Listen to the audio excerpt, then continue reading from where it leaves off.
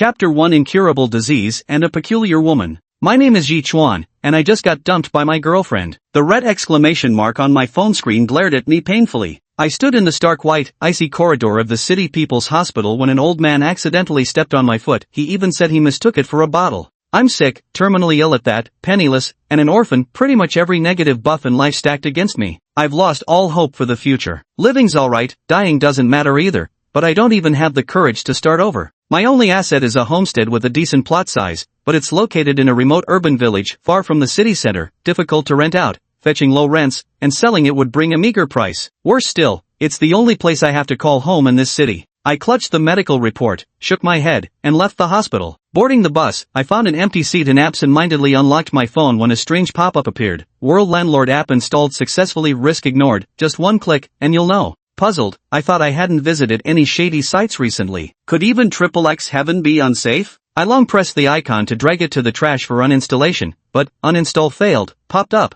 With barely $10 in my wallet, few contacts, and now an uninstallable app, I simply tapped it open. Landlord, Yi Chuan. Status, heart failure. Number of tenants, 0. Daily income generated, 0. Beginner's task, recruit your first tenant, new tenant added. Bonus reward available for acquiring new tenants. Seeing my personal details displayed in the app, I was so startled that I burst into violent coughing. How does this application know so much about me? Even with data transparency, this level of intrusion is outrageous. My coughing fit was so severe that the bus driver at the traffic light turned to look at me, probably fearing I'd drop dead in his vehicle. As we approached my stop, I pocketed my phone and disembarked at the next station while covering my mouth and nose. Walking through the streets of the urban village, I arrived at my house, a 4-story building with a small courtyard. Its exterior was covered in white matte tiles, weathered with time, bearing yellowed water stains while black mold spots dotted the surrounding walls. Who would even rent this place? Maybe the Cantonese twin-tailed girl would like it, but it's a shame it's so far from downtown.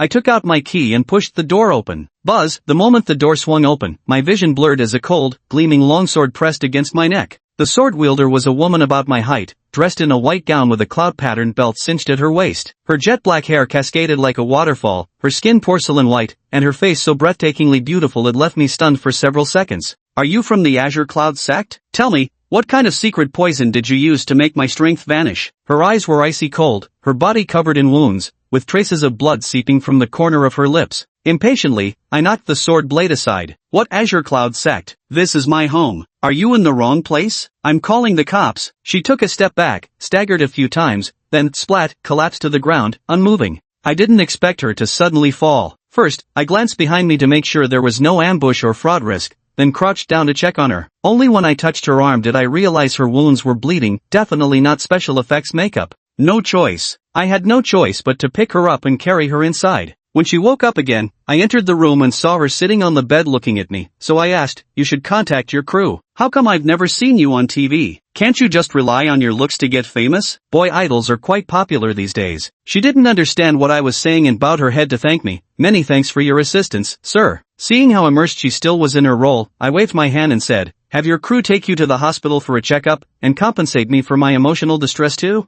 She stood up, cupped her hands in a salute, and quickly walked toward the door, taking that silver longsword with her. But before long, she came clattering back inside and then collapsed straight in front of me. I couldn't help muttering to myself, "What the, are you addicted to this or what?" Chapter 2, by Qianxuan and the System. I suspect I'm either being scammed or participating in a hidden camera prank show. This woman sits on the bed, speaking softly yet earnestly. This humble one is Bai Qianxuan, from the Eastern Divine Continent, chief disciple of the Jade Void sect among the 3 supreme sects. I stare at her, convinced there must be hidden cameras in the room. These prank shows are all the rage nowadays, just testing random people's reactions. Rubbing my temples, I glance at this impossibly beautiful woman and sigh, what kind of gibberish is this? I don't care what your production crew is planning, I'm calling the police. She replied, I swear upon my honor. I glanced at her, curled my lips, and chuckled, why keep up the act when I've already seen through you? You left just now, what made you turn back? Bai Qianxuan's head lowered slightly, a strand of hair slipping across her chest. Her lovely eyes flickered as she said, this place feels utterly foreign. I can't sense any spiritual energy either.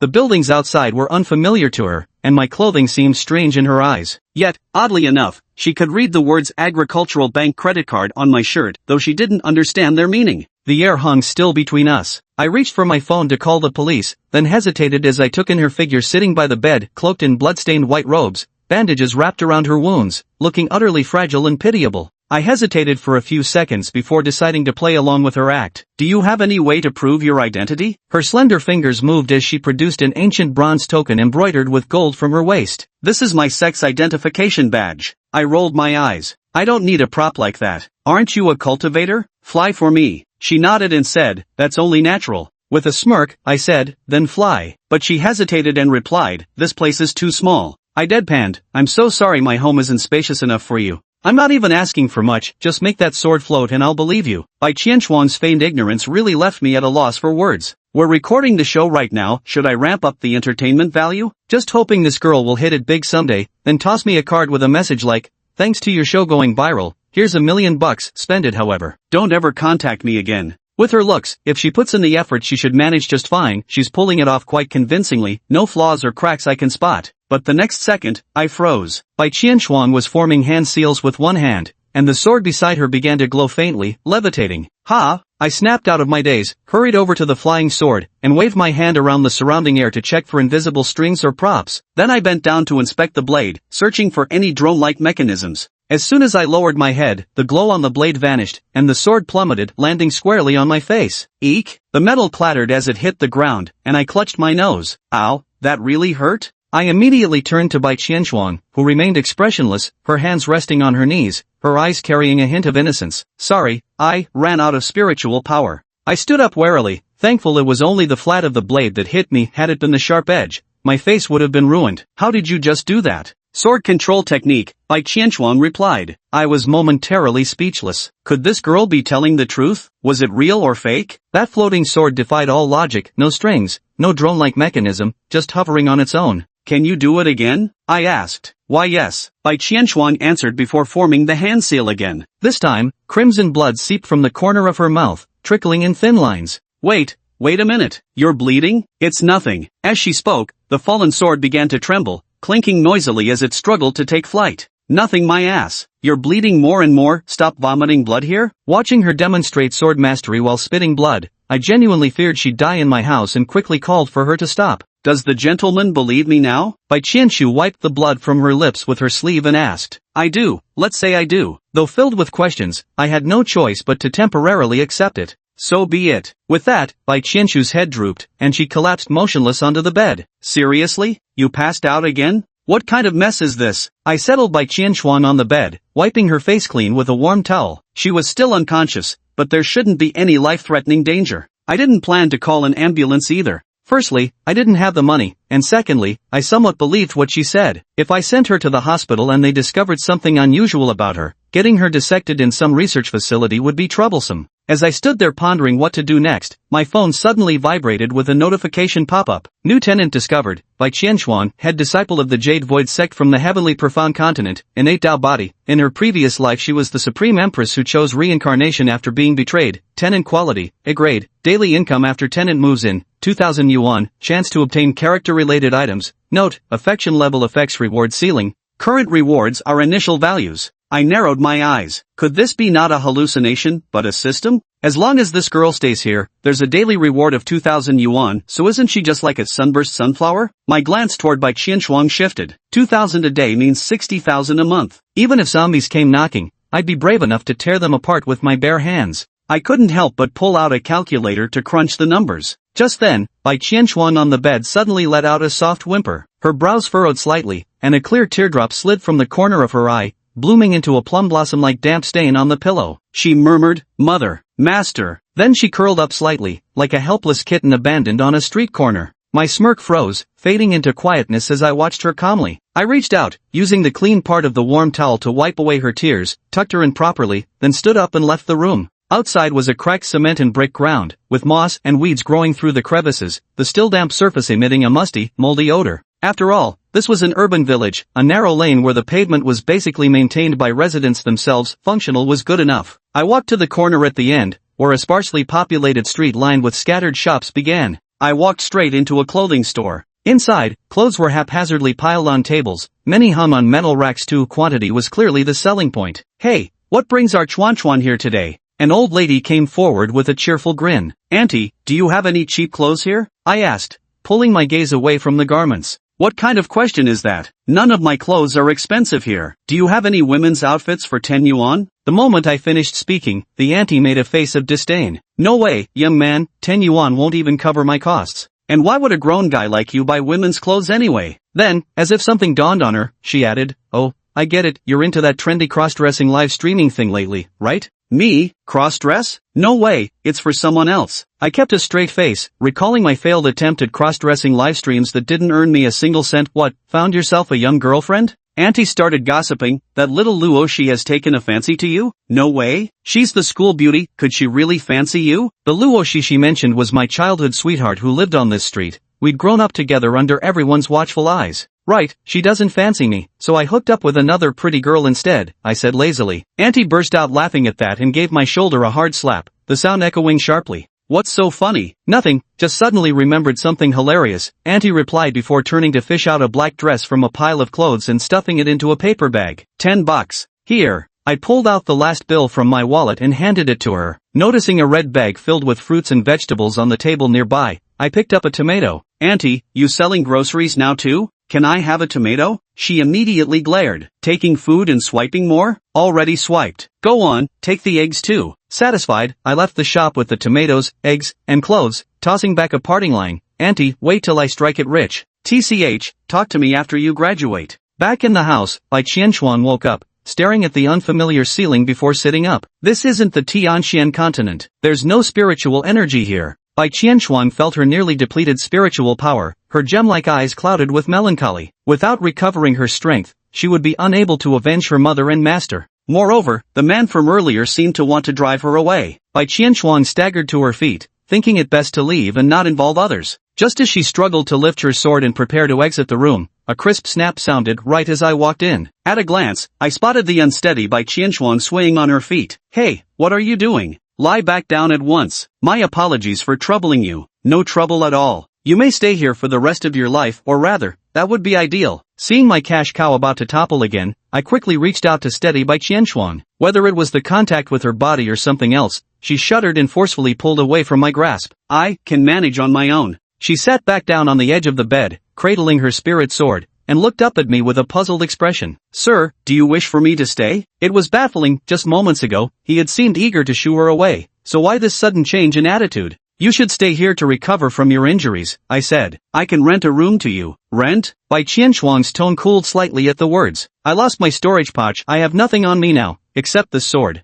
The implication was clear, she couldn't possibly hand over her only means of self-defense. Understanding her unspoken message, I retorted irritably, what? You think I'd take advantage of the situation? You fainted in front of me twice. If I really wanted to do anything, you'd have been completely devoured and thoroughly exploited by now. Bai Qianquan was stunned for a few seconds. Though she didn't fully understand some of the words I'd used, she grasped the truth behind my statement. If they truly meant her harm, they wouldn't have waited for her to wake up. Besides, her current physical condition wouldn't allow her to do anything anyway. Sorry, Bai Qianquan apologized honestly. I handed her the bag I was holding and said, change into these clothes first. The ones you're wearing are so torn you'll be mistaken for a weirdo if you go out like this. Bai Qianquan took the bag, glanced at me, and nodded obediently. I turned and left the room. After a while, I returned to the room and saw Bai Qianquan curled up under the blanket, her fair and delicate face slightly flushed, gazing at me with an odd expression. I asked in confusion, what's wrong? Doesn't the outfit fit? The clothes are very strange. That's how we dress here. Your attire is the strange one. Hearing this, Bai Qianchu hesitated for a moment before finally moving the blanket aside.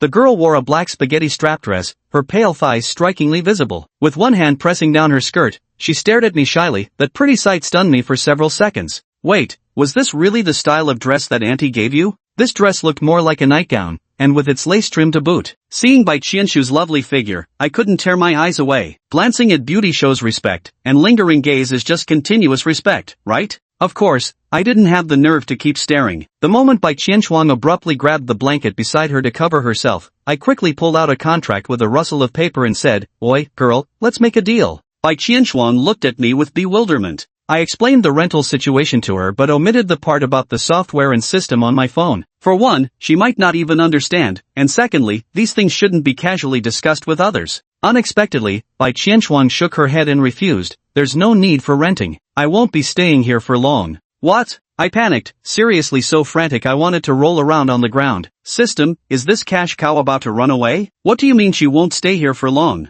My 2,000 a day. A beautiful, youth-preserving cash cow. At this moment, my desire for the beauty had vanished. All I could think about was money. I desperately needed it. Medical bills would cost a fortune. Before, there was nothing I could do. But now that there was a chance to turn my life around, I had to seize it. I have a way to send you back. The moment I finished speaking, Bai Qianshuang's gaze locked onto me. She studied me for a moment before asking with deadly seriousness, "Are you serious?" "Yes, just not right now." I nodded. I suspected her arrival here might be related to the system. If she really wanted to return, I'd have to start with the system. Once I figured out how to use it better or unlocked new functions, I should be able to send her back. Hearing me say it wasn't something I could do immediately, Bai Qianshuang's eyes dimmed for a moment, but she quickly regained her composure. At least there was hope now. Staying here to heal was certainly a better choice than wandering aimlessly outside, provided I harbored no ill intent. But just as I'd said earlier, if I truly meant to harm her, I would have already done so while she was unconscious. There was no need to wait until she woke. I understand. Bai Qianshuang took the pen I handed her. Though it wasn't quite like the writing implements from her world, signing a name wasn't difficult.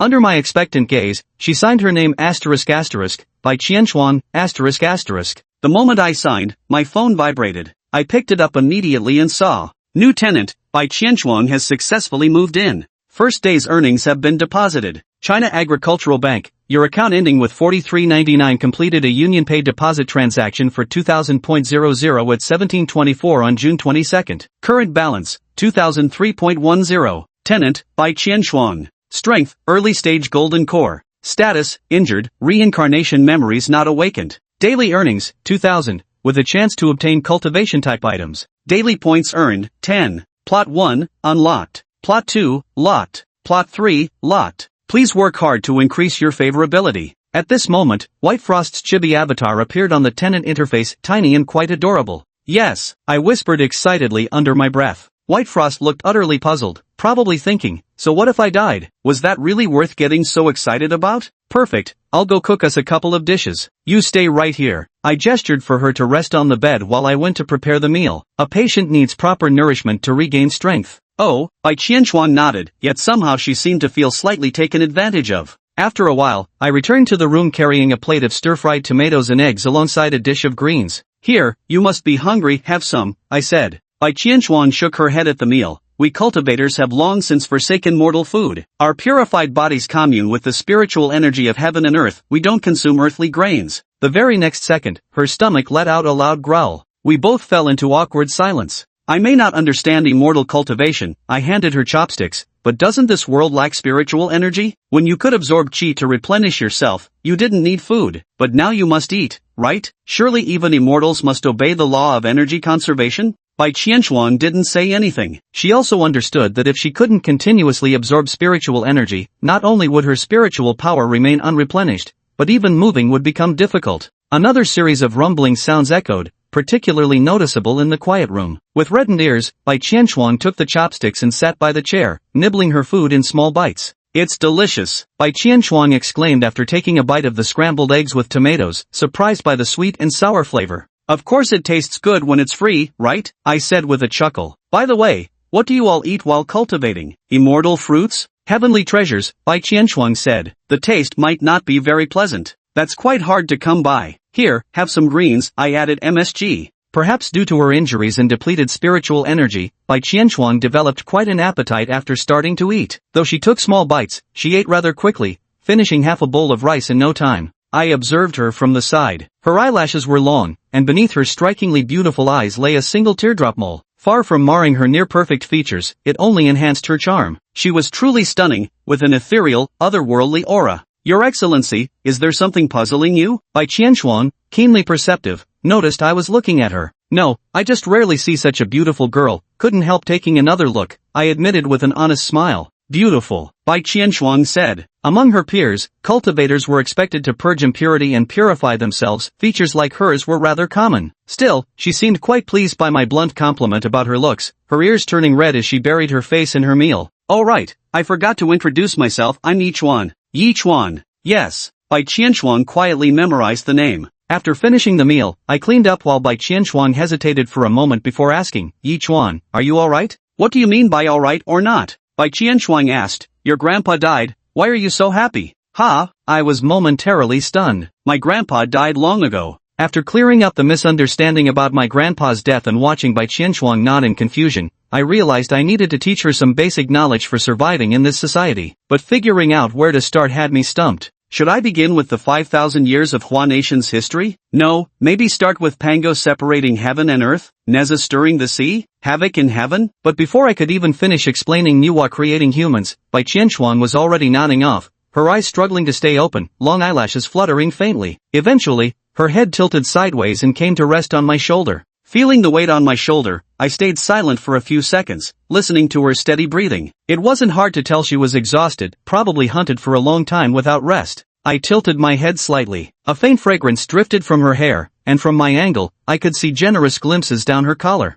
My nose felt hot and tingling, almost like a nosebleed was coming. Even cultivators doze off in class, huh? Guess we're all the same that way. Supporting Bai Qianchuang, I laid her on the bed, carefully tucking her in while ensuring her long hair wasn't trapped underneath. Phew, my precious cash cow better not catch a cold. After smoothing the blankets, I grabbed the white robe and left the room. Not long after I left the room, Bai Qianchuang opened her beautiful eyes. She gazed in the direction I had departed, then slightly lowered her head, noticing the warm quilt covering her. After seeming to contemplate for a moment, she slowly closed her eyes again. I walked into the living room, where only a few redwood cabinets, an old bulky television, and several faded red plastic stools stood, all bearing the marks of time. On the wall hung a painting of a chubby baby boy wearing a belly band. These were all left to me by my grandfather's generation. I couldn't afford to renovate, so as long as they worked, I didn't fuss over appearances. I took out a box of needles and thread from a nearby cabinet, sat on a red plastic stool, and began mending the tattered white robe. What kind of fabric is this? I found the needle and thread simply wouldn't pierce through this garment. Though it felt soft to the touch, there was an inexplicable resilience to it, like some super plastic bag that refuses to tear no matter how hard you poke. After struggling for a while, my fingers grew sore, and I had to give up. Without strength, it's hopeless. This truly is an immortal cultivator's item. Even a piece of clothing is extraordinary. If this were used as a bath scrub, it probably wouldn't wear out no matter how hard you scrubbed. If Bai Qianchuang knew what I was thinking, she'd probably faint from anger. But system mentioned there's a certain probability I could obtain items related to Bai Qianchuang. She's a cultivator. Does that mean I might also acquire immortal cultivation tools? If that's the case, then my minor illness isn't worth mentioning. Maybe I can even soar through the skies and summon 10,000 swords like a grandmaster. I don't eat beef. I was happily lost in thought when my phone vibrated. Picking it up, I saw, obtained Bai Qianchuang related item. Retrieve now? Whoa, speak of beef, and here it comes. I pressed the retrieve button, and the next moment, a soft piece of fabric appeared in my palm, a loop-like shape, its edges embroidered with golden patterns, its color similar to that robe, and still warm to the touch. Not a pill or a cultivation technique? I frowned at the fabric in my hand. Clothing accessory? This must be a belt. I tugged it lightly and sniffed. The scent was vaguely familiar, like the faint fragrance that always clung to Bai Qianchuang. But this belt was useless to me. It's not like I could actually use it as a bath scrub. Might as well return it to her. I folded the fabric away and picked up the robe to wash. Late at night. Cough, cough, cough, cough. I was jolted awake by suffocation. Sitting up in bed as violent coughs racked my body while I gasped for air. I'd lost count of how many times this had happened. Ever since being diagnosed with heart problems, I hadn't slept a single peaceful night. I turned on the light and fetched a mirror, finding my lips purplish and my complexion ghastly pale. Realizing lying flat risked suffocation, I had no choice but to sit upright and wait for dawn, occasionally closing my eyes out of habit more than anything. The sky was just beginning to brighten as I returned with breakfast. I knocked lightly and pushed open Bai Qianchuang's door to find her still fast asleep,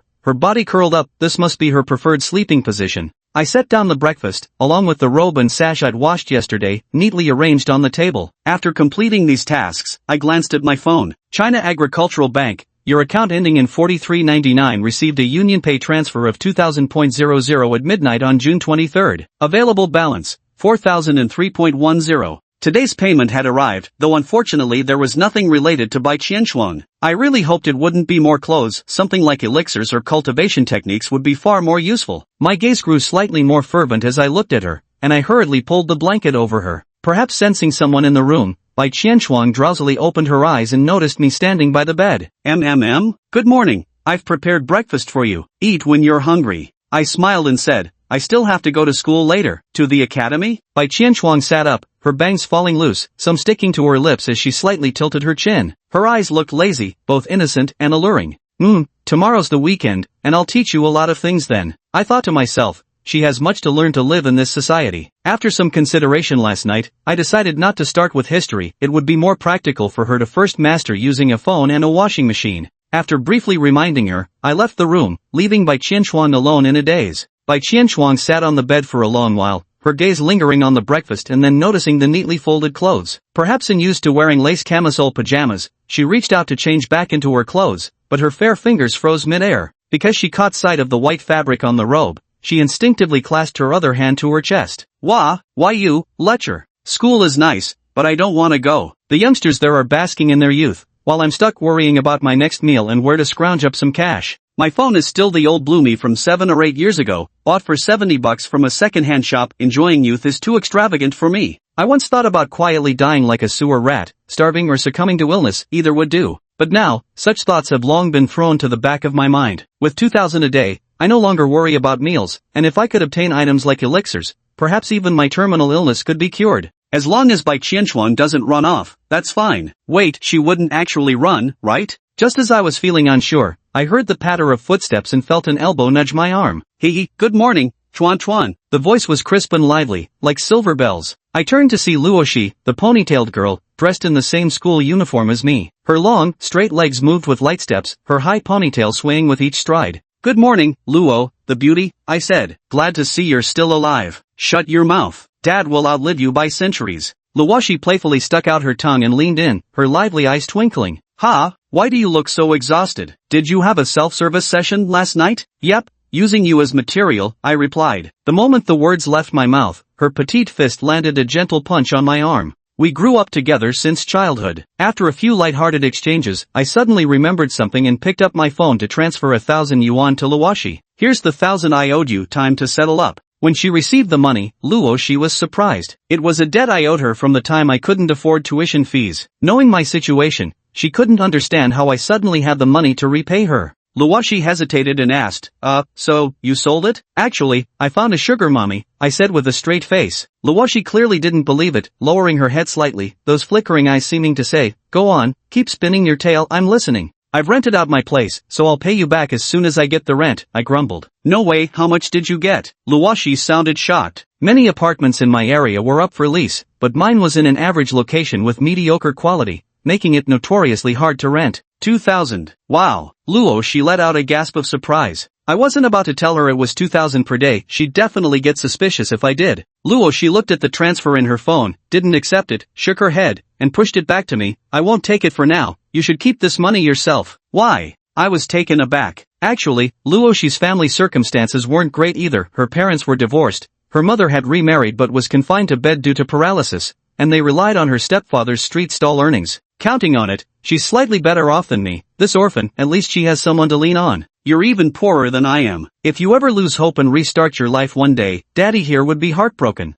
Luoxi crossed her arms and shook her head, then patted my shoulder earnestly. Promise me, stay alive, she said. I stared blankly before expressionlessly lifting my foot to give her a swift kick on the butt. What are you doing? Luoxi hopped a few steps away, covering her bottom with a flushed face. I'll bite you. Nothing really, just suddenly felt like kicking you. How horrible. We walked side by side for over 20 minutes, then took a bus for another 10 minutes before finally arriving at the school gate. The school we attended was quite prestigious, with a vast campus and a large number of both students and teachers. The words Inshan Academy were engraved on the massive stone gate, grand and imposing. Oh right, Chuan, I heard you broke up with Zhao Ruyan? Walking through the school gate and strolling along the wooded path by the college lake, Luoxi asked a question. You're so well informed? I smirked. The incident just happened yesterday. How the hell did Luoxi find out so quickly? Of course. I'm the little know-it-all of the academy, ears everywhere within 10 leagues, Luoxi said with a cheerful smile. Come on, tell me, did you do something to wrong someone? Been cheated on, I replied bluntly.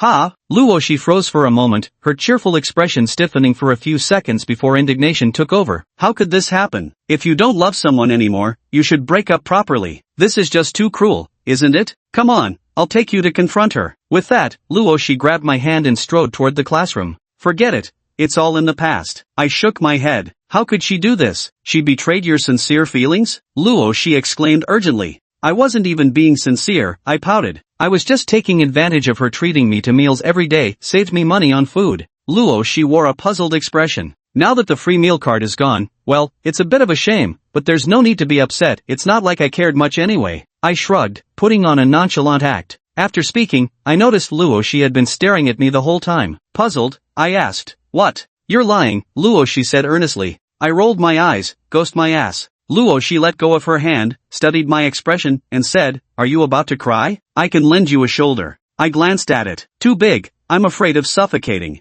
I chuckled and teased, "You're not interested in me, are you? Trying to take advantage of my vulnerability?" Hearing this, Luoshi's adorable face instantly puffed up in a pout. "Humph, I wasted all my worry on you for nothing." With that, she kicked me in the shin, her ponytail bouncing as she clip-clopped away. Watching Luoshi's figure gradually fade into the distance, my expression slowly calmed as I silently gazed at the scenery outside the aisle. "You really are quite the sly one," a voice came from behind me. I turned around to find a short-haired girl staring at me. She was also wearing a school uniform skirt, with shoulder-length hair cut as neatly as if by a blade, gazing at me with a look of disdain. "You just love mocking me." Seeing this girl, I continued, "And your precious bestie ran off because of me. Go comfort her." The short-haired girl shrugged, "Just a lunch." "Sure." "Oh, struck it rich?" Chapter 7 System Logs in Ruin. "Fair enough. Buying you lunch is no problem at all, just help me smooth things over with Luoshi." I chatted casually with Shiyu for a bit, avoiding any mention of the system. Instead, I simply explained that I'd successfully rented out one of my properties at a pretty decent rate. "Did you really get dumped?" Shiyu wobbled unsteadily beside me as she walked, having just overheard Luoshi's conversation with me before curiously asking the question.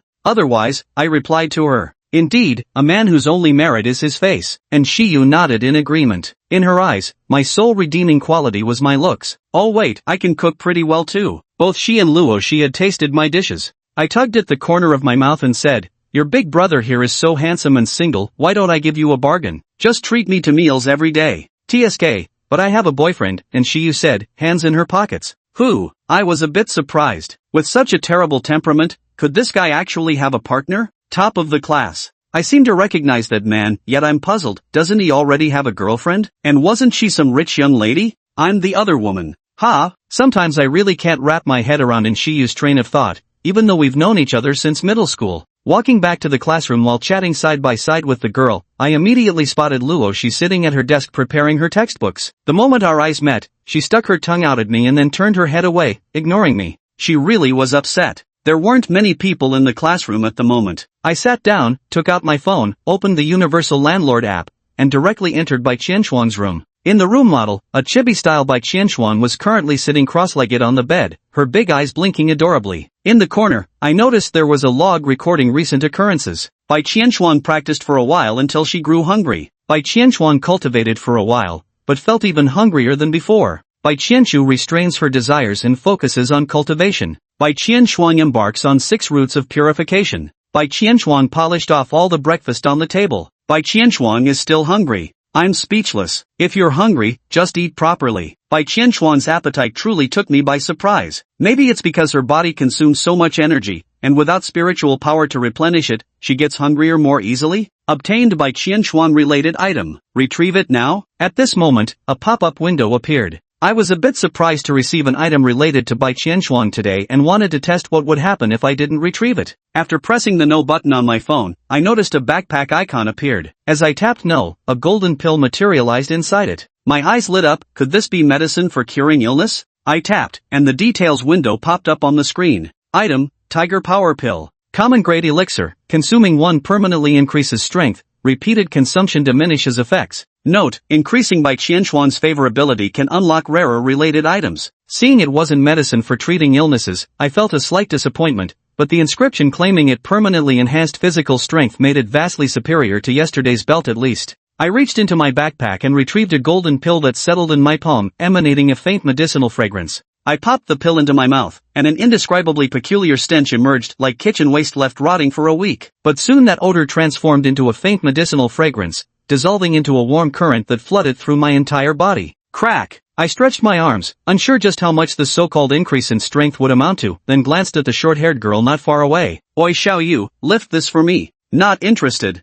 I glanced over at Luoshi again. Hey, beautiful, can I get a hug? Poof. Luoshi snorted lightly, ignoring me, clearly still upset. Seeing that both friends refused, I stroked my chin and gazed at the desk in front of me. It was packed with university textbooks, not heavy, but still difficult to lift with one hand. I tried gripping the edge of the desk, but the next second, I lifted it effortlessly as if it were a phone box. Seriously? The change in strength was beyond my expectations. What's with all the sudden frights? And Shiyu asked. I don't eat beef. And Shiyu looked puzzled. Are you out of your mind? I had just sat down at my desk and put my book away when several people walked in through the classroom door. At the front was a curly-haired woman with her arms crossed and bright red lips, followed by 3 or 4 boys. They spotted me at a glance as soon as they entered, sitting by the window. The curly-haired woman frowned slightly, then finally walked toward me. Did you hear Zhao Ruyan broke up with Yi Chuan? Look at this situation, I heard she's with Huang Haotian now. Who knows? Where did you all pick up that rumor? Whatever, let's grab some popcorn and enjoy the show. The surrounding classmates all turned their gazes towards us. Right then, Zhao Ruyan walked up to my desk, her frown deepening. With one hand propping up my chin, I gazed melancholically out the window, lifting my chin at a 45-degree angle. Yi Chuan, don't you have anything to say? Zhao Ruyan kicked my desk. I averted my gaze, plucking a wisp of wind from beyond the window. Our karmic bond has ended, dear benefactress. Why must you cling so stubbornly? Let this breeze carry it all away. The air fell silent for a moment. Fuck your mother's cunt. It was me who dumped you, got it? Zhao Ruyan exploded at my words. My phrasing made it sound like she was the one who'd been tossed aside, still desperately clinging to me. Give back everything I ever gave you, you ungrateful brat. Feelings, you say? Money. You've been sponging off me for a whole month. Zhao Ruyan snapped. I thought your family actually owned a building for rent, but it turns out it's just a shabby house in the urban village. You liar. I want you to pay me back 10 times over. I heard this and felt a bit awkward. A month's worth of meals, in the toilet, maybe? You might find some leftovers if you dig around. As for 10 times that amount, I'm not even sure if there's any. Want me to send you the toilet's location later?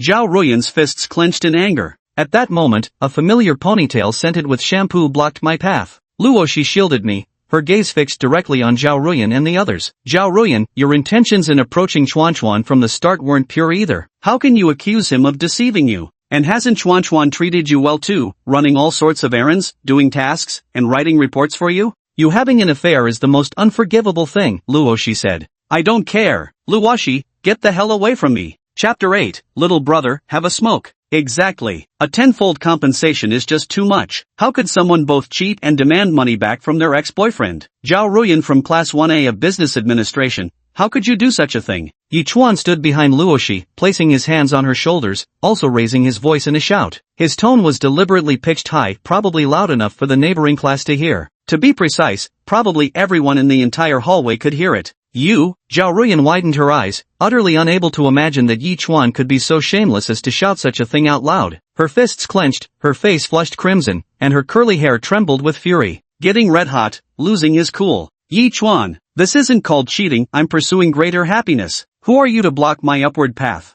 And it was you who said you owned an entire building for rent. You liar. Yi Chuan shrugged innocently at the remark. Well, my family does have one. One has already moved in. Among the few boys behind Zhao Ruyan, one finally stepped forward. His eyes first drifted over Luoshi's straight legs before finally settling on Yi Chuan, as if with a hint of disdain. Ho, I'm Huang Haotian, surely you've heard of me? Yi Chuan sized up Huang Haotian's burly figure and shook his head. Oh, never heard of him. The local street sweeper or something? Huang Haotian's expression froze for a moment before his eyes narrowed with a dangerous glint. Such a filthy mouth, seems no one ever taught you how to speak properly. At this moment, Luoshi also whispered to Yi Chuan. He's the president of the Taekwondo club and recently won first place in the city championships. He's pretty famous in our department. So you mean that flashy performance where someone kicks a wooden board like in those Korean soap operas? Yi Chuan was surprised as he asked Huang Haotian, are you going to perform board breaking for me? I don't have any performance fee to give you, you know. Huang Haotian's eyelid twitched, and his chest felt strangely tight. After taking a deep breath to calm himself, he let out a cold chuckle. You'll find out soon enough whether my skills are just for show. You worthless piece of trash who hides behind women, do you really think I can't deal with you?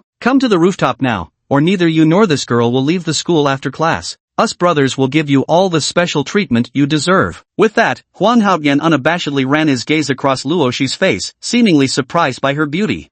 Who knew there was such a pretty girl in our department all along? Luoshi frowned. What do you want to do? I could call the police, you know. Can you defend against us forever? Huang Haotian exchanged glances with the boys behind him and burst into loud, unrestrained laughter. Just as Luoshi was about to say something more, a hand from behind rested on her shoulder. Turning around, she saw Ye Chuan smiling as he spoke. Since you have something to say on the rooftop, sure, let's go. Chuan, don't act on impulse, we're outnumbered. Luoshi immediately grasped Yi Chuan's arm and shook her head. It's fine, don't you trust me? Yi Chuan. But, If you keep blocking me, I'm going to kick your ass in public right here, Yichuan said. Luo Shi instinctively covered his buttocks, while Yichuan walked straight up to Huang Haotian and his group. Let's go, boys. Wow, didn't think you'd actually come out, Huang Haotian sneered, genuinely surprised that Yichuan would step forward so boldly. I actually still really like freeloading. Luo Shi was stopped, and after seeing Yichuan and the others leave, she immediately walked over to Shiyu's side. Come on, little fish, let's go find the teacher in the office. Chuan will definitely get beaten up, he's so skinny and weak. Compared to Luo Shi's anxiety, Shiyu remained remarkably calm at the moment. She blinked her beady eyes and said, Hey, what are you afraid of? Has that old fox Yichuan ever suffered a loss? If there's real trouble, he'd bolt faster than anyone.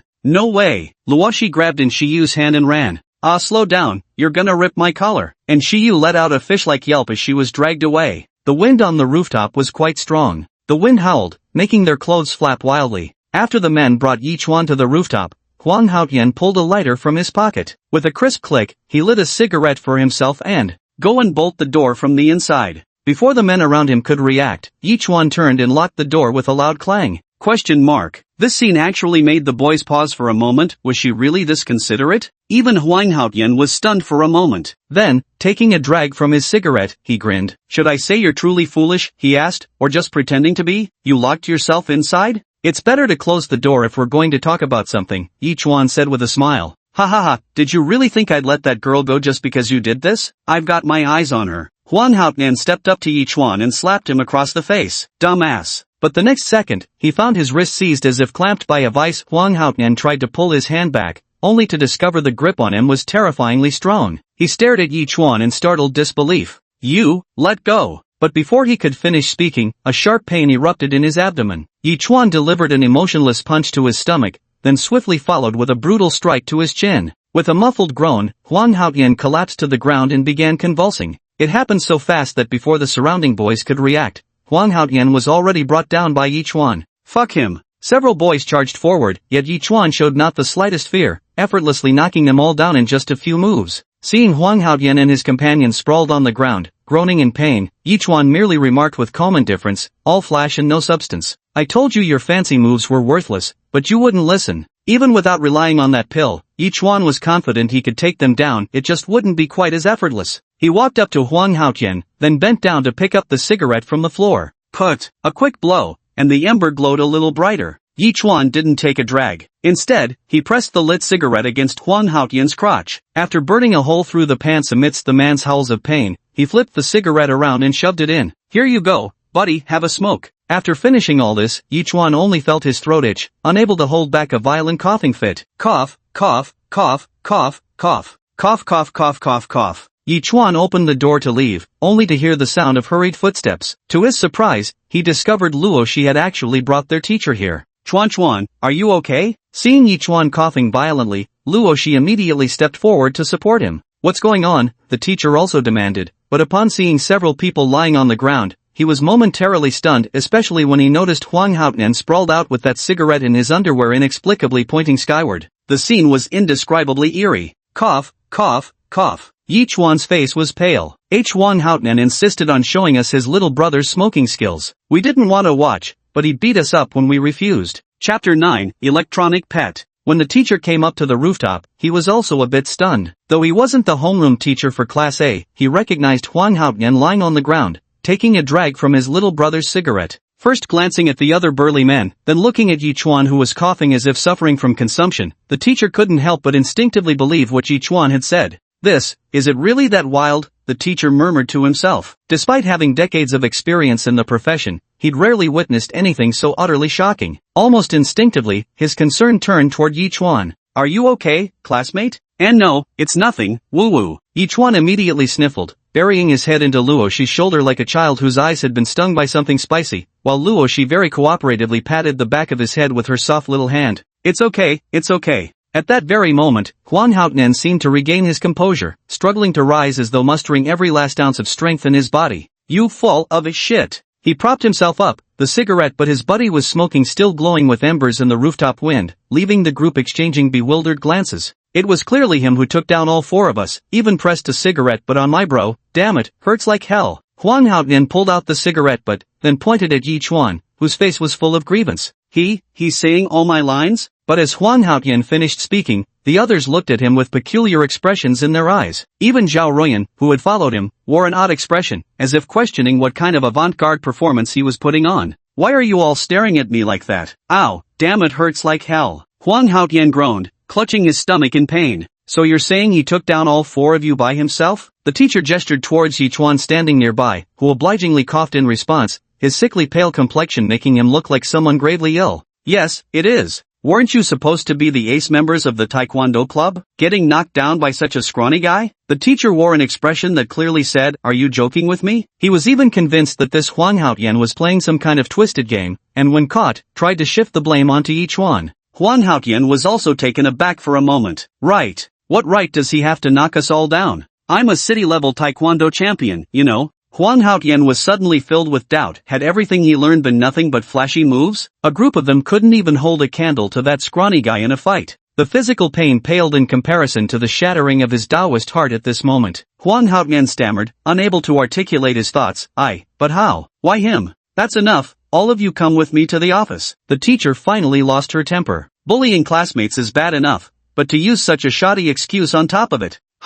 After the men were taken away by the teacher, only Yichuan, Luo Shi, and a few others remained on the rooftop. Yichuan lifted his head and glanced toward the staircase. Gone? They're all gone. Luo Shi tugged at Yichuan's arm after seeing his previously pitiful expression quickly return to normal. How did they bully you? Just a few lowlifes, Yichuan said with a laugh, before suddenly breaking into a fierce coughing fit. Hack. Why are you coughing so badly? Luo Shi also sensed something was wrong and reached out to pat his back. Should we go to the school clinic for a checkup? No thanks, had too much heat last night, Yichuan said. Just a minor thing. Luo Shi still seemed a bit uneasy. She glanced back at Shiyu behind her and said, you should talk some sense into him too. He's not a child anymore, he knows perfectly well if something's wrong with his body. And Shiyu crossed her arms as she leaned against the wall. Of course she could tell those guys had been beaten up by Yichuan. Shoving her hands into her pockets, she turned and headed toward the staircase. I'm heading back now. Little fish. After watching Shiyu stagger away, Luo Shi couldn't help but sigh helplessly. Finally, she glared at Yichuan and said, don't do anything so dangerous next time. With so many people around, it could have been really perilous. Yichuan nodded with a smile. And one more thing. Luo Shi suddenly raised her voice a notch, planting one hand on her hip while extending a slender finger to tap Yichuan's nose. Next time, don't you dare say kick my ass in public. That's too harsh on a girl. Fine, in private. That's more like it. No, not even in private, Luo Shi said irritably. People might think we're actually dating. Makes sense, and it might also affect my chances of finding a sugar mommy, Yichuan chuckled. Luo Shi didn't speak, merely letting out a faint hum. Cough. Yichuan's face turned purplish blue as another coughing fit seized him, making him feel faint with dizziness. Luo Shi noticed that Yichuan didn't seem quite right and grew concerned. Are you okay? Didn't you go to the hospital yesterday? What did the doctor say? Yichuan said nothing. It's nothing serious, just a minor issue. He slowly exhaled after a few seconds. But as Yichuan took a few steps forward, Luo Shi noticed his body swaying unsteadily. Fearing he might tumble down the stairs, the girl hurried over to support him. Don't push yourself. Should we go to the hospital for another checkup? Don't have the money, Miss Luo, Yichuan blurted out reflexively. I do. I'll give you all the pocket money I've saved, Luo Shi said. Just help me down the stairs. Yichuan suddenly remembered he wasn't that poor anymore, and added, I'll find time to see a doctor. That's good. Hold me tighter. I'm gonna fall. Oh, did you pad yourself? Do I look like I need to? After school in the afternoon, the windows were tinted orange, the light diffusing across the glossy tiles. Yichuan packed up his things casually. Tomorrow was the weekend, and he could spend more time with Bai Qianshuang, perhaps even raise her affection levels a bit. Of course, the most important thing was still teaching her how to survive in this world. Then there was his own illness. Since he still hadn't obtained any treatment items, he might as well go to the hospital and get some proper medicine. Chuan, I'm off to the broadcasting club. Oh. Luo Shi also had club activities to attend. After greeting Yichuan, she left in a hurry, as she still needed to help out at her stepfather's barbecue stall later in the evening. Despite her packed schedule, she always remained full of energy. After watching Luo Shi leave, Yichuan took out his phone to check on Bai Qianshuang's status. Bai Qianshuang is hungry. Bai Qianshuang has started cultivating to distract herself. Bai Qianshuang became even hungrier. In the log entries, Bai Qianshuang might as well have written starving to death all over them, and Yichuan noticed how the chibi version of the character lay motionless on the bed, like an uncharged toy. Feels kinda like raising a digital pet, Yichuan muttered as he pocketed his phone and quickened his steps toward the school gates. Guess I'll buy more groceries today.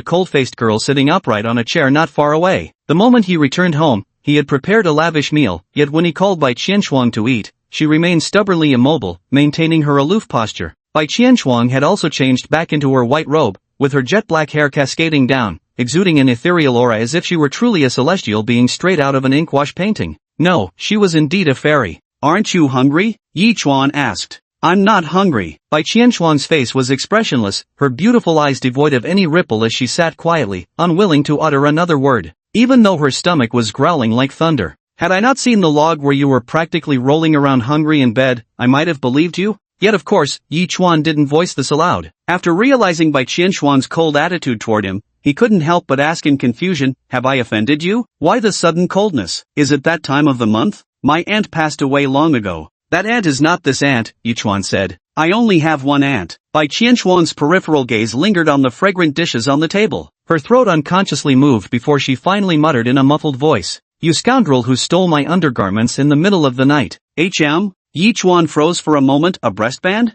When did I ever do such a thing?" Yi Chuan was puzzled. Last night, he had nearly suffocated all night due to his heart condition. When would he have had the time to steal a breastband? Could it be that a thief had broken into the house? At this point, Bai Qianshuang also noticed that Yi Chuan's expression didn't seem feigned. She frowned slightly but still explained, "This morning, you placed the breastband and robe together on the table." "With the robe? Oh, is that not a belt but underwear?" Yi Chuan finally understood and realized why Bai Qianshuang had been so cold to him upon returning home. She had mistaken him for a pervert. "It's not really his fault, is it? The reward given by the system, and at first, he even thought it was just a belt, placed together with the robe. Even if he had known, he wouldn't have cared much. He'd rather have an extra tiger strength pill." Yi Chuan valued practicality more, especially things that could cure illnesses. "I thought it was a belt and sent it to be washed with the robe." Sensing the awkward atmosphere, Yi Chuan immediately put on a stern face and said, "I didn't take off that black dress when I changed," Bai Qianshuang said coldly, feeling that Yi Chuan was merely making excuses. "Are you sure?" Yi Chuan raised his voice. "You were so exhausted yesterday, your mind was in a daze. Are you really that certain?" Hearing Yi Chuan's words and seeing his expression, 3 parts anger, 7 parts grievance, Bai Qianshuang began to waver. But she distinctly remembered. Smack! A loud slap from Yi Chuan's palm hitting the table instantly interrupted Bai Qianshuang's train of thought, while he clutched his shirt over his chest with a pained expression. "Not only did I wash your clothes, but I also cooked for you after school because I was worried you'd be hungry, and yet you accuse me like this. You fainted multiple times back then. If I really wanted to do something, why would I steal a breast wrap? I'd just go all the way. And even if I did steal it, why would I wash it and return it to you?" The rebuttal left Bai Qianshuang speechless. Her beautiful eyes flickered as she realized Yi Chuan's arguments were completely flawless. Who would steal something, wash it, and then return it? Moreover, she genuinely lacked the strength to resist Yi Chuan at that moment. Deprived of spiritual power and injured, her condition was even worse than an ordinary person's. Realizing she might have misunderstood Yi Chuan, Bai Qianshuang was instantly overwhelmed with guilt. She quickly apologized. "Sorry, Yi Chuan. I misjudged you. It's too late. You've already wounded my heart," Yi Chuan said coldly, sitting in his chair. Meeting Bai Qianshuang's gaze, Yi Chuan turned his head away even more. He remained silent, letting his anger speak for her to decipher. Seeing Yi Chuan ignoring her, Bai Qianshuang immediately stepped forward and sat down beside him. "Please give me a chance to make it up to you." The more she spoke, the more ashamed she grew, until her lovely face hung low. "Forget it. I won't dwell on it so much." Yi Chuan paused and waved his hand. "How about this? Give me some peerless immortal cultivation technique, and I'll forgive you." Hearing Yi Chuan's words, Bai Qianshuang showed hesitation. "The storage pouch isn't here, and the only techniques I have are from the Jade Void sect. They're only suitable for women." "Then do you have anything that can boost someone's power or cure illnesses?" Yi Chuan asked. "The dual cultivation method." Bai Qianshuang seemed to have thought of something. "Do you know how?" Yi Chuan was somewhat surprised. "I grew up cultivating at the Jade Void sect and have never had a Taoist companion." Bai Qianshuang shook her head. Though many junior sisters around her had cultivation furnaces, she relied solely on herself. "If you can't do this or don't know that, how are you going to make it up to me?" Yi Chuan asked. Bai Qianshuang was caught off guard by Yi Chuan's question. After a long pause, she finally said in a low voice, "Yi Chuan, I'll do anything you ask, as compensation."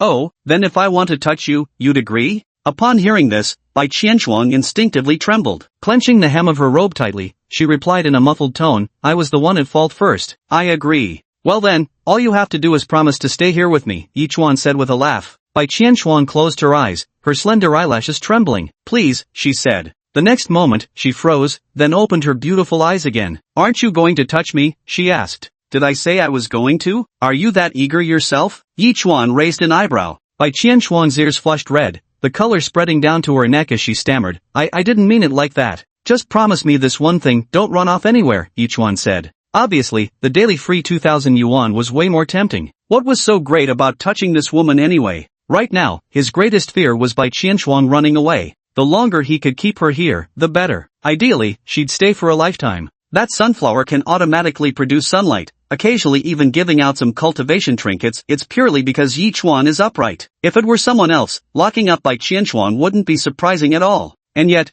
you still have to win favor. Isn't this kind of thing just ruining goodwill instead? Yi Chuan wasn't foolish enough to go that far. Yi Chuan, you are an upright man. Bai Qianxuan slowly exhaled as well, clearly showing that Yi Chuan's actions over the past 2 days had earned her considerable trust. Seeing the table full of dishes, it was impossible for Bai Qianxuan not to be moved. He clearly gains no benefit from taking care of himself, yet he seeks nothing in return. Thinking she had nearly wronged such a profoundly righteous person, Bai Qianxuan was overcome with guilt. Another rumble from her stomach. Yi Chuan cast a glance at Bai Qianxuan. Let's eat first. Your stomach's practically conducting a symphony. He would later need to teach Bai Qianxuan how to bathe. Chapter 11, Marriage. Mealtime. Bai Qianxuan gazed at the lavish spread of dishes before her and finally picked up her chopsticks to take small, delicate bites. However, after just a few mouthfuls, she set them down and gave Yi Chuan a slight nod. Thank you for your hospitality, I'm already full. The cool voice carried a hint of gratitude now. So soon? Yi Chuan asked. Bai Qianxuan had barely eaten anything. Was it because she felt too embarrassed to eat more? Surely it couldn't be because of dieting? Yi Chuan glanced at Bai Qianxuan's figure. While her long robe concealed it, last night's pajamas had left nothing to the imagination. She absolutely didn't need to lose weight. Yes, that's enough. Bai Qianxuan had barely finished speaking when her stomach betrayed her with another loud growl. The air fell silent for a moment before she lowered her head and muttered with difficulty. That's the sound of spiritual energy being converted from nourishment. I'm actually not hungry.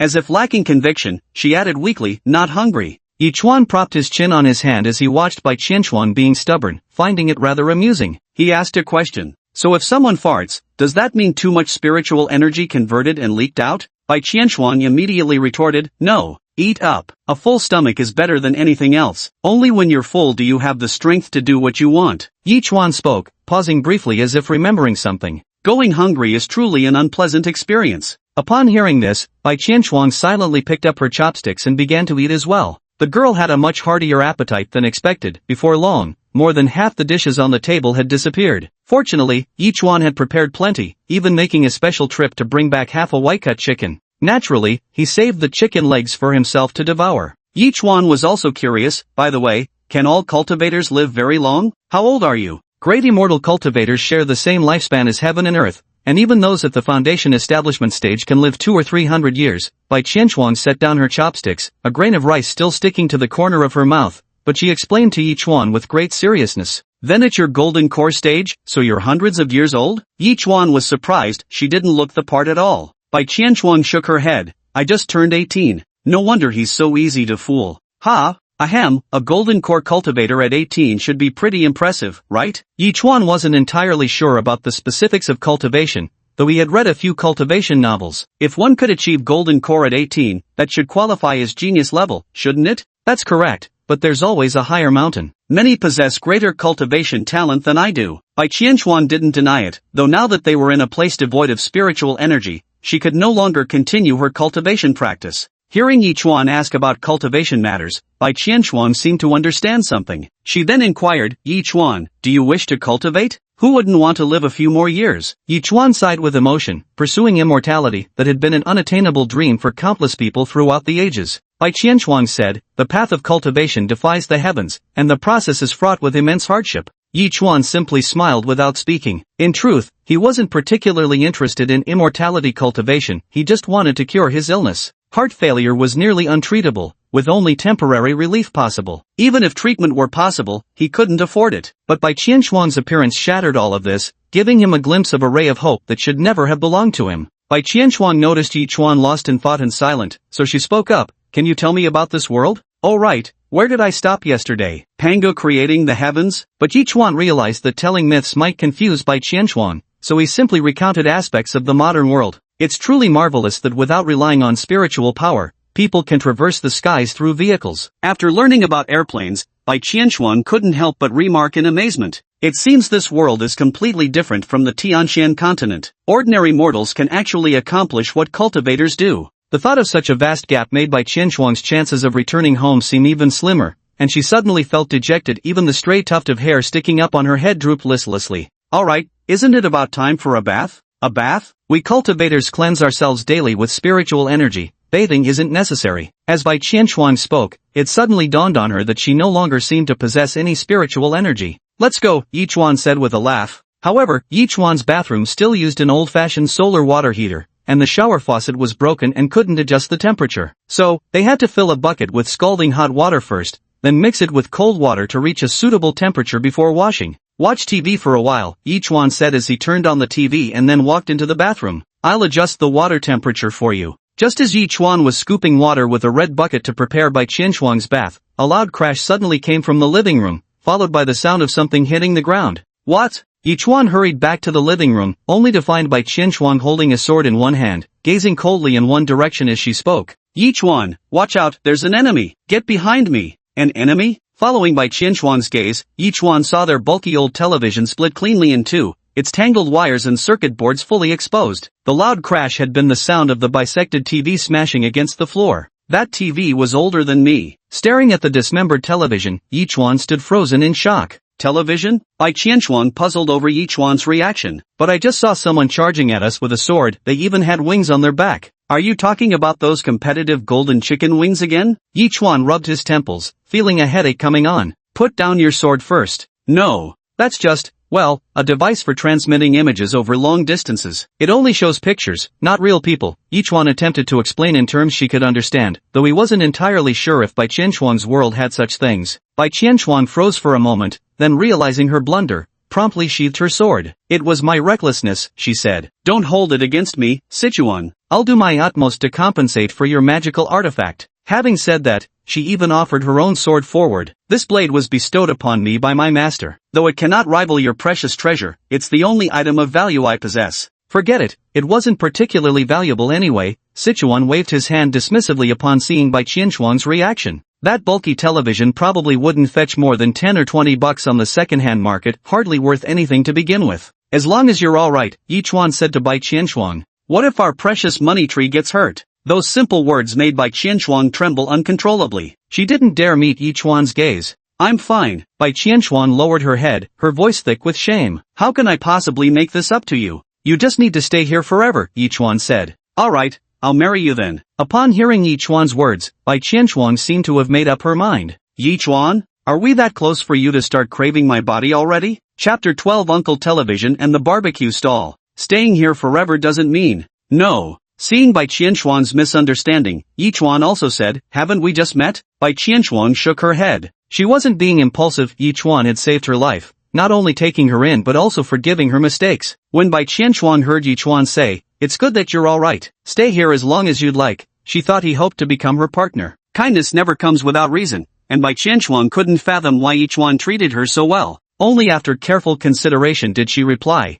believing that forming a cultivator's partnership was feasible, even if he was just a mortal. Bai Qianchuan noticed Yi Chuan's strange look and realized she had spoken out of turn. Her ears turned red once again, and she nearly buried her head in her chest. A rare moment of bravery, only to be followed by a lifetime of shyness. Bai Qianchuan, who was usually aloof, had never said such words to a man before. Go take a bath, Yi Chuan waved dismissively. Wait, if I marry Bai Qianchuan, would that mean she'd stay here forever? And then earn 2,000 every day? Bai Qianchuan replied in a voice as soft as a mosquito's, clutching the towel as she lowered her head and walked into the bathroom. Seeing the girl enter the bathroom, Yi Chuan also seemed to let out a sigh of relief. He glanced at the wreckage of the television on the floor and began bending down to pick it up, muttering to himself as he did so, Uncle TV, rest in peace. Your eye-straining picture quality that nearly gave me myopia should have retired ages ago. I'll burn you some paper tablets as offerings, consider them your lowly wives. After her bath, Bai Qianchuan still wore her white robe, seemingly unable to accept herself in that sheer black silk nightgown. This outfit was practically no different than wearing underwear for Bai Qianchuan. not quite ready to accept this yet. Is the water temperature alright? Yi Chuan asked when Bai Qianshuang emerged. Very good. A faint pink blush colored Bai Qianshuang's snow-white cheeks, whether from the steam or something else remained unclear. She didn't even dare to meet Yi Chuan's gaze, her beautiful eyes immediately darting away to land on the pristine white wall beside them. Though she pretended to be composed, the way she slowly turned her head to stare at the wall held an indescribable charm. Alright then, my turn to shower. Yi Chuan stepped into the bathroom, where mist still lingered in the air carrying a faint fragrance. He knew perfectly well it wasn't from any shampoo, but rather by Qianshuang's natural scent. Do cultivators wear perfume? Or is that just her natural body fragrance? As Yi Chuan was thinking this, he noticed there was still half a bucket of water left, so he added more water and began washing. Outside the door, Bai Qianshuang stood motionless because something occurred to her after seeing Yi Chuan go inside. She hadn't emptied her own bathwater. The idea of someone else using her bathwater gave Bai Qianshuang an odd feeling. She hesitated over whether to remind Yi Chuan to dump the water, but as she moved closer to the bathroom door, voices rose from within. It's time to give up. How did it come to this ending? Withered and died in your hands. The self-immersed singing accompanied by the sound of water left Bai Qianshuang stunned again and again. In the end, her raised hand froze midair before she withdrew it and turned back to her room. Phew! After finishing his shower, Yi Chuan noticed Bai Qianshuang had already returned to her room to rest. He didn't pay it much mind. Just feeding her would suffice. Having seen the chibi version of Bai Qianshuang rolling around in hunger in his phone's diary during the day, he had genuinely worried the girl might starve to death in his room. But then again, immortal cultivators probably couldn't actually die from lack of food, could they? How should we arrange tomorrow since it's the weekend? Take Bai Qianshuang out directly? I'll need to buy her some clothes too. As he spoke, Yi Chuan glanced at the television behind him. He'd need to buy a new TV and fix the bathroom faucet too. But if I take Bai Qianshuang outside, would she get startled and start slashing at passing cars? Even without spiritual power, that sword strike left a perfect slice through the TV, something an ordinary person definitely couldn't manage, right? Yi Chuan sighed, feeling like there was too much to do over the weekend. He picked up his phone and noticed several new messages. Acquired by Qianshuan-related items. Retrieved now? Another item? Yi Chuan was surprised by this drop rate. Could this be considered a newbie bonus? He had initially thought he'd only get one every few days, but today he obtained 2 items in a row. Glancing at his inventory, he was delighted to find yet another pill, though its color differed from the Tiger Strength pill. Item, Dear Blood Pill. Common grade pill, consuming one permanently increases vitality, repeated use diminishes effectiveness. Wow, blood nourishing. Yi Chuan didn't know if this medicine could cure his illness, but since his complexion had always been terribly pale, he tossed it into his mouth without hesitation upon seeing it could replenish qi and blood. Yuck! He spat the mouthful onto the table, unable to bear the intensely bitter taste. But to cure his illness, Yi Chuan still took it up again, frowning as he swallowed it dry. The pill transformed into a warm current flowing through his entire body. Yi Chuan immediately sat cross-legged and formed hand seals. Of course, he knew nothing about cultivating immortality or any mystical techniques. He'd merely seen it done this way on TV, so assuming this posture couldn't possibly hurt. After about half an hour, Yi Chuan opened his eyes. All he felt was warmth throughout his body, and the previous soreness and weakness had completely vanished. Glancing at my palm, the once pallid skin now held patches of vivid red. What a surprise! Yi Chuan felt most of his physical exhaustion dissipate. After stretching slightly, the sensation of breathlessness became far less pronounced than before. The pill's effect was much stronger than he had imagined. Too bad, a bottle would be nice right now. Yi Chuan silently thought to himself, but this was quite good too. Everything was moving in a positive direction, and there was now a possibility for his illness to be treated. After resting for a while, Yi Chuan picked up his phone again to check his messages. The other notifications weren't from the landlord's app, but messages from Luo Shi. Luo Shi, son, are you free? Come help your dad with the barbecue. Luo Shi, woo, I'm swamped. Help! Luo Shi, Omega? After seeing the message Luo Shi sent him, Yi Chuan glanced at the time. Probably because it was the weekend, business at the barbecue stall was particularly good today. Occasionally, he would lend Luo Shi a hand as an extra helper. Given Luo Shi's family circumstances, they naturally couldn't afford to hire another waiter. Yi Chuan, Dad's here. Let's go. The food street wasn't too far from where he was. After seeing Luo Shi's request for help, Yi Chuan replied to the message, quickly rubbed his hair dry with a towel, and headed out. Chapter 13, The Barbecue Stand and the Girl. Night enveloped the buildings, with lights twinkling among them. The moon hid behind wispy clouds, casting a hazy glow.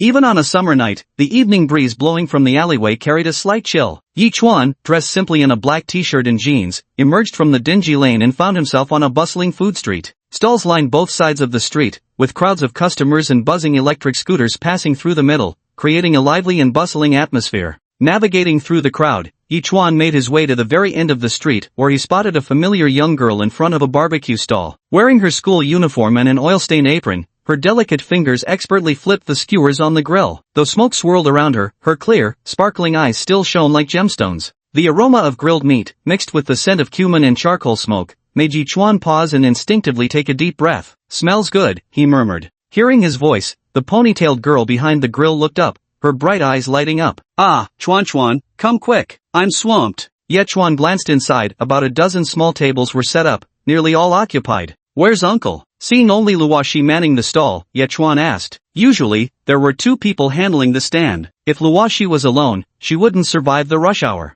"Something urgent came up, so it's just me," Luoshi said with a pitiful look, clasping her hands together and cutely sticking out her tongue. "Please, my good brother, call me daddy." Yichuan also took Luoshi's position. After putting on the apron and sleeves, he started grilling. With him at the main station, Luoshi could free up her hands to attend to customers. "It's not like I haven't called you before." While Luoshi was speaking, she suddenly heard a customer shouting for beer and hurried over. Coming. The rush hour crowd was larger than Yichuan had expected. Luoshi was constantly moving between customers without stopping, while Yichuan's face became shiny with grease from the skewers. Yet he said nothing, just silently kept working. A sudden chill touched his cheek. Yichuan turned his head to see a pristine white towel wiping away the sweat from his face and neck. The towel's been chilled. "Feels nice, right?" Luoshi grinned as she dabbed at his sweat with the cool fabric, her eyes crinkling with amusement. With his face freshly wiped, Yichuan felt the stifling heat dissipate noticeably. "Get me a happy water," he said. "Roger that," Luoshi responded, retrieving a glass bottle of cola from the nearby icebox. She popped in a straw before handing it over. "Here, drink up." Yichuan took a big gulp, feeling as refreshed as if he'd swallowed an incredibly cooling ice cube on a scorching summer day, his whole body instantly comforted. "Ah, save some for me," Luoshi quickly said beside him, watching the cola in the glass bottle visibly deplete at a rapid pace. "Just open another bottle," Yichuan replied without turning his head. These were small bottles anyway, hardly enough for himself. "No way, this comes out of my pocket money." After hearing Luoshi say that, Yichuan glanced at the nearly finished cola in his hand and handed it back to her. "Here, you stingy little thing. You should save where you can and spend where you should," Luoshi retorted, swaying her hips with her hands on her waist. "Humph, besides, you're not in good health. I'm planning to use all my saved allowance to treat you."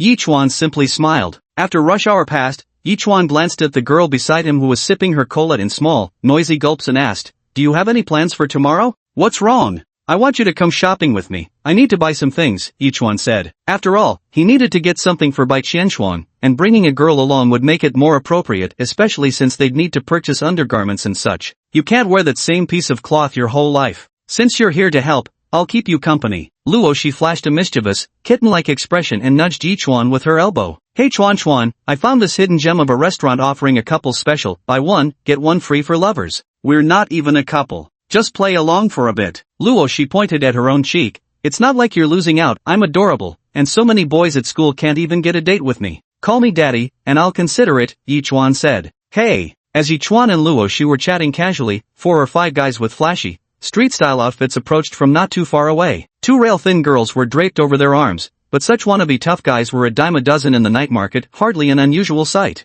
"Boss, order up," one of them yelled at the top of his lungs as the group noisily settled into their seats. "Oh, coming." Seeing there was business, Luoshi grabbed the menu and walked over. "What would you like to order?" she asked. The boys at the head of the group glanced at Luoshi, then stroked their chins, stuck out their tongues and shook their heads playfully. "Hey girl, where do you study? Wanna add us on WeChat and hang out sometime? What would you like to order? I'm still in school and don't have a phone yet." Luoshi forced a polite smile, already numb to such situations. 2 skewers of pork belly, 1 scallion skewer, and a can of beer. "You guys don't use any additives here, do you? If it doesn't taste good, I'll file a complaint," the guy said as Luoshi jotted down the order with her pen. A moment later, seeing the boy remain silent, Luoshi asked, "Anything else?" "Just a taste for us boys, we'll order more if it's good." He waved his hand with another smirk, insisting, "Don't worry, bro's got money. Just keep us company and order whatever." "Oh, got it," Luoshi responded casually. Seeing that the group of 6 or 7 people had only ordered 3 skewers and 1 can of beer, she walked back to the freezer near Yichuan and began gathering ingredients. In no time, Yichuan had finished grilling, but he carried the plate over himself. After placing it on the table, Yichuan glanced at the group of guys and noticed their eyes lingering on Luoshi's thighs. His face remained expressionless as he picked up the chilled beer and asked, "Handsome fellas, need me to open this for you?" "Whoa, fill it up." Hearing Yichuan's offer to open the beer for them,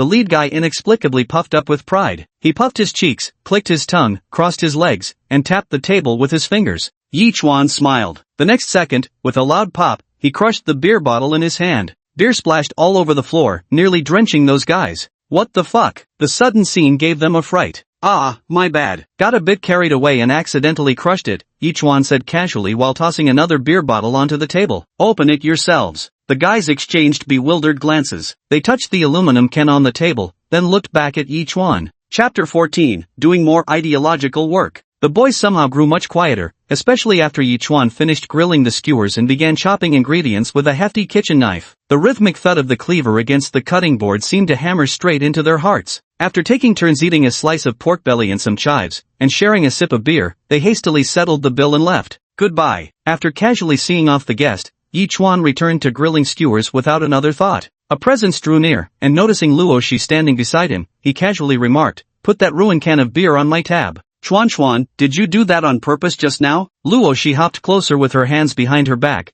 her perky ponytail bouncing playfully with each step. Don't know, Yi Chuan responded lazily, only to find his hand suddenly grasped by Luo Shi. Her fingers gently kneaded his palm, and after confirming there were no wounds, she asked curiously, "How are you so strong? Did you use some special technique?" Crushing a can of beer with brute strength alone was something Luo Shi believed to be impossible. There had to be some trick to it. But someone with a pointed head might just manage it. Skills? I met a wealthy woman who cultivates immortality, awakened a rich benefactor system for me, and the starter pack included a divine power pill, Yi Chuan said earnestly. Once I mastered cultivation, I'll take you along. You could write a novel. Luo Shi crossed her arms and huffed when she saw Yi Chuan's nonsensical reply. So petty. Yi Chuan smiled. The crowd gradually thinned, but the lively atmosphere of this food street showed no signs of waning. Later in the night, another wave of customers would emerge, mostly night shift workers from the nearby area. Meow. The sound caught the attention of Yi Chuan and Luo Shi. A stray white cat appeared by the barbecue stand, its fur stained with grime, making it look as though it had just returned from working in a coal mine.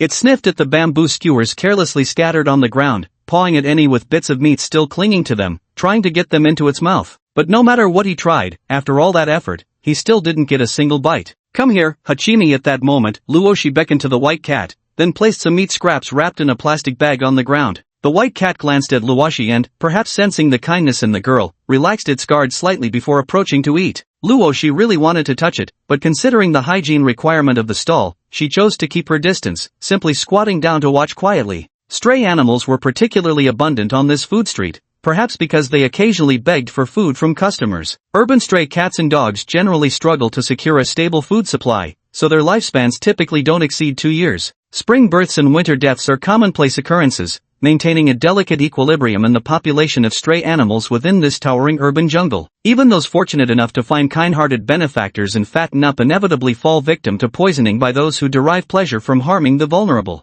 Hachimi, Luo Shi hummed cheerfully, appearing quite delighted. Hakini doesn't actually mean cat, Yi Chuan remarked from the side. Then why is Kuan a chicken? Tisk. Yi Chuan found himself at a loss for a rebuttal. In that instant, his mind began contemplating the laws of the universe. Yet no answers came to him. A word, when used by many people, gains new meanings and even gets added to the dictionary. Luo Shi stood up, clapping her hands. Chuan, what does poor couples lament everything mean? Are you testing me? Yi Chuan pondered. That couples without money find everything frustrating? Actually, this was written by Yuanjin to mourn his late wife, referring to the deep pain of parting between a couple who shared hardships and supported each other far greater than ordinary sorrow, not complaints about marriage, Luo Shi continued. But many people misunderstand it to mean poor couples find everything sad. Nowadays, many have embraced this interpretation and even feel it suits well. Times are evolving, and both words and poetic lines acquire new meanings. Whether it's Hakimi or Koan, it's all the same. Yi Chuan readily agreed. After all, I'm also your dad, but this dad isn't that dad.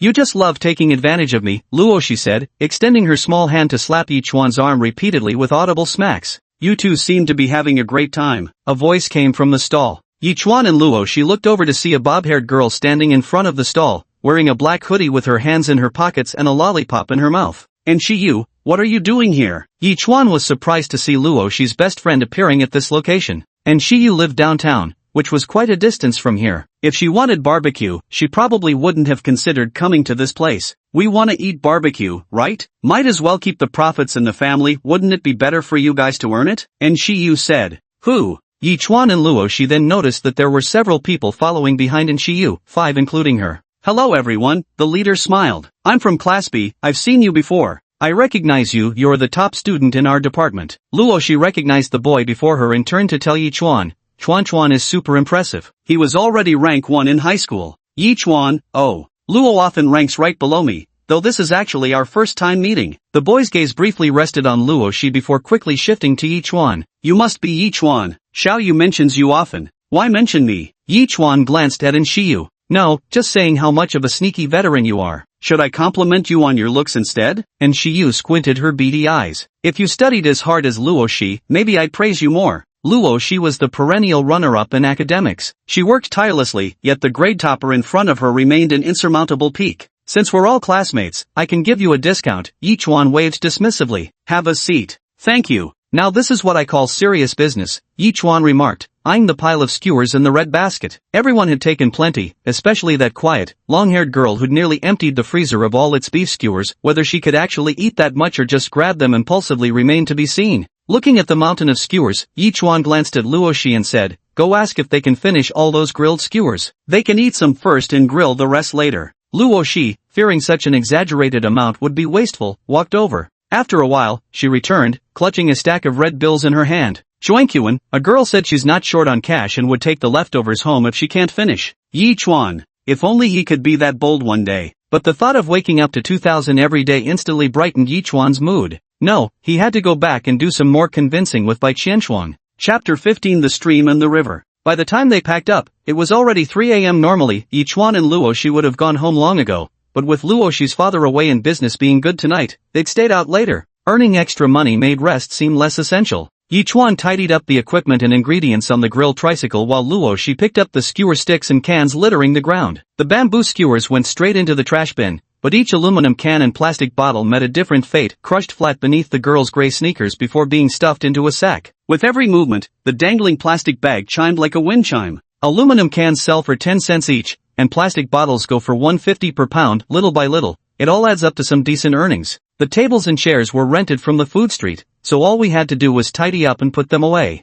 After half an hour of cleaning, Luo Shi jogged over excitedly. Chuan, look how good business was today." Grinning to show off her pearly whites, she proudly held up a plastic bag stuffed with cans and bottles. "Business isn't measured by how full the jars are." Yi Chuan didn't even look up, his fingers dancing rapidly across the calculator before him while his other hand flipped through the ledger. "How much did we sell today?" Seeing Yi Chuan doing the accounts, Luo Shi leaned in slightly, bending forward with curiosity. "Your hair, over 3,000. The girl's bent posture let her strands of hair brush against Yi Chuan, making him itch. After checking the figures twice, he finally stuffed the accounted receipts into the tricycle's crate. "Pretty good. Only on weekends is it manageable," Yi Chuan calculated. The income from Luo Shi's family's barbecue stall might reach 10 or 20,000 a month, but setting up and packing up was exhausting. On top of that, Luo Shi's mother's medical treatment had left them with substantial debts, so the earnings could barely sustain their current circumstances. It's an all too common story. A single serious illness can bring a family to its knees. When it was over, Yi Chuan and Luo Shi climbed into the three-wheeler's driver's seat, steering the mobile barbecue cart loaded with frozen ingredients away from the food street. The city at night lost some of its clamor, though the skyscrapers still glittered with lights. Without a windshield, the evening breeze slicing through the three-wheeler carried a biting chill.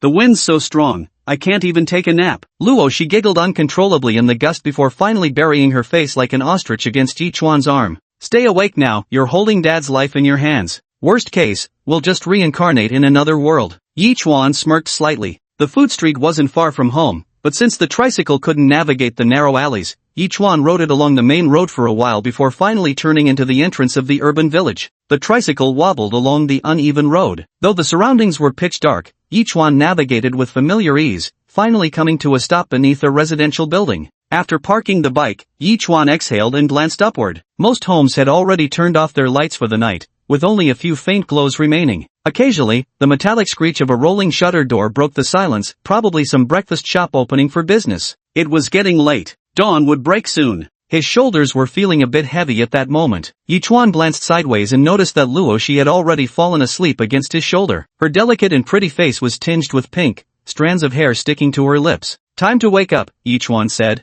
Luo Shi didn't budge. Seeing no response, Yi Chuan pinched her thigh. Luo Shi jolted awake instantly, jerking her head up so violently that it smacked right into Yi Chuan's chin. "Ouch. Oh, Yi Chuan rubbed his chin while Luo Shi clutched her head, both letting out hissing breaths of pain. Ouch, you're pinching my thigh. Luo Shi whimpered, then reached out to swat Yi Chuan. Who told you to sleep so soundly? Luo Shi puffed her cheeks and jumped out of the car. Seeing they'd arrived at her apartment building, she stretched lazily. The silver-gray school uniform couldn't conceal her curvaceous figure. She turned to Yi Chuan. Come up with me? My parents aren't home. What would I do up there? Yi Chuan said languidly, planning something indecent with me? Ugh, no way, you're all sweaty. Of course you need a shower. It's such a hassle at your place, Luo Shi explained. My place has a shower head. It's already so late, wash up and we can turn in early. It's not like there's no space for you to sleep. Forget it. Yi Chuan thought about buying breakfast for Bai Qianshuang and shook his head. How could one neglect to water the money tree? Oh, Luo Shi nodded slightly. Are you disappointed? There's nothing like that. Luo Shi finished speaking and also turned to enter the stairwell. Yi Chuan chuckled, shook his head, and then prepared to head home. But before he could turn around, he heard footsteps beside him. Luo Shi had returned. What's wrong? Luo Shi stayed silent. After a few seconds, she stared at her shoes and said, the stairway light is out. Yi Chuan glanced inside and only then noticed it was pitch black, indeed different from usual. Is the beautiful Luo afraid of the dark? He teased. You already knew that. Won't it stop being dark when dawn comes? That's what he said, yet Yi Chuan still walked past Luo Shi towards the inner staircase. Luo Shi quickly scurried after him with light, hurried steps. Luo Shi's home was on the 5th floor. In these old residential buildings, one couldn't expect amenities like elevators. Even the staircase lacked tile flooring, it was all bare, concrete painted surfaces. The walls on both sides were covered in small advertisements, with unclogging toilets being the most common service listed. Arriving at the door, Luo Shi handed over the keys. Yi Chuan smoothly opened the door and turned on the lights. As soon as he entered, he caught the strong scent of medicated alcohol in the air, something he'd grown accustomed to by now. I'm heading back. Aren't you going to shower? Luo Shi asked. Forget it. What time will it be by the time you're done showering? Will you be tired the same way if you go back? Yi Chuan thought for a moment. He really was a bit tired. Scratching his greasy hair, he said, then hurry up and shower. If you dawdle, I'll just join you in the bathroom.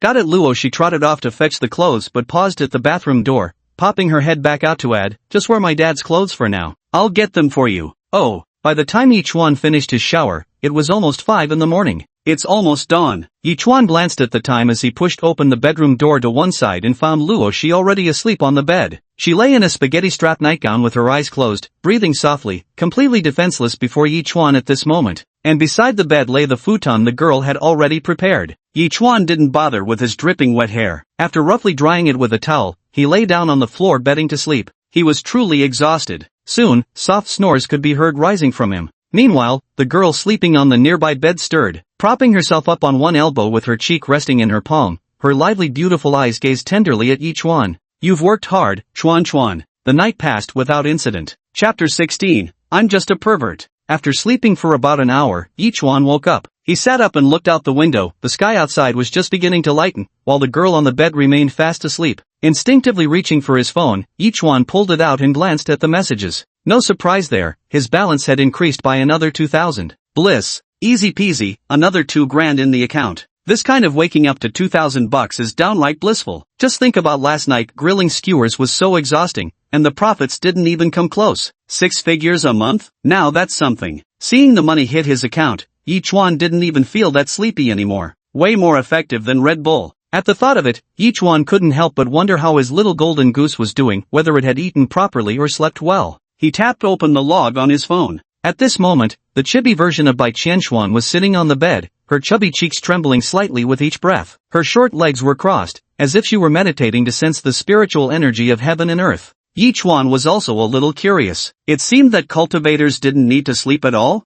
After cultivating for a while, Bai Qianshuang finally managed to absorb some spiritual energy. Bai Qianshuang attempts to convert spiritual energy. Bai Qianshuang regains some power. Overjoyed, she starts rolling happily on the bed. Bai Qianshuang tumbles onto the floor. Bai Qianshuang begins to sleep. Seeing that Bai Qianshuang didn't mention being hungry, Yi Chuan felt slightly relieved. Apparently, the food from last night hadn't been fully digested yet. At least there was half a poached chicken. Even a cultivator's intestines need to peristalsis occasionally, right? He then checked for any items related to Bai Qianshuang, ultimately discovering an extra book in his backpack. A cultivation manual? Skill, storage. After studying, you can store any inanimate object in your backpack space. Storage? Yi Chuan was slightly surprised. Did this mean he could store anything inside his phone's backpack? Looking at the dozens of grid slots inside, he decided to test it. In the next instant, the pillow beside him vanished into thin air, as if someone had pressed a delete button. Snapping back to reality, Yi Chuan's gaze fell upon his phone. Item, pillow. Luoshi's pillow. During sleep,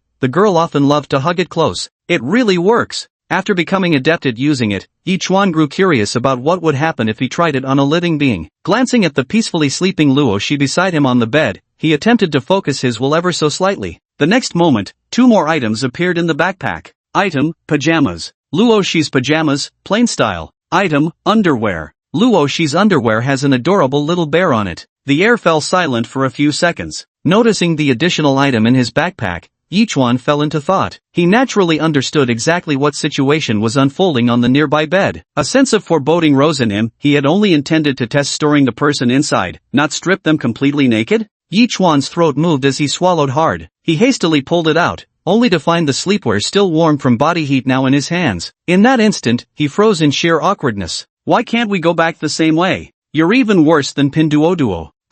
From the bed, Luoshi let out a drowsy sound. Yi Chuan nearly dropped the clothes in his hand upon hearing the noise, and instantly lay back down. I'm so thirsty, water. Luoshi didn't seem to notice anything unusual. Her eyes were barely open as she yawned, sat up, and fumbled around before finally grabbing the water glass on the nightstand and taking a sip. Ah, refreshing, Luoshi exclaimed with a small gasp, rubbing her eyes before lying back down. Soon her breathing steadied again. Having stayed up late working the night before, exhaustion quickly dragged her back into deep sleep. Of course it felt refreshing, how could it not? Yi Chuan quietly clutched the pajamas under the covers, feeling his heart racing uncontrollably. If Luoshi were to notice, wouldn't she devour him alive? There would be no way to explain what had really happened. I don't know either. I woke up with your clothes in my hand. How magical is that? No.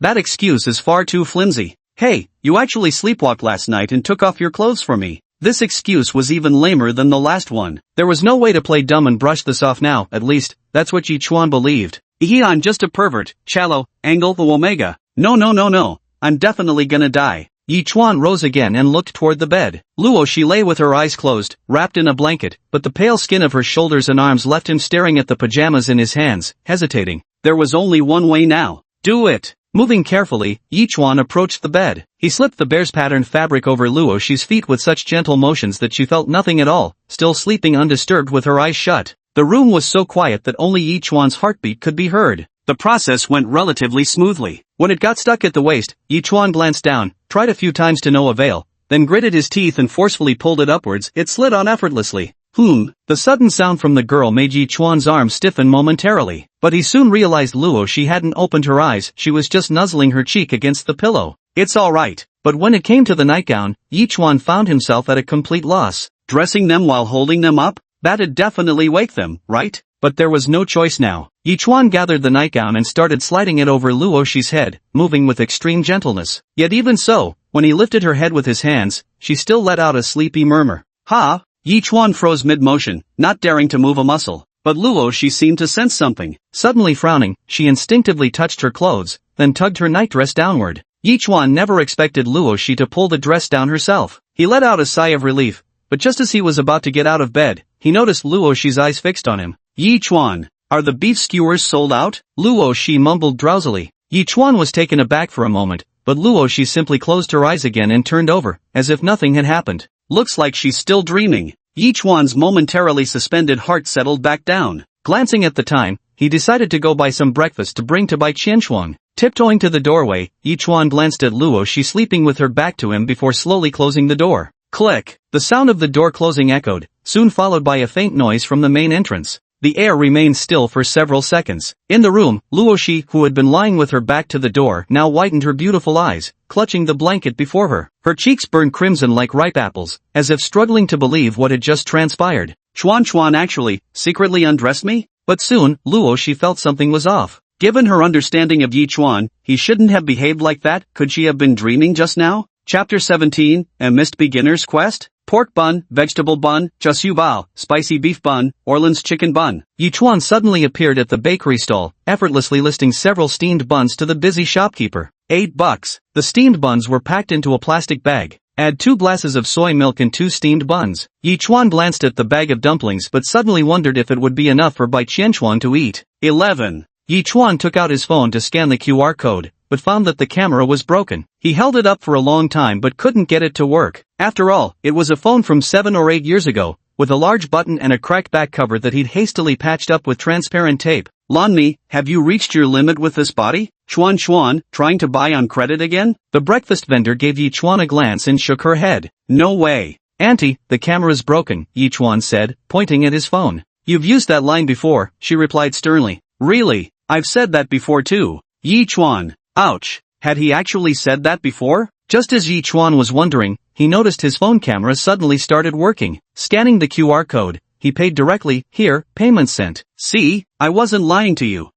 No more credit, got it? Chuan, I remember all those buns and steamed buns you freeloaded off me. Ha ha. Yi Chuan walked home carrying the buns, but as he looked at his phone, a thought nagged at him. This phone was on its last legs. If it broke down completely, would the landlord app disappear too? No way. He had to figure out how to transfer the app. Losing the daily 2,000 yuan would make him roll around on the floor in agony. He'd probably never sleep soundly again after that. Yi Chuan glanced at the phone shop not far away and quickly walked over. Boss. As soon as he entered, Yi Chuan called out. The middle-aged man sitting behind the glass counter, cigarette dangling from his mouth while playing with his phone, responded lazily when he saw Yi Chuan enter. What's up, Chuan kid? Did that ancient blue rice phone of yours break again? The camera's broken, Yi Chuan said. You brought your own parts again, didn't you? $10 labor fee, no bargaining. Yi Chuan smiled. I came to buy a phone. Sell a phone? Get out of here. I wouldn't even pick up that piece of junk if you threw it on the ground. The shop owner immediately glared, adopting a stance that clearly said, don't even think about taking advantage of me. Who knows what he'd been through before. Buy. Yi Chuan emphasized the word.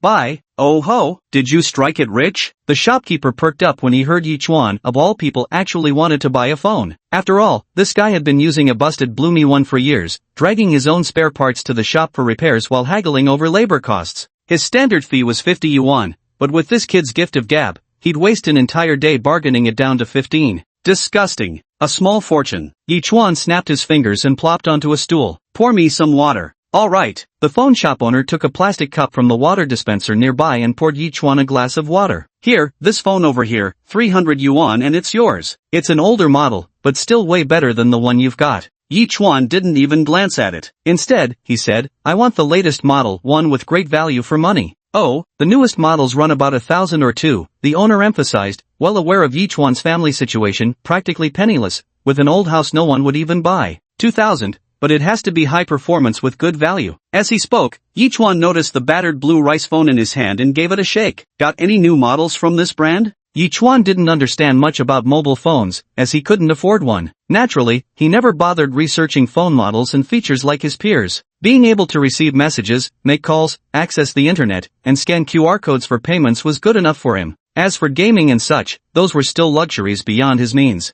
Blue rice, right? Yeah. We've got it, it's super popular online. The shop owner pulled out a phone box. Blue Rice K70, 2,000 bucks. Features the Big Dragon 8 Gen 2 processor, 120W fast charging. Except the OS isn't super smooth. Oh wait, compared to what you're using now, this would be like trading a popgun for an aircraft carrier. The boss nearly forgot Yi Chuan was still using Blue Rice's first generation phone. Talk about the full user experience. Alright, this one. Yi Chuan glanced at it. He wasn't worried about being conned by the boss after all these years of acquaintance. The guy was reliable. Scamming a longtime friend? That just wasn't his style. No credit allowed. Seeing Yi Chuan's enthusiasm, the shopkeeper added another sentence. This fellow was the most notorious tab king in the neighborhood. Every nearby merchant knew him. Still, he was always eager to help out with odd jobs, so the occasional unpaid tab was often overlooked with a wink. Some merchants even lent him a hand from time to time. Paying in full, Yi Chuan said, hearing the shopkeeper mistakenly assume he was there to run up a tab. You didn't take out an online loan, did you? Kids these days love using stuff like online credit or Huawei. One wrong move, and you're in deep trouble. The boss was just reminding him. No, I got adopted by a wealthy lady. Oh, the boss knew Yi Chuan was joking but didn't press further. After receiving payment, he helped activate it. See, fingerprint, facial recognition. The boss showed Yi Chuan how to use it. Yi Chuan learned quickly. His mind had always been sharp. After mastering how to use the full-screen phone, he suddenly thought of Bai Qianchuan back home. Should I get her a phone? But Yi Chuan pondered for a moment and decided not to use it for now. Let's leave it for a few more days. Right now, Yi Chuan only has about 3 to 4,000 yuan left in hand, and there are still plenty of things he needs to buy. The new phone really is different, so sleek. Yi Chuan swiped through the interface when suddenly a familiar app appeared in the farthest corner. Multiverse Landlord. Yi Chuan. He glanced at his old phone in confusion only to find the original Multiverse Landlord app had vanished. The software felt like it had found a cozier spot, appearing effortlessly on his new phone. Something wrong? Is your phone frozen? The shop owner noticed Yi Chuan's stillness and remarked,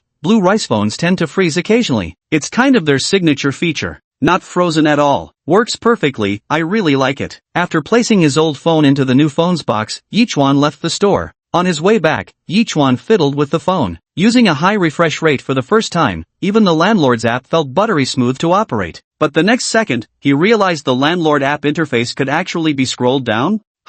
Newbie side mission, gained by Qianchuan's preliminary favor, completed. Seeing the reward was ready to claim, Yi Chuan tapped on it. Chapter 18, The Unclaimed Newbie Reward. Soon, the so-called beginner rewards also appeared in his backpack, giving Yi Chuan a subtly comical feeling that even made him laugh involuntarily. Previously, it was because there was a crack in his phone screen that he had no idea the Universal Landlord app could be scrolled further down, nor did he realize that was where the mission interface was located. But it wasn't too late. Fortunately, he had discovered it ahead of time by changing his phone. Yi Chuan silently pondered this, and the next second, it suddenly dawned on him. Did you make the camera malfunction to remind me there were unclaimed rewards, Hachimi? Yi Chuan was touched for a moment, silently abandoning his initial thought of selling that old Xiaomi phone for 20 bucks on Xianyu Market. After all, in a way, that aging blue phone had been his lucky charm. After briefly collecting himself, Yi Chuan tapped the screen and immediately opened his backpack to check the rewards. Though being novice rewards, they probably wouldn't be anything spectacular. Couldn't there at least be an Emperor Evolution card? Item, First Grade Immortal Technique. After learning, one can master the methods of cultivating immortality. Martial arts technique? Yi Chuan didn't expect the novice mission to offer him a coveted cultivation technique. He double-checked the information with some surprise, and upon confirming it was indeed a celestial cultivation method, his heartbeat quickened. Can her illness be cured now? Truth be told, Yi Chuan didn't have any grand ambitions at the moment. Just living a decent life with money to spend would be more than enough. Remembering other pending tasks, Yi Chuan quickly switched views and noticed there were still 2 beginner mission rewards left unclaimed. Beginner side quest, gained by Qianchuan's trust, completed. Newbie side mission, feed by Qianchuan once, completed. Yi Chuan discovered that there were actually 3 or 4 mission rewards he hadn't claimed. I actually never claimed the rewards, guess 2,000 yuan a day is enough to satisfy me. Looking at his phone's content, Yi Chuan couldn't help but smile before finally claiming all the rewards in one go. 3 different pills and a new book had inexplicably appeared in my backpack. It felt like logging back into a game after a long absence and finding my inventory overflowing with free rewards.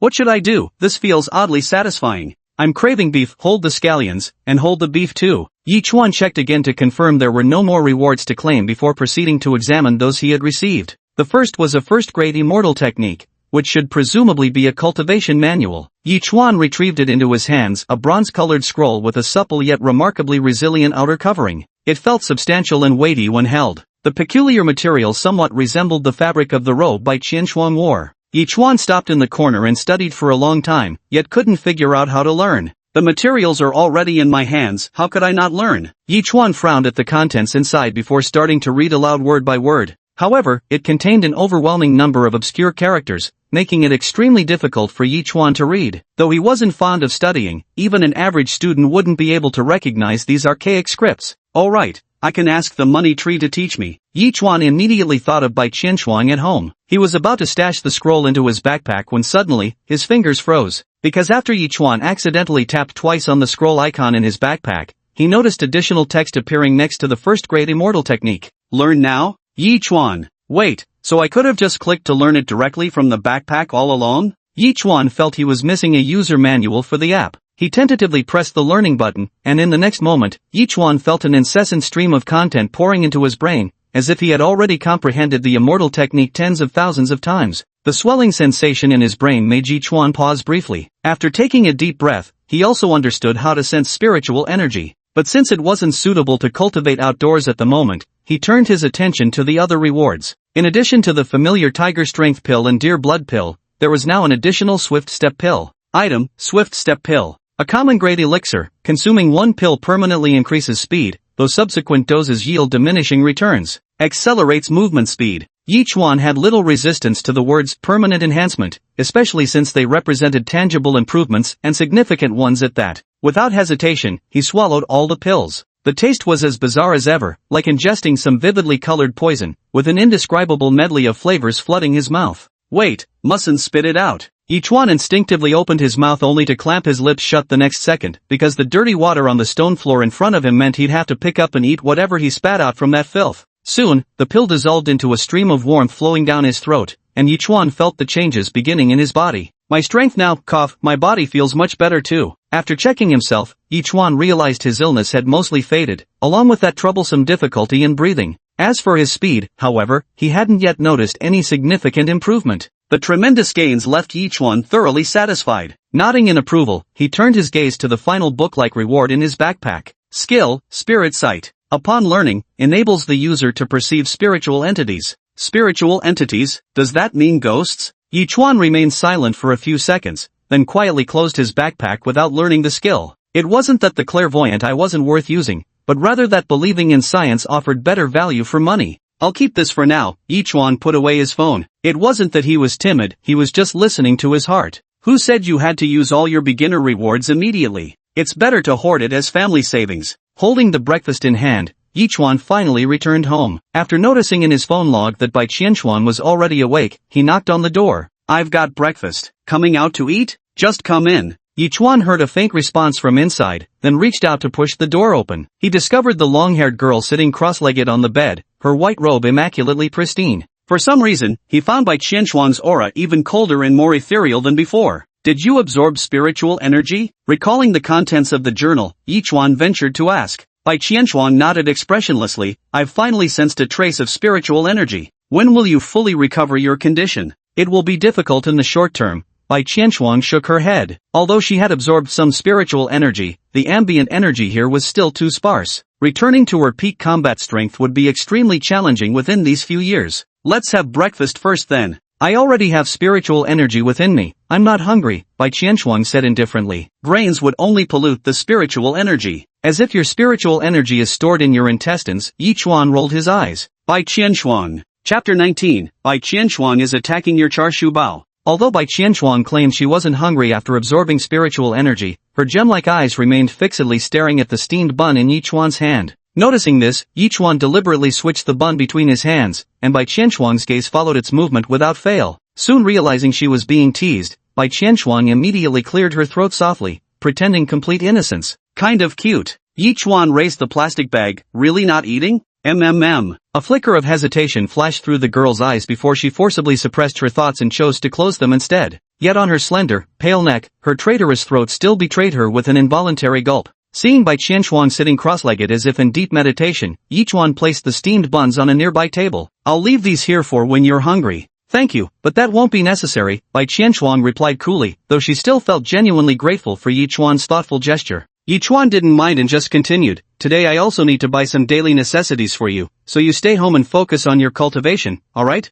For Bai Qianxuan, being in secluded cultivation for 10 days or half a month was completely normal. After giving her a couple more instructions, Yi Chuan left the room. He planned to return to his own room to try practicing the first-rank immortal technique before going shopping at the commercial street with Luo Shi. Based on his understanding of Luo Shi, she should be able to sleep until noon after staying up late. Returning to his room, Yi Chuan took another glance at Bai Qianxuan's condition, only to find that the girl wasn't cultivating at the moment. Bai Qianxuan is attacking the char siu bao. Bai Qianxuan is attacking the pork bun. The chibi version of Bai Qianxuan stands by the table, taking big bites of the steamed bun, her adorable baby-fat cheeks puffed up full. Yi Chuan, you're really not being honest at all. If you're hungry, just eat. But he didn't mind. Instead, he crossed his legs and sat on the bed. According to the records in Yipin Xianju, the realms of immortal cultivation were similar to those in novels. Qi refining, foundation establishment, golden core, nascent soul, and Bai Qianxuan had reached the golden core stage. For her age, achieving golden core in her teens must be quite impressive. As for the initial Qi refining stage, it involves drawing spiritual energy into the body to temper the meridians and gaining a basic mastery of spells. Yi Chuan originally wanted to try how to draw Qi into his body, but while exploring his phone's functions, he accidentally discovered an unexpected icon, one that had appeared only after he mastered the technique, which he hadn't noticed at first. Idle cultivation. AFK? Yi Chuan reached out and tapped into it. Inside, there was a silhouette of a person sitting cross-legged, along with Yi Chuan's basic information above it. Name, Yi Chuan. Realm, mortal stage. Special physique, none. Spiritual root attributes, none. Status, automatic cultivation in progress. 9 days remaining until reaching Qi refining realm, cultivation efficiency affected by technique, spiritual root, and physique. Technique, first class immortal art, blue tier. Recharge 1000 to draw for a spiritual root. First recharge in every 99 draws guarantee a rare tier spiritual root. Recharge 1000 to draw for a physique. First recharge in every 99 draws guarantee a rare tier physique. Yi Chuan stared blankly at the information above. Ha! No way, do I actually have to spend money to cultivate now? Yi Chuan's money-grubbing nature was constantly provoked by those gleaming golden words, but after thinking carefully, wasn't the money he needed just for treating his illness? If he could draw a constitution that healed or restored health, wouldn't that solve all the problems with his body in one fell swoop? But spending 1,000 for just a single draw at spiritual roots or physique made Yi Chuan wince. His current daily earnings barely amounted to 2,000. How long until the guaranteed pull? Or is the app encouraging me to improve by Qian Xuan's affection? Because he noticed the daily rewards are tied to her affection level. For now, I won't top up yet. Just as Yi Chuan was thinking that, a gift package suddenly appeared in the top right corner of the interface, deliberately shaking a few times for attention. First recharge of 6 yuan counts as 1,000. Countdown, 23 hours 59 minutes. Hiss, this feels like some low-quality cultivation web game, but if it's just $6, let's go. After discovering this AFK cultivation interface also had a pay-to-win entry, Yi Chuan directly spent $6 on it and began studying the gacha interface. Both spiritual roots and special constitutions were straightforward concepts to grasp. Spiritual roots represented talent, different attributes possessed different functions. The purer a spiritual root was, the more efficiently it absorbed spiritual energy, accelerating cultivation speed. Special constitutions referred to bodies endowed with various unique abilities and effects. Yi Chuan pondered for a moment and finally decided to spend 1,100, aiming to draw one of each. Extracting spiritual root. Congratulations! You have obtained a superior grade fire spiritual root, which has been placed in your inventory. Extracting physique. Congratulations on obtaining the supreme ice mystic physique, which has been placed in your backpack. The interface shimmered with purple light as the reward notification popped up. After noticing the message, Yi Chuan glanced at his backpack and discovered 2 new icons had appeared. One was a fiery red hue, while the other depicted a frost blue silhouette of a character. Item, Superior Fire Spirit Root. Grants Fire Attribute Spirit Root with violent chi characteristics, suitable for becoming an artifact smith, alchemist, warrior. Equipable. Item, Superior Ice Mystic Body. Naturally more attuned to ice attribute spiritual power, finds it easier to practice ice attribute techniques, and suffers reduced damage from ice attribute spiritual energy. Equipable. Doesn't this spiritual root and physique seem a bit contradictory? Yi Chuan tugged at the corner of his mouth, but then it seemed he remembered something. If he wasn't mistaken, wasn't Bai Qianshuan supposed to possess some kind of innate Dao body? He returned to the physique selection screen and, sure enough, found the icon for the innate Dao body among the highest tier rewards. Natural Dao physique, does not require spiritual roots and possesses ultimate cultivation speed, capable of comprehending all attribute techniques and moves.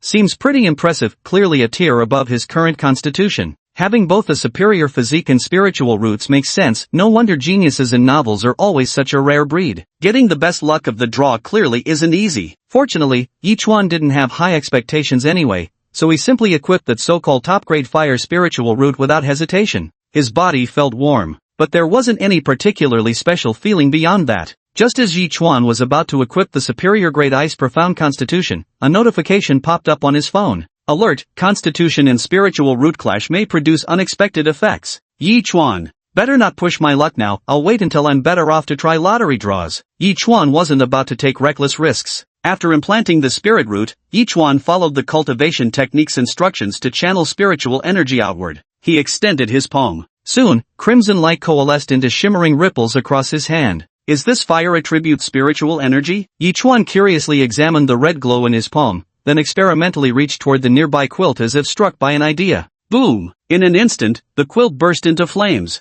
Yi Chuan? Wait, how did it burn so fast? Chapter 20, a bit too toasty. After finally putting out the fire, Yi Chuan caught the pungent smell of charred material near his nose, making his eyelids twitch uncontrollably. He couldn't possibly say to the charcoal-like remains of his quilt, "Oi, that's a bit too toasty. It's scorching hot to the point of numbness." Yi Chuan had no choice but to start cleaning the room and open the windows for ventilation. As for the quilt that had accompanied him for many years, he could only silently vow in his heart to burn a paper towel for it in the future, consider it his child bride, go forth in peace along with the television. Next life, I must reincarnate into something fireproof and resistant. However, after initially gaining spiritual power, Yi Chuan also discovered that the spiritual energy in the air was incredibly sparse. No, to be precise, it was almost non-existent. The density was like a single drop of ink in a large bucket of water. Yi Chuan attempted to circulate the first-grade immortal technique, only to find that he couldn't absorb those sparse, drifting wisps of spiritual energy at all. It was harder than fishing for the lone fish in a vast pond. Bai Qianquan could actually convert those minuscule traces of spiritual energy into spiritual power? Was it truly because she was a genius? Yi Chuan silently glanced at the automatic cultivation function in the app. Apparently it didn't even require absorbing spiritual energy from the air. Recalling how it had directly skipped the learning process when he practiced the first-grade immortal technique earlier, he concluded that relying on the app to carry him was indeed the better option. He truly had no innate talent for cultivation himself. Skip everything can be skipped except creating life. The room was now filled with the smell of something burnt, making Yi Chuan reluctant to stay any longer. Shaking his head, he decided to return to Luo Shi's place instead. On his way back, Yi Chuan also bought a box of rice noodle rolls to bring along. She has quite the appetite. Morning. Oh, here to visit Luo Shi? Yi Chuan arrived at Luo Shi's front door just as the neighbor happened to open theirs, exchanging a brief greeting when they met. Yeah. No sooner had Yi Chuan responded than he was met with the ruthless sound of a door slamming shut, an especially loud clang that rang particularly harsh in the morning hallway. Rubbing his ear, Yi Chuan didn't pay it much mind. He was already accustomed to the neighbor's attitude. The son of that neighbor aunt had a crush on Luo Shi. It wasn't that Yi Chuan had done anything wrong, simply because her son kept coming over demanding that he stay away from Luo Shi. Yi Chuan told him to pay up if he wanted him to leave her. How much do you want to stay away from her? $100 and you'll leave Luo Shi? Yi Chuan, yeah, right. Sometime later, didn't you say it was 100? Why another 100 now? Yi Chuan, prices went up, you know. Really, young man, those who don't manage a household don't know the cost of rice and firewood. Another stretch of time. Didn't you say 200 would do? Why does it have to be 1,000 now? Yi Chuan, oh come on, since you've already given me so much, wouldn't you feel sorry to back out now? Everyone else pays $1 million to leave my daughter, look how stingy you are being. In the end. Wha, you liar. I'm telling my mom. Well, that's roughly what happened. I heard the son even secretly took his dad's private savings, and after being discovered, got beaten so badly his butt bloomed with bruises swollen to the point he didn't dare go to school. To be fair, Yi Chuan was actually quite honest about it, because he genuinely didn't approach Luo Shi after receiving the money. But who could stop Luo Shi from seeking him out herself? Whose fault is it when she's the one who initiated contact? Moreover, Yi Chuan had repeatedly clarified to the neighbor's son that they weren't in a relationship, yet couldn't gain an ounce of trust. But all these happened several years ago. It's said that the son went to Sichuan for university and even found himself a handsome boyfriend. No one knows why the neighbor's aunt wasn't too pleased about it. Click. Yi Chuan took out his spare key and directly opened the door. Accompanied by the crisp sound of the lock, he gently closed the door behind him. Considering that Luo Shi might be sleeping, he minimized any noise with light movements. After placing breakfast on the dining table, he walked to Luo Shi's room and noticed the girl still deep in slumber on the bed. The pillow from his makeshift floor bedding had been taken to her bed, hugged tightly in her arms, while one fair, plump thigh draped over it carelessly. She must be fast asleep, so much that she was almost drooling. Yi Chuan reached out to wipe the drool from Luo Shi's lips with his finger, then wiped it somewhat disdainfully on her cheek. Luo Shi's lips moved slightly as she let out a muffled and turned over, hugging her pillow even tighter. Tired, Yi Chuan withdrew his gaze and yawned as he lay down on the floor mat. After pulling some blanket to cradle his head, he glanced at Luo Shi on the bed once more before closing his eyes to rest. Luo Shi's room carried a refreshing scent of lemon, far better than the burnt smell from his own place. Unconsciously, the sound of Luo Shi's steady breathing lulled Yi Chuan into gradual relaxation. It's also possible that he was mentally exhausted, as Yi Chuan slept straight through until noon. When he woke again, Luo Shi was no longer in the room, and Yi Chuan noticed that someone had placed a pillow under his head at some point. Faint sounds of running water came from outside the door, so he got up and left the bedroom, unsurprised to find Luo Shi washing up in front of the bathroom mirror. Luo Shi had already changed into a simple white crop t-shirt and slightly faded denim shorts that accentuated her long legs, with her hair tied back into the ponytail Yi Chuan knew so well. Luo Shi was still brushing her teeth when she saw Yi Chuan getting up, uttering a few muffled sounds. Yi Chuan glanced at her and said, "We can leave later after you finish breakfast, no problem." We'll figure out lunch later. If you're hungry, I'll treat you to something. Luo Shi widened her beautiful eyes when she heard Yi Chuan's invitation to treat her. Of course, would I lie about that? You should freshen up first. I made you some rice noodle rolls for breakfast. Luo she puffed her cheeks, not out of anger but because she was rinsing her mouth. With a splashing sound, she grabbed a towel nearby to wipe her face. Chuan, have you brushed your teeth yet? Yeah, I went back home for a bit. You're back home? There's a tenant at home who doesn't like going out, so they need breakfast delivered to their door, Yi Chuan said with a smile. Luo she was somewhat surprised. Could a monthly rent of 2,000 yuan really include door-to-door breakfast service? But knowing Yi Chuan quite well, Luo she understood this guy would never run a business at a loss. So instead of asking further, she just spun around in place and flashed a playful smile. How do I look today? Just a so-so, Yi Chuan commented bluntly. Missing some black stockings. Cowboy shorts with black stockings? Luo she tried to picture it. What kind of bizarre combination was that? But Luo she still went back to her room. 1 minute later, she minced out, now wearing black pantyhose. Tada, isn't it beautiful? It's not good, Yi Chuan said. Luo she was stunned. Weren't you the one who said we needed sheer black stockings? Try wearing just black stockings? Yi Chuan said earnestly. Luo she, pervert. Chapter 21, Supreme Grade Fire Mystic Physique. They appeared at a nearby commercial square with Luoshi. The area wasn't particularly bustling, most of the ground floor shops were already closed, giving off an air of desolation. Their destination was the third floor,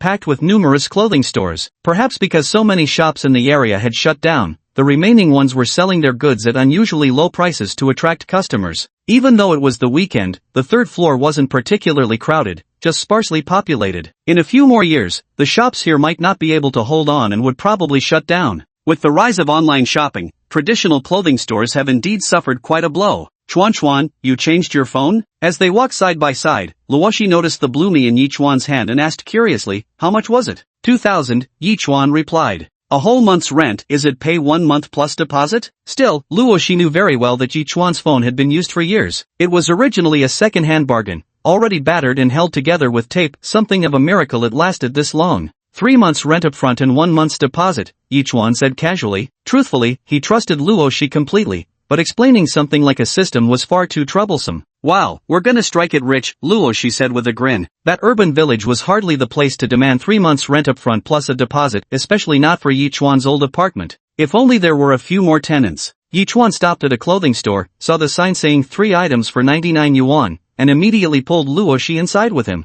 The racks were filled with a wide variety of fashionable styles, and Yi Chuan began browsing through them. Are you buying them for me? Luoshi trailed behind Yi Chuan, peering around mischievously before leaning in to whisper, these clothes all look really nice. Without turning his head, Yi Chuan replied, they're not for you. Are you doing another cross-dressing livestream? I thought your account got banned? Luoshi was curious, remembering how Yi Chuan had borrowed her clothes for the stream last time and even stuffed tissues inside because the chest area wouldn't fill out properly. It can only be said that back then, Yi Chuan tried every industry to make money, but just never succeeded. But my own mother said Yi Chuan was just showing ambition. Either make big bucks in the future, or end up with a credit stain. Yi Chuan denied it, he'd already lost interest in live streaming. No matter the industry, when ordinary people all realize it's profitable, the opportunity to make money is basically gone, especially in low-barrier sectors. Got a new girlfriend? Seeing Yi Chuan shake his head, Luoshi asked. Impossible, I'm just shopping for a tenant. Yi Chuan picked up a white dress and held it up to Luoshi for comparison. The girl playfully struck a cute pose, as if modeling it. Luoshi's figure was considerably better than Bai Qianshuang's, with long, shapely thighs like slime. Bai Qianshuang's advantage lay in her looks, though Luoshi was also beautiful. There was an intangible, ethereal aura about Bai Qianshuang, likely due to her cultivation of immortality.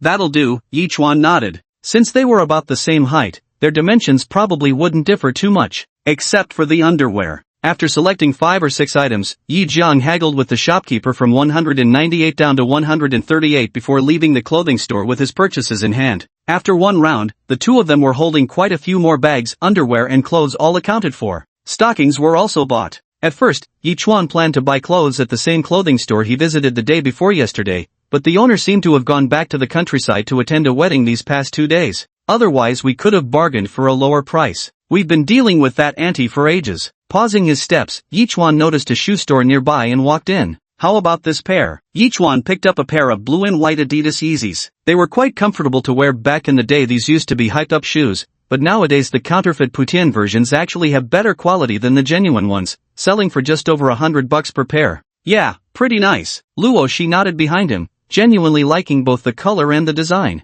Yi Chuan pointed to the chair nearby. Try it on. Okay. Luo she willingly played the role of a model. After sitting down, she still asked, "Are my feet the same size as your tenants?" Close enough, though Yichuan had never actually measured them, of course. After putting them on, Luoshi stamped her feet a few times and walked around the shop. Wow, new shoes sure feel comfortable. It had been a full year since she last bought new shoes. Although her parents gave her pocket money, Luoshi chose to save it all, waiting until her old shoes wore out before considering a replacement. That settles it then. Yichuan paid the shopkeeper directly without even haggling over the price. Luoshi really liked these shoes, but since they were meant for someone else, she ultimately chose to take them off. But when she went to look for her own shoes, she noticed that Yichuan had already packed her slightly yellowed white sneakers into a bag. Quickly, she protested, Hey, Chuan, the shoes, I haven't put them on yet. Just wear these." Yichuan glanced at her. "These were bought for someone else, wouldn't it be bad to get them dirty?" Luo she lowered her head to glance at the shoe tips, gently swaying her ankles. "They were bought for you," Yichuan said, glancing at the worn-out pair in the bag before tugging lightly at the girl's ponytail and stepping out of the shoe store. "Let's go, it's almost time for lunch." Luoshi sat stunned in the chair for a moment before snapping back to reality and trotting after Yichuan. He, being so generous? You're quite thoughtful, Chuan you. Just so. Roar. That afternoon, as soon as Yichuan returned home, he felt his phone vibrate. It was a message from the Wanjie app. Obtained by Qianchuan related item. Retrieve now? Noticing new items had refreshed again, Yichuan tapped no while observing a new icon appearing in his inventory. Item, Inferior Mystic Yin Constitution. Enhances cultivation efficiency during dual cultivation practices and increases attractiveness to male practitioners. Assemblable. Yichuan. Good news, it's a constitution-enhancing item. Bad news, I can't use it myself. To be precise, she didn't want to use it. Yichuan had absolutely no interest in attracting men. Spiritual roots, physique and other items can be synthesized. At this moment, Yichuan also noticed the prompt. Looking at the top-grade Ice Xian physique and low-grade Xianyin physique in his inventory, he dragged them together as instructed. Confirm synthesis? Low-grade probability, 14%. Mid-grade probability, 25%. High-grade probability, 55%. Premium-grade probability, 5%. World-changing odds, 1%. Yichuan, 1%? Do I need to give it a little boost? But considering that neither the ice profound body nor the darking body would be of use to him, Yichuan chose to directly fuse them instead.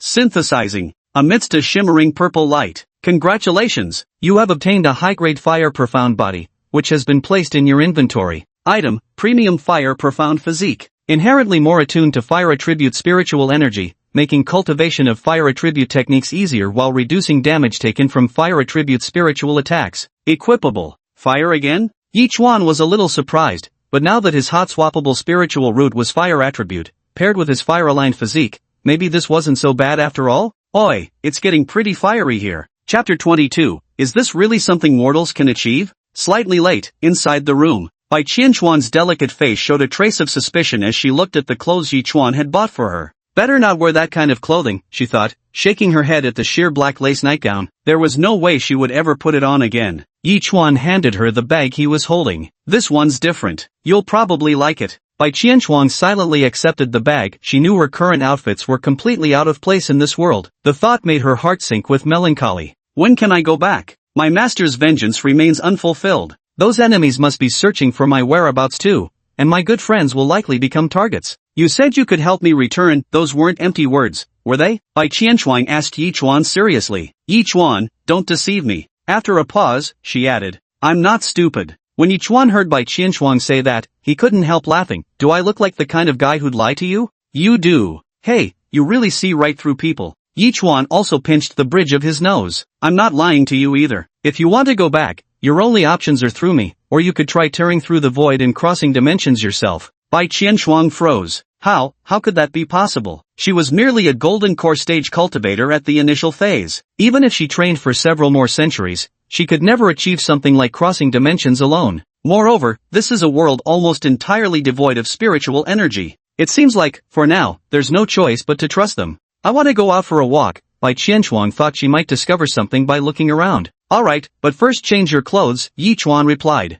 Bai Qianchuan, hearing this, fumbled inside the bag for a while before finally pulling out a white piece of undergarment. This is a bra. Yichuan cleared his throat. Bai Qianchuan's ears instantly turned red, seemingly unable to believe that Yichuan would buy her such a thing. Seeing her reaction, Yichuan wasn't surprised and merely explained, these were all chosen by my friends, girls about your age. Bai Qianchuan hesitated, then silently stuffed it back into the bag. She only managed to say, "I need to change clothes." Yi Chuan nodded. "Get out," Bai Qianchuan said as the immortal sword beside her began to tremble, clinking against the table. "Oh," Yi Chuan nodded and left immediately. Seeing the closed door, Bai Qianchuan looked at the clothes in the bag, then finally removed her robe. A moment later, when Yi Chuan opened the door again, Bai Qianchuan had already changed into new clothes. A simple white short-sleeve top and pleated skirt, yet when worn by Bai Qianchuan, they accentuated her elegance extraordinarily. Her skin, translucent and snow-white, nearly matched the white clothing, unbelievably beautiful. Yi Chuan said, "It suits you perfectly." Bai Qianchuan lowered her head to look. The top was alright, they had similar outfits where she came from, but the pleated skirt gave her an indescribable awkwardness, especially with the chilling breeze underneath and her thighs completely exposed.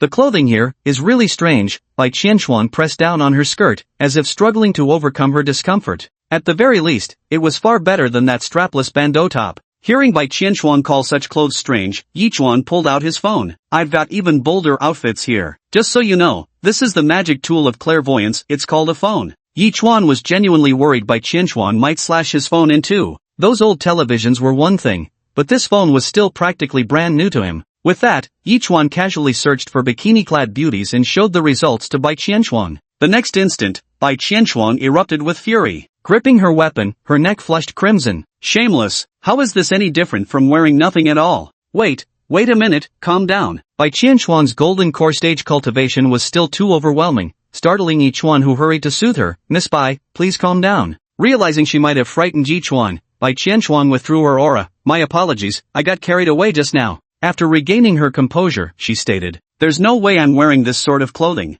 I didn't buy one for you either." After Bai Qianchuan was nearly ready, Yi Chuan gave her several reminders, even insisting she shouldn't bring any weapons along. He made it clear that in this era, no one walked around carrying a long sword, and the means of transportation certainly weren't flying swords or horse-drawn carriages. Bai Qianchuan nodded, though it was unclear whether she had truly taken his advice to heart. Once they stepped out, Yi Chuan planned to take Bai Qianchuan to a more bustling area to explore. The city he lived in, Haizhu, had no shortage of commercial plazas. There was practically one every few kilometers. However, when he took Bai Qianchuan to the station, it inevitably attracted the attention of many neighbors. "Chuan, is this his new girlfriend? Whose daughter is so pretty? Doesn't she look like a young lady from a wealthy family? How could she fall for Yi Chuan, that pile of cow dung? Goodness, what a striking young woman." Bai Qianchuan, dressed in a white dress, stood out like a pristine white lotus untouched by dust in the slightly chaotic urban village. Against the gray surroundings, she practically glowed with radiant whiteness. Seeming somewhat unaccustomed to the neighbors' compliments, Bai Qianchuan moved a little closer to Yi Chuan. "Everyone says you're beautiful," Yi Chuan remarked. Hearing this, Bai Qianchuan simply murmured quietly, "I'm very ordinary."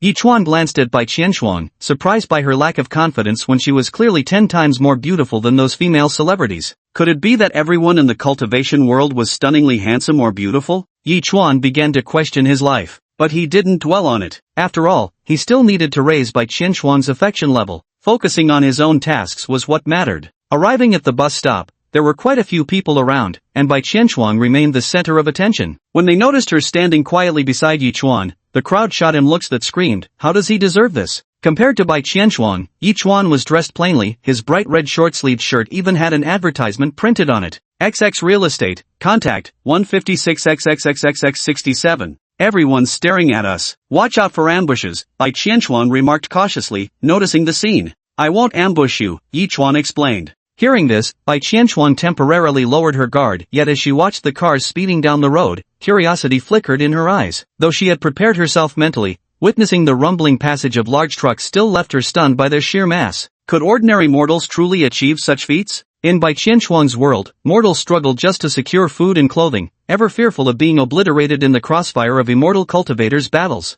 "The bus is coming." At that moment, Yi Chuan spoke up. Chapter 23. Bai Qianchuan's favorability increases. Boarding the bus, Yi Chuan took Bai Qianchuan to the bustling commercial square nearby. Compared to the places Yi Chuan had visited with Luo Shi, the crowd here was noticeably denser. Coupled with it being a weekend, the lively and prosperous scene clearly took Bai Qianchuan by surprise. She slightly lifted her gaze, looking at the towering buildings, the bustling crowd, and the frolicking children, as if moved by something. "Here, it's so peaceful," Bai Qianchuan murmured, turning her gaze to Yi Chuan. "Does your world truly know no conflict? This was unimaginable in the lawless continent of Tianxian, where the strong preyed on the weak. Scenes like this only existed in places under the sanctuary of powerful guardians. Moreover, the buildings there were mostly simple inns, nothing like these towering skyscrapers. Accustomed to the ancient charm of old-world aesthetics, the impact of steel and concrete on her was nothing short of overwhelming. Yes, there are. It's just that there's always a group of people working silently behind the scenes, Yichuan said with a smile. Peaceful times are fought for backwardness invites aggression, and that holds true everywhere. Bai Qianshuang nodded. Perhaps in Bai Qianshuang's understanding, there were a group of powerful beings sheltering this land. Yichuan led Bai Qianshuang to a milk tea shop. The line here wasn't too long, probably because the commercial square had no shortage of milk tea stores, effectively splitting up the customer traffic. 2 pearl milk teas, Yichuan ordered. Okay. After a while, Yichuan took the handed milk tea and shared one with Bai Qianshuang. Feeling the icy chill through her fingertips and seeing the milky gray drink in the transparent cup, Bai Qianshuang couldn't help but slightly frown. What's wrong? Try it? Noticing Bai Qianshuang staring blankly at the milk tea, Yichuan asked, Is this mud? Bai Qianshuang seemed somewhat unable to accept what she was seeing. There were even strange black particles floating inside. Was this really drinkable? This is milk tea. You can understand it as a mix of milk and tea, right? As for those pearls inside, they're a mixture of syrup and starch, Yichuan briefly explained. Pearls are essentially little balls made from ground rice. Yichuan's explanation was quite down to earth. Upon hearing that this grayish drink before her was simply a mixture of milk and tea, Bai Qianshuang nodded faintly, yet still shook her head saying, But I'm not thirsty. She had no interest in such a milky gray beverage. Nobody drinks alcohol just to quench their thirst, right? Don't overthink it, Yichuan said, inserting a straw and taking a sip. Bai Qianshuang, hearing this and considering that Yichuan had bought it for her, decided to try a sip as well. The next moment, her eyes lit up brilliantly. Born with a Dao physique, she had reached the foundation establishment realm from birth and had never tasted any mortal food. When the sweet milk tea and chewy pearls blended in her mouth, Bai Qianshuang was pleasantly surprised by their deliciousness. Better than elder uncle's immortal wine, Bai Qianshuang remarked, glancing at her cup, which was already a third empty. Yet Yichuan had only taken a sip. Realizing she had drunk faster than him, Bai Qianshuang's ears turned red as she set down her cup and expressionlessly hid it behind her back. As long as you like it, Yichuan replied with a smile, missing her little gestures but pleased to hear her praise. Is it very expensive? Bai Qianshuang asked. Actually not bad. It's within the affordable range for ordinary people. Yichuan glanced back at the milk tea shop behind them, 12.9 for 2 cups of pearl milk tea, not pricey at all. Right at that moment, his phone vibrated. Newbie mission, gain further favor from Bai Qianshuang. Current, 15%, target, 20%. Is this the main quest? Noticing the absence of side quest labeling on the task screen, Yichuan contemplated for a moment before suddenly turning his gaze toward Bai Qianshuang. Bai Qianshuang had been sneakily sipping milk tea while Yichuan was looking down. Caught off guard by his sudden intense stare, she froze mid-sip. The girl reluctantly released the straw from her lips. Did I suck too hard? Bai Qianshuang thought she had been drinking the milk tea too quickly and that Yichuan had some objection. No, what I meant was if you haven't had enough, I can buy you another cup, Yichuan immediately said. For this precious cash cow, he'd even let her bathe in milk tea if she wanted. Hearing Yichuan say that, Bai Qianshuang was momentarily stunned, but she still voiced the doubt in her heart. Yichuan, why are you so kind to me? As Bai Qianshuang said, she could neither teach Yichuan any martial techniques nor did she possess any treasures. So why was Yichuan treating her so well? Could it be for her body? But if that were the case, he could have taken advantage of her long ago. This was something Bai Qianshuan simply couldn't fathom. Hearing the girl's question beside him, Yichuan casually placed his hands behind his back and said indifferently, perhaps it's a special kind of fate. Fate? You and I are both alone in this world with no one to rely on, Yichuan said with profound gravity, tilting his chin at a 45-degree angle to gaze at the sky. I feel, I can't simply leave you be. There's no difference between us. Bai Qianshuang's heart seemed to tremble upon hearing this. So that's why, was it because of similar circumstances that Yichuan felt compassion? What a genuinely good person he was, offering such generosity despite having nothing to gain. This made Bai Qianshuang, who was accustomed to the deceit and intrigue of the cultivation world, feel genuine warmth from someone other than her master and mother for the first time. That kind of selfless, pure goodwill. Bai Qianshuang's beautiful eyes gazed at Yichuan, her expression shifting as she pondered how to repay him. Yet she knew nothing besides cultivation. Bzzz. At this moment, Yichuan's phone vibrated again. He glanced at it and was surprised to find that the task had actually been completed. Novice task, gain further favor from Bai Qianshuang, completed. He had been thinking about taking Bai Qianshuang out for shopping, eating, and watching a movie, but he didn't expect it to be completed so easily. Yichuan tapped his phone. Daily creation earnings, 2000300. Moderate chance to obtain cultivation type items. Daily points earned, 1015. What are points? Yichuan studied carefully but couldn't find any interface related to points. Still, the increase from 2,000 to 3,000 was a huge upgrade. 3,000 bucks. 90 grand a month? A million a year? This is too good to be true. At this moment, Bai Qianchuan noticed Yi Chuan's touched expression and tilted her head slightly, ? Yi Chuan's mind was racing. If one tenant alone elicited such a reaction, what would happen with a few more? This really is effortless rental income. Yi Chuan quickly snapped back to reality and, noticing Bai Qianchuan's steady gaze, cleared his throat lightly. Alright, let me take you to eat something delicious. Hearing this, Bai Qianchuan originally wanted to say she wasn't hungry, but when her eyes fell on the milk tea in her hand, her throat bobbed involuntarily. Okay, I can't seem to say I'm not hungry anymore. Bai Qianchuan was feeling a bit peckish. Chapter 24, Text Adventure. By the time we returned, full and satisfied, it was already 9 in the evening. Bai Qianchuan followed behind Yichuan, even holding a cup of duck dung fragrance lemon tea in one hand, while the other carried a small bag of snacks. The girl had already begun to integrate into society, at least partially. In terms of food, that is. The roads of the urban village lacked streetlights, dim and shadowy, enveloped in gloom. Yet as Bai Qianchuan watched Yichuan's back walking ahead, she inexplicably felt an indescribable sense of security. Get some rest early after you shower when we get home, Yichuan said.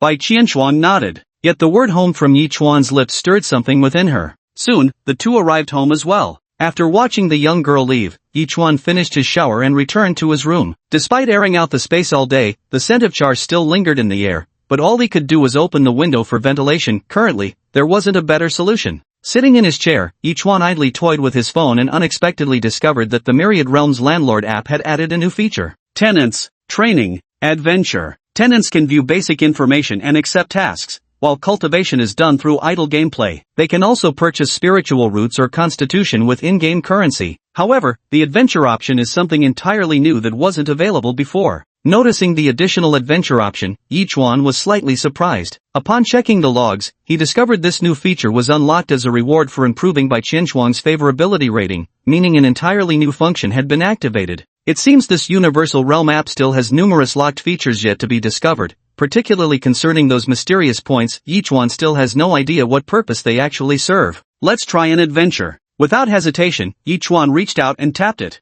This app allows for text adventures, with acquired items transportable to your backpack daily. Current available worlds. 1. Heavenly Mystery Continent. 2. Unknown. 3. Unknown. Yichuan glanced at it, as if understanding something, meaning he could enter the original world of the tenants? And his only tenant was Bai Qianchuan, so he could only enter the Tianxian continent. Realizing this, especially after seeing that the rewards from the adventure could be directly sent to his backpack, Yichuan clicked start without hesitation. Landing point, Tianxian continent. You appear in a village on the eastern divine continent of the Tianxian continent. Standing at the village entrance, you hear chaotic noises from within and catch faint hints of blood in the air. Will you enter? Yichuan pondered for a moment before pressing enter. Upon entering the village, you discover a Foundation establishment realm wolf demon hunting villagers. After noticing your approach, it casually swipes its claws and kills you with a single strike. You have died. Adventure concluded. Items retrievable, 0. Yichuan stared blankly at the crimson dead flashing on his phone screen.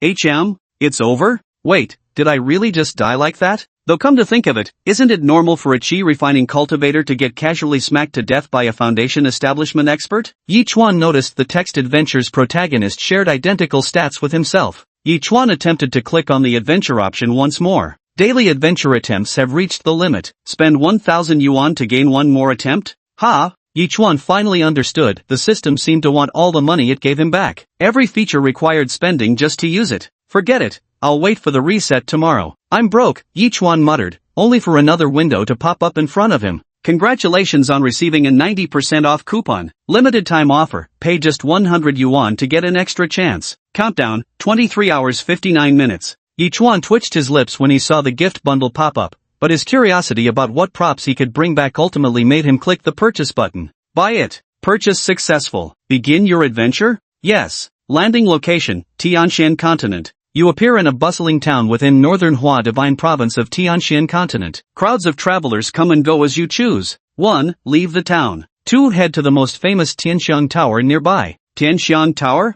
What kind of place is that? Yichuan pondered for several seconds before ultimately choosing option 2. You entered Tianxiang Tower, where numerous beauties gathered and the air was thick with an aura of indulgence. Before anyone could come to attend to you, however, a voice suddenly rang out from beyond the window. All fellow cultivators, enter my human emperor banner for discourse. You only felt darkness envelop your vision. You're dead. Adventure ended, items brought back, 0. Yi Chuan. What the hell? Yi Chuan felt thoroughly numb. He'd finally realized that the Tianxian continent was a world where death came swiftly and randomly. Without even reaching the qi refining stage, his chances of survival there were practically nil. Forget about acquiring any treasures. It's fine if it's gone. I can just level up by idling anyway, no rush. Yi Chuan remained relatively calm. Although he felt a slight pang over losing that $100, he quickly got his emotions in check. Tomorrow when I wake up, there'll be $3,000 waiting for me. Just as Yi Chuan was about to call it a night, his phone suddenly vibrated. He glanced at the screen. Luo Shi was video calling him.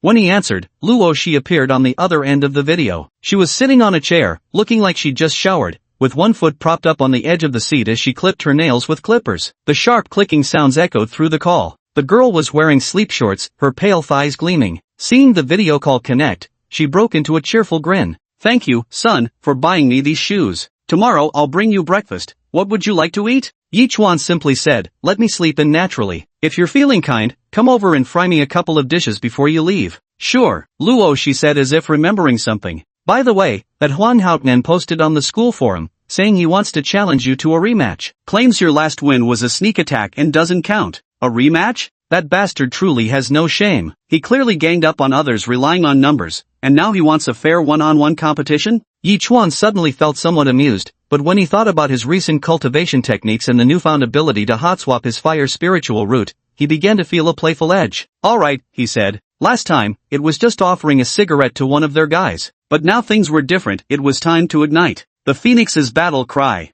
Chuan, are you really going to agree? Seeing Yi Chuan actually say yes, Luo Shi spoke with concern. Don't do something so impulsive, your health isn't good. Relax, said Yi Chuan. Even though Luo Shi knew Yi Chuan wasn't the type to let himself be taken advantage of, the thought that he might still get hurt made Luo Shi wish he'd refused such a pointless challenge. Chuan, there's no benefit even if you win. Who says there isn't? Yi Chuan stroked his chin. If he's so eager for revenge, why not sweeten the pot? Anyway, he's in no hurry. It's Huang Haotian who's burning with impatience. After all, when a whole group couldn't even take down one sickly weakling, the Taekwondo club's reputation must be circling the drain. Chapter 25, Yi Chuan's certain death. Hearing Yi Chuan insist on accepting the challenge, Luo Shi paused her toenail painting motion. She extended a finger with a smile, saying, how about this? If you don't go, I'll agree to one thing you ask. Opportunities like this won't come twice, Luo Shi teased brightly, even leaning her face slightly closer to the camera. What do you think? Yi Chuan, however, showed little interest in Luo Shi's offer. Promise me one thing? Watch a game together?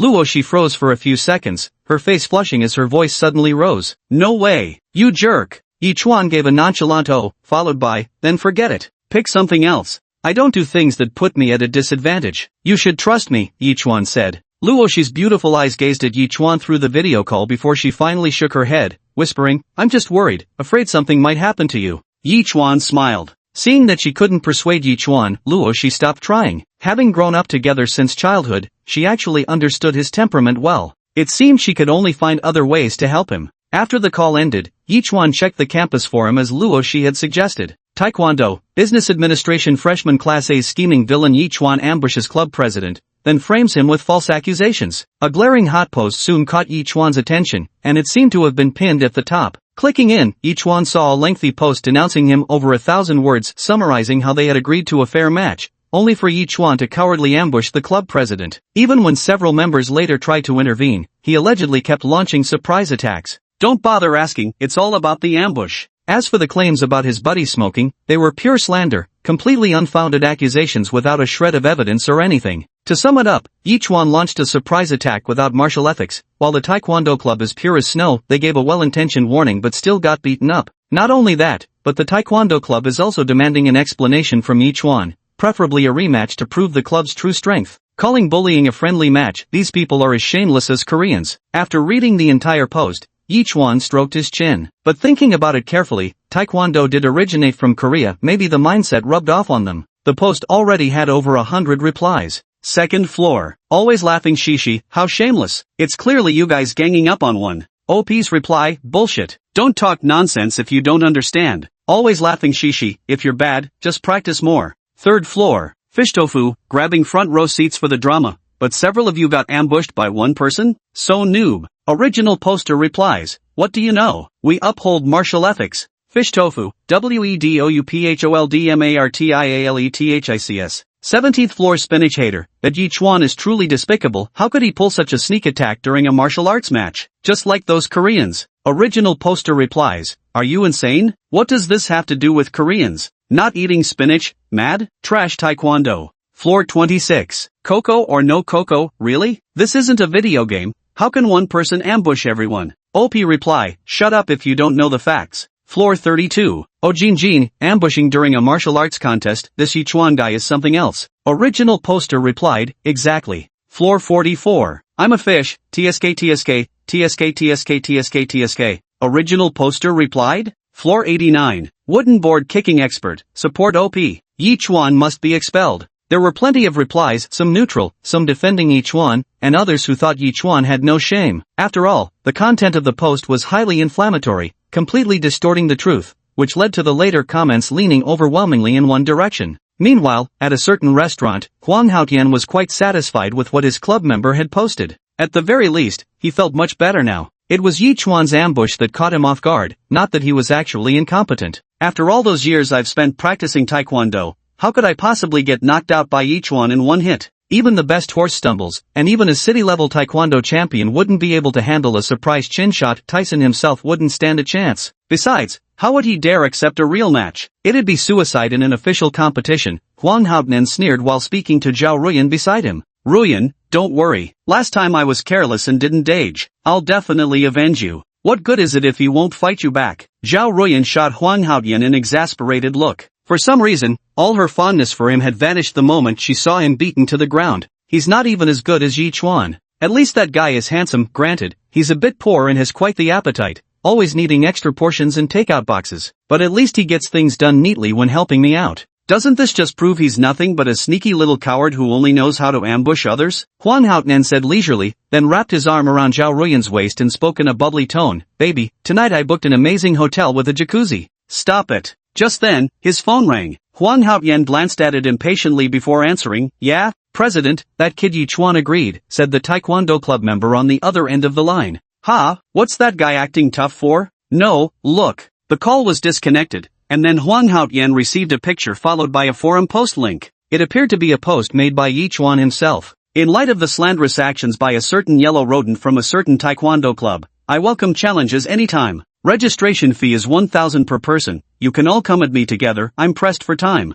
Caption, if you're trash, just practice more. JPG. Grass? Seeing Yi Chuan actually dare to point him out and call him yellow rat, Huang Haotian's eyes nearly popped out of his head. And you're saying you'll take us all on together? No way. How does this kid dare? Does he really think he's some kind of superhero? He doesn't actually believe we'd fall for another ambush after preparing this time, does he? Huang Haotian muttered under his breath, but quickly let out a cold laugh. Heh, perfect. Rather than watching you turtle up, I'd much rather beat you to a pulp. He not only wanted to beat Yi Chuan until he couldn't take care of himself, but also wanted to widely publicize this duel throughout the school to show him the consequences of looking down on the Taekwondo club. Meanwhile, Yi Chuan's reply post was quickly gaining traction in the school forum. This also caught the attention of other martial arts clubs. Whether it was members of the karate club or the sanda club, after learning that Yi Chuan had not only accepted the challenge but also boldly claimed he could take them all on at once, they couldn't tell whether this guy was being deliberately absurd or was genuinely out of his mind. After being mentioned by classmates on the forum, the presidents of several clubs simply replied, Karate Club President,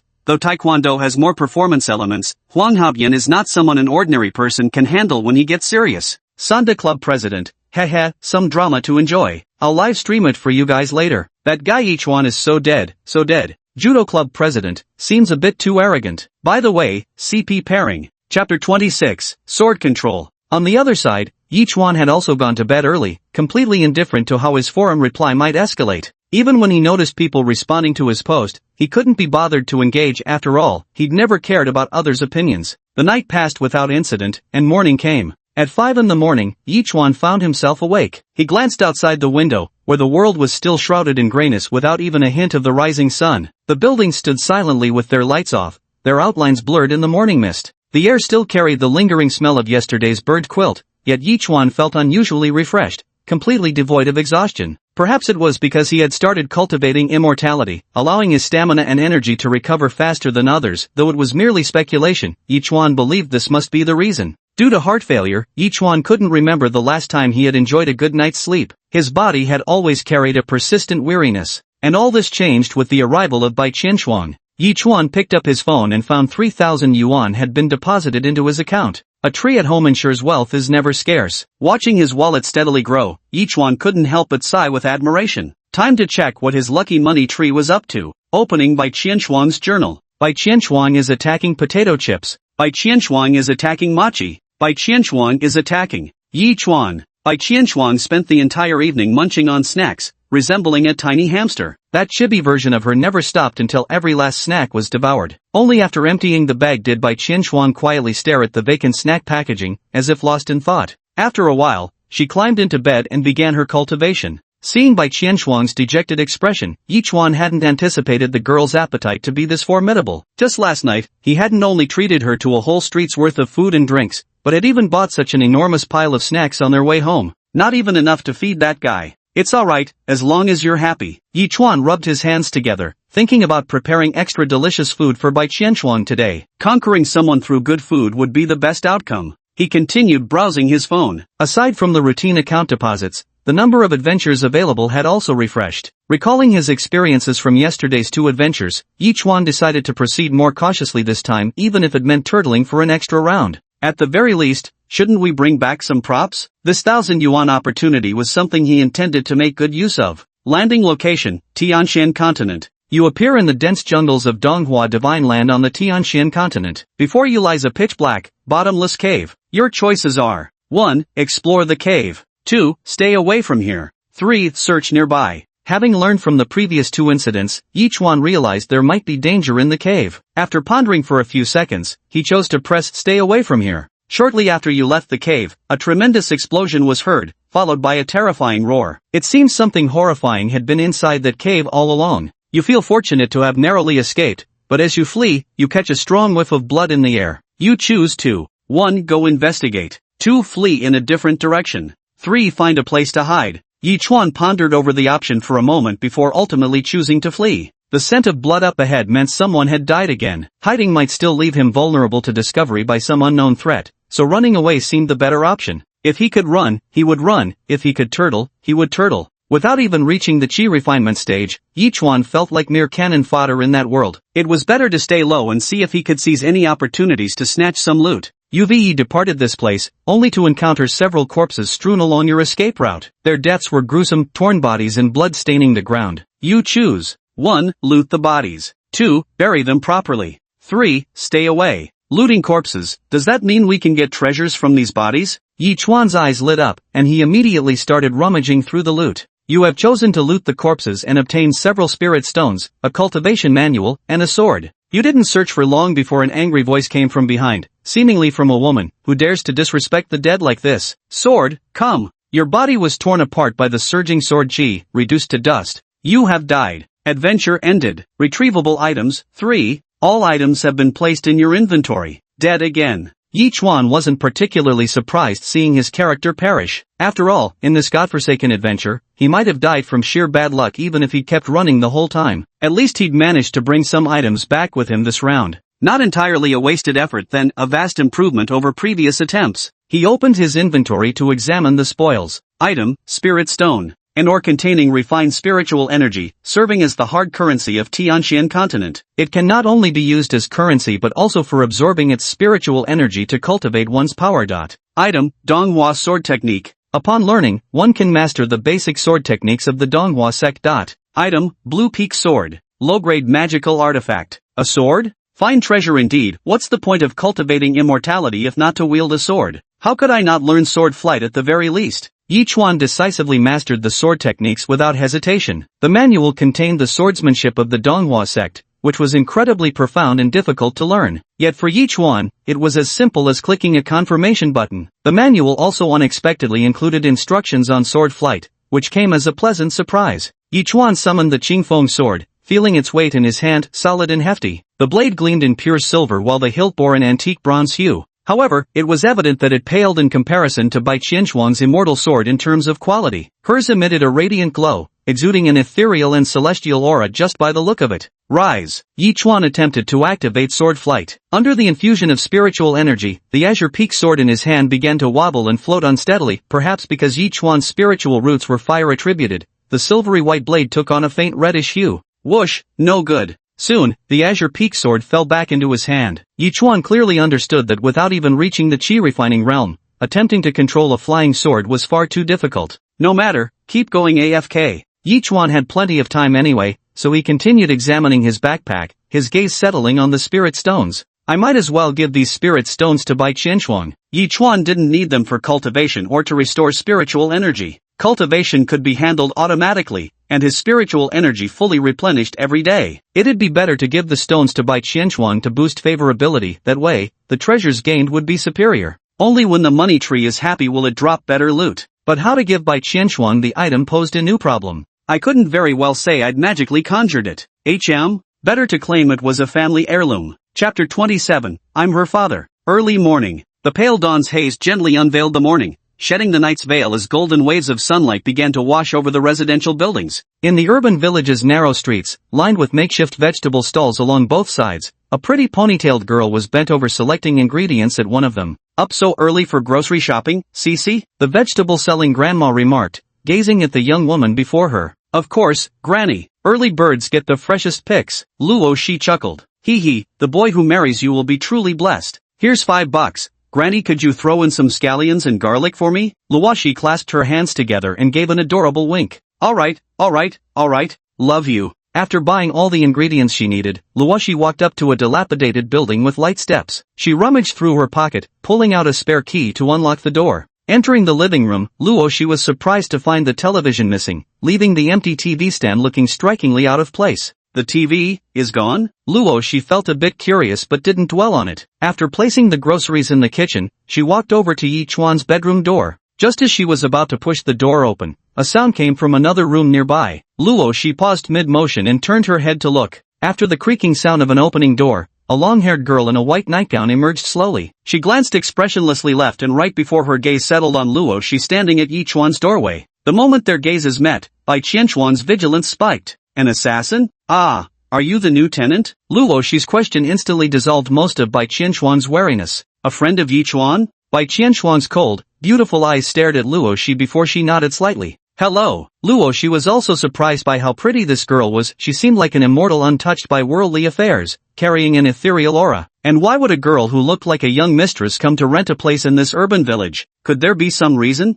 Hello, Bai Qianxuan responded when Luoshi greeted her. After a pause, she added, goodbye. She turned and went back to her room. Luoshi stared at the tightly closed door for a few seconds before finally turning around and pushing open Yi Chuan's bedroom door. Yi Chuan was still fast asleep in bed, but the air inexplicably carried a faint burnt smell. After sniffing the air, Luoshi seemed to realize something and rushed forward urgently. Chuan, wake up. Did something in the house catch fire? ?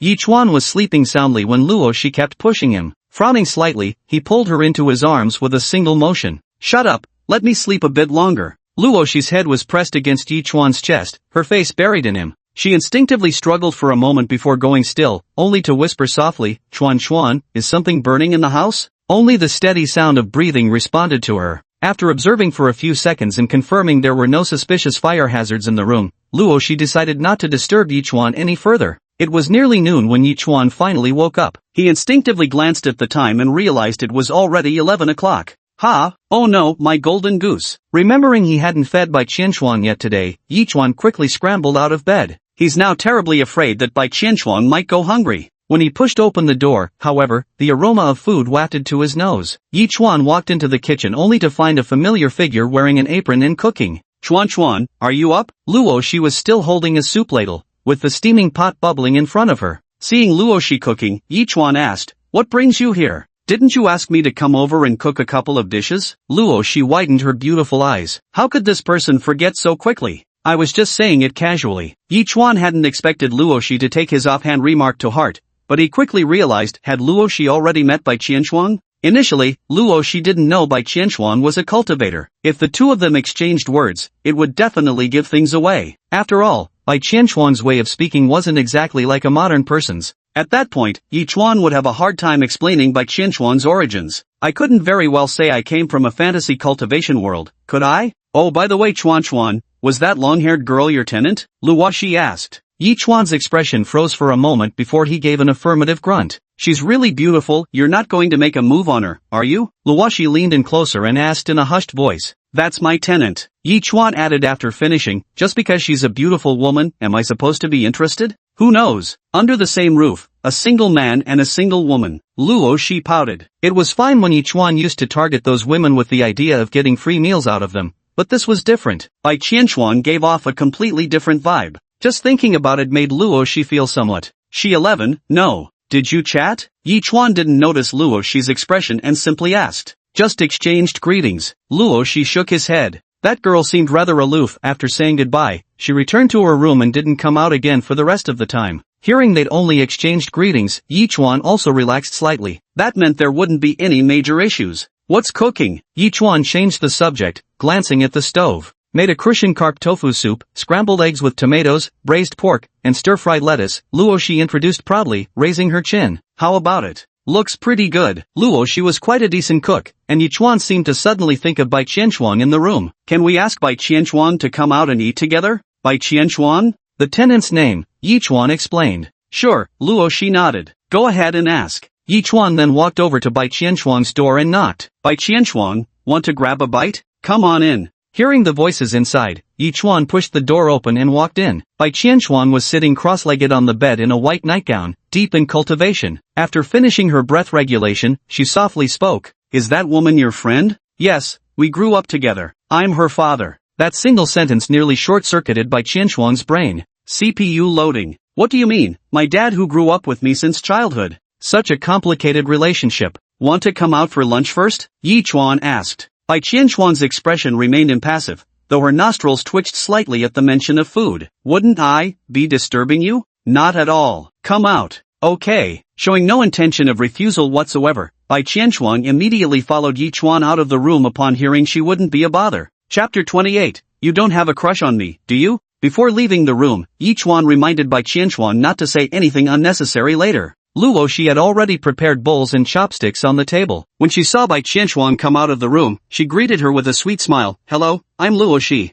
Bai Qianquan nodded and instinctively replied, this humble one is from Yushu. Ahem. She awkwardly cut herself off and, after a glance from Yi Chuan, simply said, Bai Qianquan. Yi Chuan let out a sigh of relief. Meanwhile, Bai Qianquan remained expressionless, with a stubborn strand of hair sticking up. At least nothing had gone wrong. He was actually quite clever, not stupid at all. Luoshi didn't seem to mind Bai Qianquan's attitude. After settling her down, the three of them began their meal. Chuan, look, the Taekwondo club is deliberately stirring up hype. Why don't you just take a week off and skip going? Luoshi handed his phone to Yi Chuan as well. Ever since Yi Chuan had posted his response, Huang Haoji, the one Yi Chuan mockingly called Yellow Rodent, had been so furious he couldn't sleep all night, relentlessly hyping up this duel. And it wasn't just the Taekwondo club members paying attention. Nearly every student who browsed the campus forum regularly was keeping tabs on this drama. Forget the fact that the Taekwondo club's president and several members had been ambushed and defeated by a single person. Even the audacious retorts between Little Brother Smoking and Yi Chuan were downright hilarious. Rumor had it that the school newspaper team had already started drafting their coverage. Inshan Academy was a combined school for middle school, high school, and college students. With this level of attention, the audience could easily exceed tens of thousands. Not going this week? Yi Chuan chuckled, then said to Luoshi, actually, I know immortal magic, I can ride a sword and fly. Catching a yellow rat would be a piece of cake. Bai Qianquan froze for a moment. Wasn't Yi Chuan worried about exposing her by saying this? Luoshi, however, shot Yi Chuan an annoyed glare. Well, I know magic too. Of course, Luoshi didn't believe a word Yi Chuan said. Meanwhile, Bai Qianquan, overhearing their banter, chose to silently focus on her meal without a word. She sipped her soup in small, delicate mouthfuls and had finished it all by the time their conversation wrapped up. She got up to serve rice, and after returning to her seat, Luoshi curiously asked her a question. Miss Bai, why did you choose to rent a place here? This question left Bai Qianquan unsure of how to respond. Why did she choose to rent a place here? She had woken up to find herself here, with no choice in the matter at all. She hadn't even learned how to survive in this world yet. She had indeed learned to eat. But she couldn't be blamed. Bai Qianquan now needed food to sustain her body's energy expenditure, a stopgap measure when spiritual energy couldn't be absorbed. It wasn't that Bai Qianquan was gluttonous. so she believed. At this moment, Yichuan noticed Luoshi questioning Bai Qianshuang and chimed in, "It must be because the house on my side is better, right, Miss Bai?" Bai Qianshuang caught Yichuan's glance and nodded toward Luoshi as well. "A better house?" Luoshi hesitated to speak further, fearing that saying too much might leave a bad impression on Bai Qianshuang. After all, finding a tenant like this was rare. She didn't want to ruin Yichuan's rare source of income. The air fell silent for a moment. Bai Qianshuang only felt the atmosphere was a bit strange. Seeing Luoshi's expression of wanting to speak but holding back, she thought she should say something nice about Yichuan. After a pause, Bai Qianshuang spoke softly. "Yichuan has been very good to me and helped me a lot, so I want to stay to repay him. Being a wife would be fine too." A single sentence left not just Luoshi but even Yichuan utterly stunned. "Wait, who taught you to say things like that?" "I see, so that's how it is, no wonder." Luoshi snapped back to reality with a laugh, though her smile seemed somewhat strained for some reason. Still, the confusion in her heart had finally been cleared up. This girl clearly has a crush on Yichuan. She even wants to be his wife. Chuan has no money and a bad temper. He deceived many girls just to get free meals before. "Miss Bai, maybe you should reconsider?" Luoshi said with a smile. "Yichuan, ? No, why are you putting me down all of a sudden? Yichuan is great." Upon hearing Luoshi speak ill of Yichuan, Bai Qianshuang promptly and earnestly refuted her. "He's really not great. No, he's not." Luoshi suddenly raised her voice, then softened it when she noticed Yichuan and Bai Qianshuang's gazes, clearing her throat lightly. Luoshi said, "Miss Bai, you should think carefully about this. Chuan has a habit of toying with girls' feelings." Bai Qianshuang found it strange and asked, "Since you're Yichuan's good friend, why are you speaking poorly of him?" Luoshi froze for a moment. I am not speaking poorly of him, I just wanted to give you a heads up, definitely not because I'm afraid you'll steal. No, that's not it.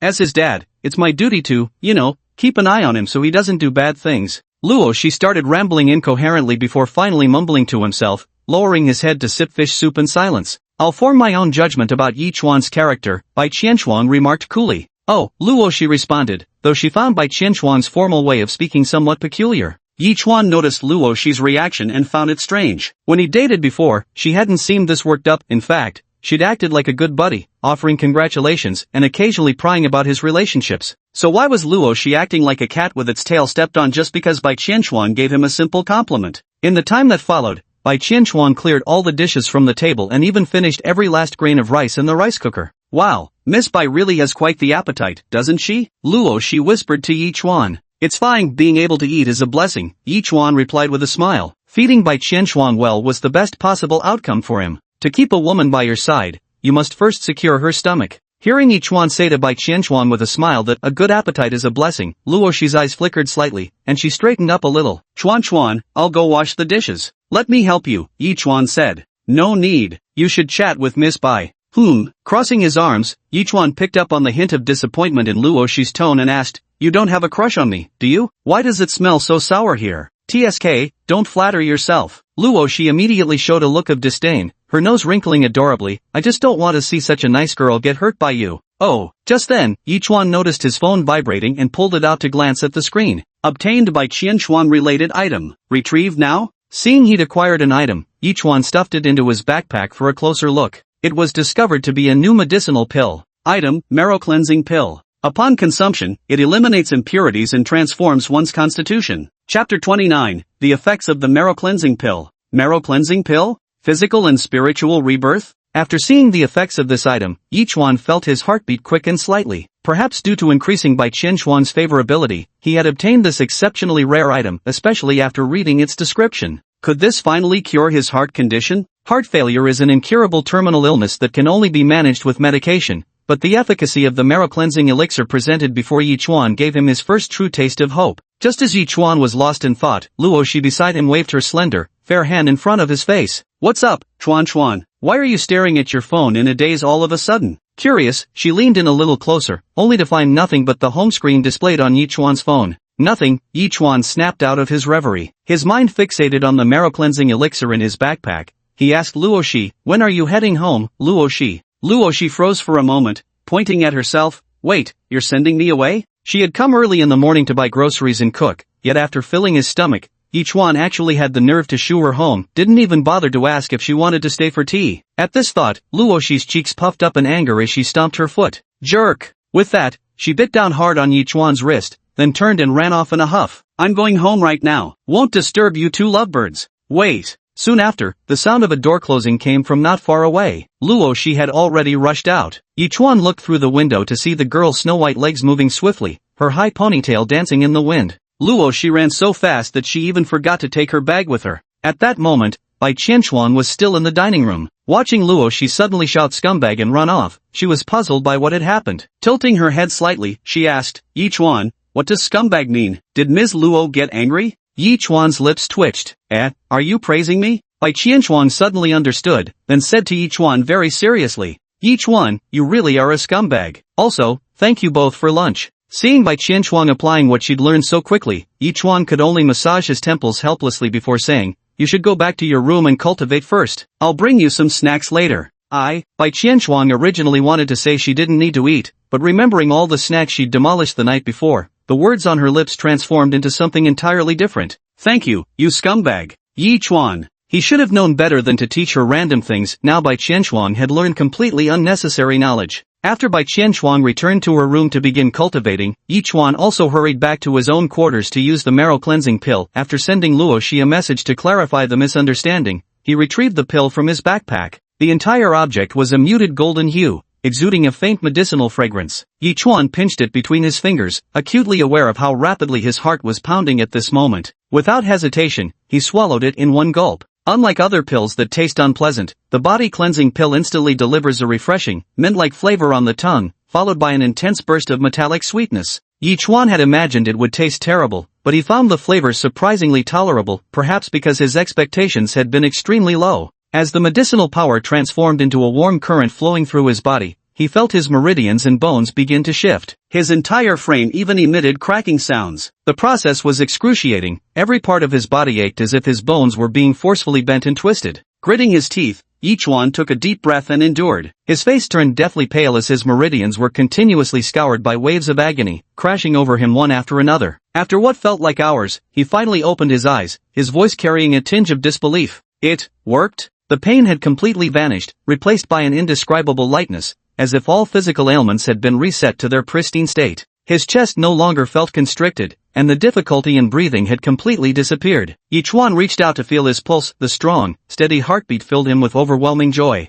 Was he healed? Had his heart disease truly been cured? Yi Chuan hadn't even had time to assess his condition when he noticed a layer of black, foul-smelling mud clinging to the back of his hand where it met his arm. Upon closer inspection, he realized his entire body was coated in this greasy, black substance. Anyone seeing him would likely assume he'd recently tumbled into a sewage ditch. Yuck! Yi Chuan took a sniff, and the overpowering smell nearly made him gag. He immediately rushed into the bathroom. The reflection in the mirror looked as if he'd crawled straight out of a swamp, dark and filthy, with only his teeth and eyes gleaming brightly. Yi Chuan blasted himself with the hose, desperately trying to wash off all that mud. Although the temperature of the solar energy was uncontrollable, for Yi Chuan, who had already removed his fire spiritual root, such warmth was barely noticeable. He continued to wash himself with water unperturbed. After more than an hour, Yi Chuan finally washed all the filth off his body, leaving the floor covered in dark grime. He dried himself with a towel but paused as if noticing something when he glanced at the towel hook nearby. After gesturing slightly for comparison, Yi Chuan hesitated.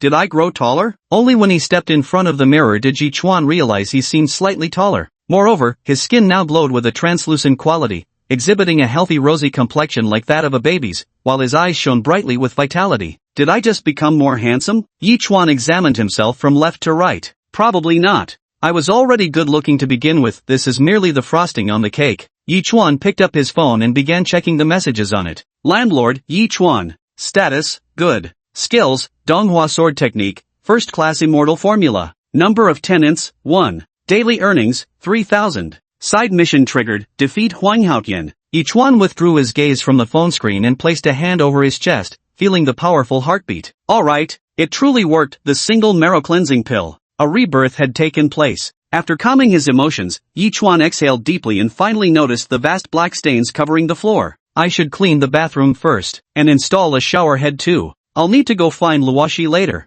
Yi Chuan had rushed out in such haste earlier that he hadn't even put on clothes. As he was about to return to his room bare-bottomed, he heard sounds coming from the adjacent door. Bai Qianquan stepped out. The moment their gazes met, the girl froze upon seeing Yi Chuan. I forgot to grab my clothes, Yi Chuan explained. Bai Qianquan pretended not to have seen anything, took a few steps back, and closed the door. Chapter 30, Is Chuan being too much? Xiaoyu, don't you think Chuan Chuan is being too much? I made him breakfast this morning, and as soon as he finished eating, he tried to kick me out. I bet he just thinks I'm in the way, like some third wheel. Chuan Chuan must be trying to make a move on that girl. At Luoshi's home, the young girl sat on the edge of her bed while talking on the phone, clutching her pillow tightly in her arms. On the other end of the line, her close friend Shiyu responded with an eh, after hearing Luoshi's complaints. If Yichuan wants to pursue someone, wouldn't you just be a third wheel there?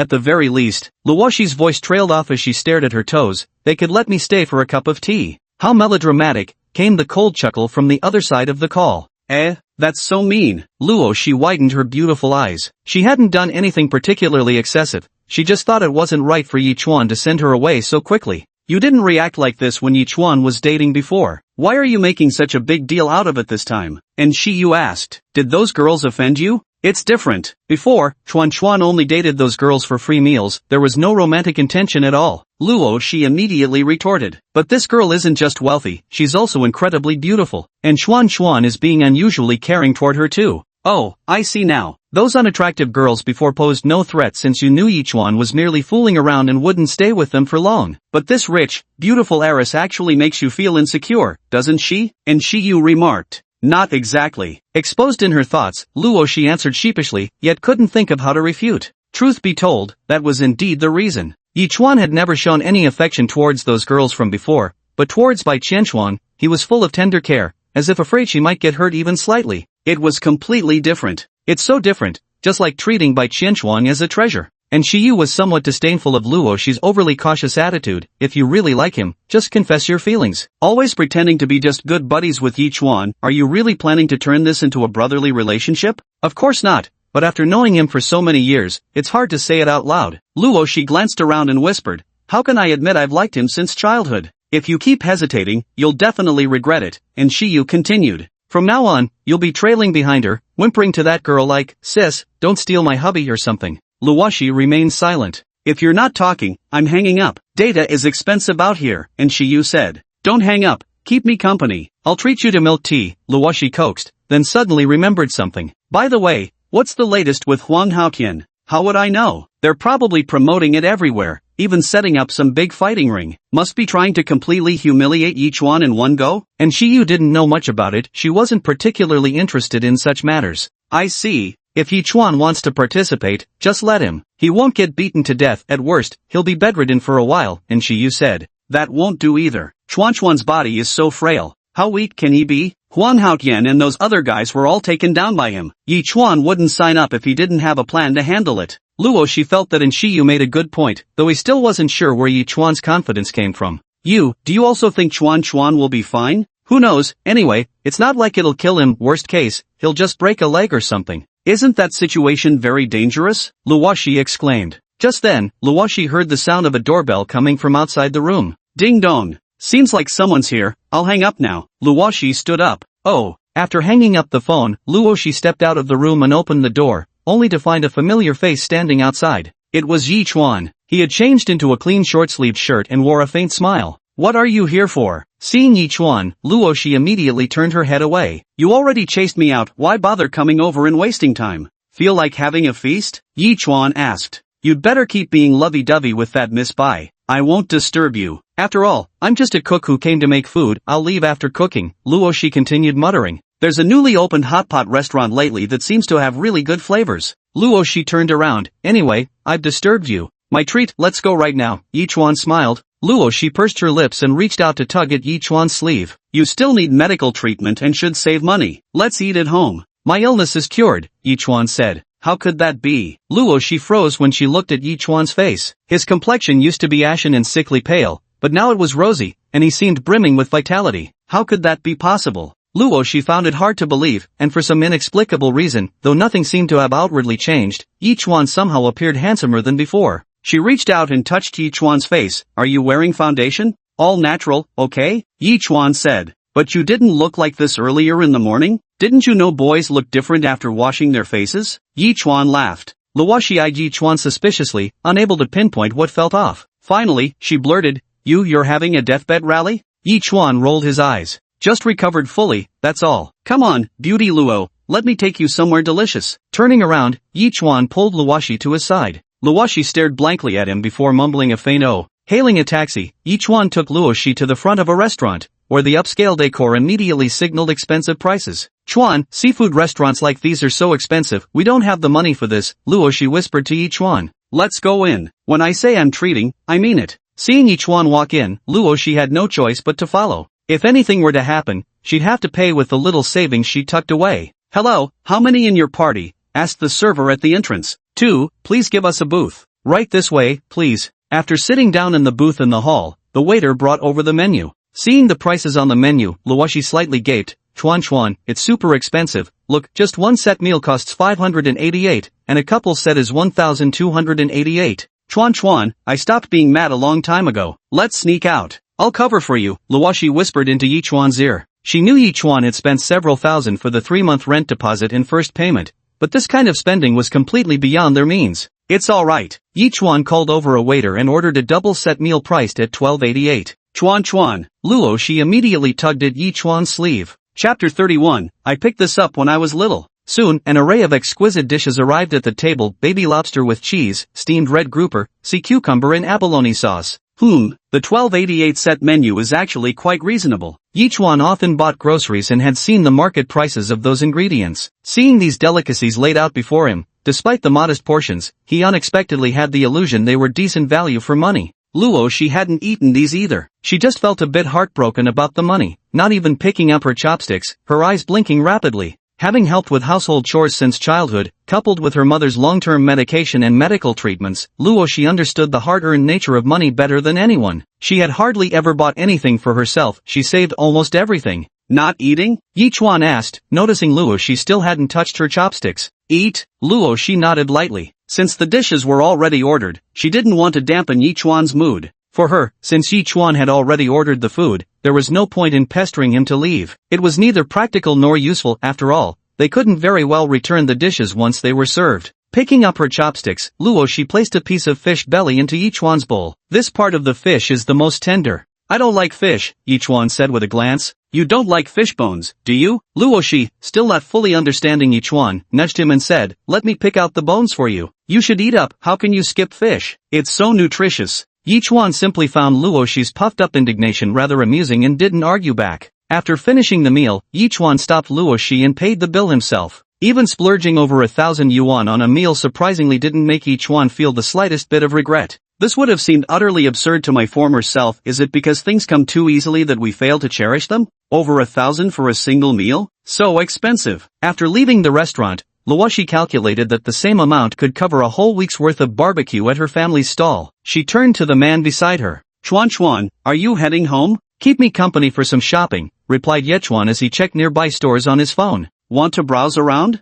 Luoshi thought they were going to buy some clothes again, but instead, Yichuan brought her to a nearby store selling bathroom fixtures. Upon entering, the store had everything from shower heads and bathtubs to faucets and toilets. Chuan, are you buying a shower head?" Luoshi guessed what Yichuan wanted to purchase. His current home still used a simple hose to fill a bucket with hot water for bathing. Luoshi had mentioned this before, but Yichuan had insisted he was fine with it. Thinking back, so-called habits are just excuses people make to comfort themselves when they've compromised with their circumstances. Rather than saying someone is accustomed to something, it's more accurate to say they've grown used to compromise. "Boss, how much for this shower set?" Yichuan had taken a liking to a black shower combination, which included a rainfall shower head, a storage shelf, and a standard thermostatic shower head. "This is a premium brand, 1,299, the boss said with a smile. "This brand will last you a good 8 to 10 years without any issues. Will you sell for 599? Installation included." Yichuan withdrew his gaze and directly halved the price. His offer visibly unsettled the boss, who replied with difficulty, "No can do, young man. My wholesale cost alone is 1,100. I'm just making a small profit here. If you'll sell, pack it up for me. If not,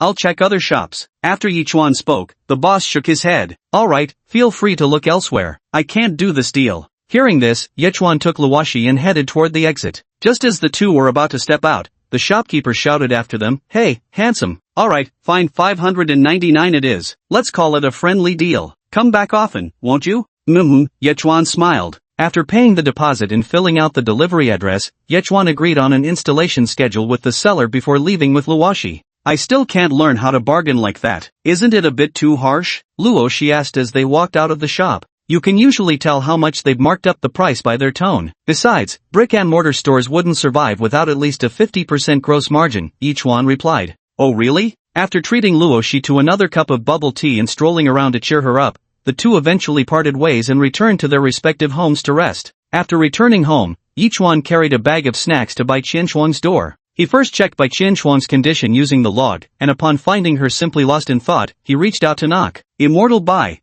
do you have a moment? No trouble, come in. Pushing the door open, Yichuan saw Bai Qianshuang seated in a chair, still holding a book in her hands. She wore her own white robe, with jet black hair cascading like a waterfall down to the small of her back. Her tranquil, beautiful eyes remained unruffled, as exquisite as obsidian. Yichuan focused his gaze for a closer look. 5 years of college entrance exams, 3 years of mock tests. Yichuan, do you understand this? Yichuan also asked, puzzled as to why Bai Qianshuang had started looking at such things. I don't, but it's interesting. Bai Qianshuang shook her head, but soon her gaze was drawn to the snacks in Yichuan's hands. Though the girl's face remained expressionless, her sticking up cowlick betrayed all her inner thoughts. Here, I brought you some snacks. Thank you, scumbag, Bai Qianshuang said gravely. Yichuan was momentarily stunned, then cleared his throat softly. Actually, the term scumbag has different connotations depending on the context. You'd better just call me Yichuan as usual. Bai Qianshuang nodded in response. Then you can just call me Qianshuang, Yichuan.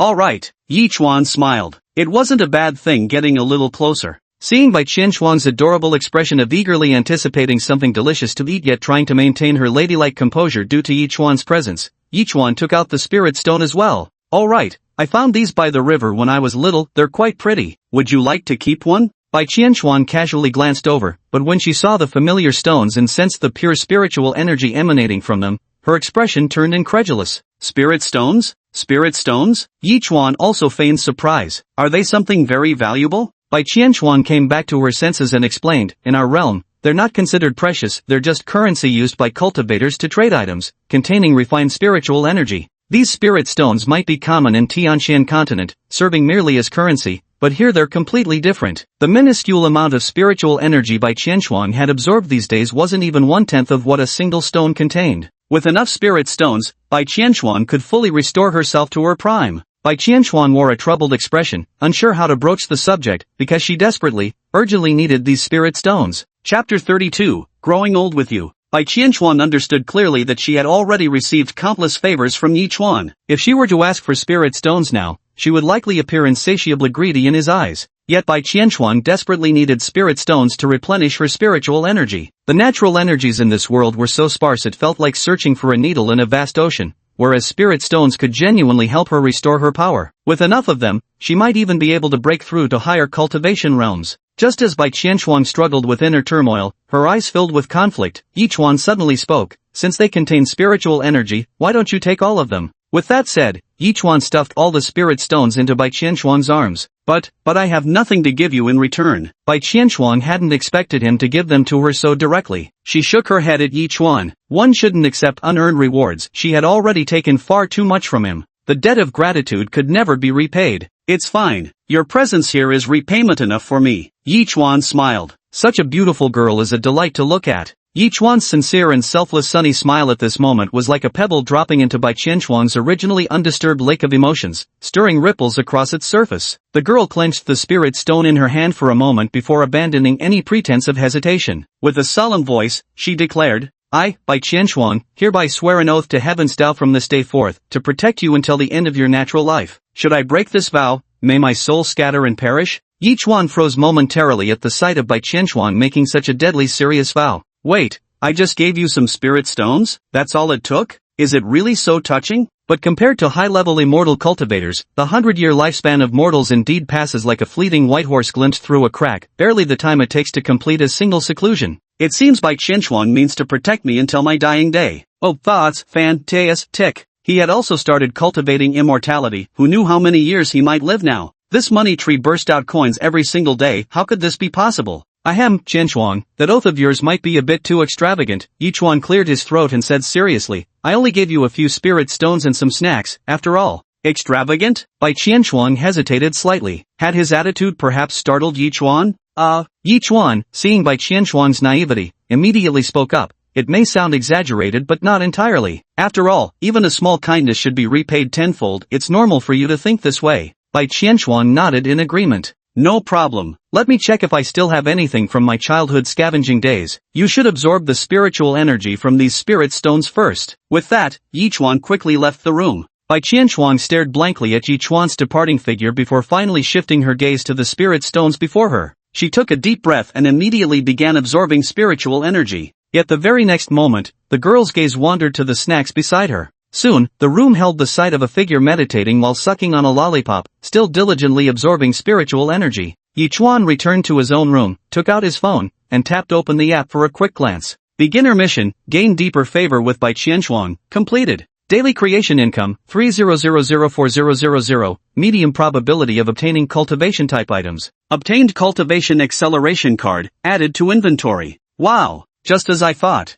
$4,000. Yi Chuan's face was practically numb from grinning. This method truly yielded the greatest benefits. He immediately opened his inventory to check the other rewards. Item, cultivation speedup card. Effect, grants 10 days worth of AFK experience upon use. 10 days? Yi Chuan pondered. He recalled he was just 7 or 8 days away from reaching the Qi refining realm. Charge. Successful activation of cultivation acceleration card. You have entered the Qi refining realm. Yi Chuan immediately sensed something different throughout his entire body. He looked at his arm, now covered with meridian patterns, crimson spiritual energy flowing through them like blood coursing through his veins. Boom! Red spiritual energy erupted from his palm, blazing like fierce flames. Under Yi Chuan's control, it could freely expand and shrink, moving with effortless flexibility. He has reached the Qi refining realm and can freely manipulate the spiritual energy within his body. Name, Yi Chuan. Realm, initial stage of Qi refining. Special physique, high-grade fire profound body. Spiritual root attribute, superior grade fire spirit root. Status, automatic cultivation in progress, 7 days remaining until reaching mid-stage Qi condensation realm, cultivation efficiency affected by techniques, spiritual roots, and physique.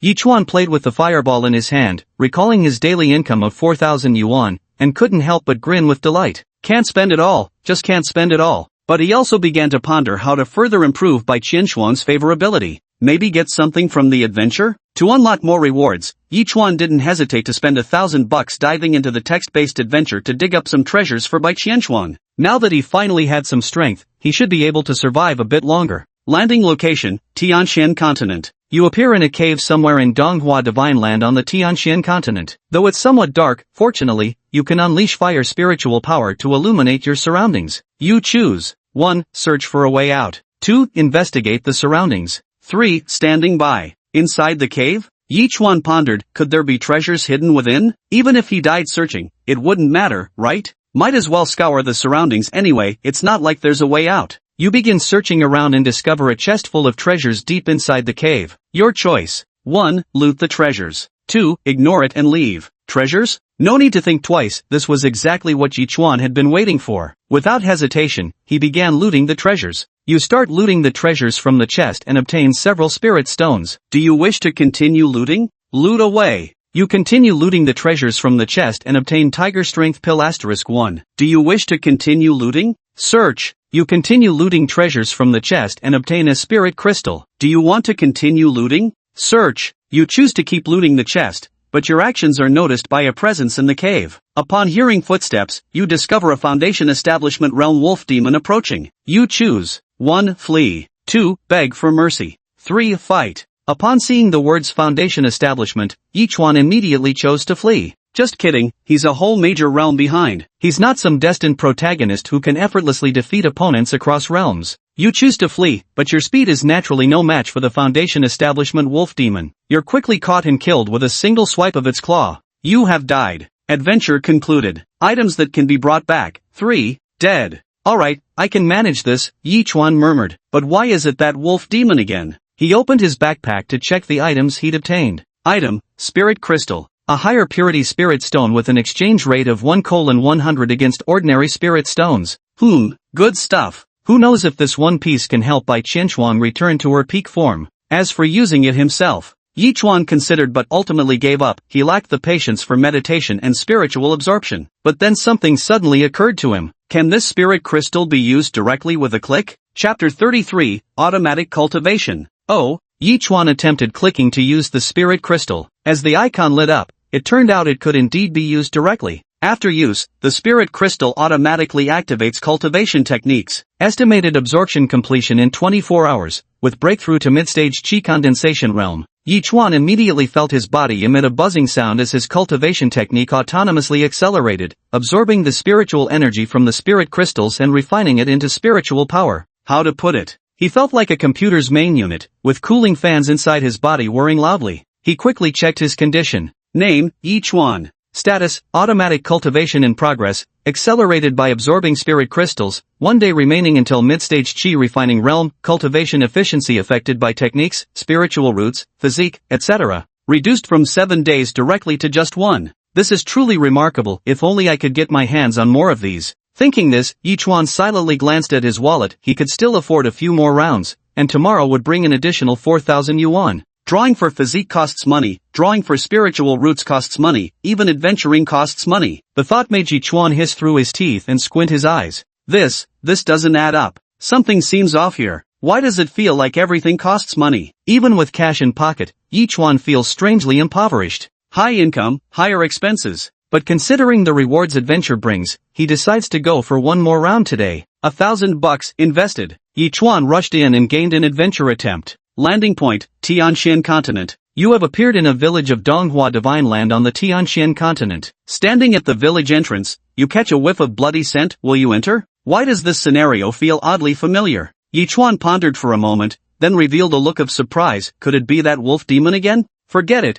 Better make a run for it first. You chose not to enter the village, but behind you lies a cliff. Faced with the sheer drop of 10,000 feet, you decide to 1. Shout man, and leap down to see if you can stumble upon a legendary adventure. 2. Attempt to fly across using Qi refining realm sword techniques. 3. Return to the village. Yi Chuan? Behind lies a broken cliff, ahead stands the blood-scented village. Alright, so you're not giving me a way out, is that it? Yi Chuan couldn't help but laugh angrily at the messages on his phone, clapping his hands in frustration. Fine, let's head into the village and see. Although it pained him to spend $1,000, compared to the guaranteed death of jumping off a cliff, Yi Chuan decided to try his luck in the village instead. Maybe it's not that wolf after all. Facing the bottomless cliff, you choose to turn back and enter the village. The strong stench of blood makes you uncomfortable as you see villagers' corpses everywhere. It turns out over a dozen black-clad figures are looting the village. You decide to 1. Intervene and save them. 2. Loot the bodies. 3. Find a way to escape. Looting the corpses? Seeing the familiar option, Yi Chuan's eyes immediately lit up. But soon he realized this was just an ordinary village. What precious treasures could these common villagers possibly possess? Better go for the black-clad men. You choose to intervene. Though exceptionally skilled, these black-clad men are merely ordinary mortals. Wielding your sword and harnessing spiritual power, you cut through them like melons and vegetables, swiftly defeating most attackers. The man in black warn, our Black Wind stronghold is backed by the Qianyuan sect. You now choose. 1. State your name, please enter. 2. Leave none alive. 3. Kneel and apologize immediately. Oh, threatening someone stronger than you? Isn't that just asking for death? Yi Chuan felt these men in black weren't quite right in the head, but upon seeing the first option, a mischievous grin spread across his face as he tapped on his phone and began typing. You chose to declare I am Huang Haotian of the Qingyun sect. Hearing this, the men in black froze momentarily before their expressions twisted in terror. The Qingyun sect. They chose to scatter in all directions. After you dealt with several of them, a few stragglers managed to flee the village. You choose to 1. Chase down the remaining fugitives. 2. Stay and converse with the villagers. Yi Chuan didn't hesitate. You chose to communicate with the remaining surviving villagers, but they were all terrified of you. In a corner, you found someone who appeared to be the village chief and learned that the Qingyun sect was actually an infamous demonic sect, which explained the villagers' fear. Now, you choose. You chose to partially disclose the truth. Though the village chief was skeptical, he ultimately said he believed you. The black-clothed men came to slaughter the village for their treasure. To ensure the village would no longer be targeted, the chief decided to entrust the treasure to you. Now, you choose. 1. Take the treasure. 2. Decline the treasure. Take it. You can take it all. You choose to accept the treasure, which is an ancient jade pendant engraved with a miniature spirit-gathering array that can accelerate cultivation speed. Just as you accept the treasure, the village chief behind you, taking advantage of your unguarded spiritual energy, raises his axe and cleaves it straight into your neck. As expected, you're no good either. A venomous voice rings out, and you realize the village chief is also a Qi condensation realm cultivator. He had earlier out of fear that the black-clad figures might include other cultivators. You died.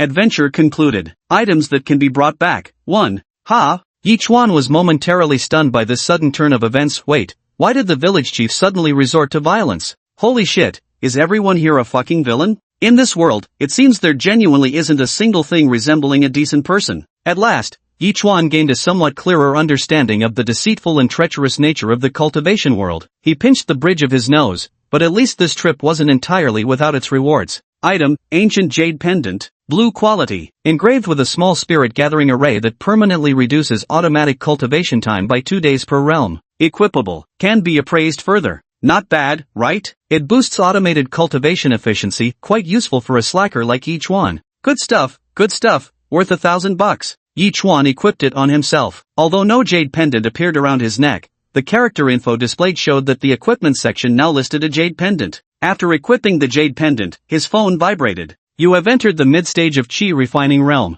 Status, automatic cultivation in progress. 6 days remaining until reaching late-stage Qi refining realm, affected by cultivation techniques, spiritual roots, physique, etc. Yi Chuan was slightly surprised. Had the jade pendant skipped the spiritual crystal absorption phase? He checked his spiritual energy and noticed it had grown significantly more concentrated compared to his early Qi refining stage. Next time I encounter early-stage cultivators on adventures, can I call them ants now? Yi Chuan chuckled, feeling rather pleased with this outcome. It's a shame I didn't manage to get something to boost favorability for my own precious money tree. Keep buying snacks? But there's no need to rush. Yi Chuan plans to take some time to refine himself, save up some money first. Chapter 34, What has changed? Monday, early morning. On the bed, Yi Chuan suddenly opened his eyes, already wide awake. Glancing out the window, he proceeded to get up, wash, and prepare for breakfast. It wasn't that cultivation had left him sleepless, but rather the 4,000 yuan deposited into his account, now blinking on his phone screen, filled him with an indescribable sense of satisfaction.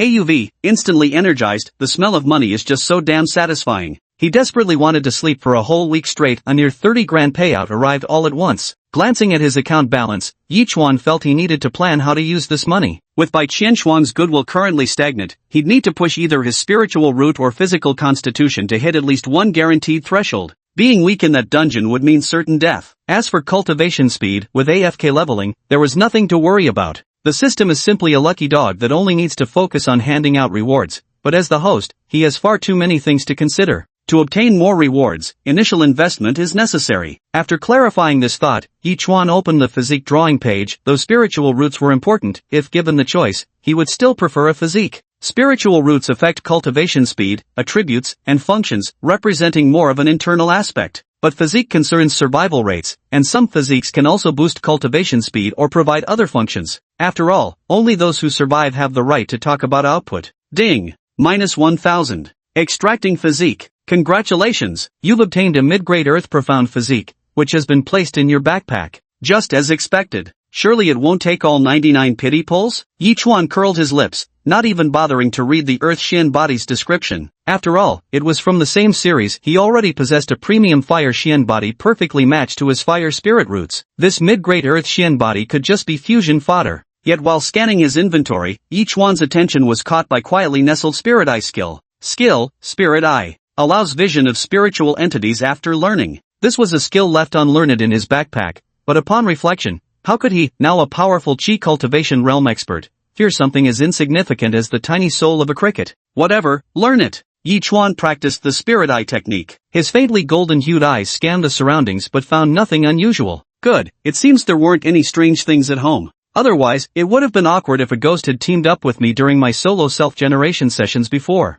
Upon arriving in the living room, Yi Chuan, now washed up and changed, glanced at Bai Qianshuang's status. The chibi version of Bai Qianshuang in the logs was still practicing. After absorbing all the spirit stones, she had now gone completely motionless. Seeing the cute cartoon figure meditating, Yi Chuan decided not to disturb her training and simply left the house. The weather remained scorching hot today. A faint musty scent, mingled with sunlight, drifted to his nose as Yi Chuan walked unhurriedly, the soles of his feet occasionally crunching softly against the fine gravel. Chuan Chuan, a familiar voice called out, followed immediately by Yi Chuan feeling a bump against his shoulder. Turning his head, the scent of shampoo wafted through the air as Yi Chuan locked eyes with Luoxi's lively gaze. Hey, did you sleep well? Luoxi asked, her hands clasped behind her back as she curiously studied Yi Chuan's complexion, his rosy, glowing skin and striking features with arched brows and starry eyes making her stare just a little longer than intended. Why was he so different from before? Mingming's appearance doesn't seem to have changed much. Luoshi felt as if Yechuan had applied beauty filters, even his skin appeared slightly airbrushed. What are you spacing out for? Noticing Luoshi staring blankly at him, Yechuan reached out and poked her forehead. That's odd. Is something wrong with my eyes? Why do you suddenly look more handsome? Luoshi asked in astonishment. Brother was always handsome, you're just blind. Yechuan sighed. Bullshit. Walking side by side with Luoshi on their way to school, chatting casually, Luoshi unintentionally mentioned, Chuan, my mom's health has been getting worse lately. How do you think I can help her? Didn't your dad take her to see many doctors? Yechuan asked. Well, those medicines were only effective at first, but gradually stopped working. Luoshi sighed, her eyes filled with melancholy. If only there were some miracle cure that could heal my mother, just like in TV dramas. Yechuan fell into thought upon hearing this. Could he possibly obtain some healing pills from Adventure or by Qianshuang? He still had a tiger strength pill in his backpack, but that wouldn't help with the illness. Dear blood pill might work, but he'd have to wait for Bai Qianshuang to give it randomly. I have some family passed down folk remedies at home, want to give them a try? Yechuan joked, feigning casualness. Better not mess with stuff like that. Luoshi didn't believe in folk remedies at all. Yechuan shrugged. The first class this morning was in the large lecture hall. After Yechuan and Luoshi arrived, they noticed quite a few people glancing their way. Look, that's Yechuan from the other class, the one who's challenging Huang Haoyan to a duel. Seriously? He's taking on the entire taekwondo club by himself? Suicide mission. How does he even dare? When's the fight gonna happen lol? Won't you just get kicked around like a dog? All bark and no bite. No way he'd actually step into the ring. Many students who recognized Yechuan began whispering to their classmates about him. Nearly 90% doubted Yechuan's chances, especially when they saw his pale, skinny appearance. He doesn't look like he could fight at all. Some people thought Yechuan had some skills. After all, he managed to take down so many people by ambushing them, so it couldn't be just luck. But when it came to the arena, they still didn't hold much hope for him. Yechuan ignored the probing glances directed at him. His gaze swept around and landed on someone waving at him from not too far away. Oi, over here. And Shiyu had arrived earlier than Yechuan and Luoshi. She had secured prime seats in the back row and was now signaling for them to join her. So early? Yechuan smiled upon seeing in Shiyu. I'm actually a good student, and Shiyu propped her chin on her hand. Do you have some misconception about me? After the two sat down, Luoshi also glanced around curiously. Noticing the gazes from other students, she lowered her voice and said to Yechuan, Chuan, it seems everyone's talking about what happened last night. Let's chat then. Yechuan didn't mind at all. After all, he'd reached the qi refining realm now. Why would he be afraid of Huang Haoyan? Instead, it was Huang Haoyan who blasted the incident across online forums. Knowing his methods, he undoubtedly aimed to humiliate Yechuan publicly. But such schemes invariably backfire in the end. Yechuan's lips curled slightly as if sensing something, his gaze shifting toward the doorway. Chapter 35, Let Dad Lie Down for a While. Not long after Yechuan and Luoshi sat down, a group of people walked in through the large classroom door. At that moment, someone shouted, That taekwondo guy Huang Haoyan is here. Many raised their heads to look over. As it happened, Yechuan's class and Huang Haoyan's class were sharing this lecture in the large classroom. Watching Huang Haoyan enter with his taekwondo club members, Yechuan couldn't help but raise an eyebrow slightly. Looks like quite a few people are really paying attention to this duel. Even coming to the classroom, someone had to shout something. How strange, when he first came in, why didn't anyone say a word like, the Honorable Yi is here? TSK, people really have no observational skills. The moment Huang Haoyan entered the classroom, he also noticed Yechuan sitting not far away. His gaze lingered on Luoshi for quite a while before he snorted coldly and led Zhao Ruyan to his seat. He wasn't in any hurry. When the duel came, Yechuan would surely be crushed beneath his feet. Let the bastard have his little moment of arrogance. Then he'd smash that pretty face to pulp. Daring to challenge the entire taekwondo club alone? What a joke. Pretending? Keep pretending, damn it. The duel is set for this afternoon? After sitting down, Zhao Ruyan withdrew her gaze from Yechuan and turned to ask Huang Haoyan. Huang Haoyan curled a faint smile. It's indeed this afternoon, but who knows if that guy will dare to show up. The school newspaper team has already caught wind of this. If Yechuan really chooses to talk big online without showing up, then the entire school will know about it the next day, but maybe that's for the best. Not only can it wash away the disgrace of the taekwondo club, but it'll also show those guys what happens when they cross Huang Haoyan. He must humiliate Yechuan thoroughly to avenge the shame of being forced to smoke that day. Did you invite a lot of people to watch? Zhao Ruyan frowned. Isn't this making too big of a scene? The school administration will definitely step in.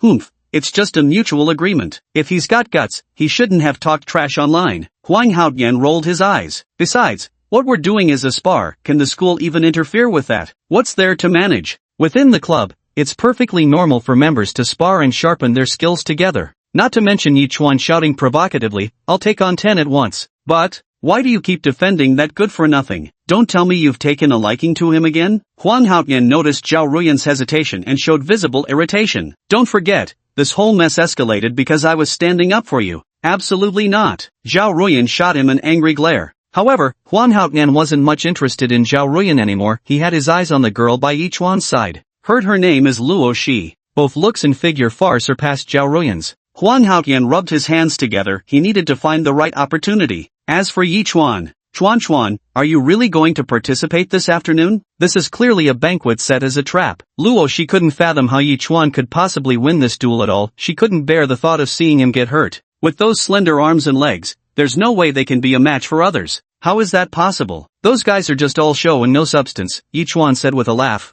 Luo Shi hesitated, clutching Yi Chuan's sleeve without knowing what to say. Yi Chuan, why don't you get insurance first? And Shi Yu chimed in. I'll pay for it. After you get beaten up and hospitalized, we'll split the compensation 50-50. How's that? Yi Chuan, do neither of you have any faith in me? And in Shi Yu, you heartless brat, don't you have any conscience? How can you earn this money with a clear conscience? Is there a possibility that I could beat Huang Haoyan and his crew into submission? Yi Chuan said. Upon hearing this, and Shi Yu wore an expression of utter disdain that plainly said, what kind of bullshit are you spouting? Taking on a dozen core members of the Taekwondo club single-handedly, even Ultraman Taro would get kicked a couple times in the process. Seeing Yi Chuan so full of confidence, she propped her chin in her hand and said, alright then, let's bet $1,000. I'll add another 1,000 for everyone you take down. Oh, Yi Chuan laughed, aren't you afraid of taking a loss? Ha! He was met with Shi Yu's cold indifference in response. 1, 2, 3. Yi Chuan counted. Beside him, Luo Shi noticed Yi Chuan counting on his fingers and asked curiously, Chuan,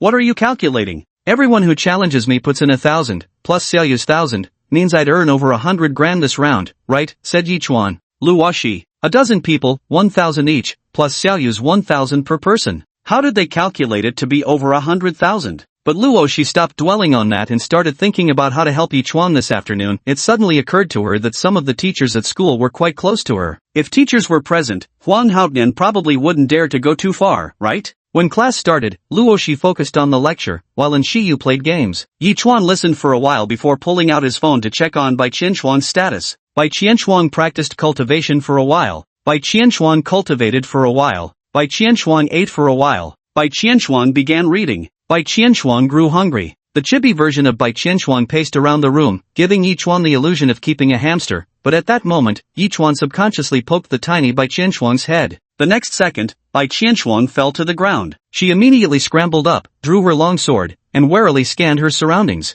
Her chubby little face was etched with confusion. Bai Qianshuang begins to question. A few seconds later, Bai Qianshuang put away her weapon, dismissing it as just her imagination. Bai Qianshuang attacks the snacks. In the following time, Bai Qianshuang kept devouring the snacks Yi Chuan had bought for her. The adorable, silly grin of the chibi character as it ate was completely different from her real-life demeanor. Only then did Yi Chuan notice that in the tenon interface, Bai Qianshuang actually had an affection level displayed. Bai Qianshuang's current favorability, 40, favorability affects system reward output, how characters treat you, their behavior, etc. Bai Qianshuang's current trust level, 70, trust level affects how much a character trusts you. If it's too low, they may leave. A trust level of 70 should be considered high, right? And Bai Qianshuang even made a heavenly oath, so she shouldn't leave. I'm a bit sleepy. Yi Chuan suddenly yawned. Although his body never felt fatigued after beginning cultivation, his mind still did, especially after experiencing text-based adventures, which left him with a peculiar mental exhaustion. Didn't sleep well last night? Noticing Yi Chuan's yawn, Luo Shi asked. Kind of. Close your legs for a bit, let your dad lie down. Yi Chuan patted Luo Shi's thigh.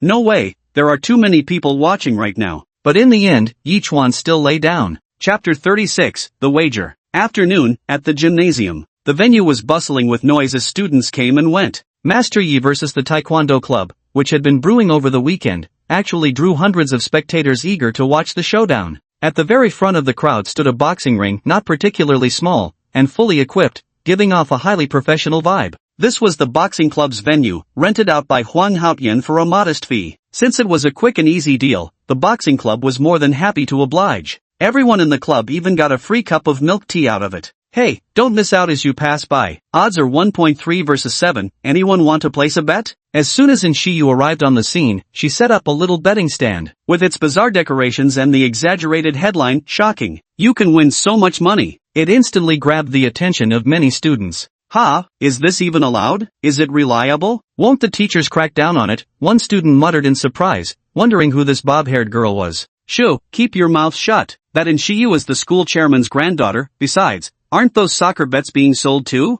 No way. The school chairman's granddaughter? That's a sure bet. I'm gonna place my wager. 1.3 odds? So if I bet 1,000, I'd make 300? Hearing this, someone immediately sprang into action. Soon, Shiyu's betting booth was swarmed with people. The girl even operated like a pro, complete with a tiny printer that issued tickets to every bettor. There are also more specific betting options, such as which opponent will defeat each one, with very high odds. Classmate, you're not planning to skip town, are you? A student asked, eyeing Shiyu's lazy demeanor. Was this guy really not going to bail if he couldn't pay out the bets? Almost no one placed bets on Yichuan winning. There's no way that guy could actually take on 10 people at once, right? Shiyu lifted her head, her eyes beneath her bangs betraying no emotion. Run away? My grandfather is a school trustee. If I flee, you can find him directly in the trustee's office on the 7th floor. That's good. Hearing Shiyu use her grandfather as collateral, and with others confirming her identity, many students began placing heavy bets. I'll stake 3,000 yuan on Yichuan getting beaten.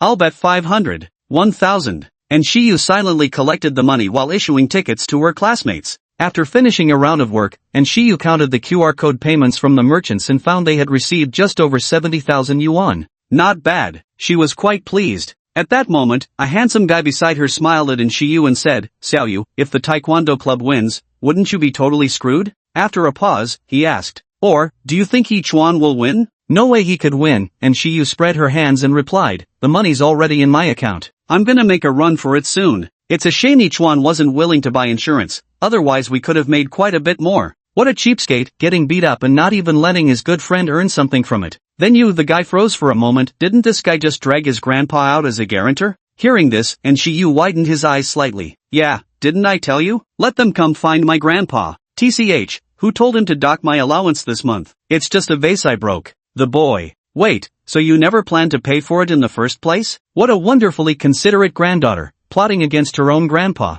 What about if Yichuan wins? Perfect, I've made all the money anyway. Shiyu blinked innocently, revealing her true nature as a shrewd merchant. The boy twitched his lips. Hey, are you buying or not? Shiyu asked. Come on, buy some. What's the difference between me placing a bet and giving you free money? It's different. I'm this adorable, don't I deserve you giving me some money? Shiyu pointed at her delicate face. Well then, I'll bet on Yichuan, $1,000, the guy chuckled. His barbecue last time was pretty delicious, so I'll throw him some support. Oh, sure. Shiyu printed the ticket and handed it to him. The guy didn't mind, casually stuffing it into his pocket. The gymnasium was getting increasingly crowded, with some people even making special trips to place bets after hearing Shiyu was acting as the bookmaker. The originally few hundred spectators instantly swelled to 700 or 800. Brother Haotian, some girl is running a betting operation over there. The Taekwondo club members hadn't expected such a crowd in the gym either. Huan Haotian showed slight surprise upon learning someone was taking bets. Oh, his surprise grew especially when he discovered that short-haired girl accompanying Yichuan was actually the granddaughter of the school's board chairman. What are the odds? We've got fixed odds at 1.3 here. Brother Haotian, want to place some bets? That's quite high already. Huan Haotian pondered for a moment before taking out his phone. I've got 20 grand here, all in on our victory, with highest odds on Yichuan being defeated by the very first opponent. Huan Haotian planned to be the first one to beat Yichuan up himself, otherwise, if he got scheduled later, the opportunity would be gone. This feels pretty damn satisfying. Not only can we teach Yichuan a lesson, but we can also rake in a huge profit. At this thought, Huang Haotian's face screwed up with laughter. Seeing Huang Haotian place his bet, the other club members quickly followed suit. None of them believed Yichuan could actually take on 10 opponents. Is Yichuan here yet? Where's Yichuan? After most people had arrived, some began to inquire about Yichuan's whereabouts, with a few even suspecting this guy might never show up, probably just shooting his mouth off. Damn it! People placed bets, he can't just not come, right? Holy shit, that's actually possible. Will we get refunds if he bails? Don't worry, it should be refundable. That girl in Shiyu looks totally reliable, and isn't her grandfather one of the school trustees? Just as the crowd was chattering away, someone suddenly shouted, "He's here!" Everyone turned to look toward the entrance, where Yi Chuan came strolling in nonchalantly. When he saw the sea of dark-haired spectators, he paused momentarily. This many people? Is that yellow rodent really that influential? It's Xiao Yu making the bets. Beside Yi Chuan, Luo Shi quietly explained to him. Yi Chuan twitched the corner of his mouth. Whatever, after knowing each other for so many years, he understood exactly what kind of person in Shi Yu was. Beauty Luo, I've got 5 grand on me, bet it all for me. Yi Chuan suddenly remembered something and transferred the 5,000 directly to Luo Shi with a laugh. Luo Shi froze for a moment, as if making sure she heard him right. Chuan, you're betting on yourself to lose? Win. Yi Chuan rapped Luo Shi on the head, exasperated. Can't you have a little faith in me? You're not a man, how am I supposed to have faith? Luo Shi stuck out her tongue. But seeing Yi Chuan remain so calm even now, she inexplicably gained some confidence and went to find in Shi Yu to place her bet. Chapter 37, You are the challengers here. What? That guy Yi Chuan bet 5,000 bucks on himself? After learning about this, and Shi Yu also seemed rather surprised. Her delicate eyebrows arched slightly. Are you saying he thinks he can win? Where on earth does this guy get his confidence? It's a fight against over a dozen people, all trained fighters. Even if Taekwondo is more performance-oriented, they're still stronger than average folks. If he really considers himself some hot-blooded youth and shouts Atlas, like in those comics, he's definitely going to pay the price. Heiji actually has this much faith in himself? Shouldn't he be more worried about getting his legs broken? Luo Shi also knew what Shi Yu was surprised about, but she took out her phone anyway. Little fish, I'm betting on Chuan to win too. 3,000 yuan. Seeing that Luo Shi was also placing a bet, and Shi Yu asked, didn't you think Yi Chuan wouldn't win? Didn't it take you forever to save up those 3,000 yuan? It was Luo Shi who had the least faith in Yi Chuan, so why were people jumping on the bandwagon now, one after another? If they really wanted to throw money at her for free, and Shi Yu certainly wouldn't mind. Luo Shi also knew what Shi Yu found strange. She just shook her head, her high ponytail swaying. Chuan has so much faith in himself, I feel I should support him and believe in him too. With that, her bright eyes squinted adorably. Wow, what a perfect example of harmony between husband and wife. Of course, and Shi Yu didn't voice this thought aloud. After understanding Luo Shi's feelings, the girl sensed echoes of pure love resonating within her. She sighed and said, alright, I'll buy your ticket. If Yi Chuan really ends up getting beaten, and Shi Yu figured she could just return Luo Shi's money to her later. As for Yi Chuan's 5,000, confiscated. Just teaching Luo Shi bad habits. Luo Shi giggled. Meanwhile, Yi Chuan's appearance on the arena platform at this moment naturally drew attention from nearly everyone present. Many were surprised that he actually dared to show up here. If Yi Chuan's online boasting last weekend was just empty talk, his actual appearance now made quite a few people begin to admire his courage. At the very least, they dared to show up here, which is infinitely better than those who just talk big online. The keyboard warriors turn into cowards one after another when it comes to real-life confrontations. You actually dared to show up here? Have you thought about how many bones you'll break today? Seeing that Yi Chuan really had the guts to appear, Huang Haotian took a few steps forward and sneered. Yi Chuan looked at Huang Haotian with an odd expression, even making Huang feel uneasy. After a few seconds, Yi Chuan suddenly grinned and blurted out, "You're really something special. Wasn't it you who got knocked flat by me last time? What are you pretending for? If you're trash, practice more." Yi Chuan extended his crab-like hand. "If you can't handle losing, don't play." Already beaten to the ground and still barking like a dog, yellow rat. Whoa! Yi Chuan's words instantly caused an uproar across the venue. Many suddenly remembered it was Huang Haotian who'd been flattened a few days prior, so why was Huang Haotian putting on such an act now? Even if Yi Chuan couldn't defeat the entire Taekwondo club, it wouldn't be anything shameful. At the very least, the club president was no match for Yi Chuan. Huang Haotian also froze for a moment. Upon hearing Yi Chuan's words, his face instantly flushed red. "Damn you," he spat out. "Just wait, I'll beat you down right now until you're begging and calling me daddy." Huang Haotian couldn't stomach such provocation. Just a few words from Yi Chuan had broken through his defenses, making veins bulge on his forehead. The other club members, seeing the situation take a bad turn, immediately stepped forward to restrain Huang Haotian. "Brother Haotian, don't rush, don't rush. The contest is about to begin. If you act now, you'll give people something to talk about." After being restrained, Huang Haotian quickly calmed down. He glared viciously at Yi Chuan. "Just you wait.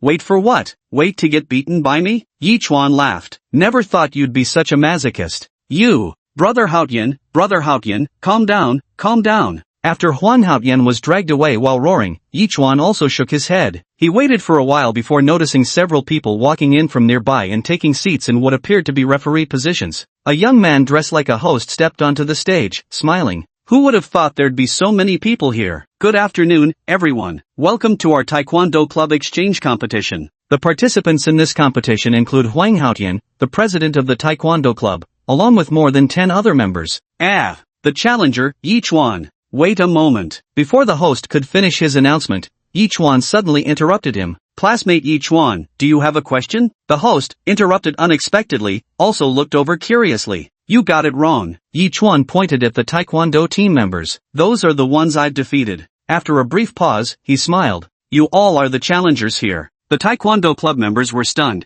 and even the spectators paused for a few seconds before erupting in uproar once again. Holy shit, this guy is really bold. I thought he was just talking big online, but turns out he's the same in person. Damn, Yi Chuan, if you can take down more than 3 of them, I'll officially hail you as Silver Mountain's #1 from now on. Hey, isn't this Yi Chuan kind of good looking? I'll be damned, that fair and clean complexion got even a 20-year maiden bachelor like me feeling all fuzzy inside. The audience below was buzzing with chatter, while the Taekwondo club members were practically itching to get on stage and murder Yi Chuan, hurling curses at him from below. Seriously, what gives him the right to act so arrogant? Seeing how worked up the Taekwondo club members were, the host wiped the sweat from his forehead. This kid really has no fear of death, daring to provoke those people like that. Alright, the challenger is from the Taekwondo club. Now let me introduce our distinguished guests in the audience. These guests were actually the presidents of other clubs like judo and sanda clubs. After all, as frontline spectators who came for the drama, they naturally wouldn't miss this match. Alright, the match is about to begin. Any questions from both sides? The host asked. No.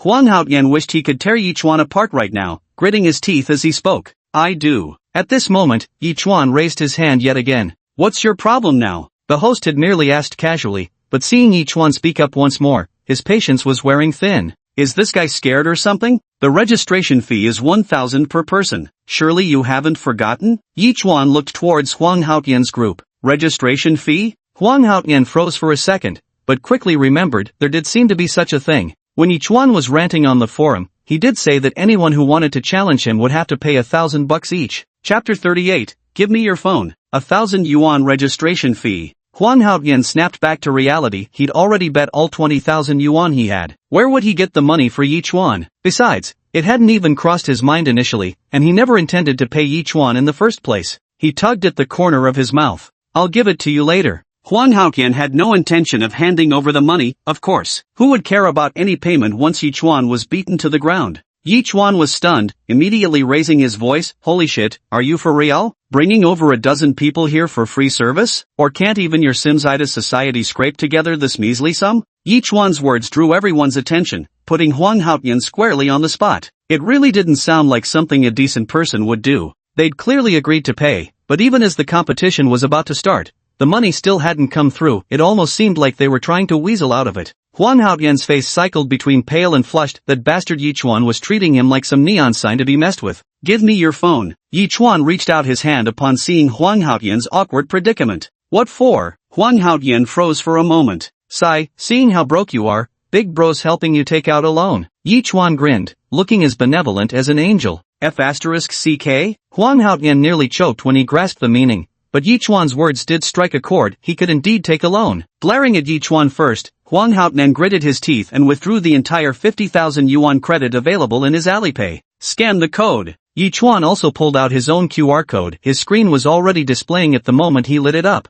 Huang Haotian felt dizzy at the sight. This guy had come prepared. After seeing the 14,000 yuan credited to his account, Yi Chuan cracked a smile. These days, there are still people willing to pay good money just to get beaten up. As Huang Haotian stared at his remaining balance of just over 30,000, his heart ached. Yet a thought seemed to strike him as he told his club member, go on, place another 36,000 bet for me. The winnings from this gamble would more than cover any potential losses. Consider that extra 10,000 as payment for Yi Chuan's life. You got it. After seeing Huang Haotian's move, Yi Chuan also tossed his 14,000 to Shiyu and placed a bet on himself. Whoa, and Shiyu in the stands rubbed her hands together like a fly after receiving another 50 grand. Not bad, Yi Chuan. I'll bring you some fruit when you're in the hospital. I won't forget your kindness. After handing over the money, Huang Haotian steadied his breathing and asked irritably, you've got the money now, satisfied? Sure, who's first to get beat up? Yi Chuan clapped his hands and asked. Huang Haotian took a deep breath and turned his gaze towards the host's direction before finally nodding, a silent signal that he was ready to step forward. He couldn't wait any longer to give Yi Chuan a good beating. Both parties in this match have signed contracts, agreeing not to hold each other accountable for any injuries sustained. Huang Haotian has also bribed the referee, so he can go all out just to avoid killing someone. The thought of beating Yi Chuan to a miserable state kept Huang Haotian's lips curled in a smirk. Both fighters, prepare yourselves. At the referee's signal, Yi Chuan and Huang Haotian took their designated positions. Meanwhile, the host below the stage also asked the guest presidents of other clubs, ladies and gentlemen, which team do you favor more? I've actually trained with Huang Haotian before. His taekwondo isn't as good as his judo, but he's still got some skills, the judo club president said, shaking his head. He didn't believe for a second that an ordinary guy like Yi Chuan could defeat Huang Haotian. The karate club president also agreed with the judo club president's statement. Right, that guy named Yi Chuan shows absolutely no signs of training. Even if he managed to defeat Huang Haotian once through a sneak attack, that'll be the only time in his entire life. The Sanda club president burst out laughing. You're done for, buddy. At this moment, hearing all the guests below the stage favoring him, Huang Haotian curled his lips into a cold smirk. Know why no one approves of you? I'm the city-level taekwondo champion, and soon I'll be competing at the provincial level. Your little tricks are nothing more than a pathetic sideshow. After hearing Huang Haotian's words, Yi Chuan merely raised an eyebrow in amusement. So the city level is that weak? Even a patient like me isn't a match for you. Guess any dumbass could do it then. You mother? Huang Haotian choked on Yi Chuan's comeback, his eyes practically spitting flames. Yi Chuan's mouth was truly venomous and vicious. Can we start already? Huang Haotian roared at the referee, his face purpling with rage. Alright, the referee obliged. 3, 2, begin. After the referee announced the start of the spar, Huang Haotian didn't let anger cloud his judgment. Whatever else might be said, Yi Chuan had indeed knocked him down before, so he remained vigilant against any potential trickery or cheap shots from Yi Chuan. If I fall asleep again, it would be utterly humiliating. He tightened the black belt around his waist, a symbol of honor for Huang Haotian as the Taekwondo club president.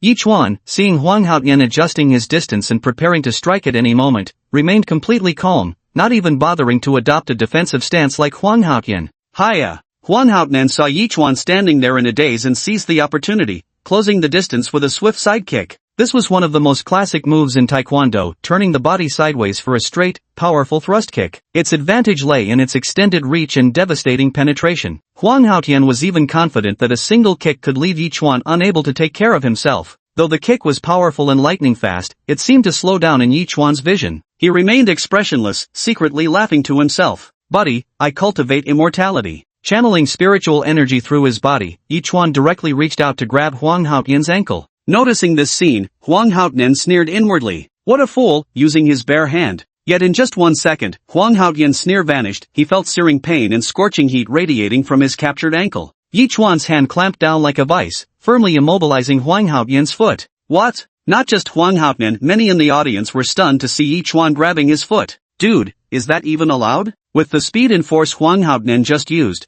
was that even possible to catch? Huang Haotian realized something was wrong and tried to pull his foot back, but Yi Chuan's grip remained unmoving, as if locked in place. Yi Chuan smiled. With just a slight exertion of strength, Huang Haotian was yanked forward by sheer brute force. Immediately after, Yi Chuan pivoted and delivered a crushing Iron Mountain shoulder strike, sending his opponent flying backward. Huang Haotian tumbled across the ground, rolling several times before coming to a stop. Yi Chuan then performed the Iron Mountain shoulder strike several more times in place, brushing through the air, before extending his hand. The Koan Dao style, your guidance is welcome. Huang Haotian scrambled up from the ground, his eyes brimming with disbelief. How is this guy so strong? Chapter 39, I'll take on 10. What? Huang Haotian being sent flying by Yi Chuan's Iron Mountain shoulder bash truly left quite an impact on everyone's minds. Didn't they say Yi Chuan won through a sneak attack? Why does it seem completely different now? How could Huang Haotian have been sent flying so easily? Even Luo Xian and Shiyu in the distance were momentarily stunned. Oh my god, Chuan is so incredible. Luo Shi gasped in astonishment, her small mouth falling open. How could such a frail body unleash such terrifying strength, easily sending Huang Haotian, who was a whole size larger, flying through the air?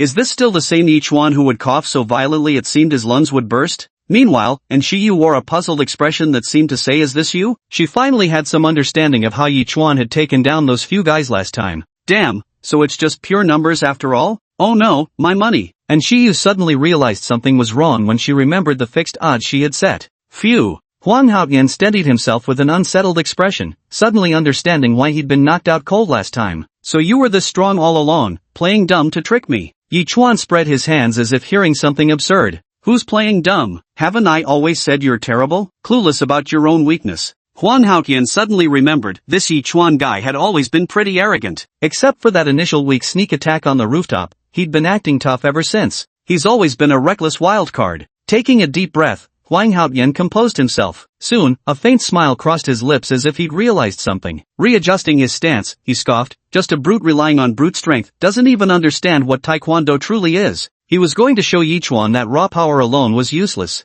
If relying solely on brute force, what difference does that make from a wild beast? I simply let my guard down. Ha! Huang Haotian changed tactics this time, shifting his weight forward before swiftly closing the distance with a front slide step, immediately following up with a straight punch aimed at the face. Although taekwondo focuses primarily on kicking techniques, hand techniques are indeed part of its repertoire. Straight punches, knife hand strikes, and elbow strikes are all practical skills applicable in real combat. A punch to the face, landing on the nose, can render someone unable to fight. Moreover, Huang Haotian's punching speed was incredibly fast, which was also his signature technique. But the moment Haotian threw his punch, he caught sight of Yi Chuan's curling smirk, and suddenly, a dreadful premonition arose in his heart. The next instant, searing pain shot through his wrist. Yi Chuan had caught Huang Haotian's lightning-fast straight punch yet again. Huang Haotian, realizing something was wrong, raised his other fist to continue pounding Yi Chuan.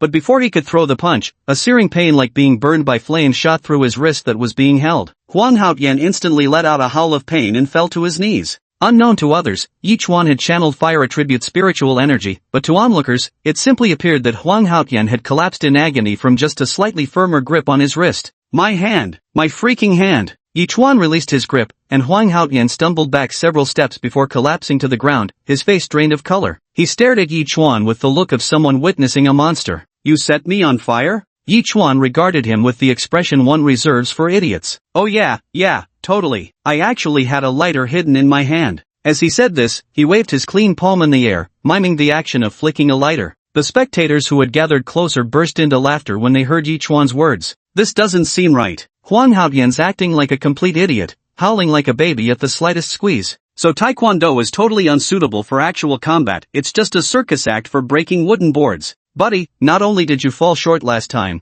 but now you're looking even more like a clown, huh? The air was filled with a lively atmosphere. Huang Haotian looked at his wrist but found no burn marks, yet the intense scorching sensation felt all too real. Could this really be an illusion caused by being pinched too hard? Huang Haotian instinctively glanced toward the taekwondo club members, whose expressions were peculiar as if witnessing something utterly humiliating. Huang Haotian stared at Yi Chuan with uneasy suspicion. Even someone as dim-witted as him could now see that Yi Chuan was no ordinary person, but now, he found himself strapped to the proverbial grill. What was meant to be a stage for Yi Chuan's public humiliation, a match witnessed by so many spectators, had backfired spectacularly. Those piercing gazes now scorched him instead. Huang Haotian suddenly realized that if the taekwondo club lost, wouldn't all his money be gone? Gone for good, and he wouldn't even recover the amount he lent. Cold sweat began to drip from Huang Haotian's forehead. Wait, is this right? I admit, you do have some skills. Let's call this match here. Huang Haotian spoke up. Scared? Yi Jiang tilted his head. Now you're admitting you're weak? No, you're definitely strong, but I'm not weak either. Huang Haotian tried to offer him an out. No matter how good you are, do you really think you can take on our entire taekwondo club? Yeah, I think I can. Yi Jiang's single sentence left Huang Haotian speechless. Then Yi Chuan turned his gaze to the members below the stage and raised his voice. I want to fight 10 people. With just that simple sentence, he instantly provoked the taekwondo club members below the stage. They roared in anger, President, can you handle this? If not, let us step in. Huang Haotian hadn't expected Yi Chuan to be this audacious. Furious, he let out a cold laugh. Fine, you want to fight 10 people, is that it? We're applying with 10 people. Huang Haotian's declaration immediately caused an uproar among the audience below. Seriously? Wasn't it supposed to be 10 people fighting in succession? Yi Chuan's trash talk about you guys fighting together, you actually have the cheek to do it? Meanwhile, the taekwondo club members were already rushing forward eagerly. A group of people appeared on the fighting platform, poised and ready, as if they would rush forward the next second to tear Yi Chuan apart. Seeing the situation turning ugly, the referee stepped between Yi Chuan and the taekwondo club members, trying to maintain order. 10 people. Chuan will be beaten to death. Below the stage, Luoshi grew frantic at the sight and immediately wanted to step in to help, only to be yanked back by Inshiyu. Oi Cici, what can you even do? Just get yourself beaten up too? Luoshi was almost crying with anxiety. That I should go up and help take a few punches for him. This isn't right. The referee won't let them brawl, don't even think about it, and Shiyu shook her head. With so many spectators watching from below, such a thing couldn't possibly happen. Otherwise, the Taekwondo club's reputation would be ruined. Chapter 40, knocked out in one punch. Just as in Shiyu had predicted, the referees quickly restored order. 10 people against 1 is impossible to do. It would be a straight-up brawl, completely unrelated to any kind of fair contest. Besides, with so many people around, they wouldn't let such a thing happen anyway. After calming down, the Taekwondo club members gradually returned to their seats, though their expressions still burned with anger. They glared at Yi Chuan with venomous eyes, as if they wanted to grind him into the dust. Yi Chuan remained utterly composed, watching the excited Taekwondo club members as if they were putting on a performance for his amusement. After all, Yi Chuan wasn't afraid of being outnumbered. If these guys all came at him together, he'd just take them all down in one go. In ordinary combat, numerical advantage is absolute. But unfortunately for them, Yi Chuan had already reached the chi-refining realm powerhouse level. No matter how many ants there are, they remain just ants. The hierarchy was rigidly stratified. Soon enough, it was back to a one-on-one situation. Seeing the circumstances once again tilt in Yi Chuan's favor, Huang Haoyan took a deep breath and said, "Are you really unwilling to settle for a draw? I can give you one chance, let's call it a tie. As for the betting, we can get the money back." Upon hearing Huang Haoyan's words, Yi Chuan rolled his eyes. "You've got some nerve. Who was howling just now? Let me guess, it must have been your little buddy screaming, huh?" Huang Haoyan was taken aback by Yi Chuan's provocation. Gritting his teeth, with the encouraging shouts of his fellow club members behind him, he forced himself to retort in a low voice, "Don't get cocky. You might not be able to take all of us down. Who do you think you are?" With their numbers, even by sheer attrition they could wear Yi Chuan down. By now, Huang Haoyan had forgotten his original purpose to beat Yi Chuan into submission, break his leg in front of everyone, and send him to the hospital for months. Instead, he was already thinking about how to save face.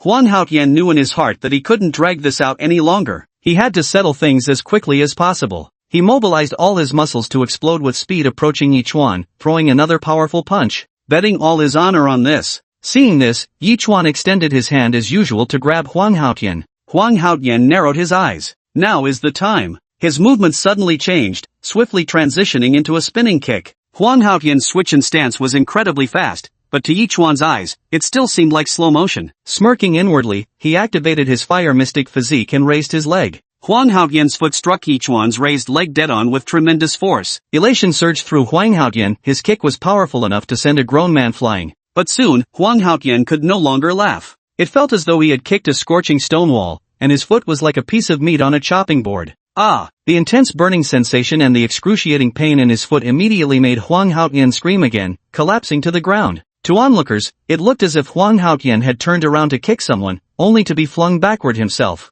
Huang Haoyan lay on the ground, clutching his ankle and howling in pain. Look at you. I'm not a wooden board. Will you stop using those acrobatic moves of yours?" Yi Chuan shook his head, his tone dripping with pity, each word cutting into Huang Haoyan's heart like a knife. The audience below had already adopted the attitude of spectators at a comedy show. Kicking wooden boards every day has really inflated your confidence. Haha, turns out that wooden board was actually custom made too. It would split in half from just bumping against the ground. Now I get how Yi Chuan managed to defeat them. Turns out they planned to stage their own fall and then accuse Yi Chuan of a cheap shot, saying he lacked martial virtue. Hey, Huang Haoyan won MVP at the Municipal Taekwondo Championship. Huang Haoyan was suffering in silence, his face twisted in pain as he gasped through clenched teeth. He stared intently at Yi Chuan. "Have you been humiliating me all along? Answer me, yes or no. What else?" Yi Chuan's straightforward admission actually caught Huang Haoyan off guard. Looking utterly bored, Yi Chuan said, "Something that gets knocked out with one punch. Don't tell me you actually think you're strong? If you're weak, just practice more. Stop crying about it, okay?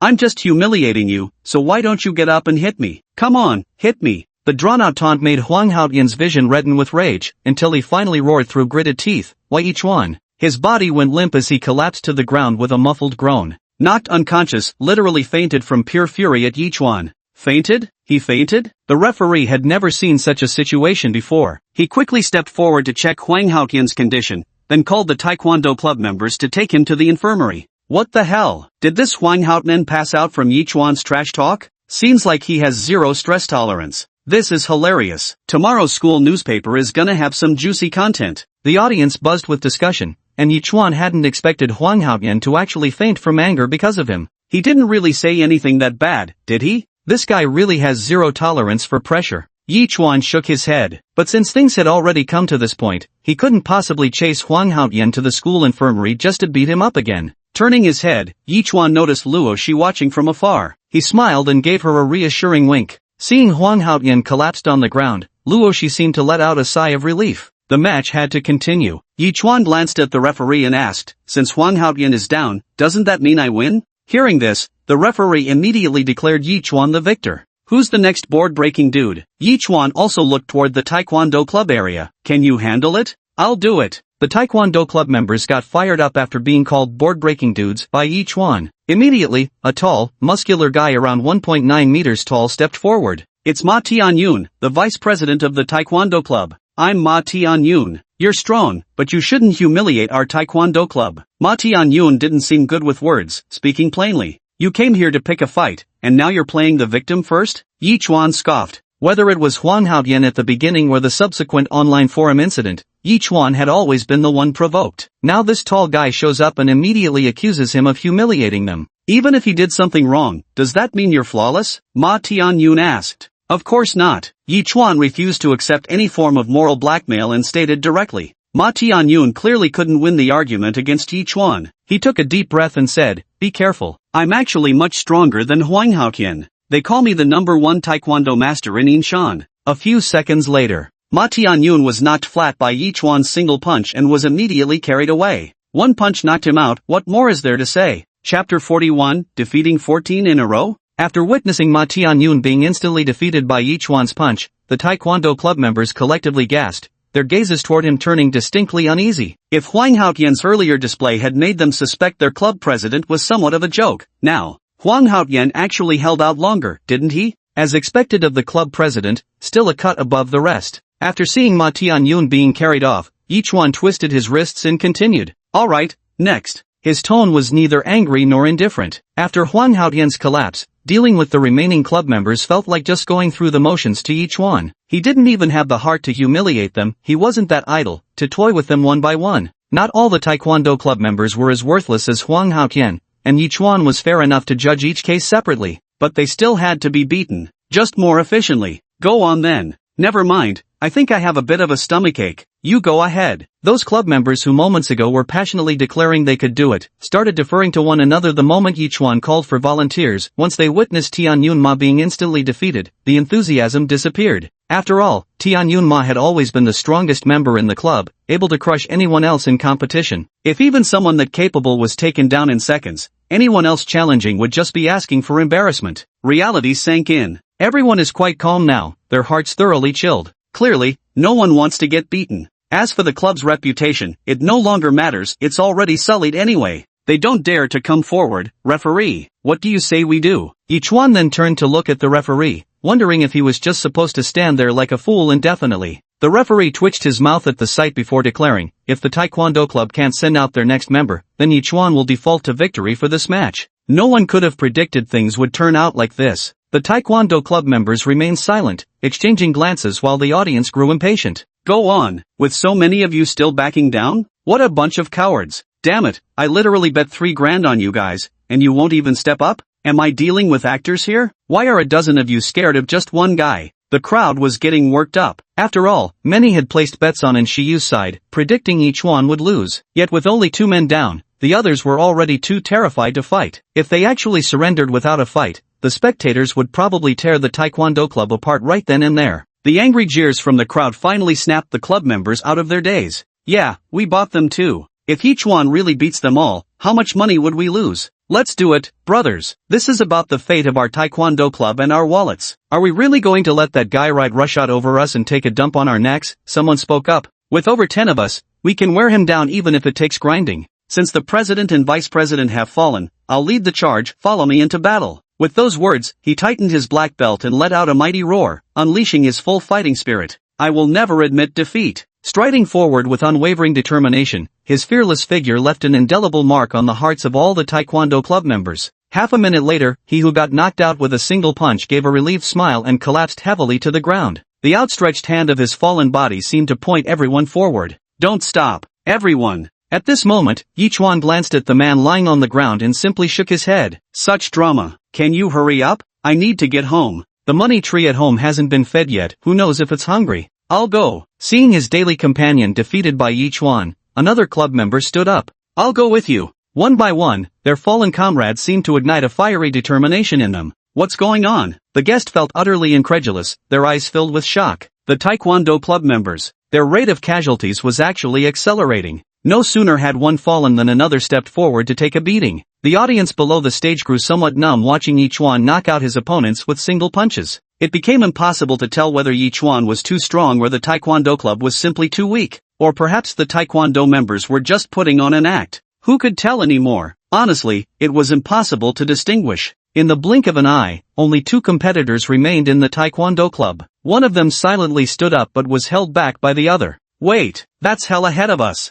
The restrained member simply smiled calmly. Ibwa, do you believe in light? With that, he patted the last member's shoulder and said, once I fall, Yi Chuan will be at his weakest after throwing another punch. It's up to you then. The last remaining light of the Taekwondo club. With those words, he left behind a dashing figure in silhouette, only to be abruptly knocked down by Yi Chuan's fist under the opponent's sorrowful gaze. Alright, next. After Yi Chuan's punch sent the second-to-last member sprawling, his gaze fell upon the final remaining warrior of the Taekwondo club. He grinned. Ha ha ha ha, hurry up, I can't wait any longer. The last man took a deep breath, his clenched fist beginning to tremble. Go for it, I can't lose. You can do it. Yi Chuan is already exhausted. You must defeat Yi Chuan, unknown big brother. Those who had bet on Yi Chuan's loss shouted at the top of their lungs, pouring all their strength into cheering for the Taekwondo club members. I feel it, those lights. The last challenger standing before Yi Chuan heard the crowd cheering him on. With unwavering determination, he fixed his resolute gaze on his opponent before him. You're strong, but this ends here. With a shout, he mustered his remaining strength and launched a flying kick, sending Yi Chuan crashing heavily to the ground, unable to rise again. Taekwondo club wins. Of course, this was just the scene playing out in his mind. Because the next second, Yi Chuan's fist was already in front of his face. Memories flashed through his mind like a revolving lantern, the excruciating pain in his face making him stagger before finally collapsing to the ground. The Taekwondo club's earlier victory had merely been an illusion before Yi Chuan knocked them all out with a single punch. The arena fell into complete silence. After witnessing the last man fall to the ground, the crowd seemed utterly unable to believe Yi Chuan had actually accomplished this. For real? 1 versus 14? Not just the audience, but even those club presidents on the guest panel found it hard to comprehend. Some even began suspecting the Taekwondo club of match fixing. Yi Chuan raised his fist towards the ceiling. Yay, Chuan. Below the stage, Luoshi clapped and bounced, her ponytail dancing animatedly, standing out conspicuously in the otherwise silent gymnasium. Luoshi bounced a few times, then realized she was the only one clapping enthusiastically. Feeling the audience's eyes on her, she cutely ducked her head back and settled down. At this moment, a discordant voice rang out. I object. This is a fixed match. From the guest seating, the president of the Sanda Club stood up. I want to test you myself. He also bet against Yi Chuan, completely disbelieving that the Taekwondo club members could be so weak. Wouldn't all his money just go down the drain? No way. A few minutes later, he too was knocked flat by Yi Chuan with a single punch. Yi Chuan ignored the martial arts club president who had fallen asleep instantly, instead looking toward the audience below. Who else wants a go? Chapter 42, Renovation. Dusk, the city was bathed in shades of orange. After the contest, Yi Chuan was now walking home, accompanied by a girl with a waist-length ponytail and another girl with shoulder-length hair who moved at a leisurely pace. 5,000, plus 14,000, sevenfold odds, damn. And Shiyu did the math, she actually owed Yi Chuan a whopping 133,000? There's also Luoshi's 30,000, plus 21,000. Brother Chuan and Shiyu quickly caught up with Yi Chuan, cooing sweetly, how about rounding it down? Though her tone was sugary, when paired with her poker-faced expression, it oddly conveyed the impression of someone reading lines perfunctorily. Who told you to set fixed odds in the first place? Yi Chuan glanced at Shiyu, noticing the sparkle in her eyes, and rolled his own in exasperation. Fine. Great, I'll transfer you 3,000, Shiyu said. Are you just erasing the digits in front? Yi Chuan glared, smacking Shiyu on the head with a fist. Thud. A good sound means a good head. That greedy businessman is getting desperate. TSK, then my profits will be much smaller, Shiyu pouted. What should have been a huge windfall has now been reduced to mere scraps. Any reduction in profit feels like a loss. Most importantly, she's been childhood friends with Yi Chuan and Luoshi, so she can't possibly weasel out of paying that money. Under Yi Chuan's meaningful gaze, Shiyu silently transferred 130,000 yuan to him. Luoshi stood by with a playful smile. Little fish, just give me back the 3,000 yuan. I was only kidding around. Hearing this, Shiyu immediately spread her arms and hugged Luoshi, taking a deep sniff of the fragrance on her. Then, with a wink at Yi Chuan, she said, sniff see? Dis is an angel. And the remaining 3,000 handed over. Yi Chuan extended his palm, expressionless. Oh, and Shiyu ultimately didn't renege on the debt, transferring Yi Chuan's 133,000 as well as Luo Shi's 21,000. Glancing at her bank balance, now reduced to just over $1 million in pocket money, she sighed. Broke as hell. Gotta squeeze some more out of Grandpa. After dividing the money, and Shiyu and Yi Chuan walked together for a while before finally scanning an electric diced fish head scooter by the roadside and zooming off, putting into the distance. After leaving Yi Chuan and Luo Shi aside, he cast a glance at the ponytailed girl beside him and grinned. Luo, the great beauty, no club activities today? You skipped work today for that competition, Luo Shi said, hands clasped behind her back as she leaned closer with curiosity. Chuan, how did you suddenly get so strong? Have you been secretly training without telling me? Not at all, I got a system that not only gives me money every day but also boosts my abilities. Fine, keep it to yourself then. Luo Shi punched Ye Chuan's arm. However, Luo Shi also acknowledged what Ye Chuan said about Taekwondo being all flash and no substance. It really was too weak. Even with those skinny arms and legs of his, Chuan could knock them out one punch at a time. Luo Shi felt that even she could take them on. I could do it too. As long as you're physically fine, that's what matters most. Health is more important than anything, Luo Shi said, her ponytail swaying slightly as she reached up to tuck away a few loose strands of hair from her forehead, smiling sweetly. The thought of her mother's declining health darkened her eyes for a fleeting moment, but soon her face brightened with that characteristically optimistic and endearing smile. Bathed in the golden glow of the setting sun, the girl's radiant smile seemed to carry its own light, shimmering with lingering charm. Yi Chuan had grown accustomed to Luo Shi's optimism, yet he'd noticed that fleeting shadow of sorrow. Suddenly he spoke up. Actually, this old family remedy worked wonders for my health improvement. It might be worth trying for your mother. Luo Shi froze for a moment. Chuan, are you serious? Yi Chuan replied, I hardly ever lie to you. Then do you have more? That medicine. Luo Shi reached out and grasped Yi Chuan's arm. Yi Chuan nodded, yes, but it'll take a little more time. Dear blood pills could only be obtained daily through by Chen Shuang's explosive output, or by him taking risks. There was also a chance he might bring some back. As for other elixirs, Yi Chuan had never obtained them, so he wasn't clear what other medicines could treat Luo Shi's mother. But when it came to replenishing qi and blood, the dear blood pills had proven highly effective through Yi Chuan's personal experience. Alright, then I'll take these for Mom to try. Since Yi Chuan wasn't joking around, Luo Shi chose to trust him, just like during the competition when almost no one believed in Yi Chuan, yet she had firmly stood by his side. Yi Chuan smiled. The two walked side by side on their way home, their shoulders occasionally brushing against each other, sending Luo Shi's thoughts wandering far away. She suddenly spoke up.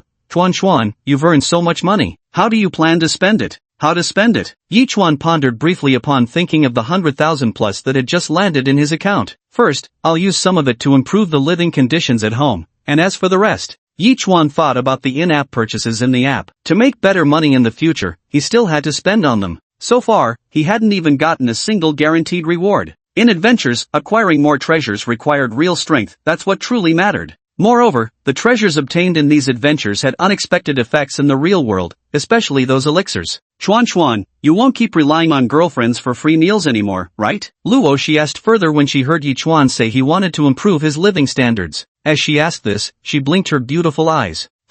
Well then, women can't compare to money. Yi Chuan laughed. Oh, Luo Shi paused, then chuckled slyly. Yi Chuan tugged on Luo Shi's ponytail. Let's go. I'll treat you to a big feast tonight. How about that seafood place we went to last time? Even if you have money, you shouldn't splurge like that. Something more ordinary is fine. How about treating me to some lao yufan, gill and rice noodles? Heh, that works too. After dinner, Yi Chuan returned home a little past 7 in the evening. He glanced at the log. Bai Qianshuang was still cultivating, though she'd polished off all the snacks. Best not disturb her, Yi Chuan thought, seeing Bai Qianshuang still meditating. He placed the bag of snacks he was carrying by her door. Sitting down on the edge of his bed back in his room, Yi Chuan checked his balance over 100,000. Ha! For Yi Chuan, this was an unimaginable sum before, but now it was just his monthly income. 4,000 a day, 120,000 a month. Life's getting better and better, Yi Chuan sighed, then cast a glance at his home's shabby interior decoration. Everywhere bears the style of the 1970s and 1980s. Among the furniture here, not a single piece was younger than Yi Chuan himself.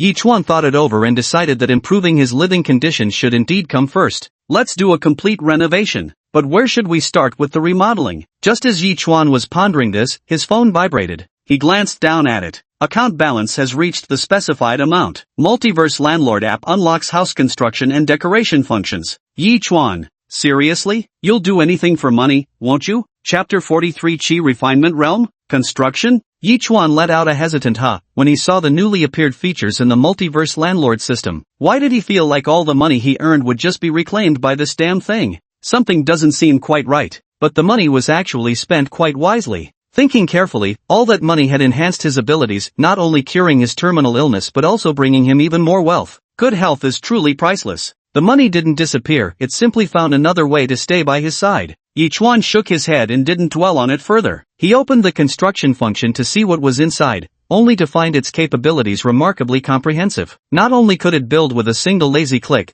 but it could also expand room areas and modify material details, among other things. And most importantly, it didn't require any workers, completing constructions in nearly an hour. Moreover, in the construction mode, you could even see the status of each room, including Bai Qianxuan's chibi avatar meditating and cultivating in her own room. Surprisingly affordable? Yi Chuan glanced at the price. Having managed household affairs since childhood, he was very familiar with miscellaneous market prices. But here in the Wanjia Landlord app, such prices were essentially just material costs. By comparison, it was like buying materials and doing it yourself, completely cutting out the considerable labor expenses. Hiss, such a bargain seems too good to pass up, doesn't it? Yi Chuan had originally thought he'd just browse, but ended up uttering so good and started picking items out earnestly. The newest model television, those old wooden chairs and tables, Yi Chuan packed them all into his spatial backpack. He even replaced the originally pink yellowing floor tiles with wood-patterned ceramic ones. All kinds of storage cabinets and sofas were moved in. Yi Chuan, as if playing a building game, dragged and positioned each piece of furniture on his phone, then meticulously adjusted the details. Once everything was nearly done, Yi Chuan hit save and paid over 70,000 in renovation fees. Spending tens of thousands in one go was something I wouldn't have dared to imagine before,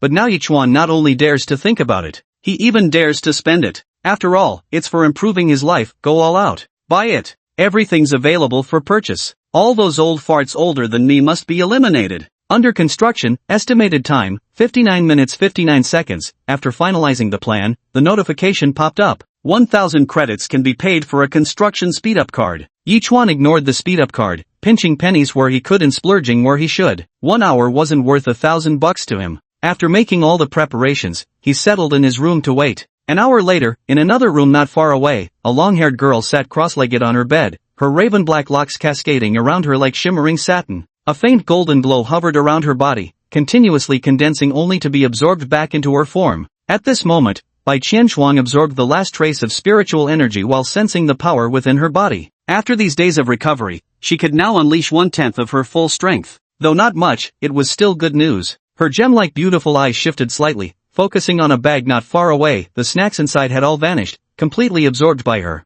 This land has sparse spiritual energy. I'm merely refining these foods into my own strength, Bai Qianxuan murmured faintly to console herself, unaware that a speck of potato chip seasoning still clung to the corner of her lips. Looking out the window, the sky had already darkened. It seems I've cultivated for an entire day. Bai Qianxuan rose, intending to find Yi Chuan. Of course, it wasn't about asking for more food. As her benefactor, maintaining regular contact was only proper given how well he'd been looking after her. And even if it means obtaining food to quickly restore strength, that should be justified. Bai Qianxuan opened the door, only to freeze momentarily. The yellowed, blackened walls with cobwebs in the corners had completely vanished, replaced by surfaces painted in a soft cream-colored artistic glaze, while the cracked pink floor tiles had given way to wooden textured flooring in a natural wood tone. The chaotic mix of furniture in various shades of redwood and ebony had all been unified into a cohesive collection with white and natural wood as the dominant color palette. The brand new television and robot vacuum were neatly arranged in perfect alignment. Meanwhile, the beige curtains swayed in the evening breeze from the nearby window, causing the wind chimes to emit a pleasant, tinkling melody. The dated, peeling wallpaper had been replaced with warm wood-toned decor. Through the window, the deep indigo scenery and city lights somehow effortlessly eased one's mood. Bai Qianxuan remained stunned for a long moment. She first glanced back at her own room's completely different aesthetic, then turned to observe the living room's new adornments. Without speaking, she quietly retreated a few steps and closed the door. It must have been the wrong way to open the door. A few seconds later, Bai Qianxuan opened the door again. After confirming she wasn't seeing things, her face stiffened momentarily as she took several steps back. Could she have appeared in some unfamiliar place again? Just when she'd finally managed to settle down. Yi Chuan is both kind and his food is delicious. All gone? Bai Qianxuan's face turned pale, the aura around her becoming unstable. I clearly made a heavenly oath, but now that I'm in a different place, might Yi Chuan misunderstand that I left without saying goodbye? Just as Bai Qianshuan was pondering what to do, there was a sudden click from the door beside her. Yi Chuan walked out yawning at this moment. Exactly like the renderings, Yi Chuan remarked as he looked at the living room decor, slightly surprised by how outstanding the finished product turned out. He reached out to touch the furniture but then noticed Bai Qianshuan's dazed expression. "What's wrong? Are you feeling unwell?" he asked. Seeing Bai Qianshuan standing there dumbfounded, Yi Chuan took a few steps forward curiously. "Our precious cash cow mustn't have anything happen to it. The decorations here." Bai Qianshuan hesitated slightly. Could everything she'd seen before have been an illusion? "Oh, we redecorated a bit. Nice, isn't it?" Yi Chuan smiled and took a seat on the sofa to test it out himself. At last it wasn't that back-breaking wooden sofa anymore. In the past, even an occasional nap on it would leave him sore all over. Sofas had always been expensive, not counting those filled with inferior materials. Even decent ones cost anywhere from 3 or 4,000 to over 10,000. Thinking back to those previous decorations, this warm wooden style is still easier on the eyes. Of course, it's not that the Chinese style looks bad, it just costs money, a lot of money. A half-hearted attempt at it is far less soothing than this simple wooden aesthetic. It's been renovated, but how? Bai Qianshuan was slightly surprised when Yi Chuan mentioned the post-renovation state. For immortals with countless transformations, such an ability was nothing strange.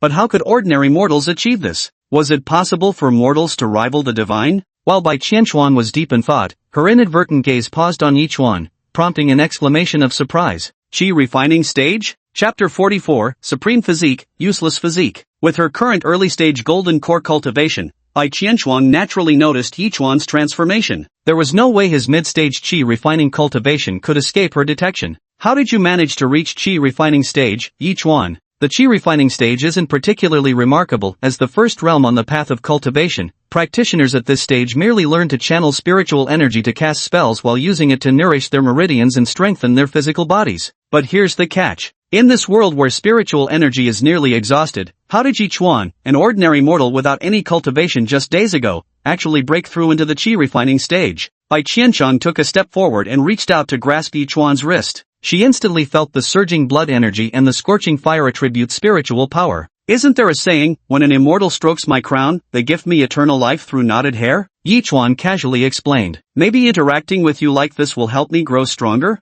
Upon hearing this, Bai Qianshuan looked slightly puzzled, but couldn't put her finger on what felt wrong. Yet Bai Qianshuan didn't dwell on it further, simply accepting Yi Chuan's explanation that she'd unintentionally influenced him. Since things had already come to this, she might as well eat first. After dinner, Bai Qianshuan settled on the sofa, now completely absorbed in watching the images flashing across the television screen. On television, those immortals rode their flying swords through the air, yet their clothes remained completely undisturbed, as if they were standing still, as steady as walking on flat ground. "What's the matter? Didn't I tell you? These are all special effects, fake." Yi Chuan pointed at the actors above. "Look, their clothes don't even ripple when they're flying. That's perfectly normal." Bai Qianshuan shook her head. When cultivators fly, they set up barriers around their artifacts, and they also use their spiritual energy to form a protective layer around themselves. Clothes not moving is quite a common thing. Yi Chuan was dumbfounded upon hearing this. Was that really how things worked? Did these screenwriters actually get it right? Though I find it rather odd, Bai Qianshuan wondered with puzzlement. Why did these dramas keep emphasizing romance? She had watched an episode or two, yet the content was almost entirely about relationships between men and women, without so much as a mention of cultivation and seeking the Tao. "Which ones are you referring to?" Yi Chuan asked curiously with a glance. "For example, why would a foundation establishment female cultivator dare to defy or even threaten a great ascension cultivator?" Bai Qianshuan expressed puzzlement. Because in the drama, a foundation establishment female cultivator actually framed and even threatened a great ascension female cultivator just because she liked a male cultivator. This was something Bai Qianshuan found extremely difficult to comprehend. Wasn't she afraid of being obliterated body and soul with a single slap? Well, Yi Chuan glanced at the plot and indeed felt an indescribable awkwardness. He could only explain, perhaps this is the power of love. Bai Qianshuan silently stood up. "Yi Chuan, I'm going back to rest. Not watching anymore?" She replied calmly, "No need. It's a bit absurd." "Alright then." Bai Qianshuan paused at the bedroom doorway, as if remembering something. Yi Chuan.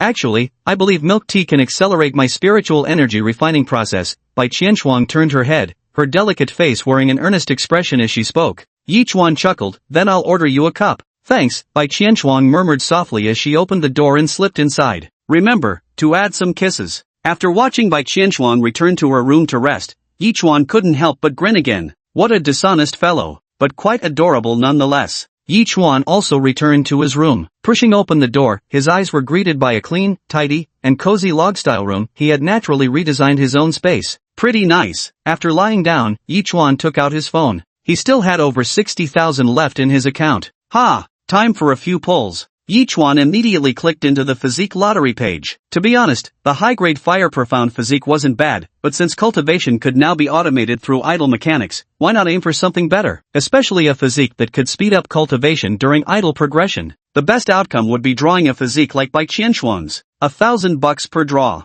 10 consecutive draws for guaranteed luck? Since it was all money earned from Huang Haotian anyway, Yi Chuan didn't feel particularly heartbroken spending it. Without hesitation, he invested 10,000 for a 10 draw. The next second, golden light flashed across the screen. Success? Yi Chuan was astonished. Had he gotten it on the very first 10 draw? Congratulations on obtaining mid-grade miracle constitution, already added to your inventory. Congratulations on obtaining the low-grade wood mystic body, it has been placed in your backpack. Congratulations on obtaining the low-grade metal mystic body, it has been placed in your backpack. Congratulations on obtaining the wood spirit body, it has been placed in your backpack. Congratulations on obtaining the inferior Xianyin physique, which has been added to your inventory. Congratulations on obtaining the profound Dao physique, which has been added to your inventory * gold. Yi Chuan stared at the golden text displaying profound Dao physique and immediately opened his inventory to check its details. Item, profound Dao physique, supreme grade. No matter what cultivation techniques or spells are comprehended, there will never be a bottleneck period. Any cultivation technique or spell can be practiced. Equipable. Seeing the golden annotation, Yi Chuan's heart suddenly turned cold. Yi Chuan, is this considered powerful? Calculating, it's indeed formidable to comprehend any technique. But here's the issue. Yi Chuan can master any technique just by tapping his screen, encountering no bottlenecks or challenges whatsoever. You could say his constitution comes preloaded with this ability. What a pity. Even an upgraded version of the fire profound body would have been nice, something like a triple flame body or the like. Yi Chuan felt slightly regretful. Even though that constitution was golden tier, he had no intention of replacing his high-grade fire profound body with it. Still, he could keep it for synthesis. After all, it's a top-tier base material with a chance to forge a peerless level constitution. Yi Chuan consoled himself, it was just equivalent to 2 days' worth of rent money anyway. Glancing at the assortment of mid and low-grade constitutions remaining in his backpack, he proceeded to synthesize them all in one go. Like matching tiles in a game, Yi Chuan's fingers moved swiftly as he tapped. In the end, only 2 purple constitutions remained in the backpack. Item, high-grade ice mystic body. Item, high-grade dark mystic body. Top-tier odds, 30%. Yi Chuan pondered briefly. Let's do it. Combine. Congratulations, you've obtained the Celestial Lone Star Constitution. It has been placed in your backpack * gold. Done. Yi Chuan slapped the table, but before he could rejoice, his gaze fell upon that peculiar constitution name. Item, Celestial Solitary Star Constitution, Supreme Grade. This fate carries an ominous aura that suppresses kin and friends, destined for lifelong solitude. Yet it possesses the karmic fortune to turn calamities into blessings, and by absorbing others' misfortunes, it can strengthen itself. Assemblable. Yi Chuan stared contemplatively at the 2 golden flashing constitutions inside his backpack. No, this isn't right, is it? Are none of them usable? Yi Chuan silently dragged the 2 bodies together. Legendary quality probability, 10%. Go for it? Chapter 45, The New Tenant. Yi Chuan carefully examined the synthesis probability. There was a 60% chance of obtaining supreme grade quality, a 10% probability for peerless grade quality, and 30% for high grade items. There's still a chance for 2 supreme grade items to combine into a top grade one, and a 30% probability isn't exactly low, but if 2 golds turn into purple, that would be a huge loss. Should I go for it or not? Yi Chuan didn't want either of the 2 supreme grade physiques he had on hand. He already possessed the profound Dao body by default, and cultivating techniques could be learned through the system, making it a completely redundant physique. As for the Celestial Lone Star body, forget about it. If it ended up harming the beautiful Luo, that would be disastrous. Who knows, it might even affect his own cash cow treasure. Damn it, whatever. Yi Chuan gritted his teeth and finally made up his mind. Just 2.5 days rent anyway. After dragging the 2 icons together, as the phone screen emitted a glow, Yi Chuan tossed it onto the bed and immediately got up to head to the bathroom. Not seeing might probabilistically improve luck? About 10 minutes later, Yi Chuan finally walked in from outside the room with a cup of water. His movements were sluggish, but his gaze remained resolutely fixed ahead, deliberately avoiding looking at the screen of the phone on the bed. Only after sitting on the edge of the bed did Yi Chuan squint his eyes and pick up the phone. Come on, let me take a look. Congratulations on obtaining the Azure Dragon Sacred Physique. It has been placed in your backpack * gold. Golden, meaning supreme quality? Yi Chuan muttered to himself in regret. What a shame. It seems producing a truly transcendent artifact isn't as easy as I initially thought. At least it didn't downgrade to a high-grade item. Item, Azure Dragon Sacred Body, Supreme Grade. Possesses ancient Azure Dragon bloodline, invincible physical body among peers of the same rank. At full maturity, the sacred body can transcend mortality and attain sainthood, capable of wielding thunderbolt powers. Equipable. Not bad? Yet Yi Chuan still truly hoped for a physique of supreme quality. How wonderful it would be if he could synthesize it directly. He silently glanced at the remaining balance of 50,000 in his account. Another 10-draw gacha? Well, now that I'm here anyway, what if it drops? Several minutes later, Yi Chuan stared blankly at the blue sky and white clouds in his backpack. Perfect, not even a single epic grade item had appeared. He seemed to be getting a bit carried away. His wallet also seemed thoroughly spent.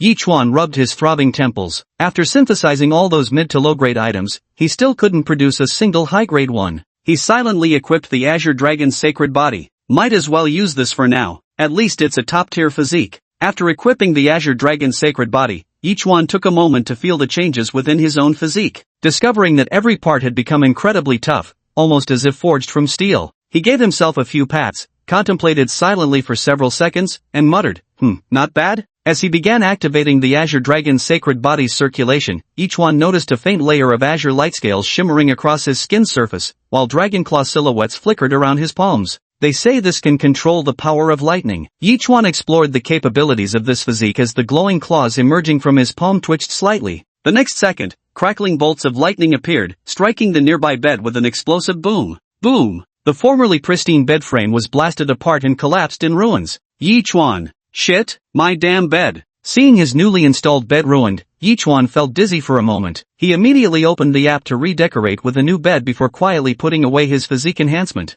Not bad, at least there's improvement. Even a 1% boost is a total game changer. To deal real damage, aside from leveling up, refining the details is a must. Now with just over 40,000 left in balance, Yi Chuan made a rough plan. Aside from one daily draw, he'd hold off on splurging for physique enhancements for now. After all, this Azure Dragon Holy Physique is still considered a top-tier constitution. He felt that if he kept drawing, there would always be a sense of his paycheck being reclaimed. Perhaps it was just the system's scheme. I am a little Azure Dragon, little Azure Dragon, little Azure Dragon. Yi Chuan hummed softly as he settled into a chair for a short break. Just then, his phone began to ring. Yi Chuan picked up his phone and glanced at it, noticing a message from Luo Shi. Luo Shi, Chuan, you seem to have gone viral. Have you seen it? Everyone on the forum is talking about you. Luo Shi, knocking sound, .jpg. Seeing Luo Shi say he went viral, Yi Chuan felt nothing special after all. He'd never cared about others' opinions to begin with, so naturally, their discussions held no interest for him. However, Luo Shi still sent over the link to the post, and Yi Chuan clicked in to browse for a while.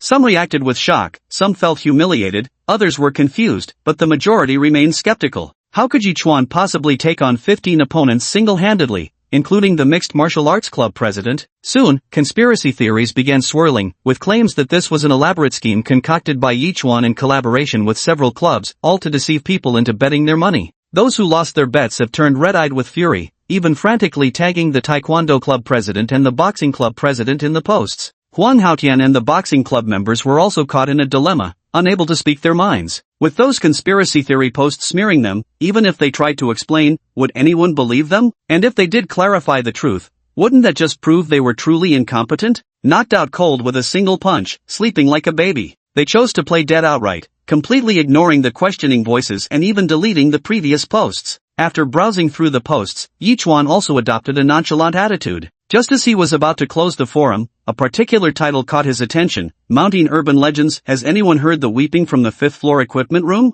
Original poster. Last time I had to return to school at night, the 5th floor of building B1 had no lights. While passing the equipment room, I heard crying sounds inside. It was terrifying. Could it really be haunted? The replies below unanimously agree. 2nd floor, some bro is telling it straight. It's really haunted. This is one of Ian Shan's classic ghost stories, passed down through every graduating class. Students keep reporting it. 3rd floor, no wonder I always felt this eerie vibe passing there last time. Rumor has it a senior sister from one graduating class died inside. 4th floor, late at night, you can even hear basketballs dribbling accompanied by chicken squawks at that court. Is nobody gonna do anything about it? Reply, that falls under the underworld's jurisdiction. Ghost stories? Hauntings? Yi Chuan thought of his own spirit-seeing eyes and inexplicably felt a spark of interest. Nowadays he wasn't particularly afraid of such things, after all, he'd reached the chi cultivation realm. What could mere demons and spirits possibly do to harm him? That's right. I'm not afraid. But it's better if I don't go to building B1 for now. The place has too much yin energy,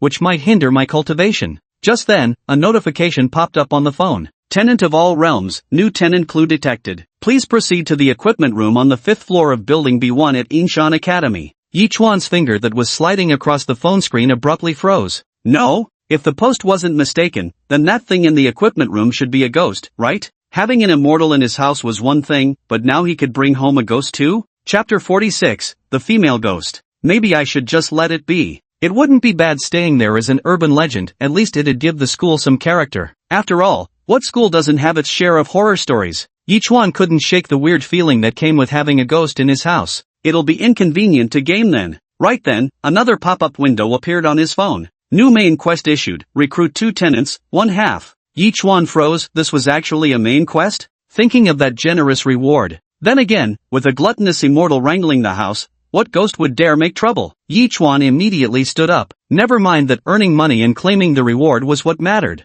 It was already nighttime, might as well head straight to school now. Taking advantage of the cover of darkness, Yi Chuan hurried out the door. Night, Jinsan Academy. A cold wind blew. Moonlight bathed the school, draping an eerie silver veil over the deserted teaching buildings, adding an unsettling atmosphere. A car pulled up outside the school, and 2 figures stepped out. A man and a woman. Hey Yenran, is this Inshan Academy? The man, in his early 20s and dressed casually, asked the similarly aged girl beside him. The school is so big. How do we track down that rogue ghost? The short-haired woman standing beside him, clad in a black leather outfit, replied calmly, our Wang family, as super martial artists skilled in ghost manipulation, naturally have ways to locate spirits. You just need to help me subdue that rogue ghost, and I'll give you the reward. Taming a ghost is easy enough, but how can I when I can't even see her? Hearing this, Wang Yenran pulled out a bottle of water, a transparent plastic container filled with liquid soaking a yellow talisman, and handed it to the man. Hold this, drink it, and you'll be able to see ghosts briefly. Can I even drink this stuff? Zhang Chao frowned at the strange liquid, clearly repulsed.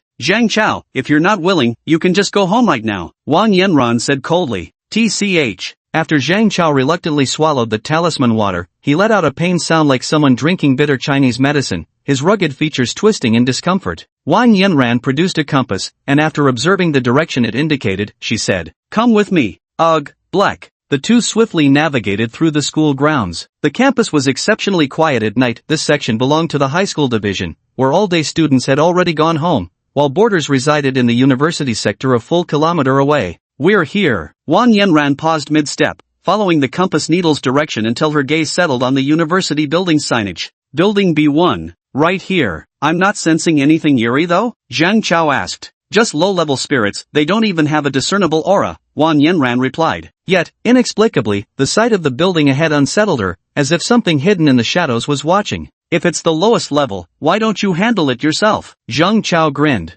This is my qualifying test. My bound spirit has been temporarily sealed by the elders, Wang Yenran retorted irritably. If not for that, she wouldn't have needed to ask for help dealing with such a low-level ghost. Let's go then. After entering the teaching building, the 2 began their search. But after searching several floors in a row, they found nothing. Every classroom was eerily quiet. They had even meticulously checked both the men's and women's restrooms. Damn, this school is too luxurious. Why do all the desks come with tablets? Shoo. After searching the 4th floor in vain, Zhang Chao was about to complain when they unexpectedly heard faint sobbing from the floor above. The mournful wails carried a sinister chill, enough to make one's skin crawl. A sinister wind blew intermittently, sending chills down their spines. Zhang Chao and Wang Yenran exchanged a glance and immediately started running upstairs. The sound of hurried footsteps echoed until they reached the 5th floor, where their pace slowed cautiously as they began scanning their surroundings with vigilance. Even the weakest ghost could spell trouble if they weren't careful. Found it. Wang Yenran's lips curled into a smirk as her gaze locked onto one of the classrooms. Zhang Chao immediately rushed forward and yanked open the door. A chilling gust of air hit his face, and there he saw a person standing right before him.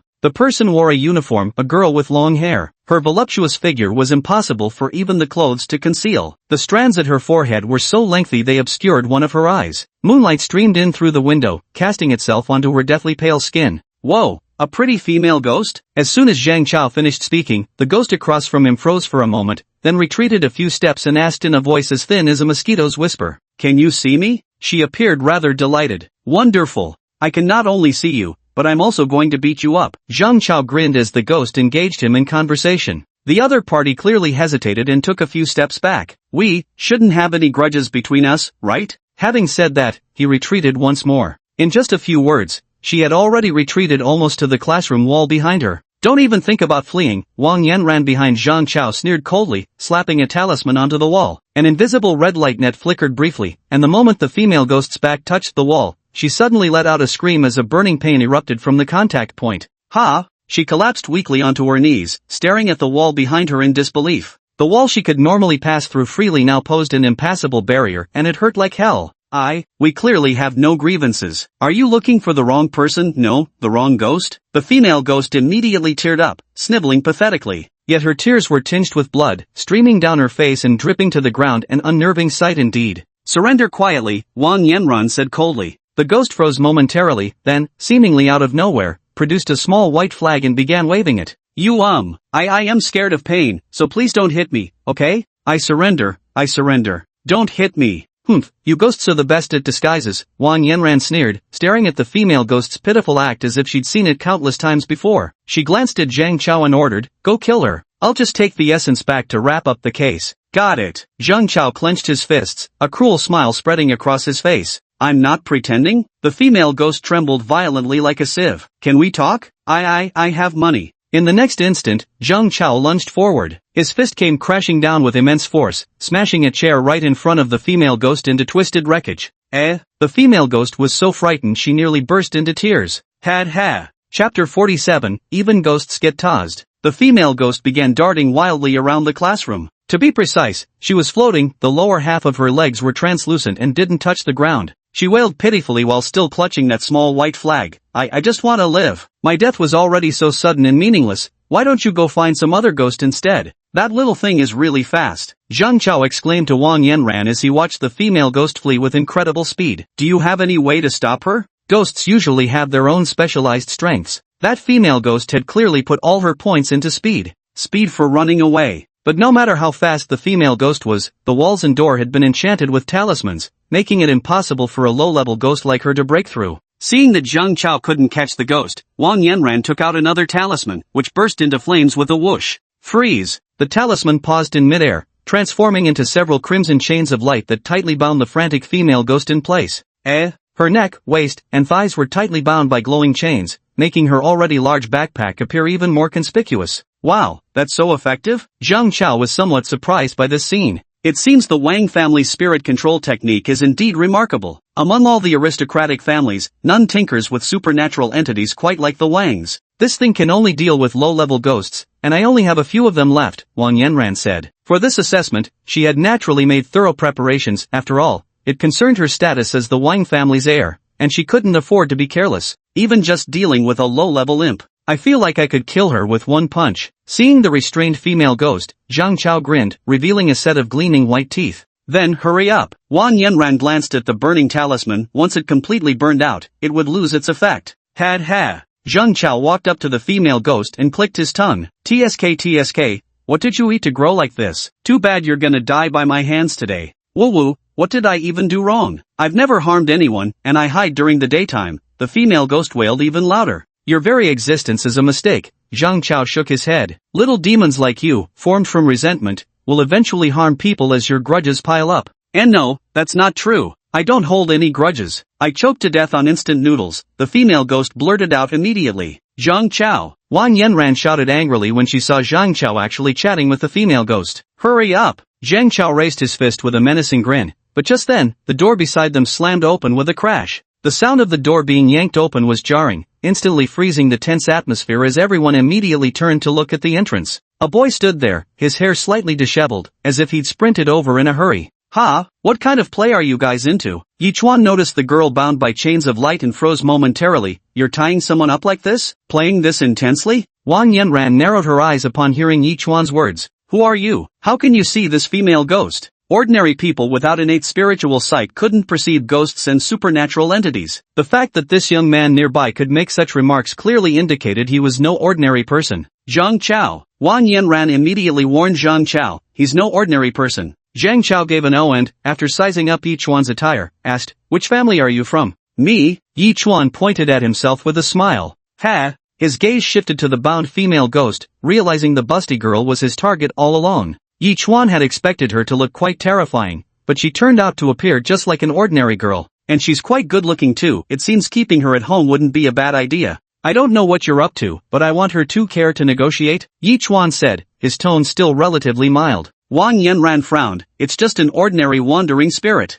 I'm not wild," the bound female ghost immediately corrected, wriggling like a caterpillar. "I have a name. It's Lan Xiaoke." "Lan Xiao Ku." "Shut up." Wang Yanran stuck a talisman on the female ghost's thigh, which produced a sizzling sound. She convulsed as if electrocuted in an electric chair, crackling all over. "Oh wow, that hurts so much," Lan Xiaoke whimpered tearfully after the electric treatment, her originally pristine uniform now covered in scorch marks. "Dare not reveal your origins, eh? Then drop dead right here." Zhang Chao didn't care who Yi Chuan was. Seeing his opponent unwilling to disclose his background, he sneered contemptuously and immediately dashed forward without hesitation, throwing a punch straight at Yi Chuan. In response, Yi Chuan casually raised his arm to block. Zhang Chao's fist struck his forearm, and with a sidelong glance, Yi Chuan watched as cyan streaks of light began swirling along his arm, eventually coalescing into what appeared to be shimmering scales that covered his skin like a second layer. "You want to fight?" Yi Chuan remarked impassively. "Hard? Spiritual power?" Zhang Chao took a few surprised steps back. "Are you also a super warrior?" "Super warrior?" After processing the information, Yi Chuan didn't overthink it. Without hesitation, he threw a punch straight at Zhang Chao's chin. His speed was too fast. With a heavy thud, Zhang Chao collapsed to the ground, his eyes rolling back. Young people these days really know how to fall asleep instantly. Yi Chuan averted his gaze from Zhang Chao's body and walked directly toward Wang Yanran. Wang Yanran was somewhat surprised to see Zhang Chao actually knocked down by a single punch from Yi Chuan. Zhang Chao might have a terrible temper, but he was still among the top ranks of the younger generation. What exactly was the origin of this suddenly appearing guy? "Hey buddy, mind letting me have this big milk and peach girl?" Yi Chuan spoke with the unmistakable flavor of cumin lamb skewers in his tone. Wang Yanran quickly realized the other party seemed to be making fun of her, and she immediately grew irritated. "I am Wang Yanran of the Wang family. I don't know you." Yi Chuan's words left her speechless. Wang Yanran took a step back, then immediately turned and ran without hesitation. Yi Chuan was momentarily stunned.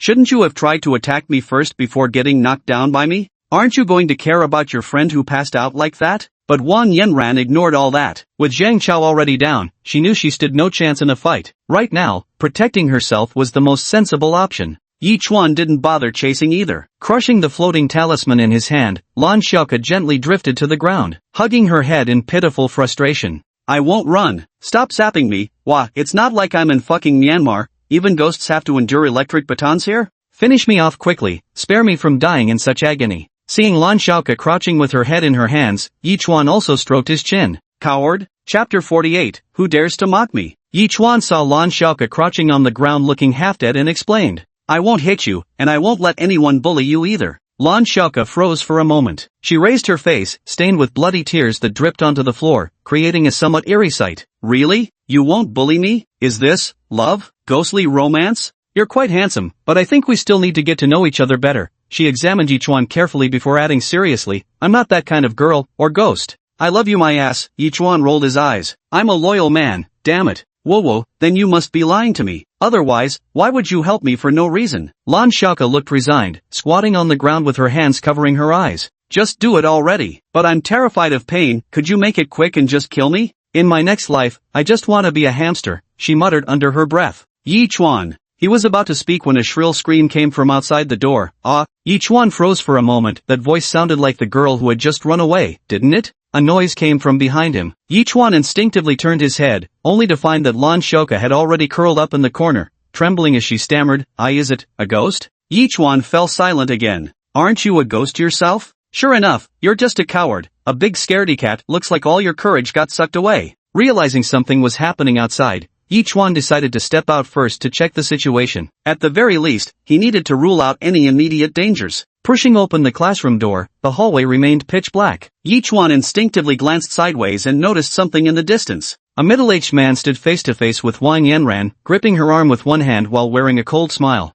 "Yanran, my dear niece, how careless of you." "Wang Li?" Wang Yanran never expected to encounter this middle-aged man here. She gasped, "Aren't you afraid my grandfather will find out about this?" Now she finally understood why she had felt uneasy the moment she stepped into this building. That old man won't find out. This time, the victory can only belong to my son, the man whispered sinisterly. In the next moment, a shadow as dark as ink rose behind him, standing as tall as the man himself. It opened crimson eyes and let out an eerie, chilling screech. The shadow extended its claws, tightly clasping Wang Yanran's throat. Ugh! Wang Yanran struggled, letting out a pained cry. She desperately tried to pull the talisman from her waistband, but both it and her phone were sent flying by the shadow creature's razor-sharp claws. Wang Li watched as Wang Yanran's struggling gradually weakened. He was just about to grin when his smile froze the next second, because near the classroom doorway stood a boy holding a phone, filming everything. At that moment, Yi Chuan was leaning against the wall, phone in hand. When he noticed Wang Li looking his way, he casually raised a hand in greeting. Yo, old man.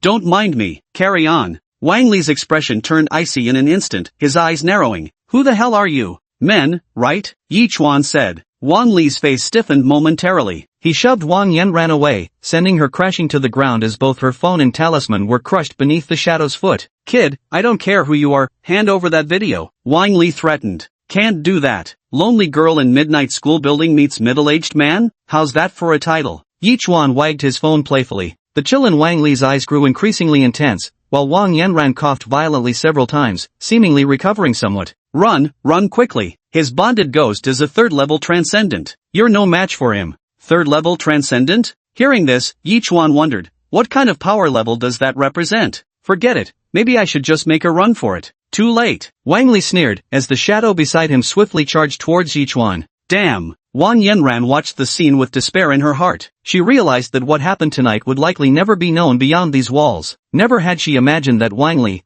a senior member of their family, would plot against her, a junior, and even resort to such ambush tactics. She suspected the surveillance cameras in this teaching building must have been tampered with by him as well. But the next second, Yi Chuan reached out and brutally grasped the shadow's neck. What? Not only Wang Yanran, but even Wang Li exclaimed in shock. How is this possible? Sensing the shadow's power, Yi Chuan frowned slightly. That's it? So-called third-grade warriors only have the strength equivalent to the early chi refining stage? Activating his Azure Dragon's sacred body, streaks of lightning flickered across his palm the next instant. With a thunderous boom, he reduced the shadow to ashes under their stunned gazes. Oomph, mere ants. Yi Chuan stood with his hands behind his back, his short sleeves billowing without any wind as his aura no longer concealed itself. I am a chi refining powerhouse. Who dares provoke me? Who can provoke me? How can a mere youngster like you possess such strength? Wang Li exclaimed in terror. Without another moment's hesitation, Wang Li turned and fled. There was no way he was going to gamble his life here. Senior, please keep him here. Wang Yanran immediately said to Yi Chuan.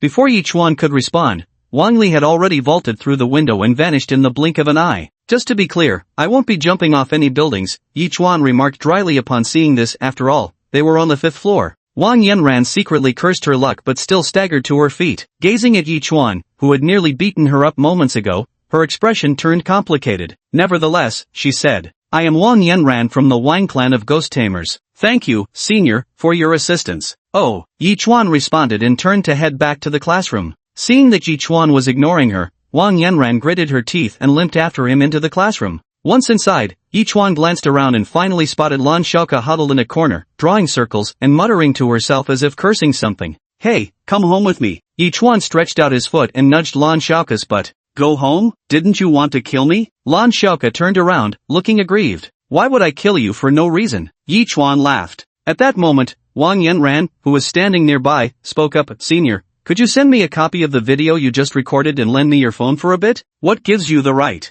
Yi Chuan shot her a glance. Weren't you just about to lay hands on me? Wang Yanran, recalling how even Wang Li was no match for Yi Chuan, began to look somewhat flustered. I got any money? Yi Chuan asked. Money? Wang Yanran was momentarily stunned. This amount, and I'll give you the video. Yi Chuan held up one finger. $1 million? No problem, Wang Yanran said immediately. Pfft, cough, cough, cough. Yi Chuan leaned against the wall, gazing at Wang Yanran with a hint of bewilderment, because he only wanted $10,000. Chapter 49, 1 million in earnings. Yi Chuan nearly choked when Wang Yanran casually tossed out the figure 1 million. Studying the dead serious expression on the young woman before him, he began running calculations in his head. How the hell is this person so loaded, throwing around $1 million like it's pocket change without even blinking? Are you pulling my leg or what? But Wang Yanran wasn't joking either. It seemed that having grown up in poverty for too long, he found it utterly absurd to spend $1 million on a video. Seeing Yi Chuan remain silent except for coughing, Wang Yanran immediately explained, "Does senior want 10 million? I don't have that much liquid cash on hand right now, it might take a few days to gather the funds."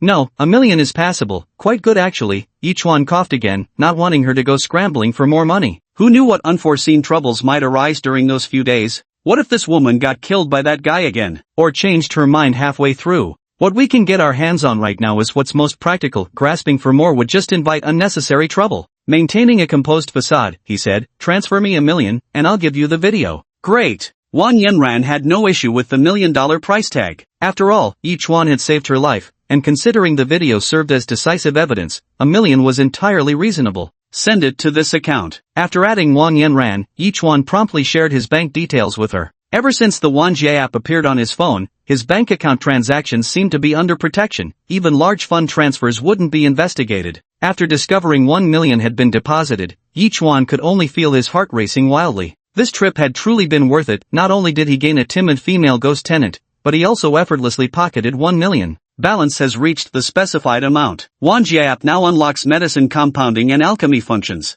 A pop-up appeared on his phone, making Yi Chuan freeze for a moment.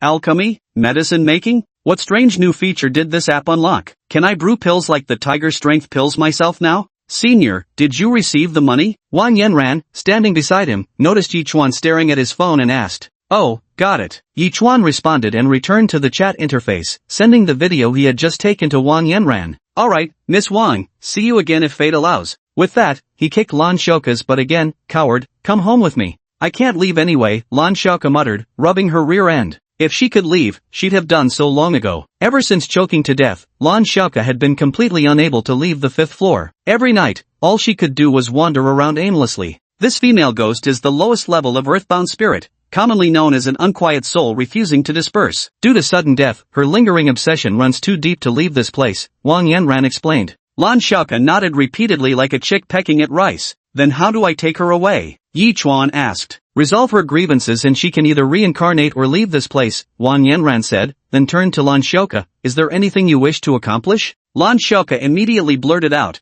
I want to log into my gaming account." That single sentence left both Yi Chuan and Wang Yanran momentarily stunned. What the hell? Other ghosts usually become vengeful spirits because they want to see their loved ones or take revenge on their enemies, right? Yi Chuan said incredulously. What kind of ghost was this? She wants to play games? Did the shut-in girl die a wrongful death? You have no idea. I dropped a piece of equipment worth hundreds of thousands, but I died before I could sell it. Lan Shouka suddenly began speaking excitedly. It's so infuriating. My allowance was already small, and just when I finally had a chance to strike it rich, I died. Yi Chuan suddenly began to somewhat understand Lan Shouka's feelings. When you're about to make a fortune but end up choking to death on instant noodles before getting rich, it's completely understandable to feel some resentment. But what kind of equipment could actually sell for hundreds of thousands? Yi Chuan asked Lan Shouka about it. Upon learning the name of the game, it suddenly rang a faint bell for him. This game. I feel like I've heard of it somewhere before. He pulled out his phone to search it up. A game from 20 years ago, already shut down? Yi Chuan's words left Lan Shouka momentarily stunned as well. She floated to Yi Chuan's side, her eyes wide as saucers. What? After confirming the information above was true, she seemed to age several decades in an instant, collapsing as if struck by lightning. Money, all gone? Yi Chuan also glanced at Lan Shouka somewhat surprised. What year were you born? Year 88. Yi Chuan. It seems you've been dead for over 20 years. I don't want to live anymore, Lan Shouka muttered. You were already dead to begin with. Woo Lan Shouka wept even more bitterly, her bloody tears nearly splashing onto Yi Chuan. Grief flooded like a river of blood. Her resentment is gone, she can leave this place now. Seeing the pitiful Lan Shouka, Wang Yanran beside them also spoke. Upon hearing she could leave, Lan Shouka froze for a moment before quickly floating to the window and reaching her hand outside. Normally at this time, her body would seem to be pulled back by some invisible force, but this time it didn't happen. She floated outside the window, her eyes gleaming with excitement. I can come out? Can you come home with me now? Seeing Lan Shouka waving her hands and dancing in the air, Yi Chuan asked. Hearing this, Lan Shouka suddenly revealed a sly look in her eyes. Not a chance. I'm free. With that, Lan Shouka turned and started floating away. But the next second, red light flashed in the classroom as several luminous chains shot out from the windows, tightly binding Lan Shouka outside. Eek! Dragged back by the chains, Lan Shouka struggled desperately but to no avail. Seeing Yi Chuan and Wang Yanran silently staring at her, she forced out an adorable smile. I was just joking earlier. Yi Chuan remained expressionless, merely glancing at Wang Yanran beside him. Do you still have those electrifying talismans? A few jolts should make her behave. Wang Yanran nodded. Naturally, she had them. No. Lan Xiaoke shook her head violently like a spinning rattledrum. However, Yichuan was only joking. Seeing Lan Xiaoke's little face turn pale with fear, Wang Yanran took out a ghost control talisman and handed it to Yichuan. This talisman allows you to command the little ghost at your will. Not bad, Yichuan remarked, looking at the talisman in his hand. After lighting it, a thin chain of light swiftly wrapped around Lan Xiaoke's neck, like a collar being fastened. With just a single thought, the soul could be utterly annihilated, Wang Yanran continued, utterly indifferent to the increasingly lifeless look in Lan Xiaoke's eyes. We're done for. To be treated as a slave, this was her fate now.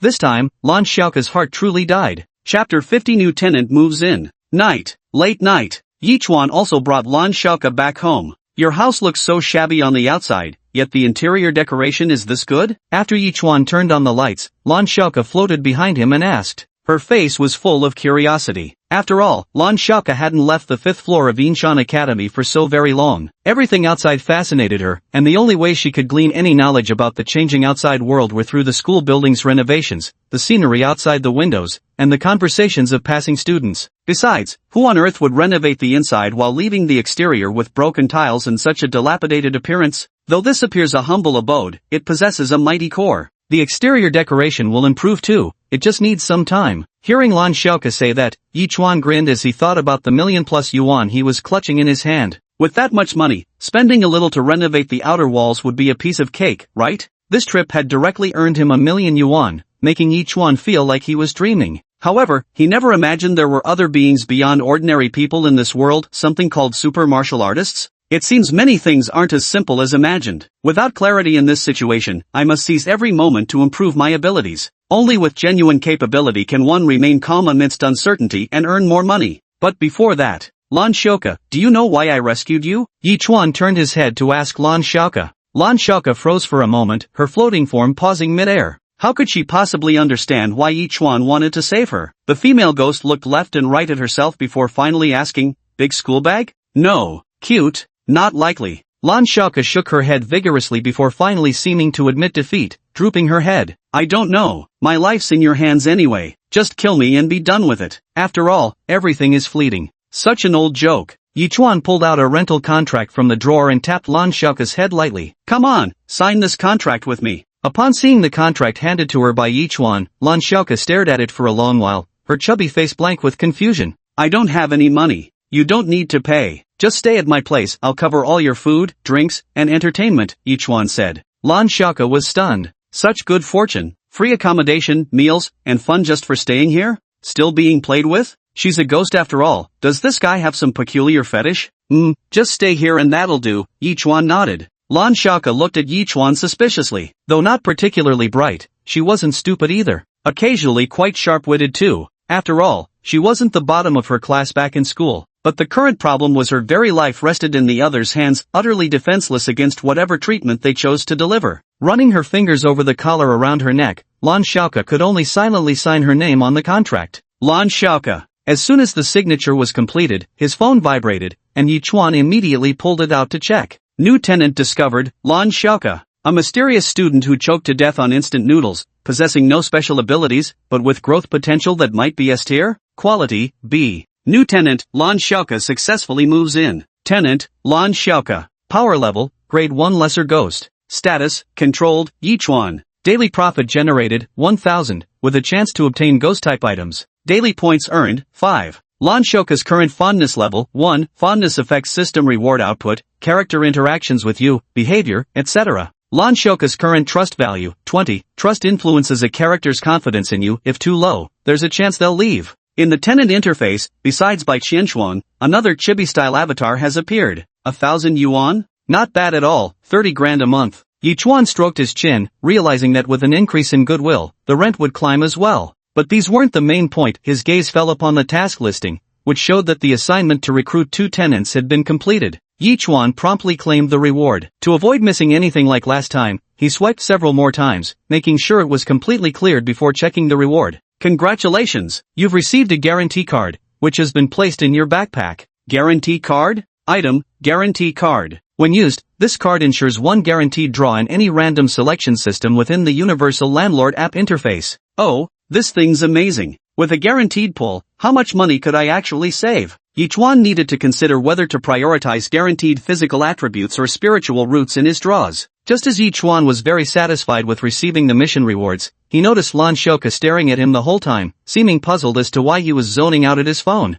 Let's go. I'll introduce you to the other tenants. With that, Yichuan led Lan Shouka to Bai Qianxuan's door. After all, Bai Qianxuan was at least a golden core stage powerhouse. What if she spotted Lan Shouka, a female ghost, and obliterated her on the spot? He reached out and knocked, but there was no response from inside. Yichuan thought for a moment, took out his phone, and checked Bai Qianxuan's current status. A chibi-style Bai Qianxuan sat cross-legged on the bed with her eyes closed. Seeing that she was already deep in meditation, Yichuan had no choice but to give up. Then, he turned to Lan Shouka and said, Qianxuan's busy right now, but if you bump into her, be careful, just a puff of breath from her might be enough to wipe you out. Lan Shouka, ? What the hell kind of tenant is this? Is my very life not even guaranteed? Lan Shouka squirmed in terror like a noodle, but Yichuan was merely teasing her. Bai Qianxuan wouldn't attack anyone without reason. After all, Yichuan had already discussed this with her, explaining they must clarify backgrounds before taking action. As long as Lan Shouka doesn't do anything foolish, there shouldn't be any real issues. A total coward. Since Bai Qianxuan was still cultivating, Yichuan didn't disturb her further and led Lan Shouka to her assigned room. Pushing the door open revealed a simple white bed, wooden flooring, and not far away, a gaming PC set up with a soft couch. It had nearly everything one could need. Is this your room? Lan Shouka looked around curiously. This will be your room from now on. Feel free to use everything here, said Yichuan, only to find Lan Shouka staring at him as if he were some kind of monster. My room? Is there a problem? This room had been decorated using a lazy one-click app by Yichuan on his way home. Lan Shouka looked at him strangely. Aren't you supposed to lock me in a basement cage, only letting me eat when I behave well? What are you imagining? Yichuan said without expression. Of course, if the tenant had special requirements, Yichuan wasn't necessarily unwilling to accommodate them. After all, setting up a basement here using the renovation function was actually quite simple, almost done within an hour. And if Lan Shouka needed a cage too, that wouldn't be a problem either. Chapter 51, Gamblers Must Die. The door closed, and the room fell silent. Lan Shouka floated onto the bed, staring blankly at the ceiling as if still unable to process everything that had happened. She'd somehow inexplicably ended up living in this house, inexplicably acquired her own room. Not only could she leave the school building she'd lived in for decades, but now she even had meals, lodging, and entertainment all taken care of. Is all this too good to be true? There's definitely some kind of scheme behind all this, Lan Shouka pondered, resting her chin on her fingers shaped like a 7. After all, miracles don't just fall from the sky. She could only take things one step at a time for now. For now, playing on the computer would have to do. Lan Shouka's eyes gleamed with intense longing at the sight of the nearby PC. It had been ages since she last touched a computer. Woohoo! Check out my World of Warcraft. Ha, why's the server down too? Wait, what was my account info again? In another room, Yichuan was also sitting on the edge of the bed playing with his phone. Since the 10,000 Realms Landlord app had unlocked many new features, he needed to carefully study how to use them properly. First is the elixir refining and pill concoction system. When Yichuan clicked in, he found the interface looked dim and gray, with only 2 options available. Refine elixirs, concoct pills, locked. The pharmaceutical option was blacked out and unusable for some unknown reason, but Yichuan didn't dwell on it and instead turned his attention to the alchemy function. Upon clicking in, a dilapidated furnace appeared before him, grimy with spiderwebs clinging to its edges. Alchemy furnace, a battered old 9th-hand furnace, personally used by an elderly alchemist. Common tier, alchemy recipes. Please insert material. Yichuan glanced over and finally tapped on the pill recipes, discovering options like tiger strength pills and deer blood pills listed inside. They were essentially all the same elixirs he had previously consumed.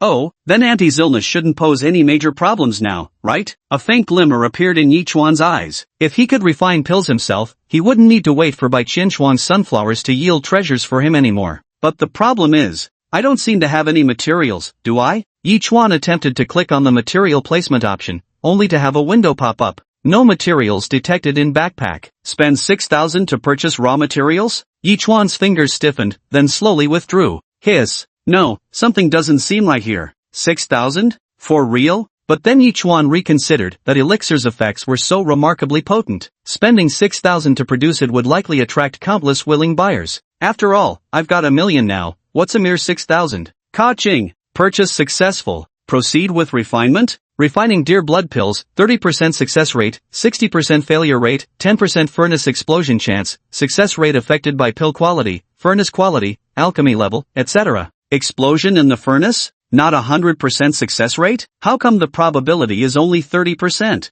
Yichuan narrowed his eyes. When he used to read novels, he'd often heard about how expensive alchemy could be, but he never had a concrete understanding until now. Seeing the price tag before him, he finally grasped the reality of it. How much would this cost? 6,000 yuan could buy several smartphones, couldn't it? This is just the cost of alchemy. Otherwise, just wait for Bai Qianshuang to drop them for me. Wait, given how this software operates, will it stop giving me dear blood pills in the future? Yichuan always had such a premonition, even feeling that he had no choice but to spend money. Since the success rate is related to the quality of the cauldron and the elixir, improving the cauldron's quality should increase the chances of success. Upgrade the alchemy furnace quality? Costs 5000. Considering he would likely continue using this furnace in the future, Yichuan silently pressed the upgrade button. Successful improvement of pill furnace quality. Alchemy furnace, worn out 8th hand furnace, low grade. Upgrade the alchemy furnace quality? Costs 10,000. Krypton. Successful improvement of pill furnace quality.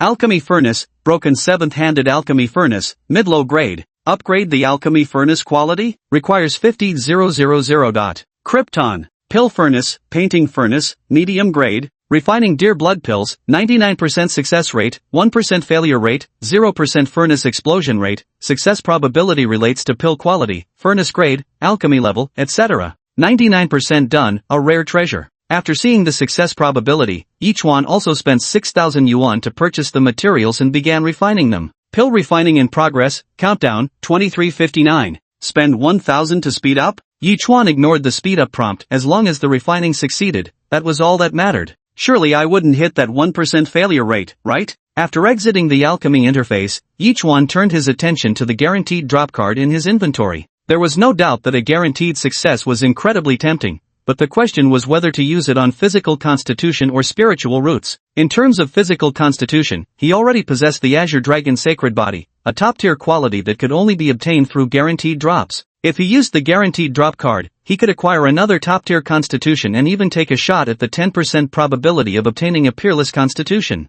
But this risk is undoubtedly enormous, because if he fails and gets demoted, not only might he lose the chance to obtain the peerless treasure, but even his top-tier constitution might not be guaranteed. Yichuan remained silent for quite a while before finally deciding to draw himself a guaranteed spiritual route. It was the most cost-effective choice. As he swiped to the spiritual route drawing page on his phone and used the guaranteed draw card, Yichuan's movements froze just as he was about to proceed. Forget it, should I trust myself? What gambler cries every day? Just roll the dice, damn it. Yichuan clicked on the physique drawing option once again. As the guaranteed card took effect, golden light shimmered, revealing the rewards. Congratulations on obtaining threefold glazed physique, which has been placed in your golden backpack asterisk. Yichuan didn't even bother reading the threefold glazed physique description. He directly removed the Azure Dragon Sacred Body from himself and synthesized the two physiques. Activate. At the moment he pressed the synthesize button, Yichuan closed his eyes. A few seconds later, he slowly opened them. Seeing a flash of crimson light, his face broke into ecstatic joy. Red. I think I saw red. Did it work? Yichuan opened his eyes. Congratulations, you have obtained Superior Fire Mystic Physique. It has been placed in your backpack. Yichuan. The icon of the Fire Mystic body glowed red with a radiant halo, casting its light onto Yichuan's expressionless face. As if it was saying, I'm back, baby. Yichuan silently stared at the phone screen, running his fingers through his hair. Gamblers always lose, he might have gotten a little too carried away this time. Taking a glance at the physique drawing interface, Yichuan took a deep breath, his eyes suddenly turning fierce as he directly performed 200 consecutive draws. Gotcha! I refuse to believe it. A million draws can't fail to produce one peerless physique. After spending 200,000, the drawing interface erupted with dazzling light. A series of messages popped up in quick succession. Congratulations, you've obtained. Congratulations, you've obtained. Chapter 52, The Lucky Star. Yichuan felt his heartbeat racing fast, as if someone had gripped it tightly with their hand, even giving him a suffocating sensation. Spending such a sum of 200,000 had a dreamlike quality to it. Now, his backpack contained over 200 physique items, 3 of which gleamed gold, standing out conspicuously among the rest.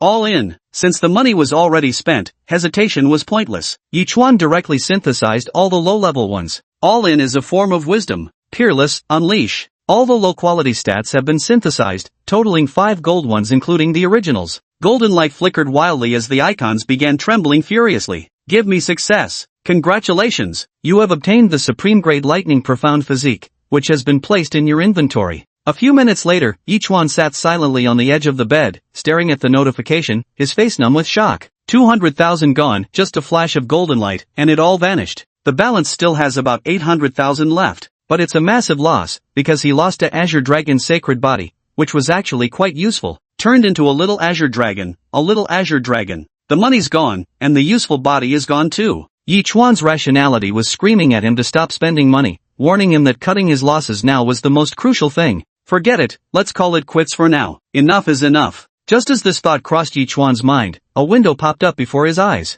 Congratulations! You've received a rare reward. The probability of obtaining premium quality items has been significantly increased. Limited time, 59 minutes 59 seconds. Yichuan. Maybe. Or should I splurge on a premium constitution? As for the supreme one, forget it for now, just leave it aside for the moment. It's still a bit dangerous outside. What if something happens without the Azure Dragon's sacred body? Yichuan pondered for quite a while before finally charging in 100,000 credits. A single 100 draw. Golden light shimmered as Yichuan was surprised to discover that he had actually obtained 2 premium tier physiques. Double flash. Congratulations on obtaining the Celestial Lone Star physique, already stored in backpack *gold. Congratulations on obtaining the Mystic Great Dao physique, already stored in backpack *gold. You too again? Yichuan felt his vision darken. These familiar names told him exactly what these physiques were without even checking his backpack. One was utterly useless, the other destined for solitude, neither held any value for him. He combined the remaining 90-plus base items, hoping to produce a gold one. In the end, after all the combinations, Yichuan silently stared at the sea of blue and white in his backpack. Not a single gold item had appeared. Yichuan laughed in frustration. He was laughing at himself, as if trapped by this app. The most frustrating thing is spending hundreds of thousands with zero improvement. Once again placing the Celestial Solitary Star physique and the mysterious Dao physique together, Yichuan silently watched as they began to merge. Congratulations! You have obtained the high-grade Fire Mystic physique, which has been placed in your inventory. Didn't see that coming, did you? Well, if it isn't an old acquaintance. Yichuan rubbed his forehead and laughed, his laughter brimming with resignation. Staring at that countdown timer, Yichuan gritted his teeth and threw another 200,000 into the pot. Come on, let's drain the jackpot dry today. Half an hour later, Yichuan's face was expressionless, because now, his backpack only contained 2 physique types. Item, Celestial Lone Star physique. Item, Superior Fire Profound physique. One means starting over from scratch, the other means being left all alone in the world. With 500,000 still in his wallet, Yichuan didn't want to spend anymore, yet he couldn't bring himself to give up. After all, his top-grade Fire Mystic physique had been obtained from a mere 6 yuan initial top-up draw. He truly couldn't accept this outcome. I want to deposit another 100,000 into it. Yichuan pinched the bridge of his nose. Just as he was about to proceed with the transaction, his finger slipped and accidentally returned him to the phone's home screen. His gaze lingered on the wallpaper, a graduation photo of him and Luo Shi from high school. After glancing at the time, Yichuan opened the messaging app and directly placed a video call to Luo Shi. A few seconds later, the video call connected. What's up, Chuan? Calling me for a video? On the other end, Luo Shi was still working at the barbecue stall. The background noises were chaotic as the girl seemed to be serving skewers to customers. Can't sleep? Wanna come over for some barbecue? Dad's treating. Beauty Luo, if you had 500,000 yuan, how would you spend it? Yichuan hesitated for a moment before asking. Luo Shi on the other end of the call visibly froze, clearly not expecting Yichuan to video call just to ask such an odd question. 500,000? That's a fortune. If I had that much money, I'd definitely take you and mom to a better hospital, and then buy us all some nicer clothes. Put the rest aside to earn interest. Doesn't that sound terribly unambitious? Yichuan continued asking, then, what if you lost this money? Wow, I might cry for the rest of my life. Luo Shi couldn't even bear to imagine that scenario. Yichuan fell silent, and his restless mood instantly calmed down. Pretty spineless indeed. I'm hanging up now. Completely composed, Yichuan casually dragged the top-grade Fire Profound body and the Lonely Star of Celestial theme together for synthesis. No more wailing, leave it to fate. He didn't want to see these 2 physiques again anyway. The next moment, a sudden flash of red light froze his fingers for an instant. Congratulations, you have obtained the indestructible Chaos physique. It has been added to your backpack *red. He stared at the message in disbelief, then clicked on the synthesized probability readout. The probability of combining superior and top-grade items to produce a supreme masterpiece, 0.5%. Ha! What's up, Chuan? Luo Shi noticed Yichuan's flushed face on the video call and found it rather peculiar. What are you looking at? You're not peeking at something weird while video calling me, are you? Meanwhile, Yichuan began taking deep breaths, his gaze intently focused, shoulders shaking like a sieve. Luo Shi? The next moment, the video call abruptly ended. Luo Shi widened her beautiful eyes, staring at her phone. She gritted her teeth. Fine then, doing such excessive things. Even if there were needs, Luo Shi, come help. A middle-aged man called from the barbecue grill not far away. Why are you standing there? Oh, coming. Why is your face so red? It's too hot. Item, chaos undying body, peerless. A physique born from the primal chaos of the universe, possessing the trait to devour all forms of energy, immune to most spells, universal laws, causality. Spiritual roots automatically transformed into chaos roots under the influence of this physique. Once assembled, it cannot be disassembled. This constitution defies the heavenly Tao, requiring one to withstand heavenly tribulations as punishment with each advancement in strength. This constitution can continue to improve in quality, unknown. Inside the room, Yichuan stared at the description above. Only after repeatedly confirming it did he realize he wasn't dreaming. Could Luo Shi be considered his lucky star? Looking at this utterly exaggerated physique description, Yichuan couldn't help but hesitate a little. Because it cannot be uninstalled, and requires facing heavenly tribulations. But if it's immune to rules and spells, then why fear the heavenly tribulation? Yichuan suddenly realized this point. Another thing is that in this world where spiritual energy is waning, does the heavenly tribulation truly exist? Equip? Yichuan reached out and finally equipped the constitution onto himself. Just do it. Chapter 53, The Indestructible Chaotic Body. After equipping the indestructible chaotic body, Yichuan suddenly felt that the spiritual energy flowing within him seemed to undergo some transformation, causing excruciating pain that radiated through every meridian. The pain hit with unbearable intensity. Yichuan staggered, his hand clutching the bedside tightly as his body swayed. Previously assembling those physiques didn't cause any sensation, so why is this chaos undying body so excruciatingly painful? Pain, such unbearable pain. It took about 10 minutes before he could finally lie on the bed to calm his emotions, his entire body drenched in cold sweat. Picking up his phone. Name, Yichuan. Realm, Mid-Chi Refining Stage. Special Constitution, Indestructible Chaos Body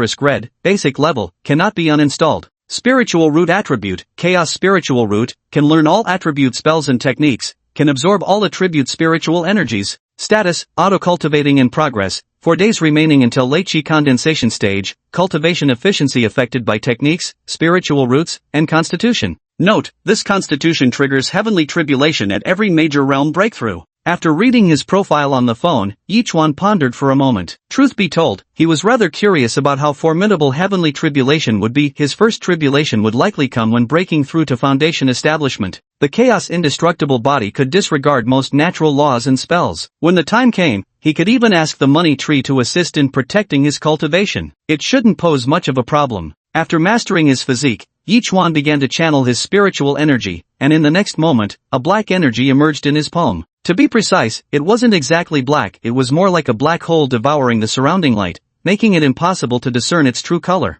What a peculiar attribute, not within the 5 elements nor belonging to special attributes like wind, thunder, or ice. The chaos immortal body was on the same level as Bai Qianchuan's innate Tao body, yet for some reason, Yichuan always felt the chaos immortal body carried a loftier aura. Moreover, its description mentioned that its quality could still be further enhanced. Is there a quality tier beyond the legendary grade? The synthesis interface doesn't even show any probability rates. Yichuan decided to stop overthinking it. He shook his head and muttered, I'm exhausted, better get some sleep. It was already very late. Yichuan felt nothing but overwhelming fatigue and dizziness. The moment his eyes closed, he fell into a deep slumber. The night passed without incident, and the next day arrived. At the break of dawn, Yichuan woke up. He picked up his phone by the bedside to check his balance. Today's 5,000 had been deposited as usual. Wow, not bad at all. The 500,000 spent on the chaos indestructible body would probably be recouped in a few months. If these 500,000 didn't even make a splash, then it would indeed be a total loss. It's still early, might as well play with my phone for a bit. With school hours still far off, Yichuan casually browsed forum posts. After defeating Huang Haotian yesterday, perhaps because the incident was too outrageous, he noticed that the posts were all discussing him when he clicked in.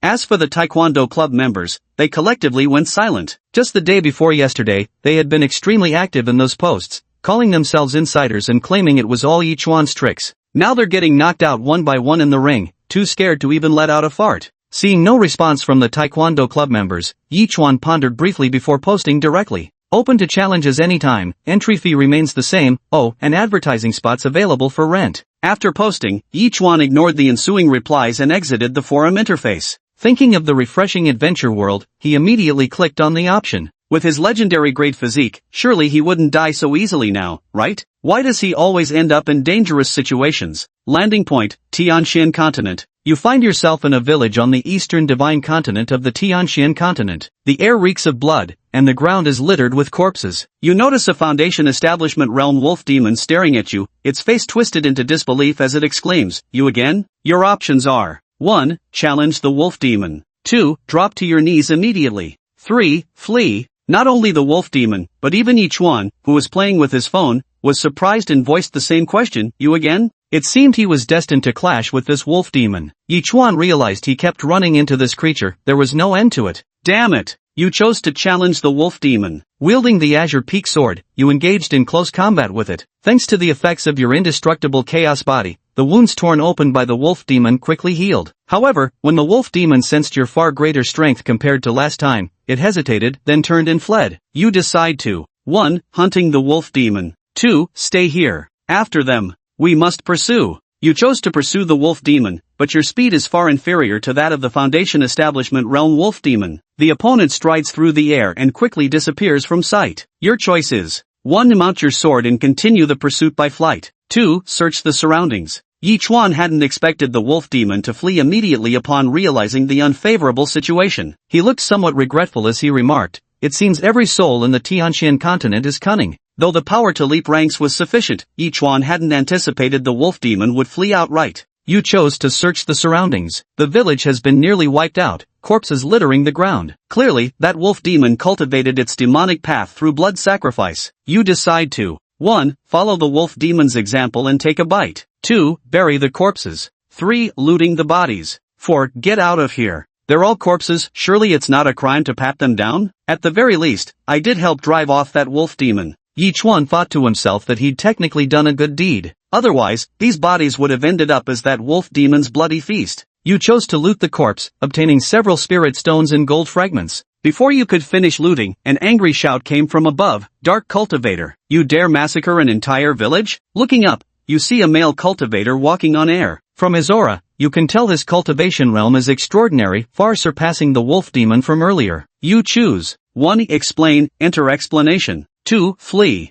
3. Battle. Yichuan gave a wry smile. Why did he constantly find himself on the brink of death wherever he went? Wasn't this a bit too unfair? You chose to explain, "A wolf demon slaughtered the village, what does that have to do with me, Huang Haobian of Qingyun sect?" Upon hearing this, the other party flew into a rage, shouting, "Lies! So you're from Qingyun sect?" With that, the opponents summoned spiritual flames, coalescing them into a massive blade dozens of meters long in midair, slashing toward you. The opponent's strength was overwhelming. As the flames dissipated, you realized your chaos immortal body had taken effect, actually devouring all those spiritual flames. Having absorbed that spiritual energy, your cultivation began to rise. You choose 1. Continue enduring the beating. 2. Counterattack. 3. Escape. Yichuan was surprised, could it be that nothing had happened? Chapter 54, Easy Win. Yichuan glanced at his stats and was astonished to find that the time needed to reach the late-stage Qi refinement level had been reduced to just 1 day? Free cultivation upgrades? Is this for real? Getting beaten actually makes you stronger? Yichuan exclaimed in surprise. It seemed the effects of the indestructible chaos body were far more overpowering than he'd imagined. Without hesitation, he opted to take the beating.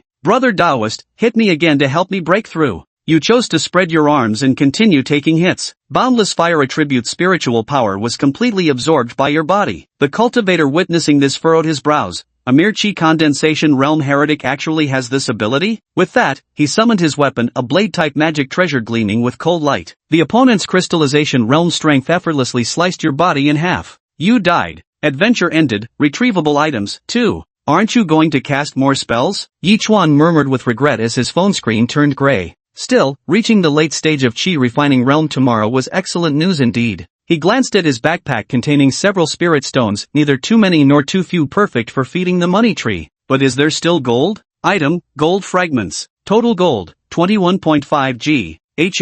Holding it in his hand, after confirming it was genuine gold, Yichuan silently took out his phone to check today's gold recycling prices. 702 grams. Reset, 2.5 times 702 equals 15,000? Yichuan was somewhat surprised, not expecting this trip to earn him 15,000 back, just from a few tiny pieces of broken gold. It seems that when I occasionally have free time, I should do more adventuring. Not only can it improve my strength, but it can also make money. But the randomness is still too high, you might get killed the moment you land. To put it bluntly, it all comes down to luck. There's still some time left. Should we go for another round of adventure? However, Yi Chuan also noticed that every adventure left him mentally exhausted, as if he had truly crossed over and experienced it firsthand. Aha! Just as Yi Chuan was about to freshen up and reconsider, a sudden scream from outside made him freeze. HM? Opening the door, Yi Chuan immediately spotted the white-haired girl trembling in the corner, along with Bai Qianchuan standing not far opposite her, dressed in ultra-short sleepwear and wielding an immortal sword, looking every bit like a goddess of slaughter. Be careful, Yi Chuan. Who knows where this little ghost came from, Bai Qianchuan said in a chilly voice upon seeing Yi Chuan wake up.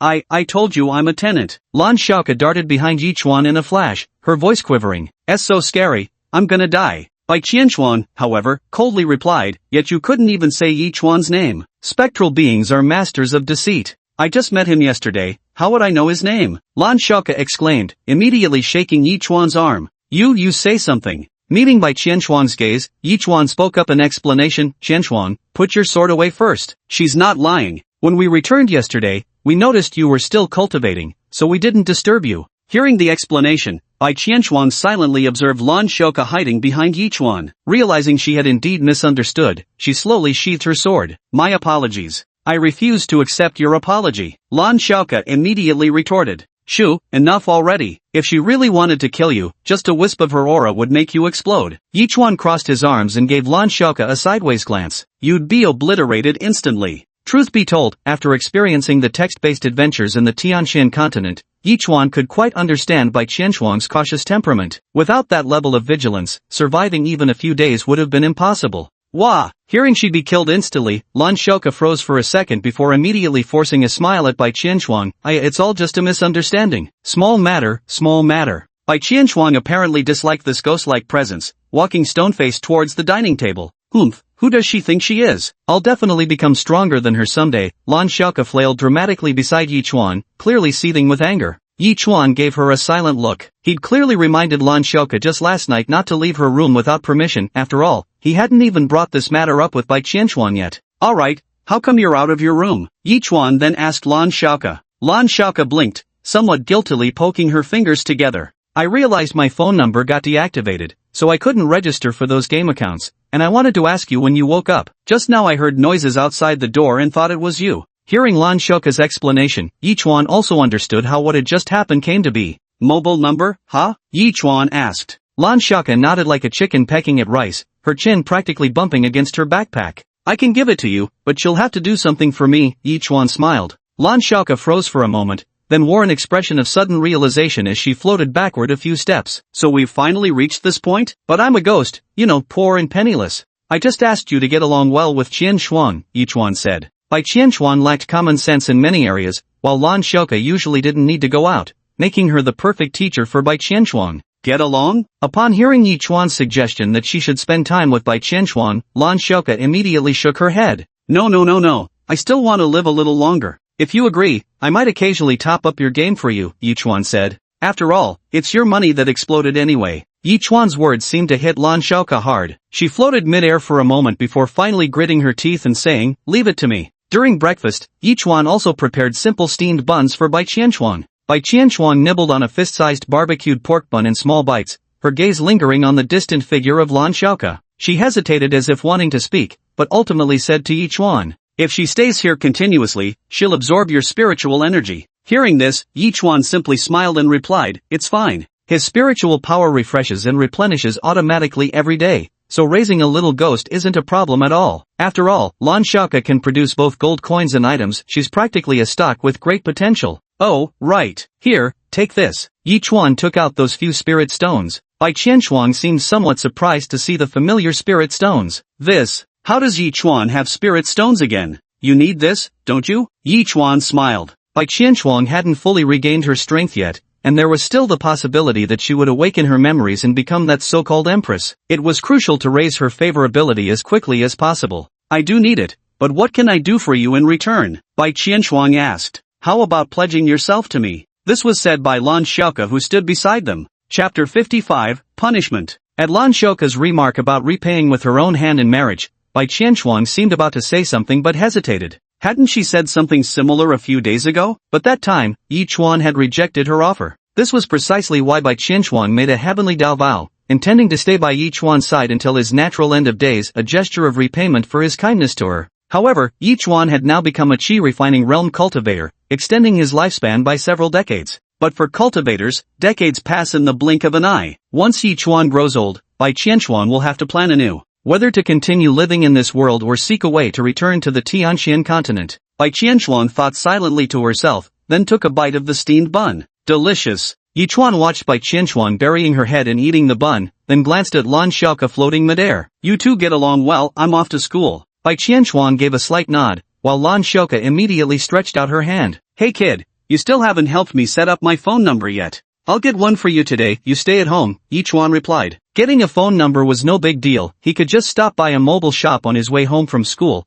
or even order a SIM card online. It was all very convenient. Oh, Lan Xiaoke muttered. She didn't really have anywhere to go anyway, especially with this collar around her neck. It was all that woman's fault, subjecting her to electric shocks like that. Just like training a dog. But having your own little room where you can play on the computer without having to work seems pretty nice, right? Hey, being a dog doesn't sound too bad either. After breakfast, Yi Chuan left home directly, leaving only Lan Xiaoke and Bai Qianchuan staring awkwardly at each other. Lan Xiaoke always felt Bai Qianchuan had some ill intentions toward her. She hovered in place for a bit before slinking back to her room like a sneaky dog. Even though she couldn't register an account to play games yet, she could still browse the web and watch some videos. Bai Qianchuan watched with her tranquil beautiful eyes as Lan Xiaoke returned to her room. For some reason, she inexplicably felt hostility toward Lan Xiaoke's presence. She slowly lowered her head and silently touched her own chest. Getting up, Bai Qianchuan returned to her room to cultivate. Yi Chuan was on his way to school. There weren't many classes today,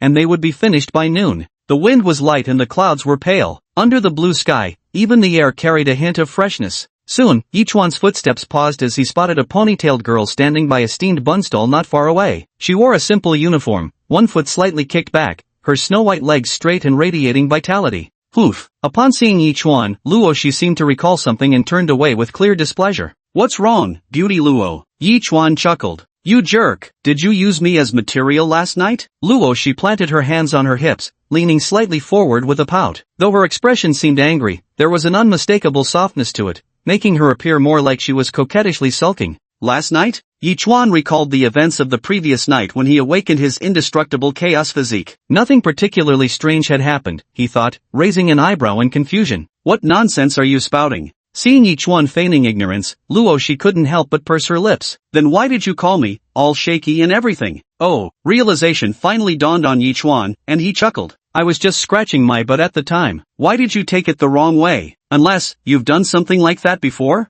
Luo she's expression froze. She took a deep breath and then put on a stern face. No, how could there be? But as if lacking confidence, the subsequent voice grew much softer. Oh, Yi Chuan didn't dwell on Luo she's changing expression. He pulled a packet of medicine from his pocket. Here, this is my family's ancestral remedy. That was the powdered remains of a deer blood pill, to which Yi Chuan had added some Isatis root extract, trying his best to make it resemble a traditional Chinese medicinal instant drink. Did you really recover by taking this medicine? Luo she glanced at Yi Chuan's complexion, noticing its rosy glow, and her lively eyes blinked with curiosity. Could this medicine actually be effective? She saw Yi Chuan practically every day, and the changes in him were evident to her. It must have some effect. Definitely effective, Yi Chuan affirmed confidently, adding a reminder, you must try it. Upon hearing this, Luoshi chose to believe Yi Chuan's words. She carefully tucked the medicine wrapped in white paper into her pocket, planning to take it home for her mother to try after school in the afternoon. Beauty Luo, do you know how this medicine came about? Seeing the slight curl of Luoshi's lips, Yi Chuan noticed her good mood and suddenly spoke up.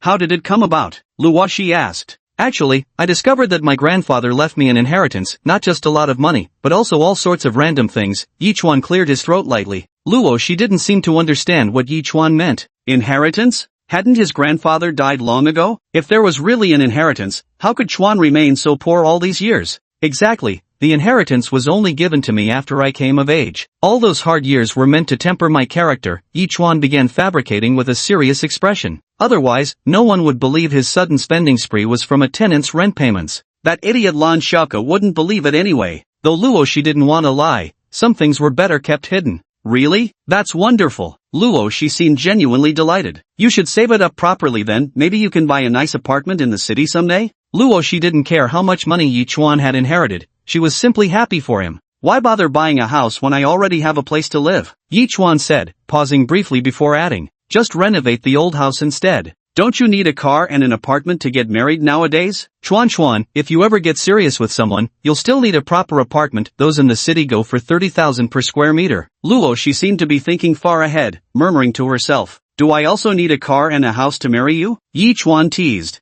Of course not, it's really nice living here, and I've gotten used to it. Luo, she instinctively replied, then paused abruptly. She suddenly reached out and punched Yi Chuan's arm, her expression teasing. What's the matter? Taken a fancy to your dad? I might consider it if I can't find anyone in the future. The smile on Yi Chuan's face deepened, his ink-dark eyes glittering with amusement. After all, no need to buy a car or a house. You make it sound like I'm cheap. Punishment, you're buying me bubble tea. Luo, she huffed angrily. Alright, let's go, beautiful Luo. Yi Chuan gave a playful tug at Luo, she's ponytail. Hey, wait for me. Oh, by the way, do you want this Bowsy? I can't finish it. Don't, never mind, give me a sip. Chapter 56, Can he crush a companion ghost barehanded? North City District. In a certain manor residential area, Wang Yanran sat upright on the sofa in the meeting room. The place was crowded, yet she remained motionless, silently gazing at the elderly man before her. The old man was lean in build, but even in his early 80s, he still looked robust, with jet black hair that showed no trace of aging. He squinted as he held a phone, watching a video. In the video, Wang Li was controlling his companion ghost to attack Wang Yanran, each harsh word cutting into the old man's heart like a knife.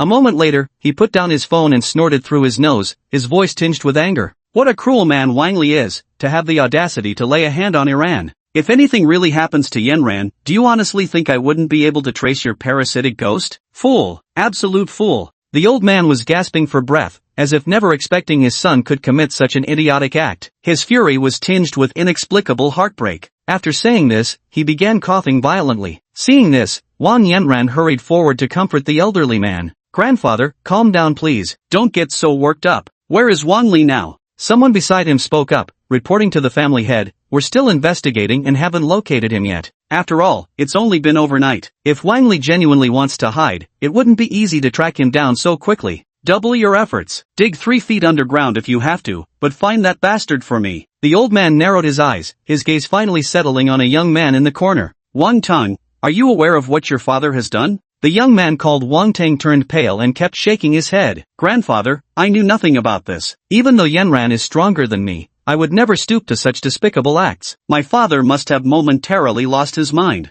Before he could finish, the old man cut him off with a cold snort. After calming himself, the old man turned to Wang Yanran. Yanran, I will naturally see justice done in this matter. But you mentioned it was a young man who saved you? As he spoke, there was a hint of confusion in his tone. What kind of young lad could rescue Yanran from the hands of a third-level super warrior? Wang Yanran nodded. Grandfather, he didn't look very old, even a bit younger than me, probably under 20. Wang Li is a third-level super warrior, the old man said. To have forced Wang Li to retreat, he was somewhat surprised. An 18-year-old third-tier transcendent warrior? Just whose family's genius was this? There aren't even a handful of 18-year-old third-tier transcendent warriors, someone nearby remarked. Indeed, perhaps it's a hidden genius from one of the noble families, the old man began, but before he could finish, Wang Yanran beside him added. No, he's far beyond third tier. That man crushed Wang Li's symbiotic ghost with one hand. As soon as these words were spoken, everyone present froze in shock, as if they had misheard. A single hand crushed the accompanying ghost? Both make sense, but when you combine young people and a hand crushing a companion ghost in one sentence, why does it suddenly sound so unfamiliar?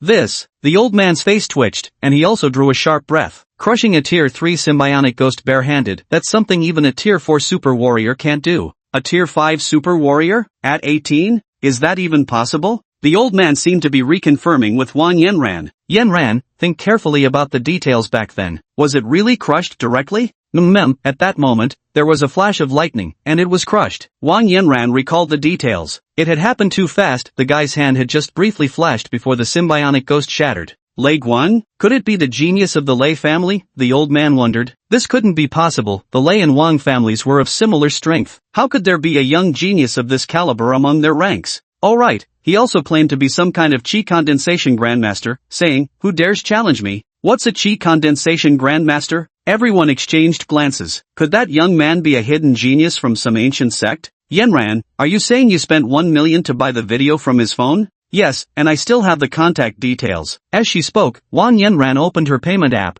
showing the recipient's name as Yi**, with an adorable Pikachu as the profile picture. Yi, the old man pondered. Is there a Yi family among the super martial arts clans? Patriarch, there isn't a Yi family. That must be someone from an ancient sect, otherwise I truly can't imagine where else such a young man could have appeared from. The old man shook his head. But those sects have been reclusive for many years, and their younger generations shouldn't have descended the mountain either. Master, perhaps we could check this person's account. Absolutely not, the old man immediately countered. This young man can instantly defeat a third-level contracted spirit at his age, and the forces behind him are unfathomable. Moreover, he saved Yenran. We must not commit such discourteous acts that might bring disaster upon the Wang family. After finishing his words, he paused briefly and glanced toward Wang Yenran. Yenran, do your best to see if you can get in touch with that boy. If he needs money, we'll fully support him. It would be best if we could establish a connection. Wang Yenran nodded. Alright, everyone disperse now. Catching Wang Li is the top priority. Yes.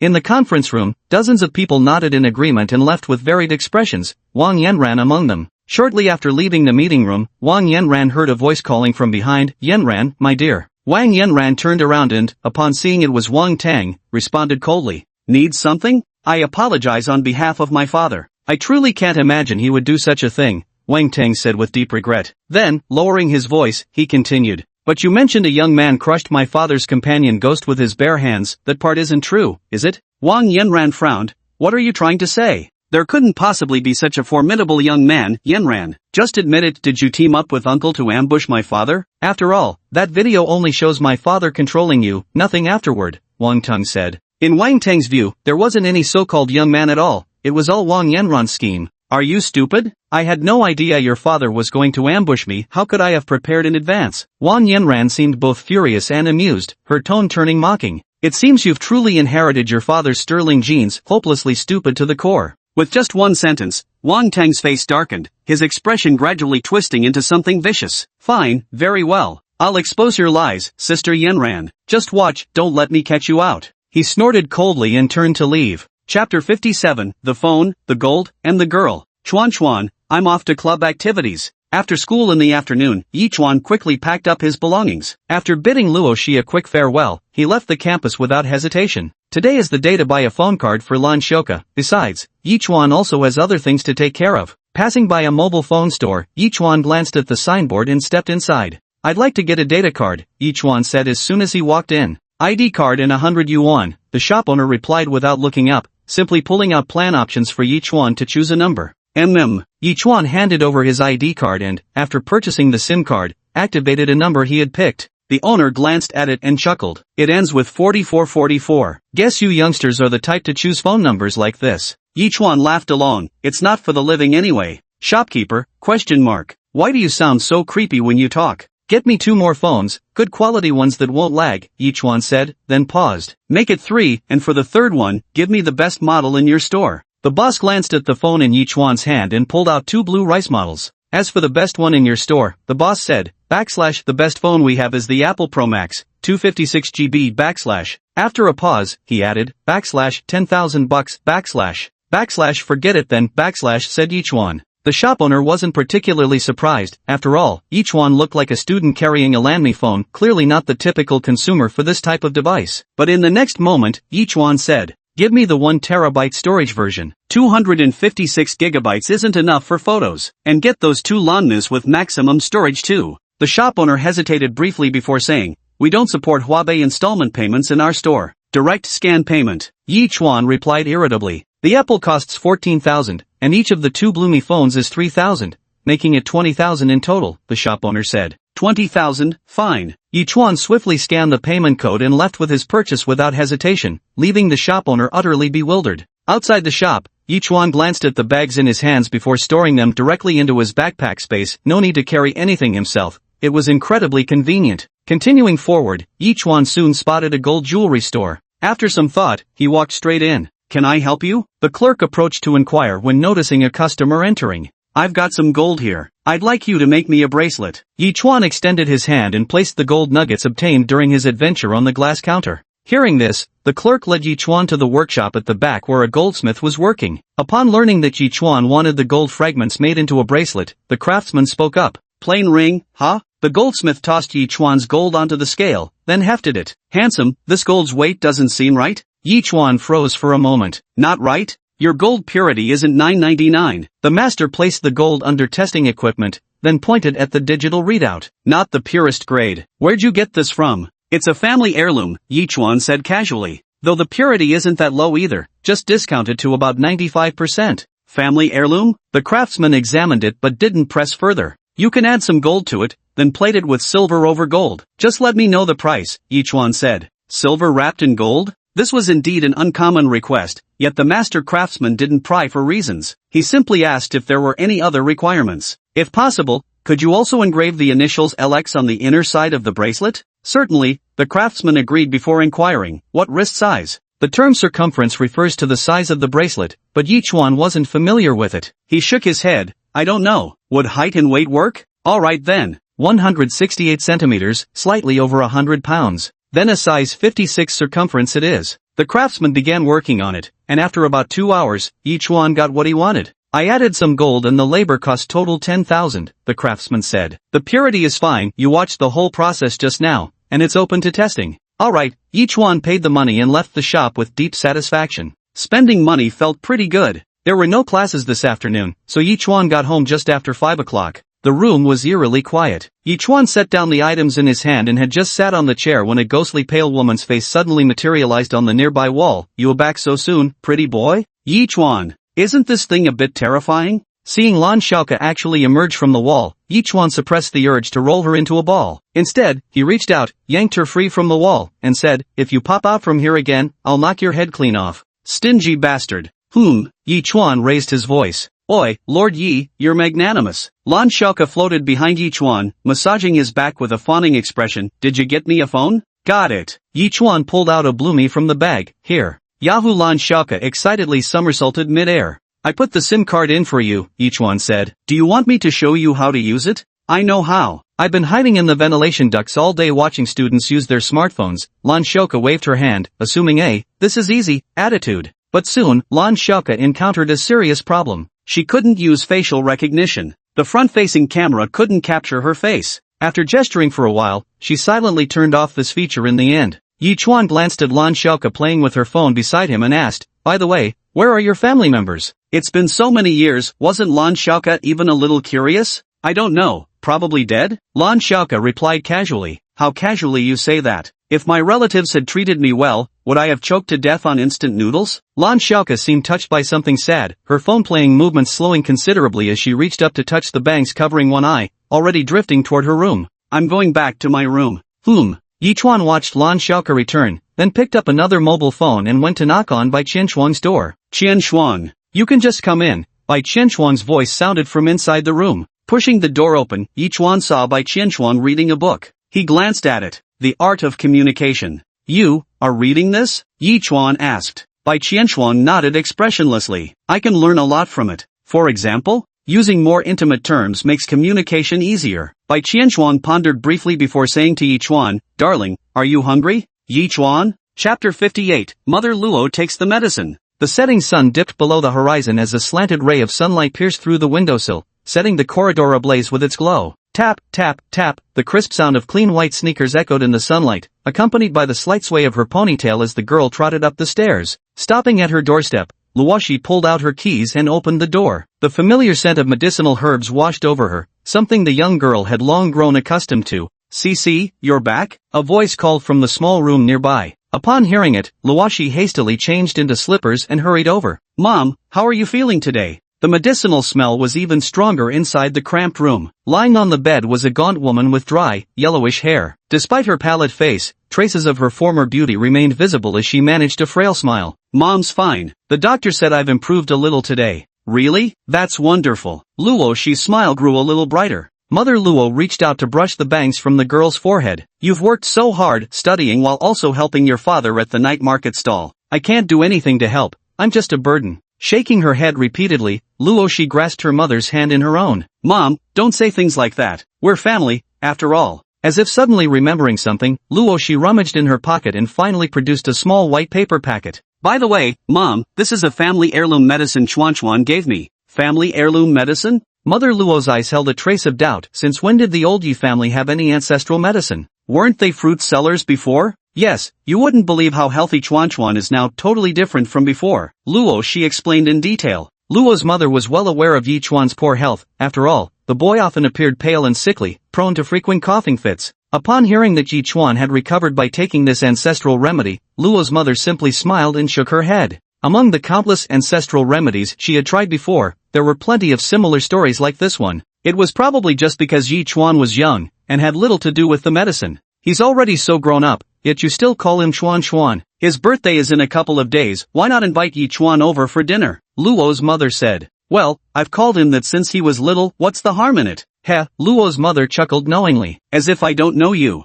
Oops. Luo she's face flushed as she suddenly stood up. Mom, I'll make your medicine for you. Just then, the sound of a door lock turning echoed through the room once more. A middle-aged man walked in. Though his face bore traces of weathering, his gaze remained resolute. Dad, Luo she called out when she saw the man. Mr. Luo responded with a single syllable. As Luoshi's stepfather, he wasn't particularly adept at expressing his emotions verbally. His care always manifested through actions. Noticing Luoshi preparing the herbal medicine, he silently checked the time. Luoshi, you're boiling the medicine a bit early today. Brother Chuan gave me this ancestral remedy, it worked wonders for him. I thought I'd try it on Mom, Luoshi explained. Mr. Luo frowned upon hearing this, his voice growing hoarser. The medical report today showed your mother's condition has worsened. Don't give her random medications. Getting worse? Didn't they say it was getting better? Hearing this, Luoshi's hand froze as she turned to look toward the room. Just then, a voice came from the room. What difference would trying make now? I'm already like this. Father Luo heard Mother Luo's voice. He stood still for a long moment before sighing, then simply asked Luoshi, is there a lot of medicine?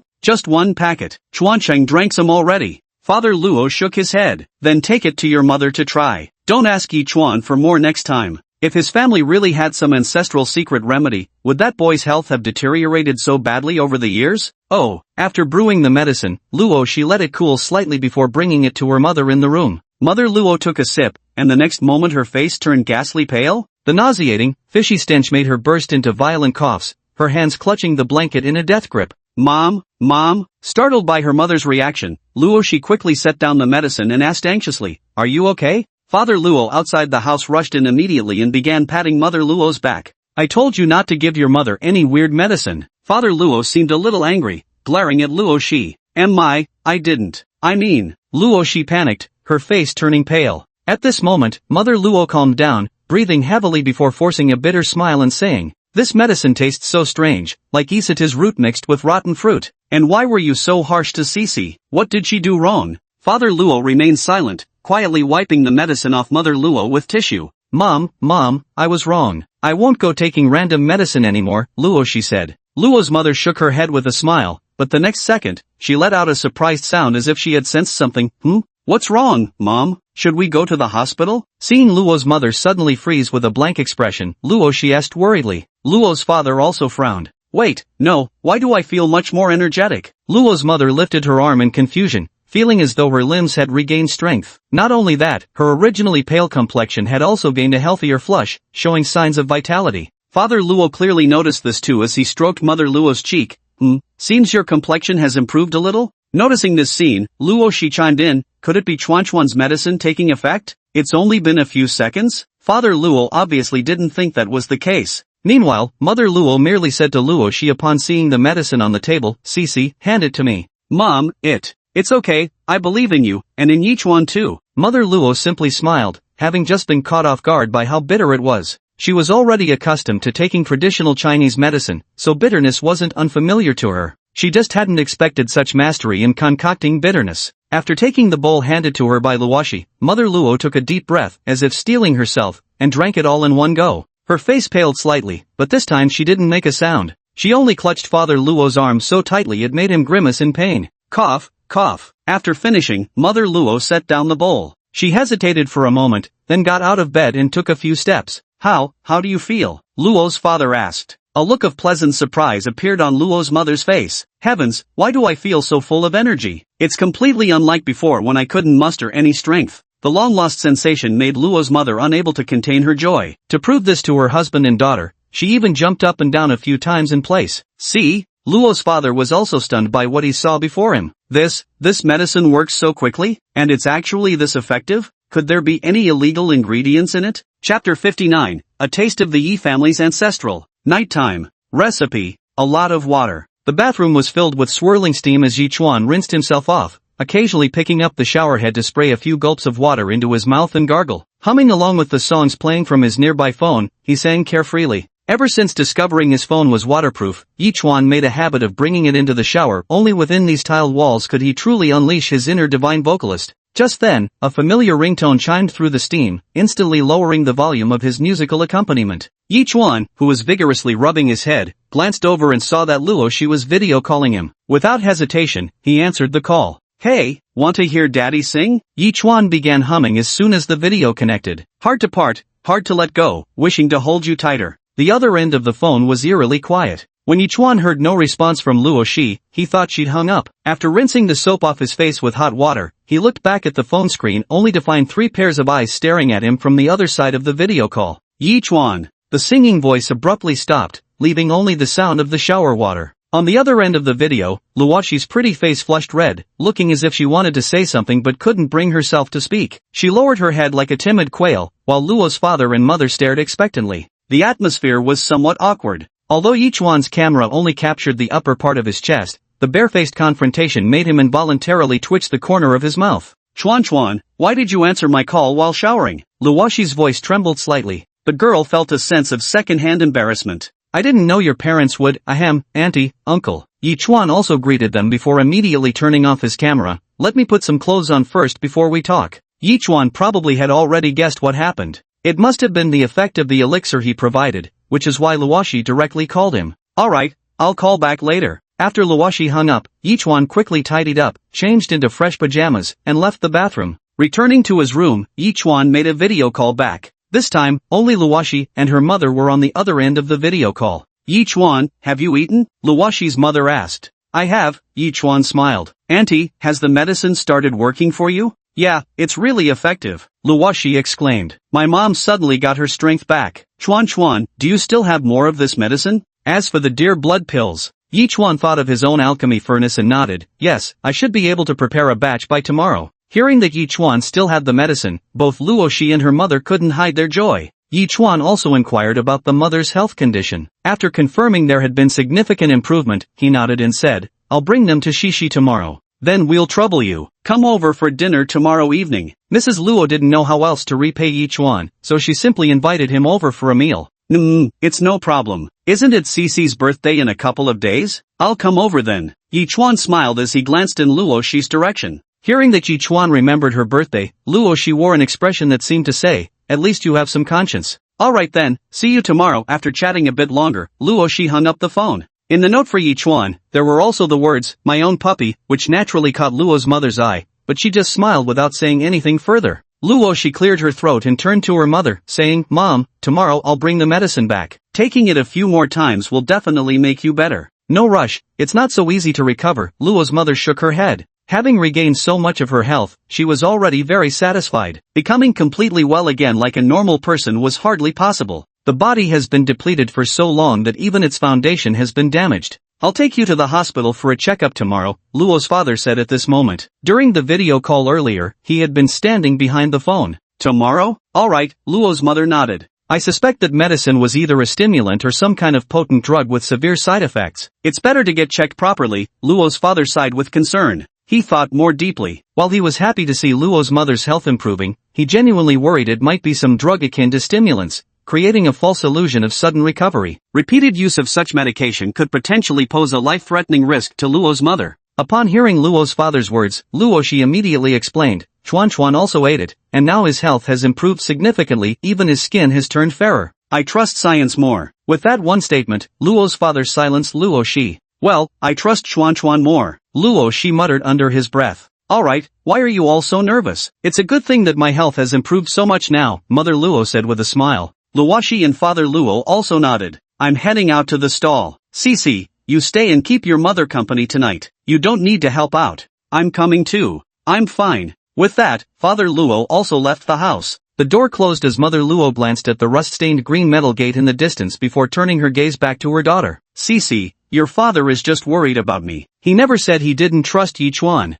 I didn't say anything wrong either, Luo. She merely blinked her beautiful eyes. Ha, your protective wife energy is practically overflowing, even daring to talk back to your father, Mother Luo chuckled. And no way. Chuan is just my best bro. Luo 11 protested, then nodded firmly. That's all there is to it. You're all in college now. What's the harm in dating a little? What's wrong? I'm afraid he's not interested in me, Luo, she muttered softly. How would you know if you don't try? Alright mom, why are you being so nosy today? Luo, she stood up with flushed cheeks. I'm going to take a shower. Were you really going to call him while taking a shower? Not a chance. On the other side. In the room, after finishing his chat with Luo, Yi Chuan pressed his phone and opened the Multiverse Landlord app, navigating to the alchemy page. Spending $6,000 on a batch of medicinal herbs, Yi Chuan concocted another deer blood pill, still crushed, mixing in some Isatis root. Hey, 99% perfected, the Yi family's ancestral secret remedy. Though this stuff tastes pretty awful, its effects are rock solid. But curing Mother Luo's illness isn't something a mere deer blood pill can handle alone. This kind of medicine just replenishes qi and blood, restores energy for a sick person. It's more like treating the symptoms rather than the root cause. Even so, it's still far more effective than any medicine Mother Luo had taken before. After all, it's medicine from the cultivation world. But the medicines that can be made now are still somewhat limited. Yi Chuan thought for a moment, then got up to go find Bai Qianchuang. Let's see if the money tree can cough up some new prescriptions. Chapter 60, Teaching Bai Qianchuang. Prescription? Upon hearing Yi Chuan's request, Bai Qianchuang, who was sitting on the bed, tilted her head and thought for a few seconds. Although she frequently came into contact with elixirs within the sect, she actually knew nothing about alchemy, especially since she didn't even have a storage pouch anymore, so naturally, she couldn't possibly possess any prescriptions. Seeing Bai Qianchuang shake her head, Yi Chuan wasn't surprised either. He had only asked on the off chance she might know. What a pity the money tree can't drop more coins. Bai Qianchuang noticed Yi Chuan standing there as if deep in thought, and spoke softly, Yi Chuan, are you feeling unwell somewhere? In her view, Yi Chuan must have developed some physical discomfort to be so preoccupied with medicinal formulas. But alchemy was never that simple. Bai Qianchuang often witnessed the medicine peak disciples' cauldrons exploding due to incorrect herb ratios, wasting months of labor in an instant. There's nothing wrong with my body. I was just asking out of curiosity. Yi Chuan finished with a smile, yet Bai Qianchuang stepped forward and grasped his hand. The slightly cool temperature of the girl transmitted over, making Yi Chuan freeze for a moment. Then he realized Bai Qianchuang was releasing her spiritual energy, seemingly probing his physical condition. Yi Chuan also discovered his chaos immortal body had been directly activated, devouring that spiritual energy as though starving for ages. As the spiritual energy entered his body, Bai Qianchuang realized something was amiss. She felt Yi Chuan's body continuously absorbing her spiritual energy. Even Yi Chuan's body was buzzing with a sound, as if a fan were operating inside it. The girl hastily withdrew her hand, stumbling back a few steps before collapsing onto the edge of the bed. She crossed her arms defensively over her chest, eyeing Yi Chuan hesitantly with apparent scrutiny. How? She murmured uncertainly. Bai Qianchuang frowned slightly. Yi Chuan, there's something peculiar about your body. Maybe I have some special constitution. Next time, don't randomly use spiritual energy to probe my body, Yi Chuan replied. Bai Qianchuang hesitated to speak, but considering how much of her hard-earned recovered spiritual energy had been absorbed by Yi Chuan, she could only let it go. Still, she found it strange. Was there something unusual about this world's people having special constitutions too? Noticing Bai Qianchuang's silence, Yi Chuan's attention turned to the phone on the table. He asked, Qianchuang, have you learned how to use the phone yet? The girl shook her head when Yi Chuan asked her that. It's so difficult, she said. The contents within this small device were incredibly varied, making her feel a bit dizzy just looking at them. Earlier when she accidentally tapped on something, the apps kept jumping to things like Tabal one moment and then Pinduoduo the next, even though she hadn't meant to click on anything. How could that be? Just a few taps and it'll work, Yi Chuan said. Not only can you chat with others on a phone, you can make payments, browse everything happening in the world, and even watch, well, certain adult content. Bai Qianchuang seemed surprised by Yi Chuan's explanation. Such an all-powerful magical artifact? She hesitated for a few seconds but ultimately shook her head. This must be incredibly valuable. I'm fine without it, I don't need this.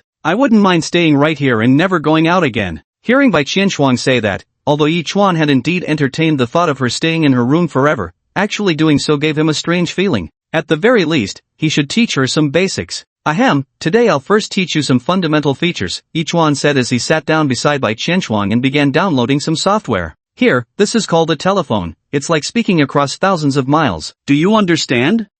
Does it consume spiritual energy? Bai Qianchuan nodded. It consumes electricity. Oh, got it now? What is electricity? The power of thunder, Yichuan explained. We've harnessed the force of lightning. Look at these lights, these devices, they all run on electricity. Mortals have actually achieved this. Bai Qianchuan pondered. If mortals could reach such heights without cultivation, then what was the purpose of their immortal cultivation? Wrong path? This is a camera for taking pictures, Yichuan said, raising his phone in a selfie pose. Come, strike a cute pose. Cuter? Bai Qianchuan's beautiful eyes flickered with momentary confusion upon hearing this. How exactly does one make a cute pose? Smile? Yichuan said. Smile. Bai Qianchuan's lips curved upward stiffly. Seeing this, Yichuan straightforwardly suggested, you might as well use your fingers to lift the corners of your mouth. Oh, hearing this, Bai Qianchuan did as Yichuan said and used 2 fingers to raise the corners of her mouth. The sight of Bai Qianchuan expressionlessly lifting her lips with her fingers looked oddly adorable. Yichuan seized the moment and promptly pressed the shutter button. The scene froze at that instant. Memory stone, Bai Qianchuan remarked with slight surprise as she looked at the photo on her phone. It actually has the same effect as a memory stone. Truly impressive. But what does this pose have to do with cuteness? Her appearance is utterly ordinary, right? There's more where that came from, Yichuan said as he opened the Douyin app for Bai Qianchuan. See, if you like a video, tap the heart. If not, just swipe away. This is what we call entertainment here, think of it like watching a play. Bai Qianchuan gave a half-understanding nod. After scrolling through a few videos, she looked puzzled. Are the recordings in here all real? Some are real, some are fake, just for entertainment, don't take it seriously, Yichuan explained. AI has been quite popular lately, and if Bai Qianchuan lacked discernment, she might easily be deceived. Bai Qianchuan was somewhat like an elderly person in this regard. Since these were things she had never encountered before, she had to ask Yichuan about the purpose of every function. Her favorite features were the messaging app and the camera. Where I come from, memory stones and long-distance voice-transmitting artifacts are rare treasures, especially memory stones, they have limited uses, Bai Qianchuan explained. Yichuan simply smiled. Alright, you should get familiar with it yourself first. If anything comes up, just send me a message on the chat app. Bai Qianchuan nodded. Yichuan quickly returned to his room, while Bai Qianchuan set down her phone and prepared to begin her cultivation. But after a while, the girl opened her beautiful eyes, and her gaze fell upon the phone on the table. Focus a little harder. A few seconds later, Bai Qianchuan opened her eyes again and looked at that phone once more. Yichuan told me to take my time getting familiar with things first, I can start practicing later, Bai Qianchuan said softly. Cultivation shouldn't be rushed. She picked up her phone and opened the camera app. Click click click click. Bai Qianchuan took hundreds of photos of her treasured sword from every possible angle. After confirming the photos were indeed saved, Bai Qianchuan pressed the selfie button again. Seeing her reflection in the camera, she lightly touched her cheek. What does being cute look like? Chapter 61, Risky Raid. Qianchuan really needs some social interaction. If she keeps staying cooped up at home all day, boredom will inevitably set in someday, right? In the room, just as Yichuan was thinking this to himself, his phone suddenly vibrated beside him. You have entered the late stage of Qi refining realm. Status, automatic cultivation in progress. 5 days remaining until Qi refining great perfection, affected by cultivation techniques, spiritual roots, physique, etc. Yichuan was surprised. It seemed absorbing Bai Qianchuan's spiritual power had accelerated his cultivation speed. If only I could take a few more whiffs, it smells absolutely divine. But wouldn't Bai Qianchuan be drained dry by me? Yichuan checked his bodily energy. Truth be told, he'd only had this app for a few days, yet he was already nearing the foundation establishment stage. Feels amazing. About to ascend to immortality through AFK farming. Yichuan lounged lazily on his bed, wealthy and powerful, sincerely wishing this kind of life could continue indefinitely. Just as he was about to rest, he noticed a new friend request on the messaging app. When Yichuan opened it, he saw it was a girl's profile picture with the message, Senior, I'm Wang Yanran. Wang Yanran? Yichuan recognized the name immediately. Wasn't this the girl who had captured Lan Xiaoka? Not to mention she wielded electrotherapy techniques that had made Lan Xiaoka howl in pain. And she was the wealthy woman who'd given him $1 million.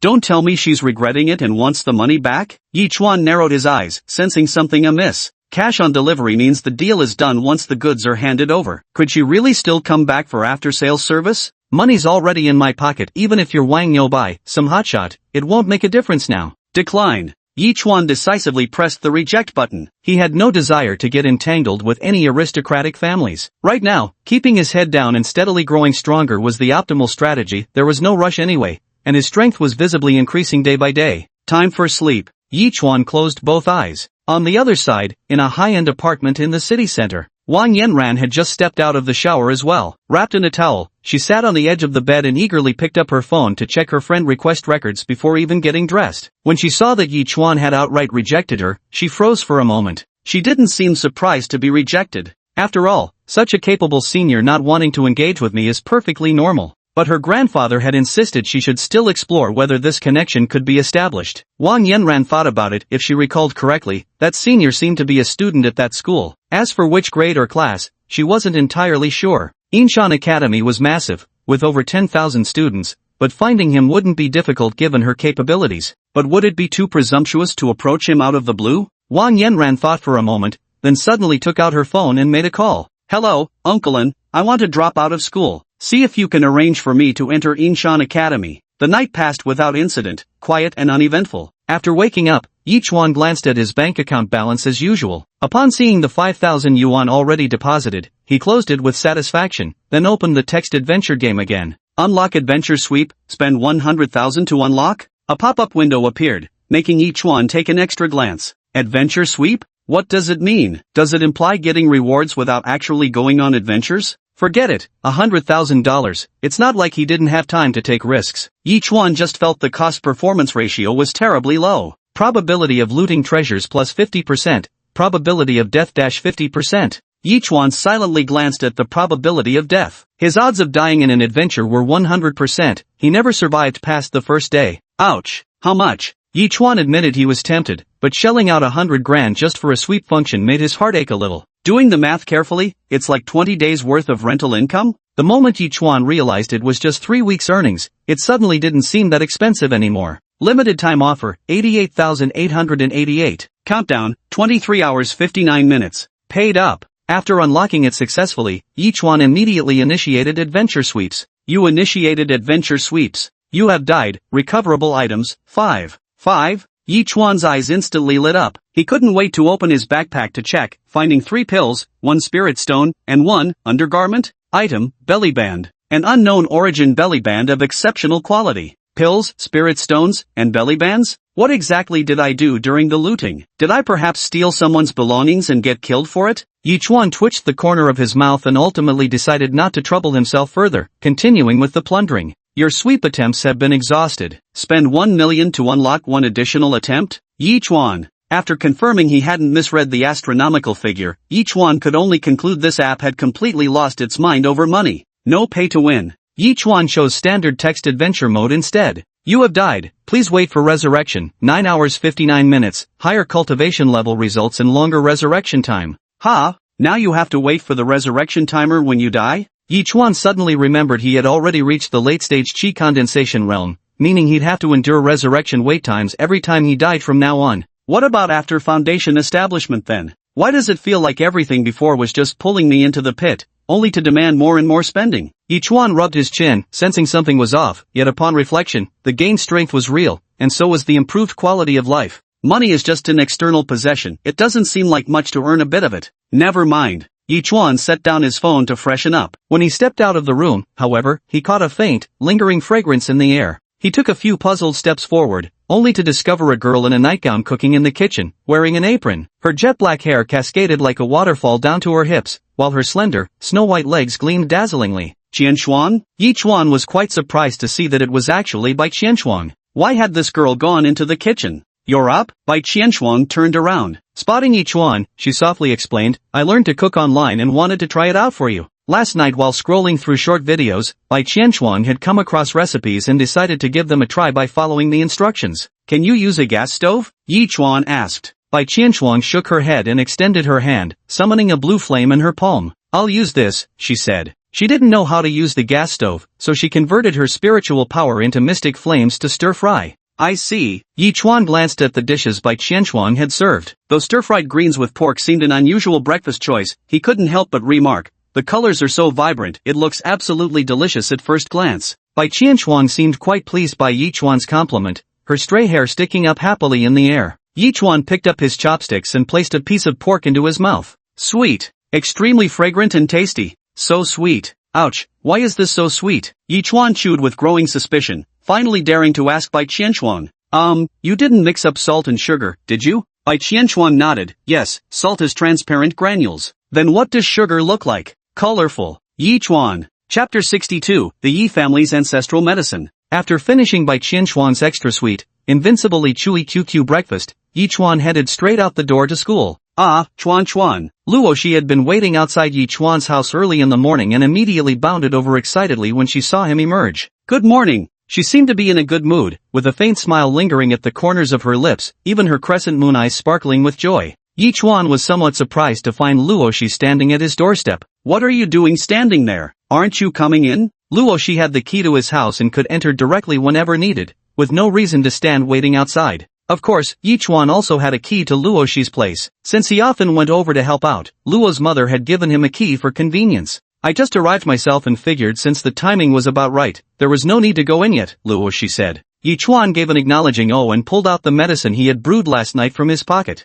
Here, the Yi family's little secret remedy passed down through generations. Luo Shi carefully took the medicine and then placed it in her pocket. After all, this was medicine that had proved effective for her own mother. She certainly didn't want to lose it through her own carelessness. If possible, she even wanted to run home first to store the medicine safely. Is this medicine extremely precious? Luo Shi asked, feeling that every dose used meant one less remained. She touched the medicine in her pocket. Should I go home first? It's alright, not really precious, just the raw materials are a bit pricey, Yi Chuan smiled. How much? Yi Chuan extended one finger, no more, no less, 100 million. Upon hearing this, Luo Shi rolled her beautiful eyes at him in exasperation. As if remembering something, the girl said, Chuan, today my dad plans to take my mom to the doctor for a checkup. He said he's not entirely confident about your medicine, worried it might be one of those strong drugs with serious side effects. You're telling me this secretly? Aren't you afraid I'll hold a grudge against your dad? Seeing Luo Shi acting like she was siding with him, Yi Chuan couldn't help but ask. Luo Shi simply let out a light hum. I just don't think there's any need to hide this from you. Yi Chuan didn't mind. After all, given how remarkably effective the medicine was, it was only natural for Luo Shi's father to have reservations. Give me your hand. My hand? Luo Shi was puzzled but still extended her hand. Yi Chuan grasped her palm and gave it a slight squeeze. Just average, not soft enough to the touch. You're awful. Luo Shi raised her other hand to hit Yi Chuan, only to notice a silver bracelet had appeared on her wrist. This is... Luo Shi raised her arm in surprise to examine the bracelet. The craftsmanship was exquisite, and it even shimmered faintly in the sunlight. Yi Chuan grinned. Bought your birthday gift in advance, just grabbed something random off Taobao. Make do with it. You actually got me a birthday gift? Guess you've still got some conscience left, Luo Shi muttered softly as she touched it. You just bought it online without putting any thought into it? Oh, don't like it? Give it back then. No way, Luo Shi hastily withdrew her hand when she saw Yi Chuan reach out, though her demeanor suggested she actually quite liked it. Last year, Yi Chuan had given her a hair tie, which she still wore tied around her ponytail, under the pretense that she'd replace it only when it wore out. Let's go, Luo the beauty. Yi Chuan tugged lightly at the girl's ponytail. Oh, People's Hospital. In the pure white corridor, Luo's father was sitting with Luo's mother on the waiting area chairs at this moment. Both of them felt somewhat anxious, because if the medicine truly had effective results without significant side effects, it would be an incredibly good thing. But if it turned out to be the kind of drug that traded severe side effects for short-term physical health, that would undoubtedly be a very bad situation. Even if it's that kind of ineffective medicine, don't blame young Yi Chuan, understand? Mother Luo spoke up. After all, Yi Chuan's intentions were good. Father Luo nodded. I know. Mother Luo looked at Father Luo's somewhat weathered face, seemingly feeling a bit ashamed. My health is so poor, making you work so hard to take care of us mother and daughter. I don't have the physical strength to give you a son or daughter now. Father Luo just shook his head. Even if Cici isn't my biological daughter, she's no different to me than if she were. I promised back then that I would take good care of both you mother and daughter. Back then, Father Luo fell head over heels for Mother Luo at first sight. Even knowing she was divorced with a daughter in tow, he threw himself into the relationship without hesitation. Love is indeed beautiful, but life can also be cruel.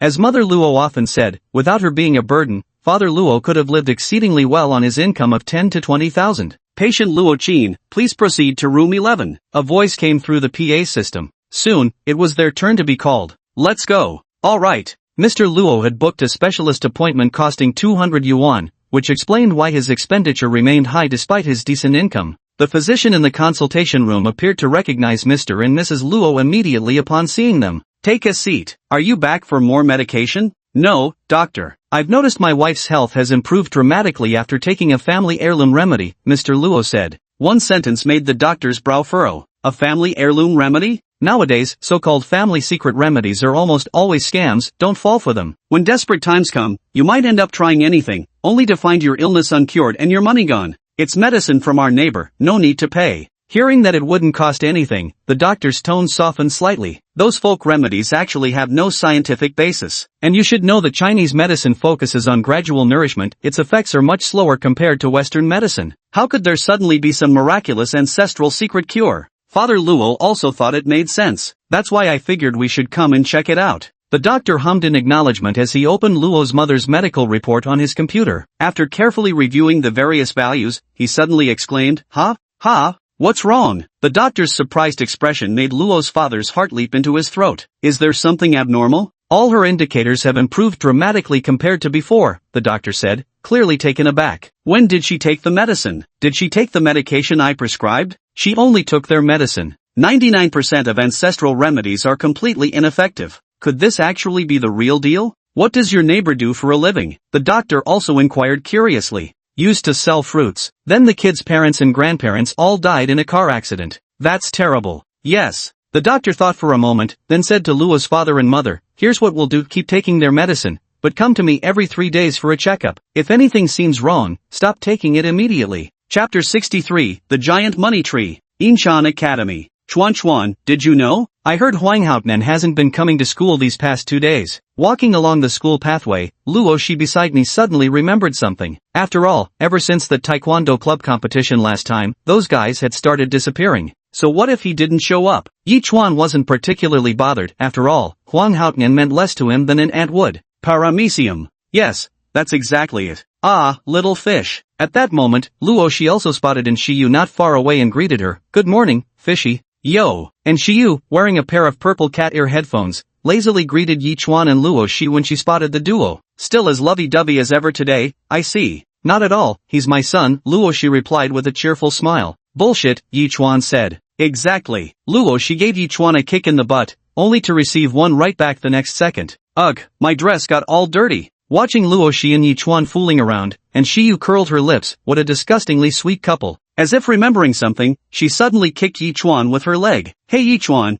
there's something I need to tell you. What? That taekwondo club thing seems to have gone viral, and Shiyu said. The short videos have crazy views, so, you're probably gonna have a lot of trouble coming your way. Trouble? Yi Chuan pondered for a moment, wondering who else might come looking for trouble with him after he had defeated the taekwondo club members. He then asked, who uploaded it? Me. And Shiyu said expressionlessly, is data not money? So it was you who brought me all this trouble? Yi Chuan blared. Want me to share some with you? That's more like it. How much are we talking? Hearing there was money to be made, Yi Chuan's mood brightened considerably. $10. Yi Chuan. Restraining the urge to punch in Shiyu, Yi Chuan asked, so, what's this trouble you mentioned? The former president of the taekwondo club, Kim Jong-hee, is returning to challenge you, and Shiyu casually stated. Rumor has it he's some kind of inheritor of ancient taekwondo. Since you've tarnished the club's reputation, he definitely won't let it slide. Why does this name sound so Korean? It's definitely a Korean person. You decide what to do. No problem. Chuan can definitely knock them out with one punch. Luo Shi declared, raising her fist. He's super strong.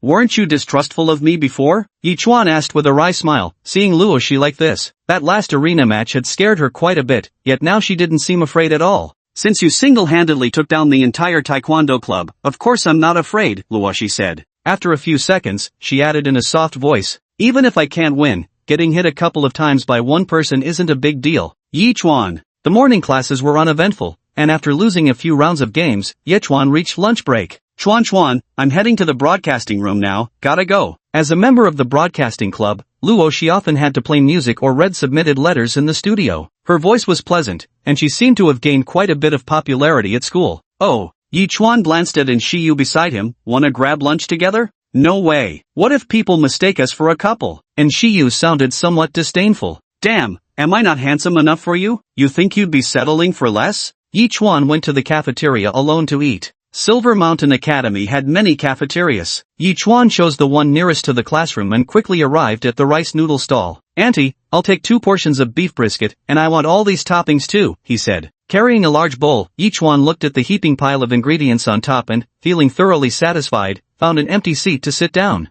Having money is really great. No need to save a piece of brisket like treasure for last. Just as he was devouring it heartily, he noticed a figure sitting down across from him, their voice tinged with surprise. "Ah, senior." Yichuan glanced up from his beef, recognizing the face before him, then twitched his lips slightly. It was none other than Wang Yanran, now dressed in Yinshan Academy's uniform, her expression one of astonishment. "So you're eating here too?" "I don't have the money," Yichuan said bluntly. He had spent most of the million and truly couldn't repay it. He always felt this woman had ill intentions. Wang Yanran was taken aback for a moment before she finally processed his words. "You didn't pay me enough last time. I still have over 800,000 on hand. I'll give it all to you first, senior," Wang Yanran promptly said. "I'll transfer the remaining amount to you as soon as possible." Yichuan froze for a moment, sensing something amiss. "What's going on? Why is this woman giving me money? Could it be they're not here to ask me for money? Speak up. What's on your mind?" "I doubt our meeting was quite so coincidental, was it?" Yichuan said coolly. He wasn't a fool. What were the odds they'd just casually run into each other at the cafeteria? "Well, actually, it's my grandfather's wish. The Wang family, we hope to establish a good relationship with you," Wang Yanran replied honestly, seeing no point in concealment when her intentions would be easily guessed. Better to deal sincerely from the start. "Truthfully, I don't understand your super martial artists' affairs," Yichuan said. Wang Yanran also showed an expression of sudden realization upon hearing this. Grandpa is absolutely right. I heard those ancient clans and sects have a different cultivation system from secular families, so they wouldn't know about super warriors. This senior before our eyes must undoubtedly be a young powerhouse from one of those ancient clans or sects. Yichuan felt something was off. Why did the girl's gaze become even more fervent after he finished speaking? Super warriors are essentially martial artists with supernatural abilities like controlling fire, lightning, ice, Wang Yanran explained. Our Wang family specializes in controlling spirits and supernatural entities. Hearing this, Yichuan thought it sounded suspiciously similar to immortal cultivation. Weren't these just the attributes of spiritual roots? "You think I'm powerful, so you want to establish connections with the family behind me?" Yichuan asked. Wang Yanran replied, "No, our Wang family simply wishes to befriend you." Wang Yanran naturally understood the extraordinary might behind Yichuan, far beyond anything their modest Wang family could hope to associate with. If possible, forming ties with such a young talent of limitless potential like Yichuan would be an extraordinarily fortunate opportunity. "Angel investor?" Yichuan seemed to understand something. "Wait a minute, isn't this just a huge money tree?" No problem. Yichuan immediately grinned. "That. Wang Yanzi, right? Have a seat. Let's talk." "Senior, it's Wang Yanran." "Oh, it's fine. Wang Yanran, ? Chapter 64 Girlfriend. Seeing Yichuan suddenly become more agreeable, Wang Yanran tucked a stray lock of hair behind her ear, clearly relieved as well. "What I fear most is when others ask for nothing in return. If it's just about money, that's actually quite straightforward." She only needed to ask her grandfather for permission to obtain a considerable sum for investment. Then, "Could we exchange contact information?" Wang Yanran seemed to recall yesterday's rejection by Yichuan and asked tentatively. Yichuan took out his phone. "You can scan mine." "Oh, okay." Wang Yanran took out her phone and silently marked Yichuan with a star after scanning his QR code. She even pinned their chat window to the top, afraid of missing any messages. After doing all this, Wang Yanran couldn't help but smile, feeling much more at ease in her heart. "I'll transfer the money to you first, senior. You can let me know if you have any other needs." Just as Wang Yanran finished speaking, Yichuan stopped her. "Hold it. Go ahead. I won't accept you just transferring money to me like this," Yichuan said. "You pay, I handle things for you." Wang Yanran was taken aback. She hadn't expected Yichuan to say that. Realizing he refused to take money for nothing, she smiled and said, "Well, since senior insists on sticking to his principles, could senior help me capture a ghost king then?" "Ghost king? How does that sound so damn impressive? Tell me, how strong is it?" Yichuan asked calmly. "If I can't beat it, then forget it." His life comes first. He didn't want to push his luck. "That Ghost King's power is probably around level 4, quite formidable," Wang Yanran said, then paused. "Can you handle it? Level 4? Yichuan actually had a reference point. Wang Li was a level 3 super warrior, but in reality, he only felt like someone at the early chi condensation stage. If it's a level 4 Ghost King, at most, it'd be 1.5 Wang Li or maybe 2 Wang Li, right? Even 3 Wang Li's combined strength would fall far short of his own late-stage chi refinement realm, let alone his peerless constitution. If all else fails, there's still the household's golden core stage nuclear option. "Deal, I'll go catch him with you," Yichuan declared, then added, "but first transfer the 400,000 deposit." Agreed. After completing the transfer, Wang Yanran asked, "When do we?" 5 days later, Yichuan said. 5 days later, he reached the peak of the chi refining realm, and handling someone like 2.5 Wang Li would be a piece of cake. Chuan? Suddenly, a voice came from beside him. Yi Chuan froze for a moment before turning to find Luo Shi holding a tray along with a boy standing next to her, also holding a tray.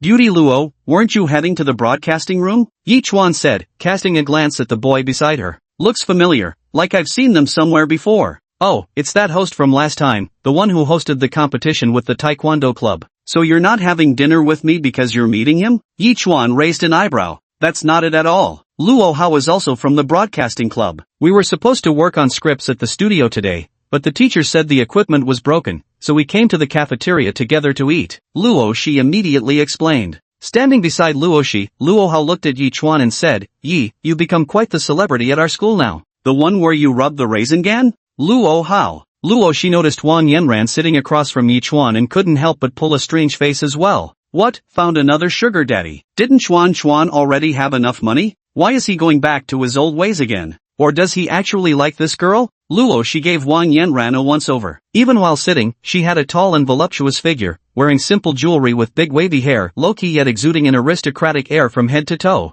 Isn't there already a Bai Qianshuang? And now another wealthy woman comes along? Luo Shi sat beside Yi Chuan, looking somewhat sullen. This is... Wang Yanran noticed Luo Shi as well, her curiosity piqued. My girlfriend, Yi Chuan smiled. Luo Shi's beautiful eyes widened instantly. I see. Wang Yanran also introduced herself. Hello, my name is Wang Yanran. I received help from him before, and we happened to meet in the cafeteria today. Wang Yanran also hurriedly clarified their relationship. Instead, it was Luo Hao who spoke up. Classmate Luo, aren't you single? He looked at Yi Chuan and said, Yi, you'd better stop making jokes like this. Yi Chuan shrugged indifferently. I was just saying it casually. After saying that, Yi Chuan then turned to Luo Shi and asked, see, the beautiful Luo didn't even rebut just now? Luo Shi puffed her cheeks slightly and pinched Yi Chuan's arm. You just love making these kinds of jokes. Yi Chuan chuckled, shifting his gaze to Luo Hao seated across from Luo Shi. But buddy, does my joke with Luo Shi bother you? Who do you think you are? I'm just reminding you as a good friend of Luo. Luo Hao frowned.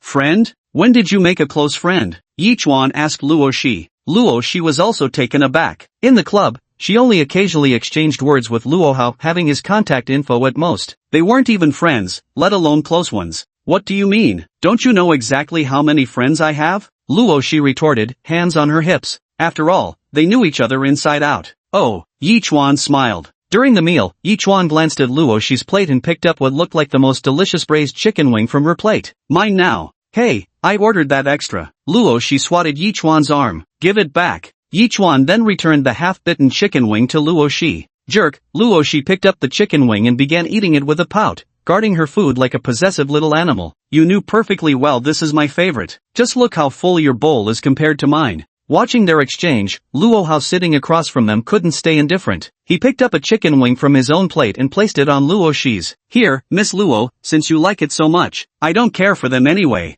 Luo Shi stared at the additional wing on her plate, then gave Luo Hao a puzzled look. If you don't like them, why did you order any? Luo Hao froze momentarily, an awkward expression crossing his face. Ah, just random selection, didn't really pay attention. Thank you. Luo Shi gave a sweet smile. Luo Hao also smiled. Hee, you're welcome. It's great that you enjoy eating, Luo. But the next second, Luo Hao's expression froze, because Luo Shi placed the chicken wing onto Yechuan's plate. Here, it's for you. Alright, Yechuan ate it without hesitation. Seeing this scene, Luo Hao couldn't help but speak up. I thought you loved eating these. One is enough, Luo Shi replied with a cheerful smile. Eating too much isn't good, it'll make me fat. Luo Hao. Chapter 65, I'm full, darling. Wang Yanran, standing nearby, watched Luo Hao's deflated expression with an odd look on her face. Hey bestie, you're practically becoming part of their little performance, haven't you noticed? Wang Yanran picked up her plate and said, I won't disturb you any longer then. After glancing at Yi Chuan, she turned and left. Since the goal has already been achieved, just contact me again in 5 days. Hand me one of those spare ribs, Yi Chuan said, glancing at the steamed spare ribs with fermented black beans on Luo Shi's plate. Help yourself, Luo Shi replied without looking up from the online lecture he was watching on his phone. Don't you know how to feed one to your dad? Alright, since it's your family's secret recipe. Luo Shi picked up a rib to feed Yi Chuan as well. Chewing on the rib in his mouth, Yi Chuan glanced at Luo Hao's constipated expression. I'm full. In such an atmosphere, Luo Hao stood up with a darkened face, carrying his plate. Okay. Yi Chuan responded casually, spitting out the bone as he did. Poof. After Luo Hao left, only Yi Chuan and Luo Shi remained seated together. Luo Shi, glancing at her phone, couldn't help but ask curiously, Chuan, why are you being so harsh on Luo Hao? Luo she isn't stupid, she noticed all the little jabs Yi Chuan had been throwing Luo Hao's way. It's obvious at a glance, that guy has a thing for you. Yi Chuan chuckled. Not really, we haven't interacted much, Luo she replied, puzzled. How did you even notice? A man's intuition. Men have intuition too? Actually, I'm a woman who happens to be gay and likes girls, so what's strange about having intuition? Oh, and I'm also a vegetarian environmentalist, just with a bit of pica. Yi Chuan deadpanned while stacking random traits like buffs. Luo She had grown accustomed to Yi Chuan's rambling nature, though now even in Shiyu had been corrupted by her. The two became an unstoppable chatter combo when together. Even if Luo Hao likes me, can't I have a relationship? Luo she said with a smile. I'm already in college. Then go ahead. Just don't come crying when someone takes advantage of you, Yi Chuan scoffed. Luo she seemed quite pleased. Resting her chin in her hands, she looked at Yi Chuan, her beautiful eyes twinkling. Chuan, since you're single anyway, why not date me? Whatever. So casually agreed? Not casual at all. Yi Chuan glanced at her. It's not like I don't know you're after my body. Ugh, stop being so full of yourself. Luo she slapped Yi Chuan several times. This guy has absolutely no sense of romance, so much so that Luo she couldn't discern Yi Chuan's true feelings toward her. I don't care, you just said I was your girlfriend, so you have to let me exercise some girlfriend privileges. Luo she reached out and poked Yi Chuan's face, acting as though she was getting the short end of the stick. In that case, the nearest hotel outside campus shouldn't be too far. Yi Chuan pulled out his phone to check the unreliable Maps app. What are we going to a hotel for? Alright then, Yi Chuan responded. Ha! Unsurprisingly, Yi Chuan's few words made Luo she blush crimson. After all, Luo she truly wasn't very skilled when it came to verbal sparring. Sigh, I'm even willing to let you take a few bites of me, yet you're still acting shy. Yi Chuan sighed, looking at him with pitying eyes. You had your chance, but you blew it. I was just joking. No way, that can't be what girlfriend privileges are about. Luo she took out her phone to search, then immediately found a guide and said, found it. The first one says, feeding each other. Luo she hesitated for a few seconds. Didn't she and Yi Chuan do that all the time? Was something like feeding each other really a girlfriend privilege? Yi Chuan also looked quite intrigued. That doesn't count. The second rule, holding hands when going out. Luo she glanced at Yi Chuan, holding hands? Haven't you held them enough already? Yi Chuan asked. You've always loved grabbing my hand since way back. Luo she. Third rule, spanking each other. Luo she fell silent again. They had just been kicking each other's butts this morning. Why did it feel like she and Yi Chuan had already done all these things? I told you, the only thing left is going to a hotel, Yi Chuan said, only to notice Luo she's silent expression. She suddenly muttered softly, then what exactly is our relationship? Just, childhood friends? When she mentioned childhood friends, she lifted her head to look at Yi Chuan, her beautiful eyes glistening with moisture. She suddenly seemed to dislike this relationship a bit. It was as if there was a barrier between them that could never be broken. We don't have to stay childhood sweethearts, Yi Chuan smiled. The next instant, under the girl's stunned gaze, he pressed his lips to hers. At the moment of contact, Luo she's body stiffened briefly before quickly relaxing. A few seconds later, Yi Chuan looked at Luo she, whose face was as red as an apple, and asked, how was it? You're sneaky, Luo she whispered, tugging at Yi Chuan's sleeve. Do you treat all girls like this? Hard to say. Yi Chuan laughed. Seeing Luo she's adorable wide-eyed expression, Yi Chuan added with a smile, anyway, that was my first kiss, treasure it. Luo she touched her lips, wearing a mischievous smirk. Cute of you to say that. After a pause, she asked, does this mean we're official now? Am I your girlfriend? If you prefer, we could just treat it as fun and games. I don't mind either way. No way. Luo she immediately responded, from now on, you're my boyfriend. Yi Chuan gave a half smile. Well, I guess I could go to the hotel with you, Luo she stammered, his voice growing quieter until it was barely louder than a mosquito's buzz. That desperate, are you? Yi Chuan arched an eyebrow. It's not like that. Yi Chuan reached out and pinched Luo she's cheek. Sometimes I think you're quite adorable too. Stop it, Luo she let him keep pinching her cheek as she muttered. So how should we get along from now on? Should we tell mom and dad first? So soon? If that's what you want. I want to hear what you mean, Luo she also said. And of course girls love it when their boyfriends announce to everyone that I'm your girlfriend. Hearing this, Yi Chuan stood up as well. Honey, I'm full. His loud, spirited voice instantly drew the attention of all the surrounding classmates. You're so embarrassing. Who does that? Hurry, let's go. Blushing furiously, Luo she looked like she wanted to crawl under the table when Yi Chuan suddenly shouted like that. Yi Chuan wore an indifferent expression. Let's go, anyway, I'm full. Hurry, let's go. Luo she clung to Yi Chuan's arm, taking quick, skittering steps as they fled the cafeteria like escapees. Chapter 66, Kim Young-hee,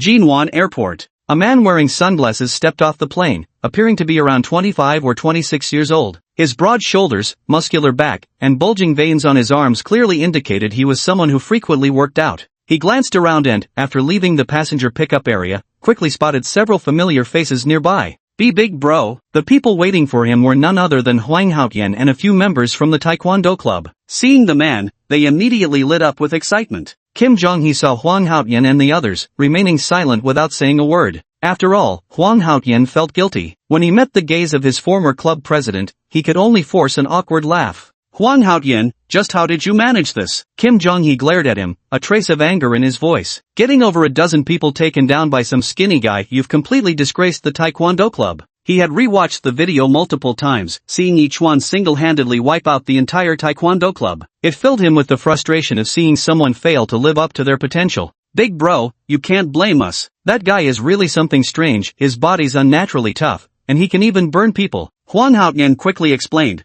But to Jin Zhengxi, these words sounded like nothing more than jokes. He let out a cold laugh, then would he also shout something, legs bursting into flames to deliver a martial god's strong kick at you? This, Hwang Haotian stammered, unable to articulate his thoughts, but this was exactly how he felt. At that moment, when he kicked Yichuan, it felt as if he were striking a scalding red-hot iron. He felt like he wasn't fighting, he was cooking his own pig's feet. Lately, he didn't even want to go to school. The sparring video of the Taekwondo club in Yichuan had gone viral on Tieba, and not just there, thanks to short videos spreading like wildfire. Even teachers and students who rarely paid attention to online gossip knew about it. The Taekwondo club was now thoroughly unable to hold its head high among the martial arts clubs. Of course, the president of the Sanda club wasn't doing much better after all. He kept insisting, I don't believe it, like a broken record. Knocked down with one punch, he couldn't even cry out, bro, stop hitting me. They were truly birds of a feather. I only graduated 2 years ago, and you've already run the club into this state. Jin Jingxi really wanted to punch Hwang Haotian a few times, but he still threw his bag at him instead. Take my luggage to the hotel, prepare a meal, and tomorrow I'll go deal with that guy. Alright, I'll arrange it right away, boss, Hwang Haotian said, yet still hesitating slightly. Boss, I'm a bit tight on cash right now. Could you maybe? Kim Jong-hee narrowed his eyes. Did he really have to pay for his own hotel after rushing back from Korea? Are all the younger generation these days so clueless? Where's your money? Just the mention of money made Hwang Haotian's face darken. Wasn't it all swindled away by that punk Yichuan? He immediately proceeded to explain the reason. You're utterly useless. Kim Young-hee felt nothing but contempt for Hwang Haotian. Not only had he failed to win a fight, but he'd also managed to lose all his money in the process. Just pay up already, and yet you turn to online loans? Just borrow then, and yet you can't even win a fight? Once you start borrowing from online lenders, unless you pay it all off in one go, it's like being caught in a whirlpool. You'll never break free for the rest of your life. You made your bed, now lie in it. I want my hotel tonight, figure it out yourself. Kim Young-hee simply glared coldly at Hwang Haotian, even starting to regret having trained his protege in Taekwondo social skills at all. Alright. Hwang Haotian could only nod with a bitter smile. It seemed he'd have to keep nodding, speaking, and shaking his head again later. He was already trapped in a vicious cycle of borrowing new loans to pay off old ones, with interest piling up. Who knew when he'd ever be able to repay all that money? Just thinking about this made Hwang Haotian's resentment towards Yichuan grow even stronger. If it weren't for that bastard, how could he have ended up so miserable? But then he remembered Kim Jong-hee's capabilities, and Hwang Haotian couldn't help but chuckle. After all, Kim Jong-hee had been the runner-up in the National Taekwondo Championships and even ran a martial arts dojang in Korea. Dealing with a mere college student would be as easy as flipping his hand. Yichuan, having left the cafeteria, strolled leisurely along the forest path with Luo Shi. There was still some time left before afternoon classes, so they took their time before heading back. It wasn't uncommon to see couples taking a post-meal walk here, so seeing Yichuan and Luo Shi walking arm in arm wasn't unusual. After all, Silver Mountain Academy didn't oppose student relationships. Even the principal had openly declared that this was what youth was all about. At that moment, Yichuan glanced at the girl beside him, noticing how tightly she was clinging to his arm, so tightly that he felt immobilized by the soft, squishy pressure. He couldn't help but remark, "You're holding on a bit too tight, aren't you?" Luo Shi's head was still in a daze. Mishearing his words, she thought he wanted her to hold tighter, so she unconsciously intensified her grip enough to amplify the, noticeable deformation. Forget it. Yichuan had initially thought Luo Shi was just wearing padded clothing, but ever since he accidentally stored her pajamas in his backpack space by mistake last time, he realized that wasn't the case at all. She genuinely had the goods. At this moment, Luo Shi's face was still flushed red, even showing traces of nervousness. Chuan, what do you think couples usually do together? She asked. X. And what else? looking for a place to X all over. Luo she fell silent for a moment before suddenly puffing up her cheeks. She reached out to pinch Yichuan's face. No way. You have to go on a date with me this weekend. Sure. Yichuan had no objections, after all, it was just a date, not like they were going to do anything major. However, he had planned to take Bai Qianchuan out for some fresh air this weekend anyway. Since she had no social life and was unlikely to hang out with Lan Shouka anytime soon, Yichuan figured he should take her out more often. Humans are, after all, social creatures, even immortals, or at least that's what Yichuan believed. If Bai Qianchuan truly preferred solitude, she probably wouldn't have been so obsessed with avenging her mother and master. Perhaps it was a case of great minds thinking alike. Just as Yichuan was thinking about Bai Qianchuan, Luo Shi suddenly chimed in beside him. Chuaner, does Miss Bai Qianchuan fancy you? At these words, Yichuan glanced at Luo Shi and replied, who knows? But in truth, Bai Qianchuan probably had no such feelings for him. After all, that delightfully naive sword immortal seemed utterly oblivious to matters of the heart, forever going on about devotion lasting a lifetime. Talk of lifelong commitments carried far too much weight. Of course, this wasn't a bad thing at all. After all, Yichuan was more than happy to see coins and items dropping every day. How conceited. Luo she wrinkled her cute little nose in mock disapproval. Yichuan chuckled. Let's go. Nap time is almost over. Oh, chapter 67. I really want to whiff. Night. The night deepens. Leaf-like river. Being tormented. Wah, wah, wah. The wailing sounded like the howls of a vengeful ghost, instantly dropping the temperature in the house by several degrees. Yichuan sat on the sofa, watching the floating figure of Lan Shouka, and remarked expressionlessly, aren't you tired? What are you crying about? Not only was she crying, but her face was also covered in blood, terrifying to look at, to say the least. I'm clearly a newbie. It's bad enough he called me noob, but then he added me as a friend just to keep insulting me. Lan Shouka spoke between sobs, erupting into another round of sniffles. Yichuan rolled his eyes at this, then insult him back. Whoa! Lan Shouka wailed even harder. He said I talk like some old auntie. Seeing Lan Shouka like this, Yichuan made a suggestion. Alright, next time someone insults you, go deal with them in real life. You're a ghost, for crying out loud, can't you at least act like one? What's with all this whimpering? Hearing this, Lan Shouka's sobs suddenly softened. Maybe this approach could work too. When she manages to lure her out, she'll make sure to give the other girl a good scare. Seems this large-chested female ghost is also a bit of an airhead. So, didn't you exchange any words with Qianchuan today? Yichuan asked. After all, Lan Shouka had promised to build a good relationship with Bai Qianchuan, but these past few days seemed completely uneventful. When Lan Shouka heard Yichuan ask that question, her expression turned slightly guilty. We didn't meet today. Useless ghost. How cruel. However, Yichuan also understood this would take time. Seeing Lan Shouka floating beside him, curiously craning her neck to peek around, he asked, what's up? I really like this gun skin. Yichuan, could you buy it for me? Lan Shouka timidly pleaded. You've barely played the game for 2 days and already want to spend money? It's so fun. Those boys even call me mommy and circle around me. Yichuan decisively refused. No, I'll consider it only after you settle things with Bai Qianchuan. Lan Shouka, upon hearing this, also buried her head in her backpack dejectedly, ready to duck through the wall and return to her room. However, Yichuan began, making Lan Shouka's butt, which had already retreated into the wall, pop back out again with a muffled sound. However, how about this, you clean the house every day, and I'll give you $100 in allowance, Yichuan said. After all, it's a ghost you've enslaved yourself, how could it not go to work? Well, since it's just lying around idle, might as well make it work.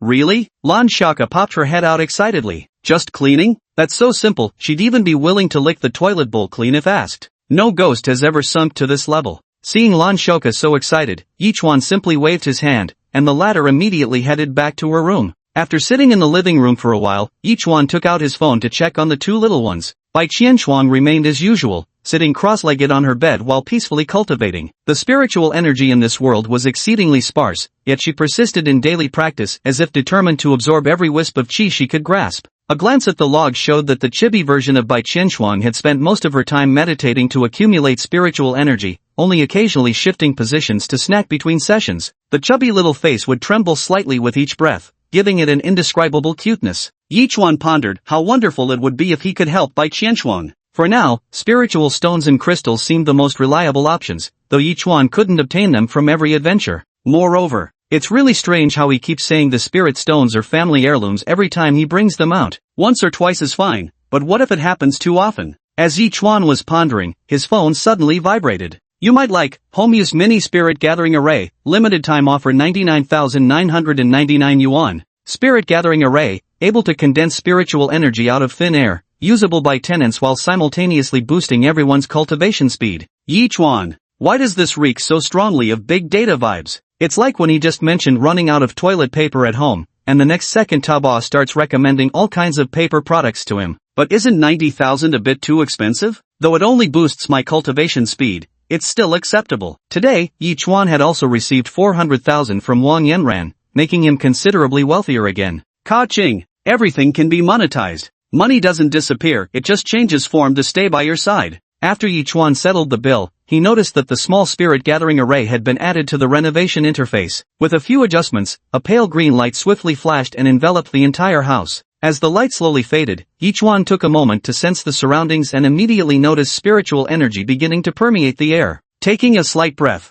it was refreshing, body and soul exhilarated. Not bad. Yi Chuan nodded with satisfaction and turned back to his room. Inside Bai Qianshuang's room at this moment, Bai Qianshuang, who had been striving to absorb spiritual energy, suddenly seemed to sense something and opened her beautiful eyes. With a mix of surprise and confusion, she murmured, "Why has the spiritual energy in the air suddenly become so dense?" Though still far from the heavenly profound continent, the comparison was like a single drop of water suddenly transforming into a flowing stream. Bai Qianshuang's heart leapt with joy as she immediately relaxed and began absorbing spiritual energy at full speed. Her injuries had already healed, and her energy-depleted body, like an insatiable battery, greedily devoured the spiritual energy the moment it came into contact with it. Bai Qianshuang's aura grew increasingly powerful until, suddenly, the surrounding spiritual energy vanished without a trace. Bai Qianshuang froze, her beautiful eyes flying open in surprise. Spiritual energy, gone just like that? She reached out to sense her cultivation level and found it had mostly recovered. However, the abruptly cut off spiritual energy left her feeling somewhat unsatisfied, like being on the verge of reaching the peak but falling just short.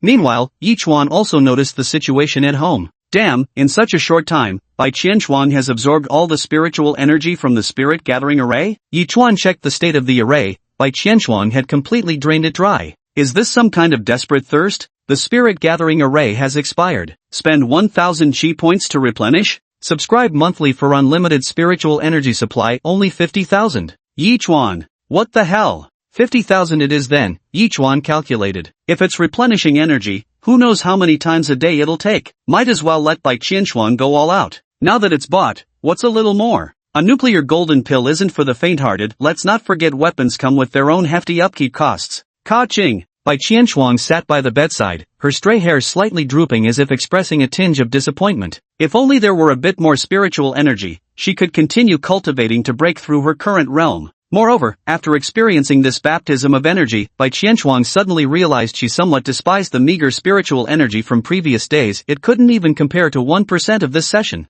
How I wish to take just one more breath of it. Chapter 68 Foundation Establishment. Bai Qianshuang lay sprawled on the bed, looking thoroughly listless. Dressed in her nightgown, her pale thighs shifted slightly before settling heavily atop the blankets. It seemed even immortals found it difficult to transition from luxury to simplicity, especially one who had just basked in the nourishing embrace of spiritual energy. Having arrived in this realm, she'd initially prepared to recover her strength by absorbing its scant spiritual energy, wondering if there might still be any chance for a breakthrough. Who could have known that the initially sparse spiritual energy around her suddenly changed, becoming thick and abundant? Bai Qianshuang barely had time to enjoy a few breaths before it disappeared again. If only she could take one more gasp of it. Bai Qianshuang was already experiencing withdrawal symptoms. Crunch, crunch. Stretching her head over the edge of the bed, she reached out and pulled over a snack bag, munching on potato chips like a hamster. Raised by Yi Chuan in this manner, the girl gradually grew lazy, completely devoid of her former fairy-like demeanor. But right at that moment, Bai Qianshuang's chewing suddenly halted. She sensed the spiritual energy around her growing dense and abundant once more, surging forth continuously until it quickly filled the entire house. Without hesitation, Bai Qianshuang stuffed the potato chips into her mouth and immediately assumed a meditative posture to absorb the spiritual energy.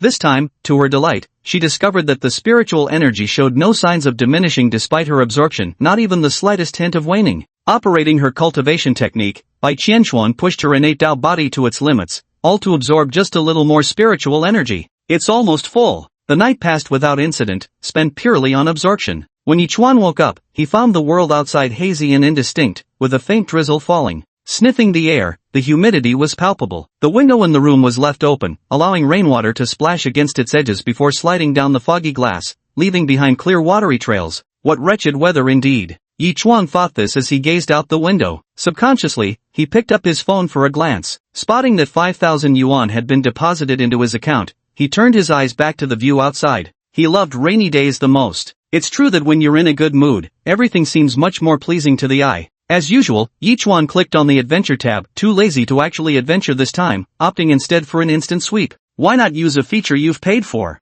You performed an adventure sweep. Clearance complete. You survived the first day. Items retrieved. 4. Yi Chuan was stunned. This was the first time he had actually survived past the second day, which came as a genuine surprise to him. He immediately opened his backpack, but his excitement quickly turned to disappointment. The items inside were all scattered, insignificant things, not a single treasure worth mentioning. However, one seemingly ancient jade pendant did catch Yi Chuan's attention. Item, ancient jade pendant. Deep authentication. Spend 1,000 for appraisal? 1,000 is not too few. Yi Chuan hesitated for a moment. Considering it might be a treasure, he immediately appraised it. Appraisal successful. Item, mysterious jade pendant. There appears to be a mysterious sleeping soul within it. 200,000 can be spent to awaken. Old man in the ring? Yi Chuan fell silent upon seeing that price. Was this system obsessed with money? It handed out 5,000 every day, yet somehow it seemed he was just paying it all back. 200,000 was too much enough to make Yi Chuan wince. Even the spirit gathering formation back home didn't cost that much, did it? Forget it,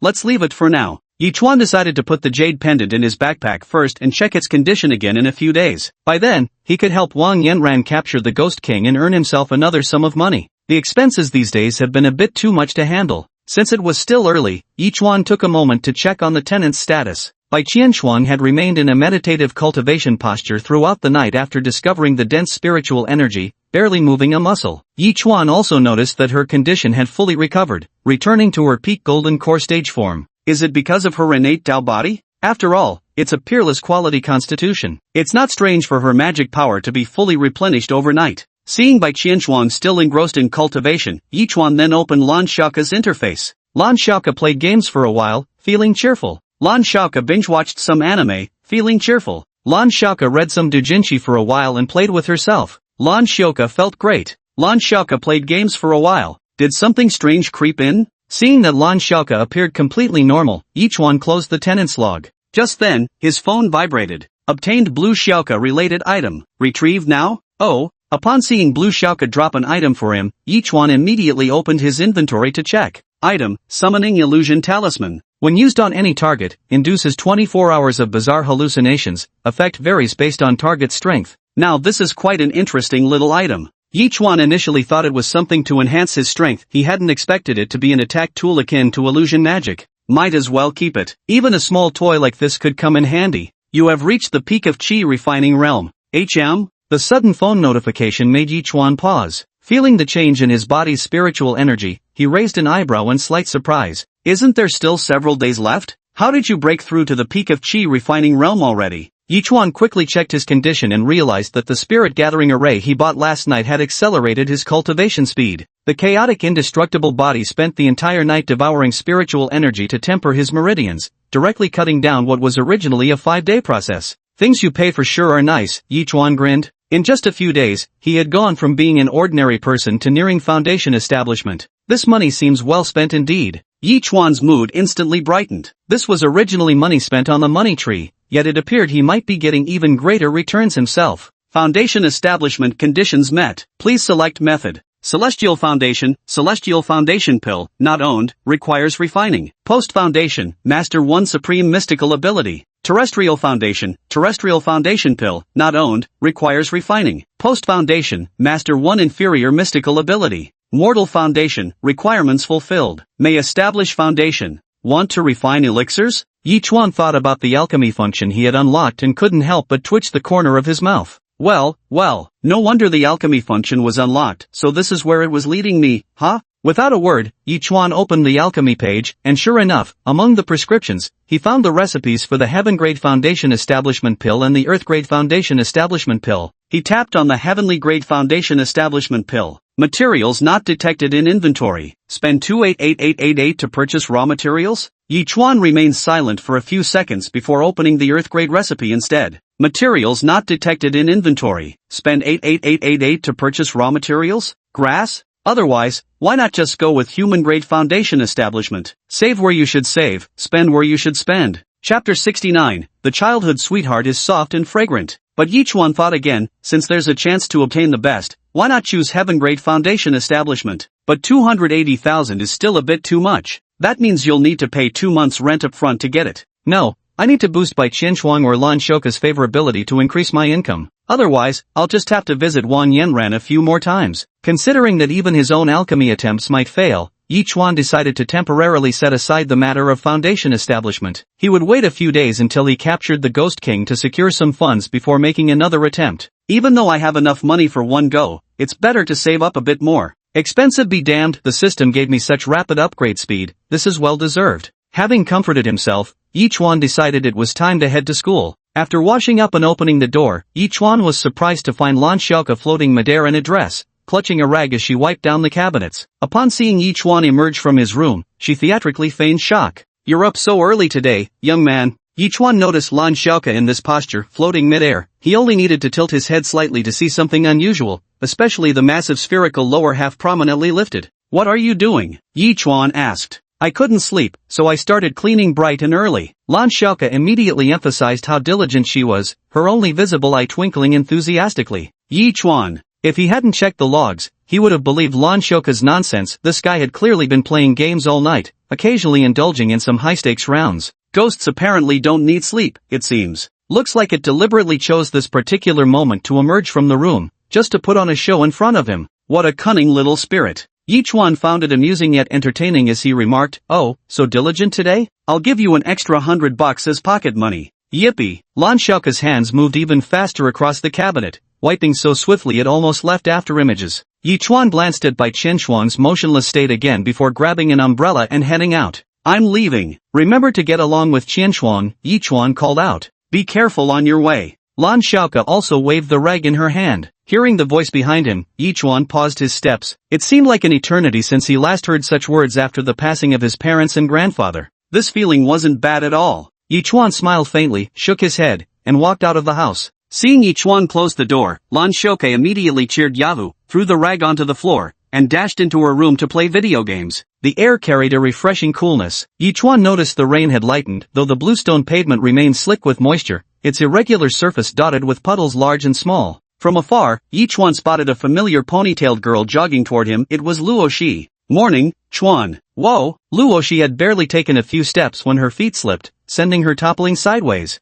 Yichuan moved with lightning-fast reflexes, his body bursting with speed as he immediately pulled the other person into his arms. Luo Shi thought she was about to fall and instinctively raised her hands to shield herself, only to realize a strong arm had caught her. She looked up at Yichuan in surprise, then glanced at where he had been standing moments earlier. "How did you get here so fast?" "It wasn't too far, but he covered the distance in an instant." "I am Superman," Yichuan said with a half-smile. Held like this by Yichuan, Luo Shi's face gradually turned red. She closed her eyes and murmured, "Kiss me." Hearing this, Yichuan actually lowered his head. A few seconds later, Luo Shi suddenly opened her eyes, struggled for a moment and quickly moved back. "Just kiss, why pinch my butt? We're outside. Just be at home?" Yichuan asked. "Maybe we could consider it," Luo Shi muttered after a brief pause, as if calming herself. She leaned in closer, her lively eyes brimming with laughter. "Chuan, my mom's health has been getting much better. Last night, she even praised you." "Praise me for what?" "I'm praising how amazing you are. Illnesses that even great doctors can't cure, your ancestral remedy can heal." Luo Shi asked curiously, "Have you considered selling the medicine to make money?"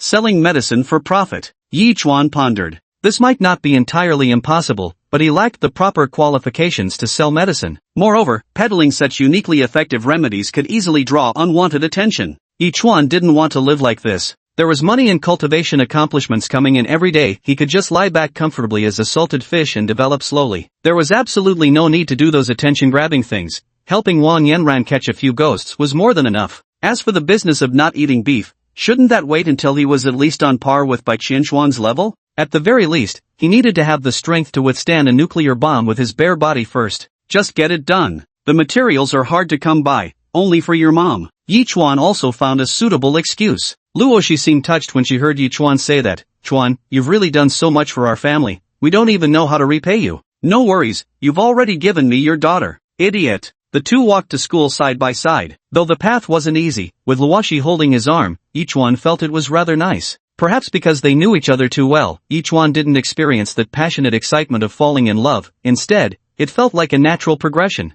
Truth be told, each one had always had feelings for Luoshi. With her long ponytail, fair skin, and nearly flawless figure, coupled with her cheerful and beautiful personality, Luoshi, the campus belle, was actually the unattainable crush of countless classmates during high school. But back then, with all of each one's family gone and his own poor health, he never dared to express his feelings to Luoshi. Even though he knew Luoshi had feelings for him, each one didn't have the courage to take the next step. But now, things were different. The situation has reversed. The green plums were fragrant and soft. Thinking of this, each one had Luoshi hold him tighter. Luoshi didn't understand. Just as the two were about to enter the campus, each one suddenly noticed a group of people walking toward him and Luoshi. A few of them looked somewhat familiar. Members of the Taekwondo club? Luoshi lowered her voice immediately upon recognizing Huang Haotian and the others. Chuan, what do they want? Yi Chuan shrugged indifferently. Who cares? You seem quite pleased, Huang Haotian remarked immediately upon seeing Yi Chuan and Luoshi sitting close together. Do you think beating us is something to boast about? Not really, Yi Chuan shook his head. Huang Haotian froze. Since when did this guy stop being so arrogant? You're all so weak. Would you feel proud for crushing an ant? Yi Chuan paused, then added, a dozen ants, actually. One sentence was enough to make Huang Haotian anxious. Chapter 70, by any means necessary. It must be said that Yi Chuan's verbal skills were truly formidable. Just a few words had Huang Haotian heating up with frustration. Seeing the other party's face gradually turning red with agitation, Yi Chuan sighed and began showing concern. Are you okay? Not feeling well somewhere? I can recommend a great veterinary clinic. Just mention my name for a 5% discount. A veterinary clinic? Huang Haotian stared fiercely at Yi Chuan upon hearing this. Wasn't this just blatantly calling him an animal? The insult was bad enough, but coupled with that deliberately concerned expression, Huang Haotian couldn't help but feel thoroughly disgusted. Your mom. Such is the reward for good intentions. I get cursed at for caring about you, Yi Chuan sighed, shaking his head. Indeed, there's a difference between humans and beasts. Some just can't be civilized. If it weren't for the fact that he couldn't beat Yi Chuan, Huang Haotian would have lunged at him already. As the school bully who always picked on others, he had never been insulted like this before. What a sharp-tongued guy. I'm really curious how you managed to defeat so many of our Taekwondo club members, said the burly man standing next to Huang Haotian, whom Yi Chuan only just noticed. Yi Chuan gave Kim Young-hee a once-over, suddenly recalling the trouble and Shiyu had mentioned. This is it? Doesn't seem like much trouble at all? So you're the former president of the Taekwondo club? Yi Chuan inquired. That's right. Seeing Yi Chuan knew about him, Jin Jingshi revealed a faint smile. After all, he had once been the runner-up in the national Taekwondo competition, quite an impressive title. Oh, I almost raised my hand. Hearing Jin Jingshi's words, Yi Chuan merely curled his lip casually. Jin Jingshi? ? However, Yi Chuan currently seemed rather uninterested in the Taekwondo club matters. Glancing at Jin Jingshi, he offhandedly added, Are you here to sign up for a beating? 5,000 per person. Wasn't it 1,000? Huang Haotian immediately questioned from the side. It had only been 1,000 just a few days ago. How can the price just go up like that? Yi Qian innocently spread out his hands. I'm exhausted too, you know, and are you all planning to come at me together? If that's the case, I can offer you a group discount on the beating. Even as the Taekwondo club members glared at him with menacing looks, Yi Qian remained utterly composed, as if those stares weren't directed at him at all. Or perhaps completely indifferent. No need, I can handle it myself. Kim Jong-hee, seeing Yi Chuan's arrogant attitude, merely chuckled softly. Entry fee, is it? I'm afraid you won't live to spend it. None of your damn business? Yi Chuan rolled his eyes. Can't pay? Then get lost. These people were here to pick a fight, and Yi Chuan had no intention of being polite. Kim Young-hee's smile gradually faded as he took a deep breath. Damn it. Huang Haotian, give him 10 grand. Huang Haotian was stunned. Why was it him again? He didn't have a single cent to his name right now. The money he owed wasn't a small sum even with monthly installments, and because of this mess, his family had found out about his gambling. They'd even cut off his allowance entirely. Under the oppressive gaze of Kim Young-hee, Huang Haotian had no choice but to look at the other members of the Taekwondo club. He noticed everyone avoiding his gaze one by one, as if silently pleading, Don't ask me, I'm broke. Thinking he still had some credit left to borrow, Huang Haotian steeled himself and challenged Yi Chuan. Dare to make a bet with us? Bet on what? Yi Chuan was surprised that Huang Haotian actually wanted to wager against him. After calculating his current debts and how much more he could scrape from all available lending apps, Huang Haotian gritted his teeth and declared, I'll put up 100,000. You match it, winner takes all. Yi Chuan asked skeptically, didn't you run out of money? This guy clearly took a loss last time. How does he have money again? Are you an ATM or something, Haji Tian? Damn, you're really eager to spill those coins. Yi Chuan was starting to take a liking to Huang Haotian. You think I'm as broke as you? The pocket money I get from home is more than you'll ever earn in your lifetime. Huang Haotian sneered. My Yi Chuan clicked his tongue mockingly. Well then, Mr. Moneybags, how about 200 grand? At the mention of 200,000, Huang Haotian's expression faltered slightly before he doubled down. Sure, I could cough up 200k without breaking a sweat, but do you even have that much? You can't even pay for your own meals without women footing the bill. Hearing that Yi Chuan was about to bet 200,000 with Huang Haotian, Luoshi, standing beside Yi Chuan, lowered her voice and said, Chuan, I still have some savings here, I'll give you all of it. Yi Chuan gently squeezed Luoshi's small hand, then took out his phone. When Huang Haotian saw Yi Chuan's landme phone, he smirked disdainfully, but his smile quickly faded when Yi Chuan revealed his account balance. Over 400,000. Where did you get the money? Aren't you so poor you even make girls pay for your meals? Huang Haotian immediately questioned how could penniless Yi Chuan suddenly have over 400,000 yuan. If I didn't let girls pay, how could I save up? Alright, shouldn't you show your own money now? Yi Chuan laughed. A single sentence darkened Huang Haotian's expression.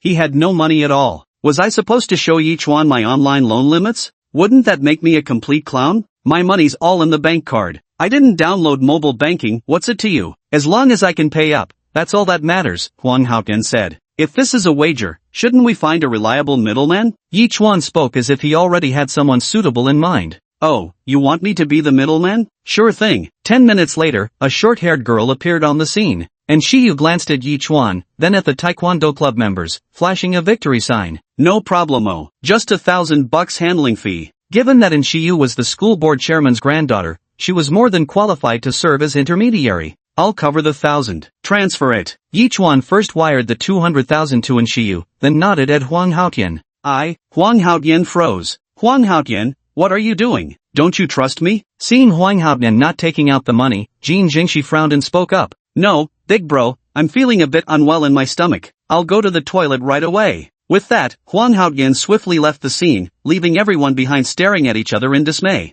Is it about to spray? After about 20 minutes or so, Huang Haotian returned with a smile. Feeling much better. 200 grand, right? You got the loan? Yi Chuan asked. As if, bullshit, I just withdrew my fixed deposit, that's all, Huang Haotian snapped at Yi Chuan. Yi Chuan shrugged. Soon after, Huang Haotian also transferred the 200,000 directly to Shiyu. Seeing the 200,000 arrive in Shiyu's account, Yi Chuan turned to Kim Jong-hee. Speak, how do we compete? Freestyle fighting. Kim Young-hee took a deep breath. No rules, until one side falls. Chapter 71 It's not me getting beaten up. Freestyle fighting? He didn't care about restricting fighting rules either. Yi Chuan wasn't concerned about any regulations at all. He just smiled indifferently and said, fine, since the money's already been transferred, any time works for me. It just so happened he needed sky-level foundation establishment. Earning an extra 200,000 would be a good thing, the more challengers, the better. Then let's make it this afternoon, same old place. I'm looking forward to it. After speaking, Kim Jong-hee turned around, paused mid-step, and curled his lips into a sinister smirk. Don't you dare run away. Upon hearing this, Yi Chuan found it somewhat amusing, but all he did was raise a universally friendly gesture. Kim Jong-hee's expression darkened completely when he saw Yi Chuan flipping him off. He was going to teach this arrogant young man the price of insolence. Big bro, you've got to win. Don't underestimate that guy, he's seriously tricky, Huang Haotian chimed in, having suffered at Yi Chuan's hands before and knowing full well he wasn't to be taken lightly. That scalding thigh simply didn't seem like something a normal creature could possess. Although he trusted Kim Young-hee more, he couldn't help but voice his warning. Kim Young-hee felt somewhat irritated by Huang Ho-chun's repeated warnings. Huang Ho-chun, do you really have so little faith in me? Huang Haotian immediately shook his head, his expression beginning to show signs of panic. Big bro, of course I trust you. I'm just worried you might get the short end of the stick. Then shut up and watch how I deal with him. Jin Jingshi was starting to feel impatient and casually waved his hand. Seeing that Jin Jingshi wasn't listening, Huang Haotian had no choice but to keep quiet. After all, if he kept talking, he might end up getting beaten too. Meanwhile, on the other side, Yi Chuan had also returned to the classroom with Luoshi. Xiaoyu, are you still taking bets? As soon as Yi Chuan returned to the classroom, he immediately went to ask Xiaoyu. With more capital now, he could totally place a big bet to rake in some profits. Even if the odds were low, surely there'd be at least a 10% return, right? Hearing this, Xiaoyu just propped her chin on one hand while spinning a pen, looking utterly bored. Nope, got a warning. They said this kind of behavior isn't allowed on school grounds, so there won't be a next time. Yi Chuan was surprised by this. Since when was this person so obedient? He lowered his voice, seriously, you're really quitting? And Shiyu glanced at Yi Chuan. A private game isn't impossible, but with fewer participants there's not much profit. You can't expect me, the banker, to lose money, can you? After hearing Shiyu say that, Yi Chuan gave up. Still, earning 200,000 was pretty good. I wonder if this Huang Haotian can still be squeezed for a few more times. After returning to her seat and sitting down, Luoshi also lowered her voice beside her. Chuan, so your grandfather left you over 400,000?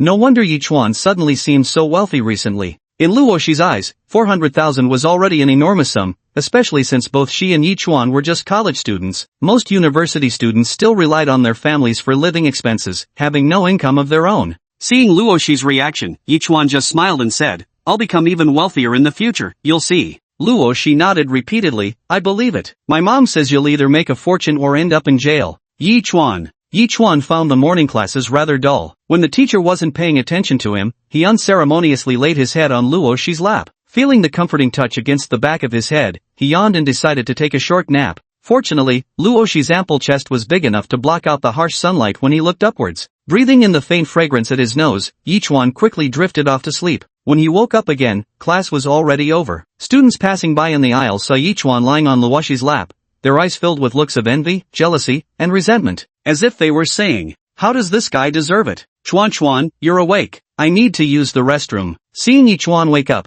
Luoshi poked his cheek with her finger and then smiled sweetly. Yi Chuan glanced at the time and let out an "oh" before sitting up and stretching. Luoshi saw Yi Chuan wake up and also stood up, though her thighs had gone numb from being his pillow, forcing the girl to rub her legs with her hands. Noticing this, Yi Chuan asked, why didn't you wake me up if your legs went numb? Luoshi simply shook her head. You looked so peaceful while sleeping, and class was almost over. I wanted to let you sleep a little longer. Yi Chuan reached out his hand. Here, let me help massage it for you. Upon hearing this, Luoshi looked left and right, then finally placed her thigh on Yi Chuan's lap. Massage daddy's leg. Yi Chuan chuckled and reached out to begin kneading Luoshi's leg. As he massaged, he didn't forget to channel his spiritual energy to gently nourish her blood vessels and muscles. Meanwhile, Luoshi only felt warmth and a tingling sensation wherever his hands touched. The feeling of fatigue slowly faded away, and soon Luoshi realized the soreness and numbness in her thigh had completely disappeared. This actually caught her by surprise. Did Chuan actually have a talent for massage? All done, Yi Chuan said, withdrawing his hands. Luoshi seemed somewhat reluctant to stop, shifting her legs slightly on his lap. Is that all? She asked. Yi Chuan responded, just helping massage your sore thighs. Weren't you going to the restroom? After a pause, he added, if you like it, I'll give you more massages when I have time. I'll make sure to cover every spot thoroughly. Upon hearing this, Luoshi let out a soft "oh" with flushed cheeks, suddenly remembering she still needed to use the restroom. With relatively light coursework that day, Yi Chuan arrived at the familiar gymnasium after attending 2 more classes following the noon break. This time there weren't many people. When Yi Chuan appeared, there were only some scattered spectators along with the Taekwondo Club and the Sanso Club members. After all, the Taekwondo Club members hadn't advertised widely, they just called over a portion of people. The moment Yi Chuan appeared, he could feel the gazes around him. Ha! Not as many people as last time, Yi Chuan remarked, before finally noticing Kim Young-hee on the platform. The other person merely crooked a finger at him. Hey punk, come here and accept your death. I'll teach you how to respect your seniors. Go Chuan. Luoshi also cheered Yi Chuan on. Yi Chuan simply nodded before swiftly leaping onto the platform. Wasn't the former Taekwondo Club president that incredibly skilled Korean guy?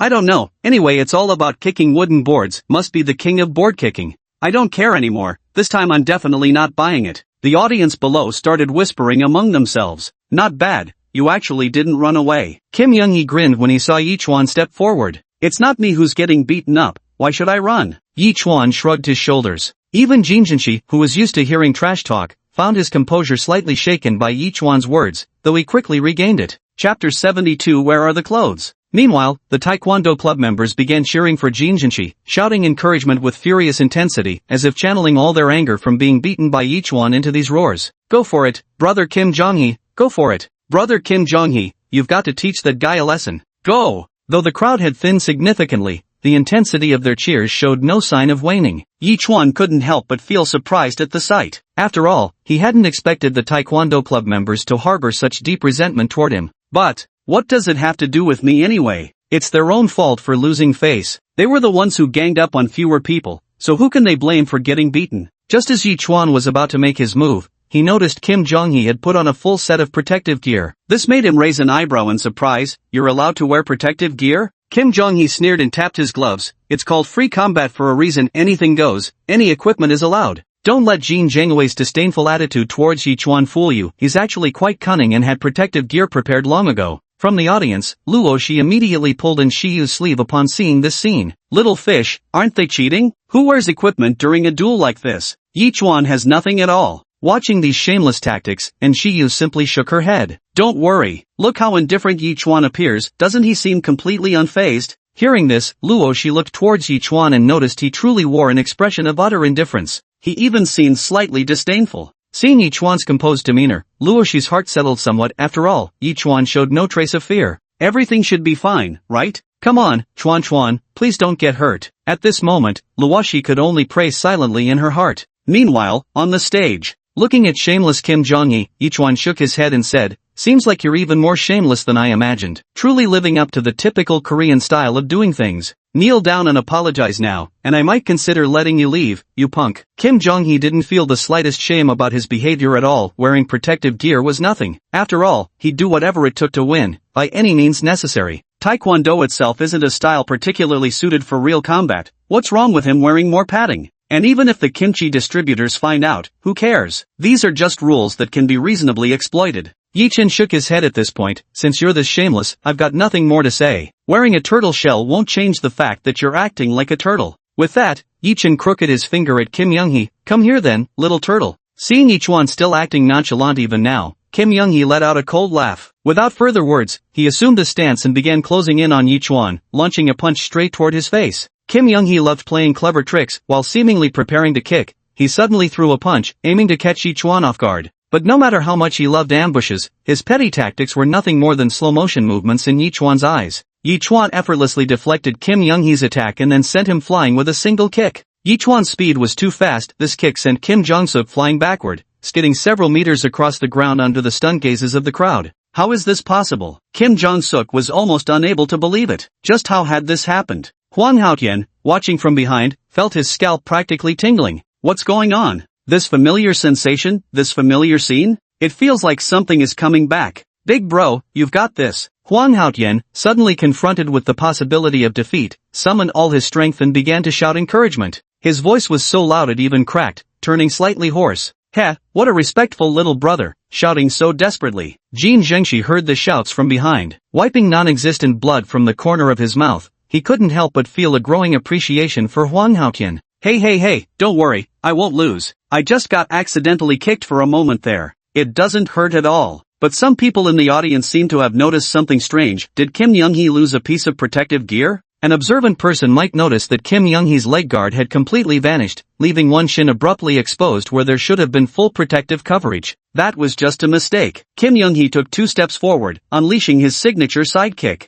Yi Chuan nimbly dodged once again, then delivered another kick that sent Kim Young-hee flying backward. This time, Kim Young-hee truly felt the pain. Clutching his stomach, he let out a groan. Ugh. Why? Were all his moves being completely read? Kim Young-hee screamed inwardly, that's impossible. How can his reaction speed be so fast? From below the stage, Huan Haotian watched as Kim Young-hee was kicked flying by Yi Chuan and instantly panicked. No, this can't be. Big brother Kim, you absolutely can't lose. Not only had Huang Haotian exhausted all his credit in the restroom betting, but he'd also lied to his grandmother about qualifying for a study abroad program that required a 100,000 yuan tuition fee. If he lost now, he'd have nothing left. For this gamble, he'd truly staked everything he had. No, I can't lose. Huang Haotian was practically on his knees begging Jin Zhengxi. Seeing how worried Huang Haotian was for him, Jin Zhengxi took a deep breath. Kid, I'm fine. Maybe I just haven't exercised in a while, don't panic. Jin Zhengxi spoke firmly, locking eyes with Yi Chuan in the distance. You're strong, I admit. There's something to you beating those losers from the Taekwondo club. Too bad, you ran into me. Runner-up, Young-hee Kim. Young-hee Kim immediately chose to engage in close combat with Yi Chuan. He believed his physical prowess wouldn't lose to some greenhorn kid. The two became locked in fierce grappling. After just a few exchanges, keen observers quickly spotted something unusual. No, what's going on? Kim Young-hee, where are the clothes? Everyone had seen Kim Jong-hee still wearing protective gear moments ago, but after a few tussles with Yi Chuan, his clothes seemed to have suddenly vanished.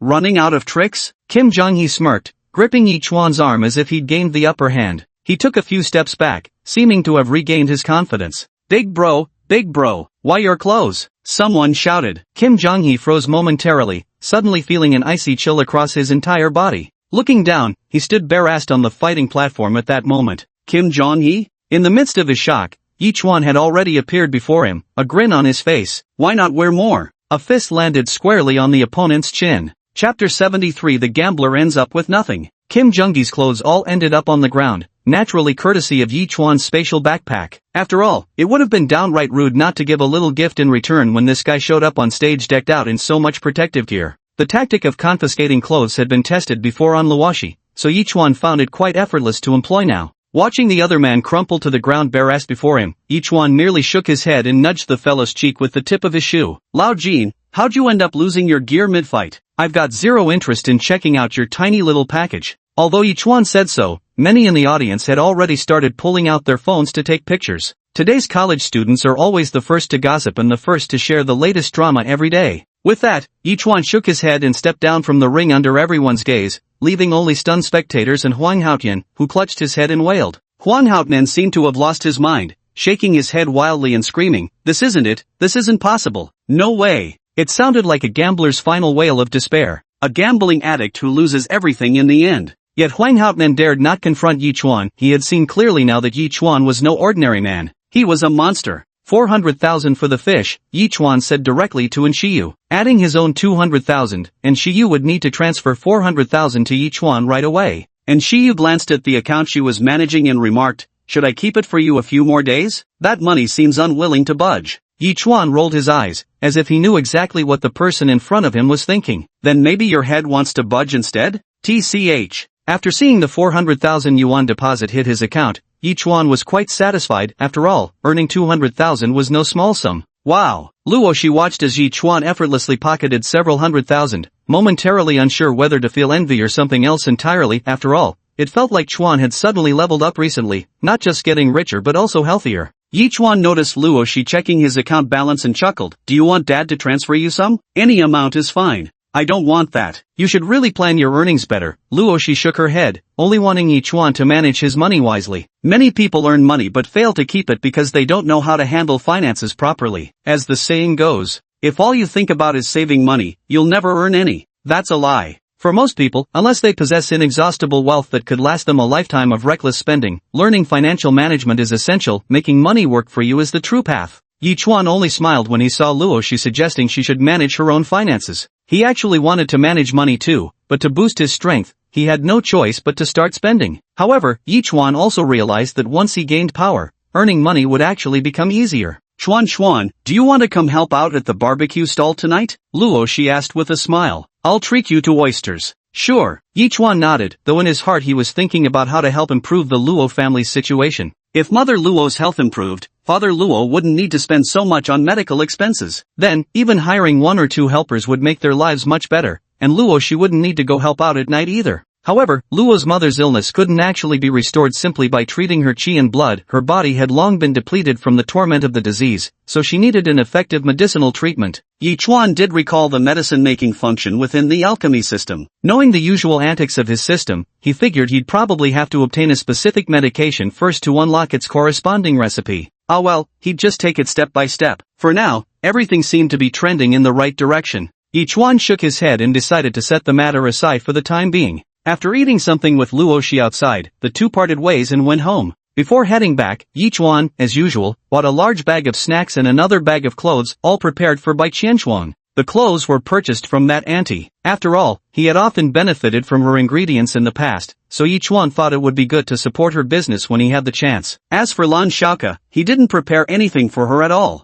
Not because Lan Xiaoke had fewer gold coins to spare, but simply because Lan Xiaoke fed on spiritual energy, and the clothes she wore could transform at will. Simply put, she could wear whatever she wished. Just like right now. As soon as Yi Chuan took out his keys and opened the door, he saw Lan Xiaoke standing not far away, dressed in a maid outfit. Upon spotting Yi Chuan's return, she bounded over with a giggle. "Oi, you're back, dude." The black and white maid dress, the lace-trimmed white stockings, and the design was shockingly daring, even exposing half of her slime-like true form. Yi Chuan froze for a moment. "Why are you wearing something like this?" Lan Xiaoke patted her chest, her sickly pale face brimming with enthusiasm. "Well, since you're providing for my food, clothes, and fun, of course I should do a proper job cleaning the house." and I've heard boys all love this. With that, Lan Xiaoke floated in a circle right where she stood. Did you really clean properly? Yi Chuan silently glanced at the trash and stains on the floor, expressing doubt about Lan Xiaoke's clever excuse.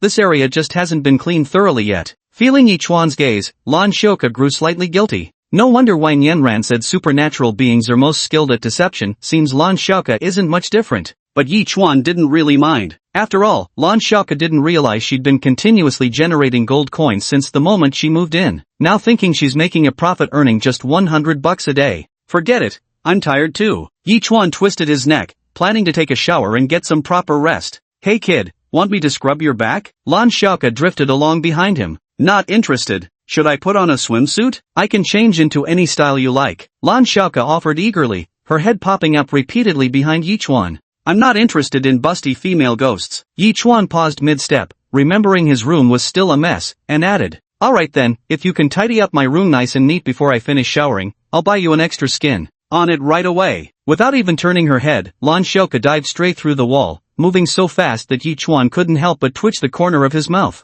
He glanced again at Bai Qianchuan's condition and noticed she was still absorbing spiritual energy. Seems she really had been parched for far too long. She hadn't made a single other move for almost an entire day. Yi Chuan shook his head, thinking about his dwindling balance. Maybe he should try breaking through to the foundation establishment stage tonight instead. Chapter 74, Crafting the Foundation Establishment Pill. Just as Yi Chuan was about to enter the bathroom to showcase his singing skills, his phone vibrated with an incoming message. He picked it up and glanced at the screen. It was a message from Luo Shi. Luo Shi, Chuan, what are you doing? Seeing Luo Shi's message, Yi Chuan casually video called back. The call connected after a few seconds, revealing Luo Shi's face on screen still in her uniform. After all, they'd only parted not long ago. The only change was that she'd let down her ponytail into loose long hair. She blinked her lively, beautiful eyes curiously but couldn't see Yi Chuan on the other end. At the same time, she noticed the surroundings in the phone's frame appeared to be a bathroom. Chuan, are you showering? Yup, Yi Chuan replied, his voice echoing slightly in the enclosed space. Babe Luo, wanna join me? Luo Shi flushed immediately upon hearing Yi Chuan's words.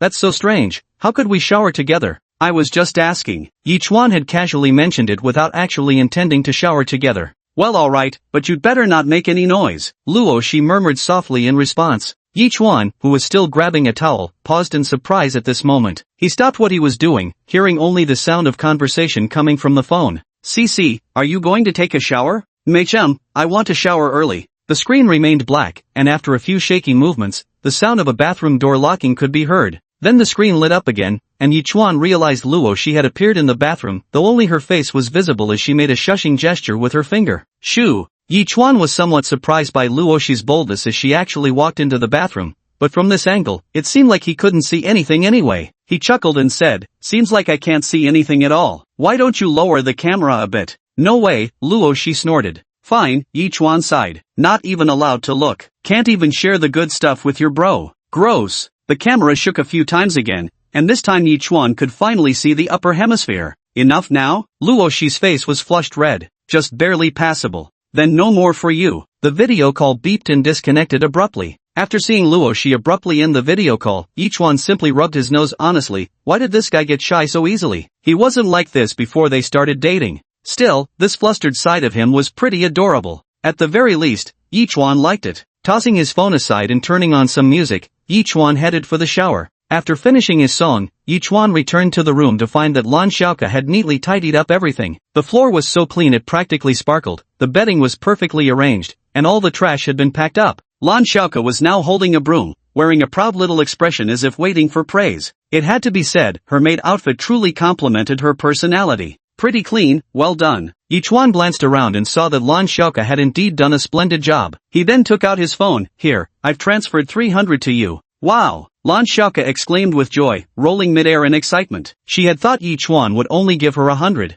I'm off. Knock on the wall if you need anything, Lan Xiaoke said, about to slip through the wall. But she forgot that the broom in her hand couldn't pass through walls with her, and Yi Chuan's bed was right against the wall. With a soft thud, as Lan Xiaoke phased through the wall, the broom promptly landed on Yi Chuan's bed. Yi Chuan silently stared at the broom on his bed. Soon, Lan Xiaoke's head also emerged from the wall. Spotting the broom on the bed, she made an oboe expression and said, that broom's a bit slippery. Yo. Fine, 100, Yi Chuan said expressionlessly. How could you? Woo woo woo. After Lan Xiaoka had straightened up the bed again, Yichuan didn't actually deduct any money after all. This money was all earned by Lan Xiaoka for him. Sitting on the edge of the bed, he first reached out his hand, and soon white mist began to rise from his hair. A few seconds later, his previously dripping wet hair became completely dry. This spiritual power is so useful, Yichuan couldn't help but think. The chaos attribute spiritual power could truly be called an all-attribute spiritual power. Just now, he had simply added some warmth to his hair, and it dried in no time. After drying his hair, Yichuan tapped on his phone and entered the pill refining interface. 280,000 for a single material? That's more outrageous than robbery. After glancing at the price, Yichuan couldn't help but shake his head, but he still chose to purchase the materials. Refining a heaven-grade foundation establishment pill has a 40% chance of success, 60% chance of failure, and 0% chance of catastrophic failure. Success rate depends on pill quality, furnace quality, and alchemy level. Hiss. How much? 40%? You mean, out of 280,000 attempts, there's only a 40% chance to refine a heaven-tier foundation establishment pill? Yichuan felt his vision darken and began contemplating settling for mortal-tier foundation establishment instead. Yet he understood the principle well: the stronger the foundation laid, the greater one's future potential. Heaven-tier foundation establishment must be pursued. But there was no other way. Betting 280,000 on a 40% chance was still a bit of a gamble. Yichuan only had so much money and couldn't afford many attempts. With that in mind, Yichuan chose to upgrade the alchemy furnace. At least upgrading the furnace would improve the success rate of alchemy, and in the future, he might even refine other breakthrough-level pills. Compared to throwing money into the water without even a splash, Yichuan preferred solid, tangible improvements. Upgrade the alchemy furnace? Requires 100,000.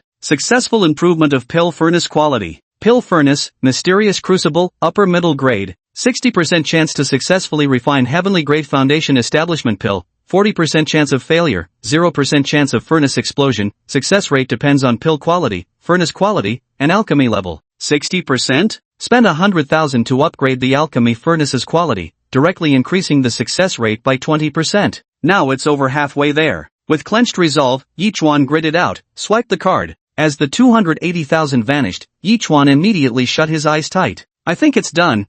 When it's done it smells delicious, Yichuan chanted repeatedly before opening his eyes. Pill refining in progress, countdown, 239 hours 59 minutes. Spend 10,000 to speed up? Yichuan. Damn it, asterisk and asterisk asterisk asterisk. After cursing under his breath, Yichuan saw the 10-day waiting period. After some hesitation, he clicked to accelerate it directly. Having already spent the money, he decided to go all the way. Congratulations! You have obtained the heavenly grade foundation establishment pill, which has been placed in your backpack. Done! Ha ha ha! I actually succeeded. This Taoist master has truly made it. Yichuan had initially thought he would fail on his first try, but upon seeing the heaven grade foundation establishment pill in his backpack, he grinned from ear to ear. Chapter 75: Breaking Through to Foundation Establishment. Oh ho ho, little golden core, it seems you're eager to be devoured by me, so small, so squat, fair and tender. Yichuan looked at the white elixir in his hand with a roguish grin. Let me feel your little golden core, he teased. This was a heaven-grade foundation establishment pill.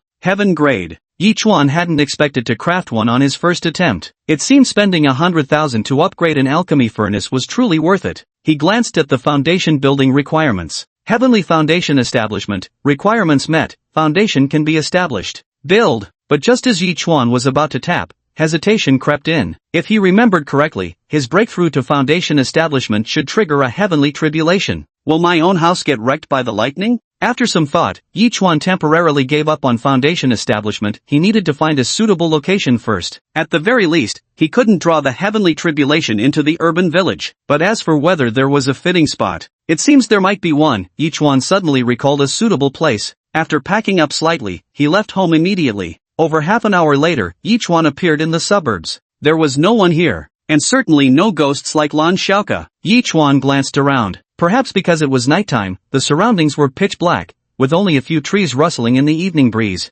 Taking a deep breath, Yichuan fixed his gaze on the high-voltage pylon not far away. It is well known that high-voltage transmission towers are equipped with lightning rods, more accurately called lightning arresters, typically installed at the top of the towers and running along the power lines. Their function is the same as that of lightning rods, channeling the absorbed lightning into the ground. Yichuan approached the base of the high-voltage tower. After confirming there were no surveillance devices or similar equipment nearby, he took out his phone, opened the app, and tapped the button labeled Breakthrough to Foundation Establishment. Breaking through to Foundation Establishment. Due to your unique constitution, please survive the heavenly tribulation. Soon, 2 crimson notifications popped up as well. Yichuan looked up at the ink-black sky, which remained utterly calm with only a few scattered stars visible. There wasn't the slightest sign of thunder. Could it be that since I'm breaking through here, there won't be any heavenly tribulation? Just as Yichuan was thinking this, the next second he looked up and saw the ominous dark clouds crackling with arcs of electricity. Yichuan, wait, do clouds change faces now? Yichuan hadn't expected the clouds to arrive so quickly either. He glanced at the nearby high-voltage power tower, then shot a silent look back at the gathering storm. Come on, strike right here, let me show you mankind's technology. As if sensing Yichuan's provocation, the dark clouds rumbled ominously, and in the next instant, a lightning bolt as thick as a barrel crashed down violently. The flickering lightning moved at blinding speed, but Yichuan immediately activated his indestructible chaos physique to its full potential. Yet the lightning didn't strike him at all. Instead, it was drawn to the high-voltage tower, scattering sparks harmlessly as if nothing had happened. Ha, that's it? Yichuan had expected the lightning to strike him directly, but upon seeing this scene, he couldn't help but twitch the corner of his mouth. You call that powerful? Put some effort into it, will you? Yichuan made a friendly gesture, a tiny bit more. This isn't enough. Boom, the thunder from the dark clouds grew louder, and the flickering golden arcs of electricity began shifting to a crimson hue. Boom! This time, it descended with an overwhelmingly violent force. The lightning exploded in a flash. Yet Yichuan remained completely unharmed. Still nothing. Yichuan shook his head. It seemed the lightning protection design of the high-voltage pylon was even more formidable than he'd imagined. After all, it was the crystallization of engineering wisdom. How could such feeble heavenly lightning possibly contend with that? Yichuan sat casually on the ground and started playing with his phone, letting the streaks of lightning strike down, only to have their electricity dispersed by the high-voltage towers. After the consecutive explosions, the noise seemed to grow fainter. Yichuan looked up and realized the dark clouds were no longer as dense as before. Weak, he remarked. By now, even when provoked by Yichuan, the dark clouds could barely muster any strength, hanging limply in the sky. Finally, it dissolved slowly beneath Yichuan's gaze. Yichuan's phone vibrated. You have reached the early stage of foundation establishment. Status, auto-cultivating. 25 days remaining until mid-stage foundation establishment, cultivation efficiency affected by techniques, spiritual roots, constitution, etc. Foundation establishment. A foundation establishment realm expert. Yichuan immediately checked his own power. After discovering his physical body strength and meridian strength had significantly improved, he waved his hand and commanded, Sword, come. The Azure Peak sword emerged from the spatial backpack and finally hovered by Yichuan's side. He grasped the Qingfeng sword and casually swung it, the spiritual energy transforming into a crescent-shaped sword aura that carved a trench dozens of meters long into the ground, as effortless as slicing through tofu. Perfect, Yichuan clicked his tongue and shook his head, then leveled the Qingfeng sword and stepped onto it. Rise! The Qingfeng sword shot forward like lightning, leaving behind a bewildered Yichuan as he plummeted to the ground. Wait, my sword! Watching his flying sword vanish like a meteor, Yichuan felt 10,000 Lan Xiaoks stampeding through his heart. Damn it, I haven't even boarded yet. He immediately dashed toward the direction where the green peak sword had flown. Meanwhile, several kilometers away from the high-voltage tower, a black sedan was speeding down the highway. Inside the car, 3 men grinned widely. The eldest daughter of Tianhai Group, pulling this job will set us up for life. In the back seat, a woman was tightly bound. Dressed in corporate attire, her slender black-stockinged legs stretched straight beneath the pencil skirt as she glared fixedly at the men. Yet she remained silent, for the woman knew precisely these 3 were mere pawns sent to kidnap her. Their objective was simple, to bring down Tianhai Group. The scenery outside the car window grew darker, with even the streetlights sparse, leaving Xiao Xian feeling a chill in her heart, uncertain about what her future held. If only someone could save her. The light in Xiao Xian's eyes gradually dimmed. Ha, boss, why is there a beam of light over there? At that moment, the man in the passenger seat suddenly spoke.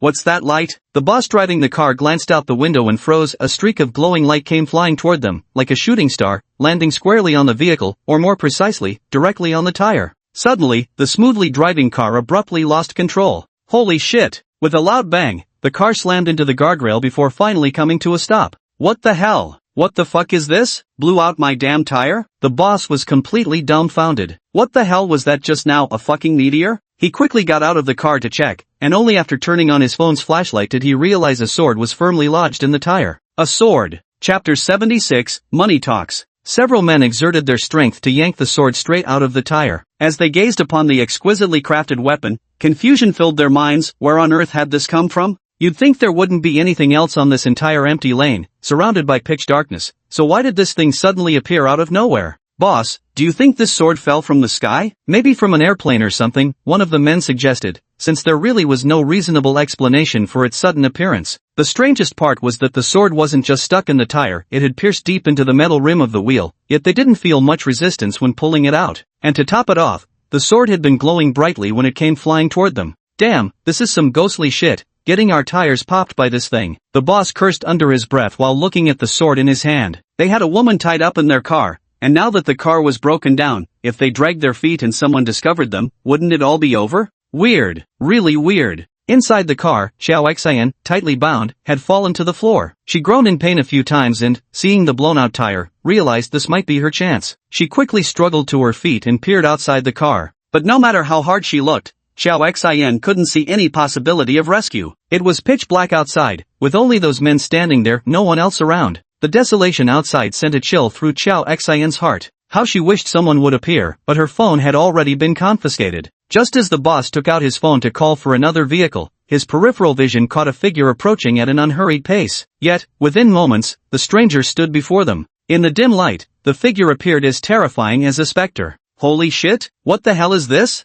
The boss froze momentarily, his hand holding the phone trembling slightly, but soon he clearly saw the newcomer, a young man around 20, dressed in a simple t-shirt and shorts, wearing flip-flops. He looked like just an ordinary, normal person. "Hey, did you guys get a flat tire at this late hour?" The newcomer was indeed Yi Chuan. He first noticed the Qingfeng sword in the boss's hand but deliberately pretended ignorance, asking curiously with an innocent expression. "It seems no one was hurt." "Eh? What a beautiful sword, its owner must surely be a handsome man, no? After all, he'd punctured someone else's car." Yi Chuan debated whether to compensate them or play dumb to see if he could trick them into returning the sword. After all, it was his only weapon, for better or worse. If all else failed, Yi Chuan was prepared to take the sword back by force. After all, he was a mighty early-stage Foundation establishment cultivator who would dare provoke him. The boss knitted his brows upon seeing a man suddenly emerge in this deserted wilderness. "None of your damn business. Scram!" He didn't want this man to discover anything, so he immediately drove him away. Just then, a violent crashing sound came from inside the car nearby, so forceful it made the vehicle shake. Yi Chuan naturally noticed this scene and looked at the car with some surprise. "How strange, what's inside?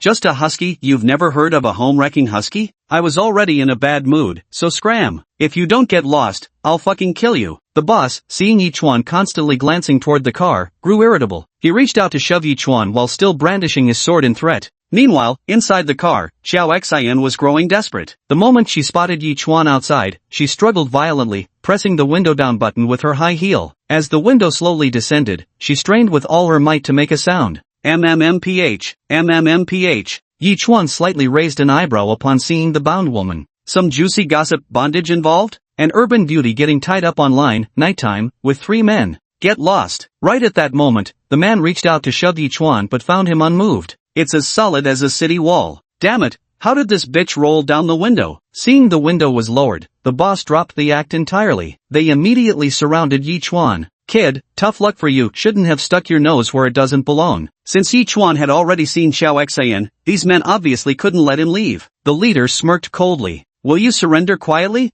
or do we have to beat you up first?" Inside the car, Xiao Xian felt a chill in her heart upon seeing this scene. It seemed she had doomed this young man, who appeared to have no chance of escape at all. Facing the threats from the 3 men, Yi Chuan simply stroked his chin and said, "I choose the third option." With that, he snapped his fingers. In the next moment, the leader felt his hand suddenly lighten. "What?" Staring at Yi Chuan in stunned disbelief, he realized the sword that had been in his grasp moments ago was now in the other's hand. Yi Chuan naturally stored the sword back in his spatial backpack. He shook his head as he touched the cold blade of the Qingfeng sword in his hand. "Such a late hour, if you died out here, no one would ever know, brother." The group of men suddenly sensed something was wrong and all rushed forward at once. "Damn it, quit acting tough, remember my name," the leader roared with a vicious aura radiating from him. "Haiju Pon Yuyan. Bro, I was wrong, please stop hitting us." In less than half a minute, the 3 men were already on their knees, their faces covered in bruises and swelling. "Still calling yourself the Haiju Pan Yuyan? More like the Haiju Planyan if you ask me." After effortlessly breaking the arms and legs of the 3 men before him, Yi Chuan walked straight back to the car. Xiao Xian was still frozen in shock, unable to process how Yi Chuan had subdued 3 burly men so casually. Her eyes remained fixed on him, dazed. How did he do that? Noticing Xiao Xian's lingering gaze, Yi Chuan sliced through the ropes binding her with his Qingfeng sword. "What are you staring at? I've got a girlfriend, better figure, better looks than you."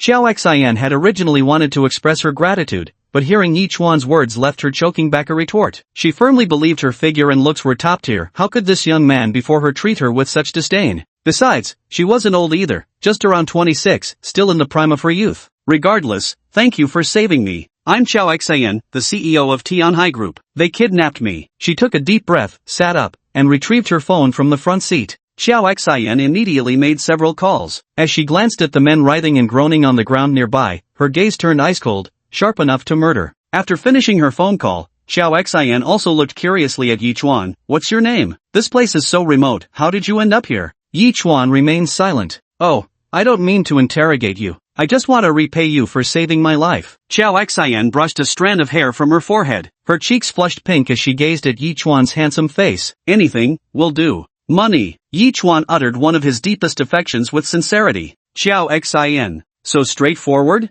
Chapter 77, Taking Off. Chao Xian had thought Yi Chuan would make some excuses, but seeing him so bluntly state his desire for money, she simply took out her phone. I only have about 500,000 in cash on hand right now. Will that do? If you need more, I can have the butler prepare it. Chao Xian thought Yi Chuan might find this amount unsatisfactory, but she genuinely didn't have much liquid capital available. Most of it was tied up in banks and couldn't be withdrawn quickly. Oh, you even have a butler? Yi Chuan immediately pulled out his bank details to initiate the transfer. 500,000 is fine. I'm not greedy. Ah well, small-scale business, just take whatever you've got and call it good. What do you mean small-scale business? Do you often save people's lives? Suppressing her urge to tease, Chao Xian chatted casually for a while before asking Yi Chuan, can I get your contact info? What for? Yi Chuan took a step sideways. Seeing how guarded Yi Chuan acted, Chao Xian immediately got annoyed. Normally people would beg for her contact details without getting the chance. Was this guy afraid she'd swallow him whole? This was the first time Chao Xian had ever felt frustrated by a man, this sensation of having her charms go unappreciated. Forget it. Actually, I'm quite happy to be rescued, Chao Xian sighed. At the very least, her personal safety was now ensured. How happy exactly? Yi Chuan asked casually. Chao Xian. You don't have to chat if you don't want to. Right at that moment, red and blue lights appeared in the distance. The police cars Chao Xian had called earlier had arrived. The police are here, you. Chao Xian turned to speak only to find that Yi Chuan, who had been beside her moments ago, had already vanished. She instinctively glanced inside the car, then looked toward the fields not far away, before finally fixing her gaze on the groaning men lying on the ground. Wait, where did he go? How did such a big person just disappear like that? Soon, the police car came to a stop, and a man in uniform hurried out. Upon seeing Chao Xian, he quickly asked, President Xiao, we're late. Are you alright? Chao Xian simply shook her head. I'm fine. Chao Xian wasn't injured. Aside from the marks left by the ropes on her body, there were no other wounds. After all, these men had captured her only to hand her over to someone else, not to actually harm her.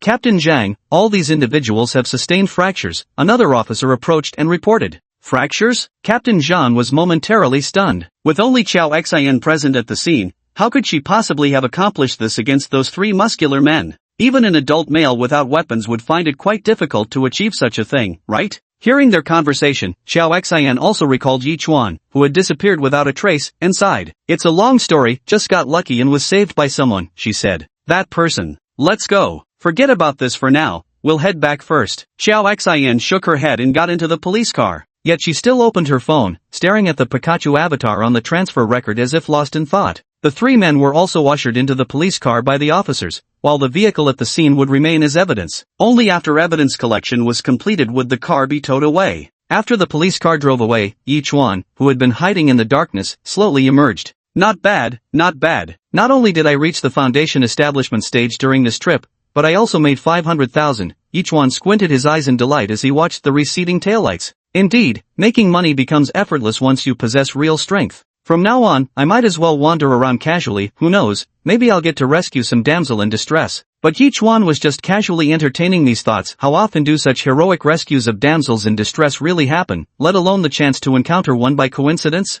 Yi Chuan began examining his newfound abilities after reaching the foundation establishment stage. First, his physical strength and meridians had significantly improved. His spiritual energy was now sufficient to sustain sword flight at least for 1 or 2 hours without any problem. Second, he could now release spiritual sense to survey his surroundings. Spiritual sense. Yi Chuan attempted to release his spiritual awareness. Soon, various objects within approximately a 10-meter radius entered his field of perception, down to a single pebble or a crawling insect. It feels quite useful, though the range is limited to about 10 meters. It seems improving his strength would expand his spiritual awareness, and it's quite draining on his energy too. After nearly exhausting his strength, Yichuan started inspecting his own divine abilities. Heavenly Grade Foundation Establishment granted 1 superior grade divine ability. Yichuan leafed through the logs before finally locating this reward ability in his backpack. Item, 1 Chi Incarnation. Supreme Divine Power. Create a doppelganger. The spells and techniques performed by this duplicate possess 50% of the original's power. Wow!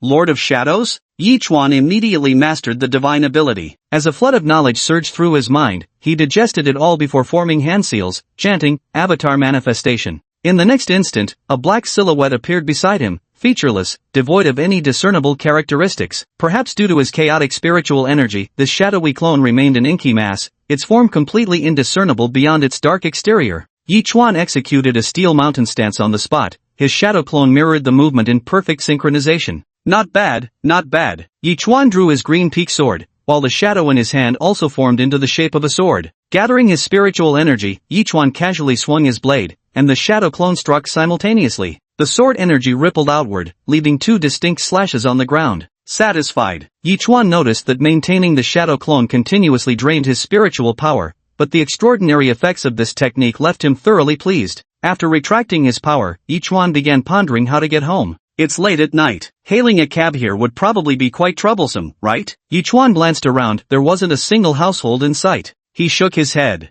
Opening his phone, he checked the nearest buildings in the vicinity. Haiju Crematorium. Yichuan. Would turning on this location make it harder to hail a cab? But Yichuan quickly came up with a brilliant idea. He attempted once more to summon his Chi avatar, gazing at the dark shadow beside him as Yichuan tried to manipulate it with his spiritual energy. After some practice, he soon became adept at controlling the shadow with ease. Yichuan then steadied the green peak sword beneath his feet, securing himself with spiritual energy before commanding the shadow to rise and envelop him. In an instant, his figure turned pitch black as the shadow wrapped around him. Yo! Yichuan flashed a grin, his silver white teeth glinting like his eyes. Excellent, let's go! The azure peak sword took flight, with Yichuan standing atop it. Cloaked in black, he seemed to merge seamlessly into the night. Up we go! The green-edged sword carried Yichuan soaring into the sky, bursting forth at a speed of 100 kilometers per hour through the night. Chapter 78. The Reconciliation Between a Coward and a Glutton. By the time Yichuan returned near his home, it was already very late. His entire body was wrapped in shadows, pitch black even when riding his sword back. No one could spot him darting through the urban village at such hours. Sunshine, rainbow, little white horse, drip drip dee-da, Yichuan hummed tunelessly, though still shrouded in darkness, as he arrived at his doorstep. After retrieving his shadow, Yichuan felt that most of his spiritual power had been consumed, and he silently glanced at the current time. 11:59. The moment the digit struck midnight, Yichuan immediately felt as if his condition had been refreshed, with spiritual power surging forth endlessly once more. Nice, fully healed again, Yichuan nodded in satisfaction. After returning to the living room, just then the sound of a door opening came from nearby. Yichuan noticed a long-haired girl with hair reaching her waist slowly stepping out. She was still wearing a simple black lace nightgown, her slender legs gleaming white as she walked. Upon seeing Yichuan, her movements paused briefly before turning into a flicker of surprise. Early Foundation Establishment stage. How? Bai Qianshuan's beautiful face also showed astonishment at the sight of Yichuan in the Foundation Establishment realm. Her sparkling eyes flickered slightly. What's going on? Weren't you just in the Qi refining stage a few days ago, Yichuan?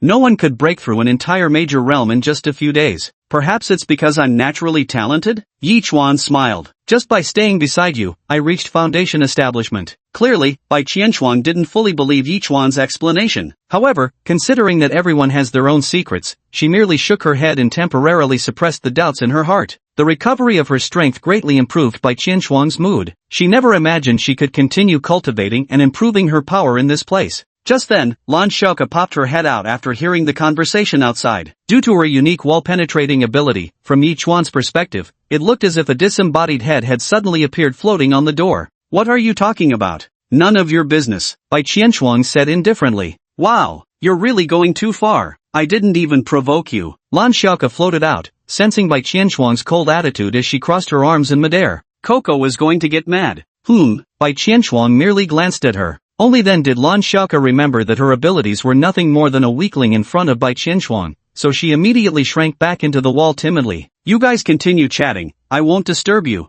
Seeing Lan Xiaoke slip back into the room, Yichuan also withdrew his gaze. Xiaoke will be living here from now on. You two should try to get along better, after all, you don't have any grudges. Upon hearing this, Bai Qianchuan stiffly replied, I hate ghosts. Why? Bai Qianchuan remained silent for a few seconds before speaking. My family members were killed by malevolent spirits. Is that so? Well, if a person had killed your father, would you then despise all of humanity? Yichuan asked. Bai Qianchuan shook her head. Exactly. Just as there are good and bad humans, there are also good and bad spirits, Yichuan said. Though Lan Xiaoke can't exactly be called a good spirit, the dimwit isn't all that evil either. Who says I'm stupid? Lan Xiaoke popped her head up. Plus, Lan Xiaoke also choked to death while eating, so you really don't need to be so cold towards her, Yichuan laughed. Choked to death while eating? Bai Qianchuan clearly hadn't expected Lan Xiaoke's demise to be so trivial, feeling somewhat incredulous. There's actually such a foolish way to die? Yichuan shrugged, so he's a foolish ghost. Blue Xiaoke, popping her head through the doorway. You too, calling someone foolish right in front of me, isn't that a bit much? It was me being too stubborn. Bai Qianchuan also seemed to realize something, her gaze softening as she looked at Blue Xiaoke again. My apologies, Miss Blue. Lan Xiaoke was taken aback when Bai Qianchuan actually apologized to her. The next second, she immediately put on a smug little expression, humph, the great don't bear grudges against the small. Bai Qianchuan lifted her head, and Lan Xiaoke instantly shrank back into her room. What a coward, truly spineless. Yichuan couldn't help but shake his head at the sight, but with such a good start, the two of them should quickly become comfortable with each other. Putting Lan Xiaoke's matter aside, Yichuan noticed Bai Qianchuan standing there and called out to her. Qianchuan, come sit down for a bit. Got it. Bai Qianchuan sat primly on the sofa, still maintaining her usual aloof and indifferent demeanor. Her beautiful eyes remained calm and unreadable. Seeing her detached appearance, Yichuan suddenly chuckled and remarked, would you like to go out for some barbecue? Barbecue. Bai Qianchuan's throat involuntarily moved at the mention of going out to eat, and even her ahog perked up noticeably. After all, the last time she went out with Yichuan to sample the food street, the wonderful flavors had left her endlessly nostalgic. Pure technology, straight-up Hextech additives. But it'll cost you. Bai Qianchuan wasn't entirely clear about this world's ways of making money, though she had accidentally come across those live streams that seemed to suggest you could earn money through receiving tips. Is this how everyone in this world earns their living?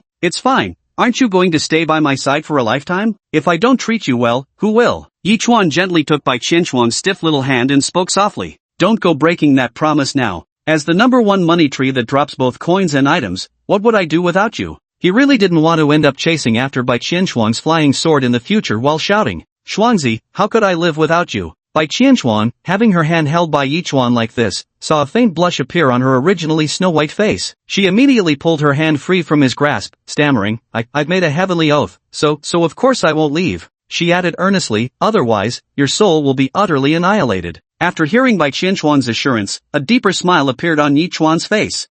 Before we go out, Bai Qianchuan tugged at the hem of her skirt and suddenly whispered, can I have a cup of milk tea? As many as you want. Then, I'll go change. Bai Qianchuan immediately stood up. A few seconds later, however, she noticed Yichuan following her into the room. Expressionless, she simply asked, Yichuan, what are you doing? I just wanted to help you pick out a few nice outfits to wear out, Yichuan replied. Some clothes can be quite troublesome to put on. Bai Qianchuan, no need. The next second, the sword beside her began trembling again under Bai Qianchuan's aura. Oh, alright then. I'll wait for you outside. Chapter 79, Selling Weapons. Late at night, the city's nightlife seemed to be just beginning, with buildings remaining brightly lit even past midnight. The sky was veiled in a pale gray mist, impossible to distinguish whether it was clouds or smoke, hazy and indistinct. On the street, 3 figures were walking, or more accurately, 2.5 figures. One of them was not only floating, but also invisible to most people, clad in loose sleepwear, flimsy fabric barely containing the subtly quivering slime.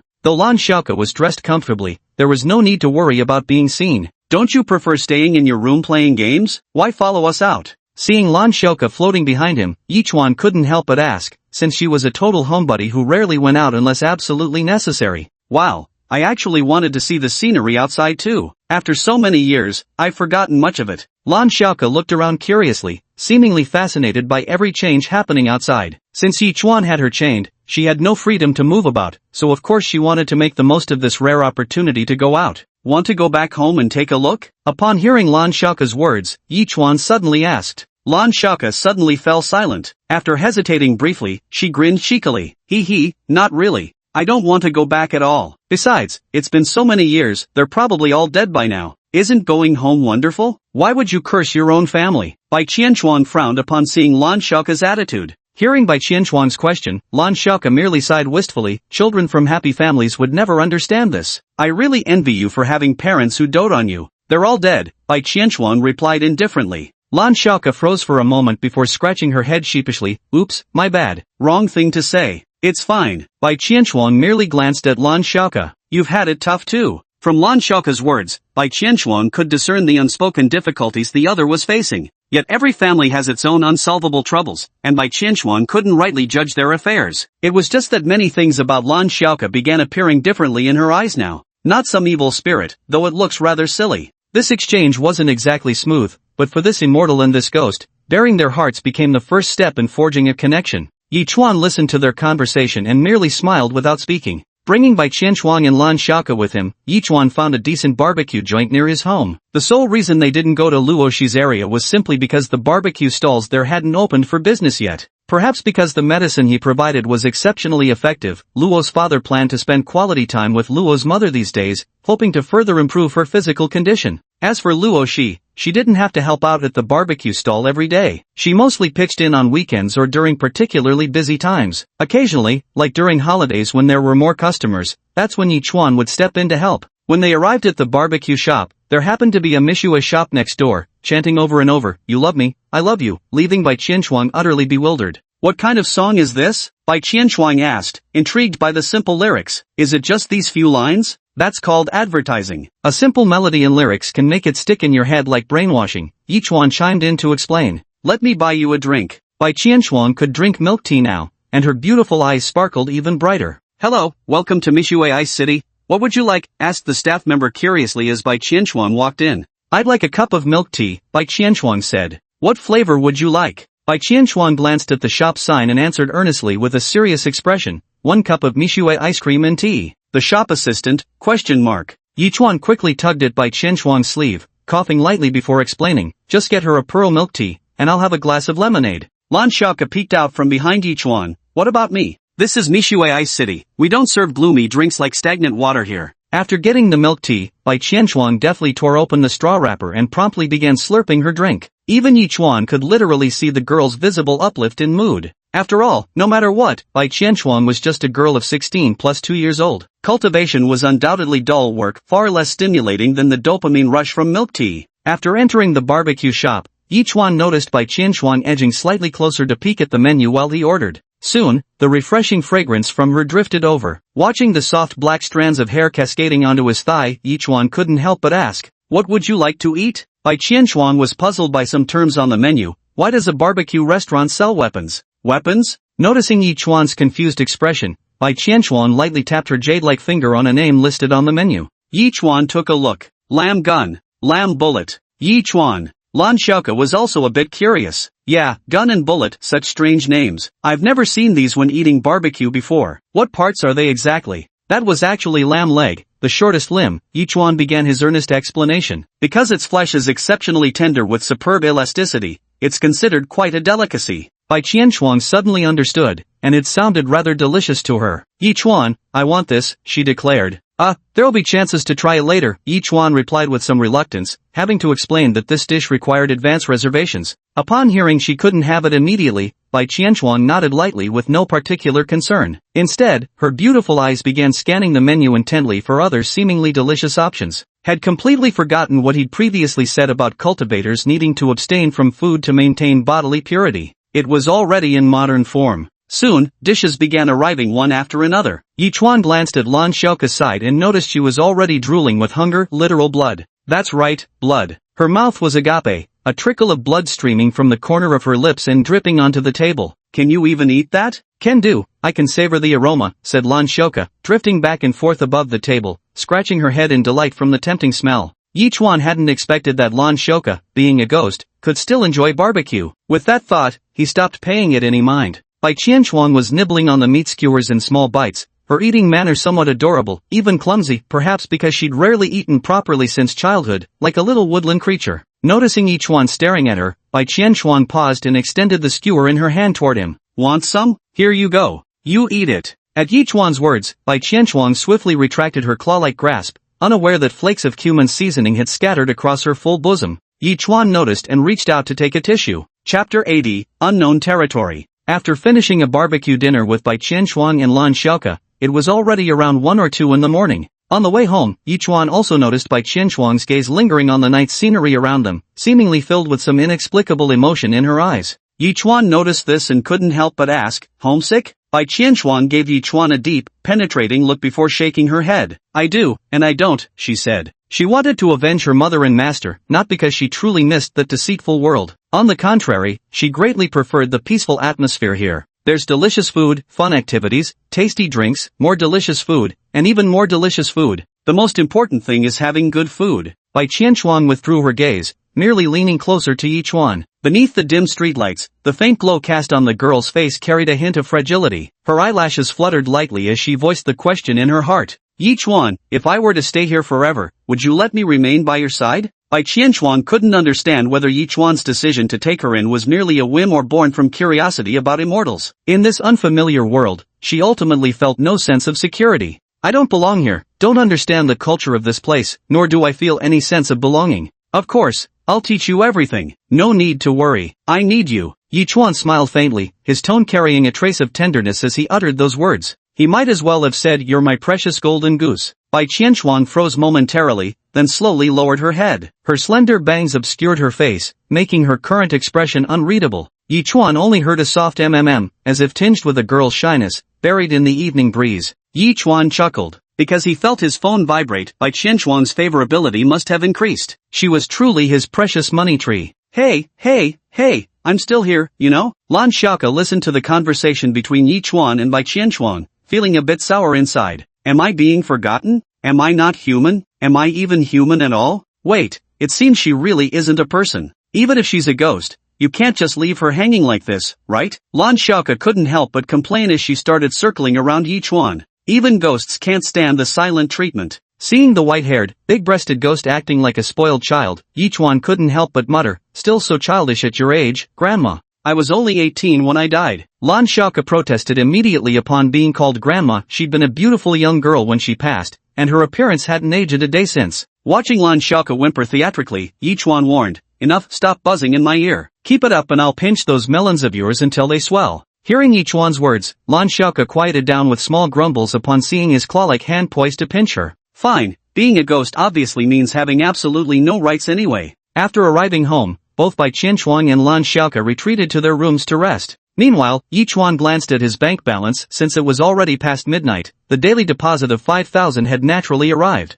Moreover, Bai Qianchuan's favorability has increased again, likely due to the conversation on the way home just now, and the last beginner's task has been completed. Daily creation income, 400,080,000, high probability of obtaining cultivation items. Obtained divine ability upgrade card. Main quest, raise the favorability of one tenant to the maximum level. Ha, doubled? This awesome? After seeing the amount on the money tree double, Yi Chuan couldn't help but do the math. 9,000 a day. Wouldn't that be 270,000 in just over a month? However, compared to Bai Qianchuan's gains, Lan Xiaoke's 1,000 seemed rather pitiful, but after all, she was just a female ghost who had choked to death on instant noodles. Her prestige was nowhere near as lofty as Bai Qianchuan, who had cycled through the ranks of an emperor. But the system actually said Lan Xiaoke's growth attributes were quite high. Maybe she could still be of some use. Setting aside the matter of profits for the moment, Yi Chuan also began examining an additional item that had appeared in his backpack. Item, Divine Skill Upgrade Card. You can upgrade a divine ability once, regardless of its quality. Oh, Yi Chuan stroked his chin so he could upgrade his shadow clone?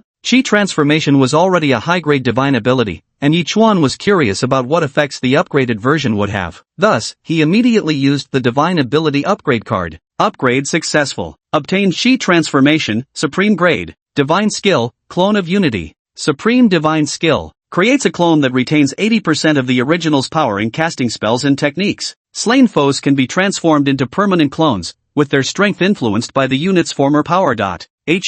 Can slain targets be stored as shadows? Yi Chuan stroked his chin. This supernatural ability seemed rather intriguing. Does this mean he could create more subordinates in the future? But where could he find more subordinates? As Yi Chuan pondered, a sudden thought struck him. Adventure? Yeah, I could recruit some subordinates from the adventure side. As Yi Chuan was pondering this, he suddenly remembered that his adventure attempts had refreshed, so he immediately opened the adventure interface. This time, instead of sweeping through it, he chose to continue adventuring. Begin the adventure. You survived the first day. Here lies the ruins of an unknown city, barren everywhere except for some monster carcasses. You found nothing else. Your choice is 1. Leave this place. 2. Keep searching. So this was where I ended up on the first day? Yi Chuan thought about it. No wonder he'd only found some trendy little trinkets during the sweep, along with an old man's ring. The ring's old man required 200,000 to awaken. Yi Chuan had earned quite a bit from Xiao Xian, and now that he'd successfully built his foundation, he could afford to give summoning a try. Still, Yi Chuan couldn't shake the nagging feeling that any money he earned would eventually get swallowed up by the system. But since it's eating, at least the offering is decent. So much so that Yi Chuan couldn't even bring himself to hate it. Setting aside his thoughts, Yi Chuan continued his adventure.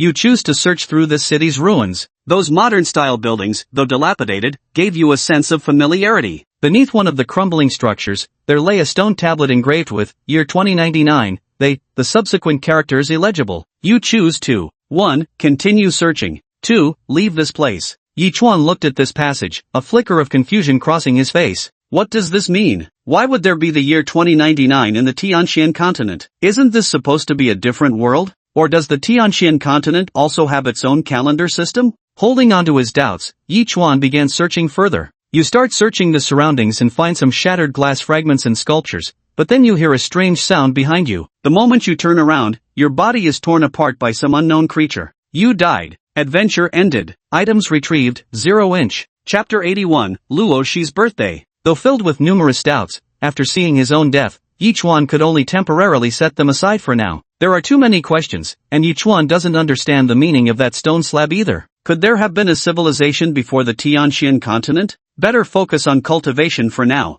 Although his strength has improved, the Foundation establishment realm doesn't seem particularly impressive in the Tianxian continent. Moreover, he discovered that after dying, his resurrection time actually takes 3 full days. That's a bit of a loss. If revival takes 3 days, wouldn't that mean 3 days without any adventure rewards? Yi Chuan rubbed his chin thoughtfully. Risk and reward go hand in hand. It was indeed risky. Maybe sticking to raids suits me better after all. It increases survival odds. Of course, dying during an adventure doesn't actually affect my real self much. This death was only a pity for the lost gains, but there was nothing more to say. After Yi Chuan had broken through to the Foundation establishment realm, his lifespan had also increased. In truth, he now had plenty of time to further improve his strength. And the money tree also drops loot. Since things have already come to this, might as well get some sleep first. Quite a few things happened today, watching the game with Luoshi, breaking through to the Foundation establishment stage to save Xiao Xian, or having barbecue outside. His mind began to grow weary, and Yi Chuan fell asleep the moment his head hit the pillow.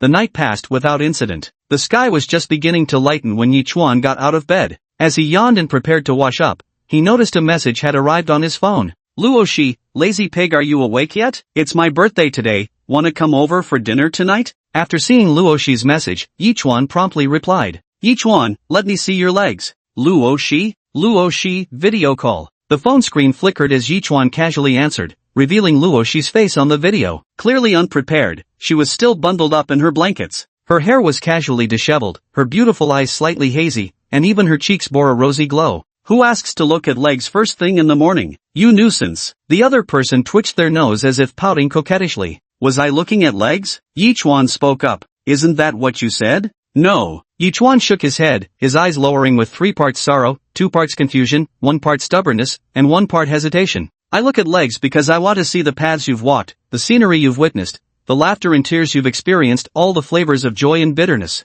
Though I look at legs, what I truly savor is your life, your heart. Luo Shi. Though she was quite accustomed to Yi Chuan's shamelessness, this was the first time she had seen someone who could speak such beautiful words with such righteous grandeur. Here, Daddy will show you. Luo Shi lifted the blanket to let Yi Chuan see her legs, which were mostly visible since she was wearing a nightgown. Not bad. Yi Chuan's fingers twitched slightly. As if sensing something, Luo Shi asked, did you take a screenshot? I'm not just taking a screenshot, I'm capturing that beautiful moment we once saw, wanting to keep it forever in my heart, Yi Chuan said. Wow, that's going too far. I'm coming over right now to settle this with you. With a beep, the video call ended. Yi Chuan could already picture Luo Shi jumping out of bed to wash up and change clothes. Yi Chuan tossed his phone aside casually and continued with his morning routine. After changing clothes, Yi Chuan pushed open the door and stepped into the living room. It was quiet outside, with no sign of Bai Qianchuang or Lan Xiaoke. Checking their status logs, Yi Chuan discovered that both Bai Qianchuang and Lan Xiaoke were actually sleeping. In the chibi-style display, the two little figures lay in bed, their chubby cheeks gently wobbling with each breath. This was quite unusual, especially since Lan Xiaoke, being a ghost, shouldn't need sleep at all. It seemed that whether immortal or ghost, everyone needed rest occasionally. Ignoring the two of them, Yi Chuan pushed the door open and walked straight out. "Hate you, Chuan. Delete that screenshot right now." The moment Yi Chuan stepped outside, his ear was pinched. Only then did he notice Luo Shi had been waiting for him by the door. Dressed in her uniform, her long legs beneath the pleated skirt were clad in sheer black stockings. With one hand on her hip, she tilted her chin up and let out a soft huff. Though she appeared angry, it seemed more like she was acting coquettish. Especially since Yi Chuan understood Luo Shi, this wasn't anger at all. "I didn't take screenshots," Yi Chuan said, spreading his hands. "Really? What's the point of screenshots? Isn't it better to see the real thing directly?" As he spoke, Yi Chuan gave Luo Shi's behind a playful slap. "Oh, you," Luo Shi cried, covering the spot as she hopped forward a couple of steps before immediately turning around to retaliate. A slap on the thigh conveys affection. Close friends are those who can casually spank each other's bottoms. "Oh right, this is for you." Yi Chuan took out a phone from his hand and pressed it into Luo Shi's palm. "What?" Luo Shi instinctively accepted it, only to discover it was the phone's packaging box. "Here, your birthday gift, a phone. But didn't I already get the bracelet?" Luo Shi shook her slender wrist slightly, where the silver bracelet glimmered faintly in the sunlight. "Who says you can only receive one birthday present?" Yi Chuan chuckled. "Oh, I see." Luo Shi glanced at the phone in her hand and accepted it without hesitation. She knew Yi Chuan, if she refused, he'd only be upset. "Since it's a gift, you should accept it with joy. The value is beside the point. Isn't this phone crazy expensive?" "Not really, just perfect for a beauty like you. Your words are so sweet. Don't expect such an expensive gift from me when your birthday comes around. Then I'll have to catch you and give you a spanking." Yi Chuan reached out and pinched Luo Shi's soft cheek. "Hee, not gonna give it to you." It was still early, so the two found a stone bench to sit on. Luo Shi unwrapped the packaging, looked at the Apple phone in her hand, and then rummaged through it some more. Chuan, where's the charger? Isn't it inside?" Yi Chuan also took a look and realized there was indeed no charging brick in the phone box. This packaging is so thin, it really doesn't come with a charger. Luo Shi checked on her phone and suddenly understood. It says models after the 12th generation don't include chargers for environmental reasons. Goddamn environmentalism, they're just doing this to make more money, right? Yi Chuan rolled his eyes upon hearing this. If it was really for environmental reasons, shouldn't there be an option to choose whether you want the plug version or not? I'll deal with it when I get home. Luo Shi put the phone back in its box without activating it immediately, figuring she could just buy a plug later. It wasn't that big of a deal. She suddenly remembered something. "Oh, by the way, Chuan, my mom's been feeling better these past few days, but she still coughs and gets short of breath sometimes. She should be fine, right? After all, that medicine only helps restore your mom's mobility. To cure it completely, I'll need to look through our family's ancestral prescriptions." Yi Chuan lightly coughed. "Alright, then I'll leave it to you." Luo Shi's face flushed pink as she tilted her chin up to plant a kiss on Yi Chuan's cheek. "So proactive? Is that not allowed?" "Not a problem, I like proactive too." Chapter 82, The Broadcasting Club. City Hospital, Inpatient Ward. "Director, how is my grandfather doing?" Outside a premium private ward, a woman dressed in smart casual attire inquired of the white-coated physician beside her. "Miss Chow, old Master Chow's physical condition isn't very optimistic. None of his indicators are within normal ranges." The questioned doctor shook his head slightly while reviewing the report in his hands.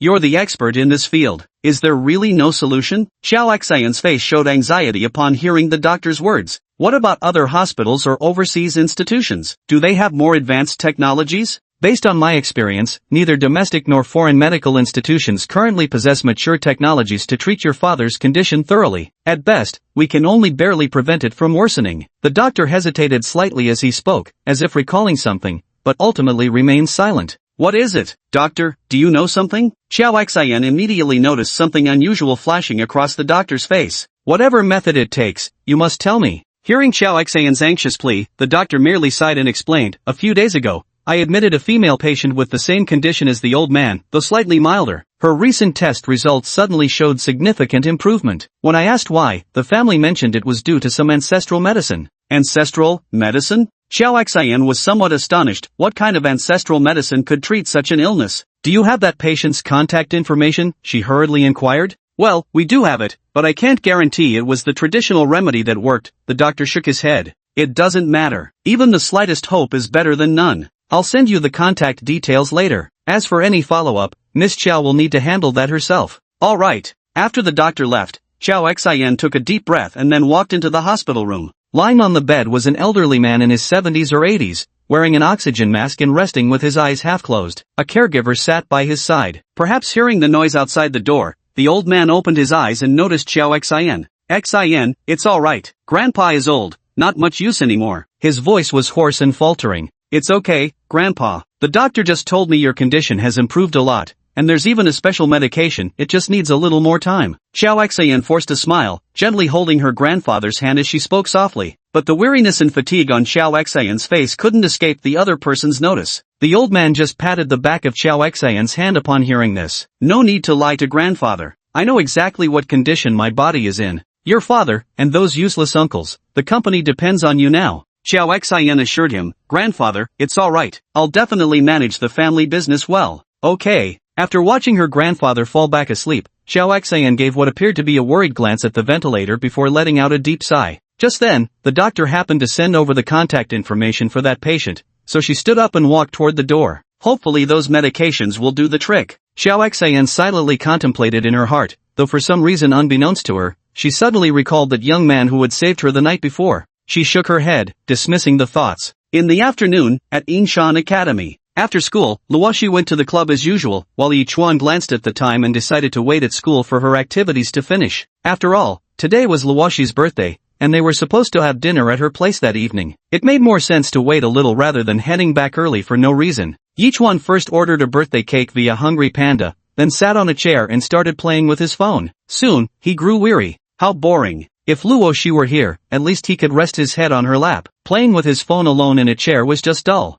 After some thought, Yi Chuan decided to visit the broadcasting club instead. But he didn't know where the broadcasting club was either. After looking around, he stopped a long-haired girl and asked, Excuse me, do you know where the broadcasting club is? The girl was wearing a mask and had beautiful eyes along with long hair. She first glanced around before finally turning to walk in one direction. Are you taking me there? Thank you. Seeing the girl leading the way, Yi Chuan followed behind her. After about a few minutes, the long-haired girl brought Yi Chuan to the office, then turned around and stood quietly in place. Without words, yet it felt as if something had been said. This shouldn't be the broadcasting club's activity room, right? Yi Chuan glanced at the sign indicating the teacher's office and froze momentarily. The girl standing before him let out a voice as faint as a mosquito's hum. I don't know how to get there. Teacher, I can help you. Yi Chuan. No, so you actually have no idea where it is? Thank you. Yi Chuan's lips twitched slightly. You're welcome. The girl spoke before turning to leave, leaving only a facepalming Yi Chuan behind. Forget it. Yi Chuan simply walked straight in, then stopped a teacher and asked for directions to the broadcasting club's activity room.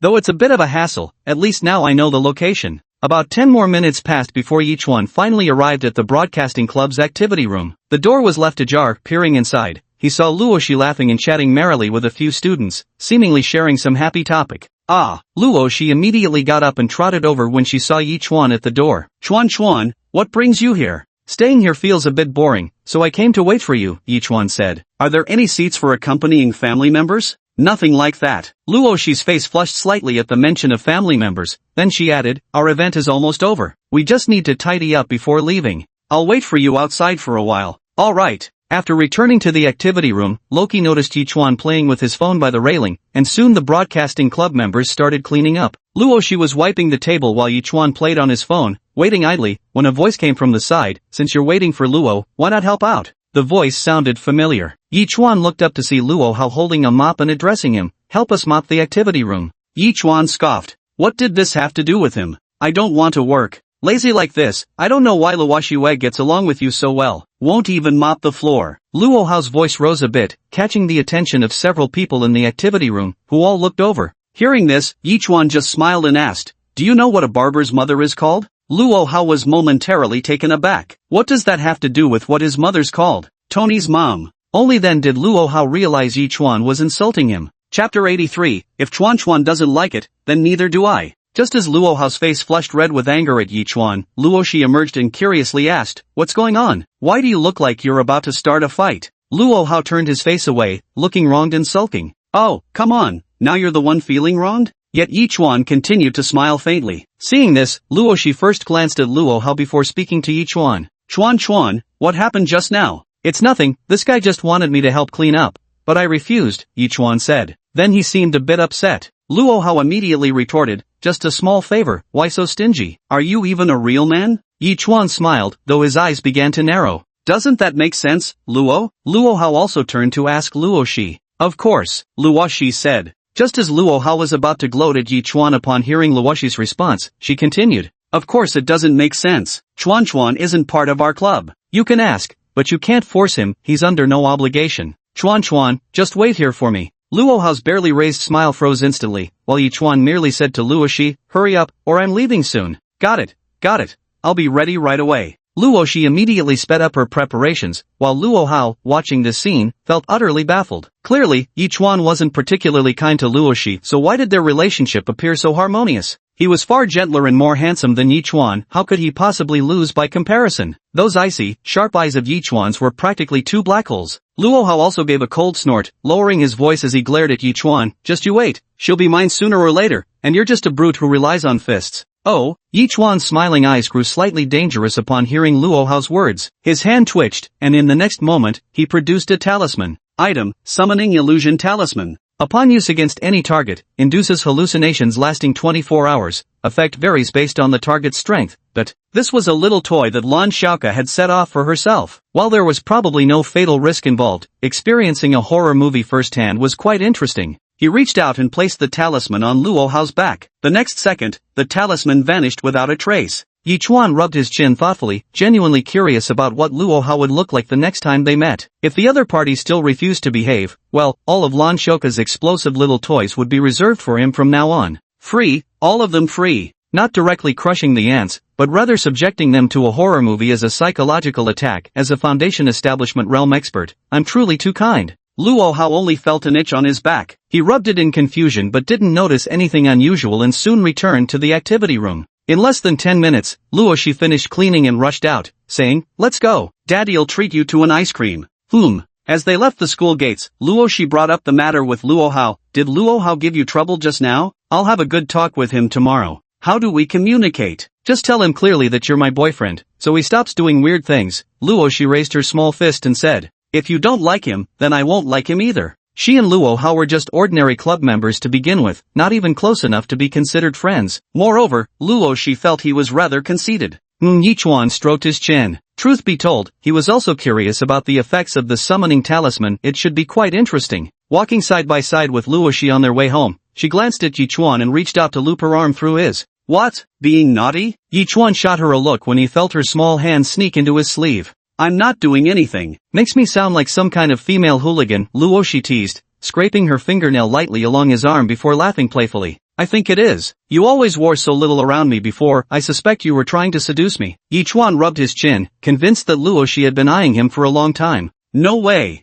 Tisk, hard to say. And when you hug me, put your arms in the middle, that way, I'll be more comfortable. Oh, Luo Shi responded by binding him with slime instead. Returning to Luo Shi's home around 5 or 6 in the evening, Yi Chuan was still carrying a cake in his hand, one bought from a delivery service. It's the same familiar old apartment building. Perhaps because it doesn't get much sunlight, stepping inside feels slightly cooler than outside. Chuan, I haven't told my parents about our relationship yet, Luo Shi whispered to Yi Chuan as they climbed the stairs. If you don't want to talk about it, fine. A secret affair can be pretty thrilling too. Ugh, I just haven't mentioned it yet. Luo Shi was still somewhat shy about this matter and planned to find the right moment to tell her parents. You like it. Yi Chuan wasn't in any hurry. Arriving at the doorstep, Luo Shi took out her keys to unlock the door. With a click, the familiar scent of medicine wafted towards them. You're back. As Yi Chuan and Luo Shi stepped inside to change their shoes, they heard Mother Luo's voice. Instead of lying in bed, she was in the kitchen cooking. Though looking rather haggard, Luo Shi undoubtedly inherited her mother's beauty. The faint smile she gave Yi Chuan still hinted at her youthful loveliness.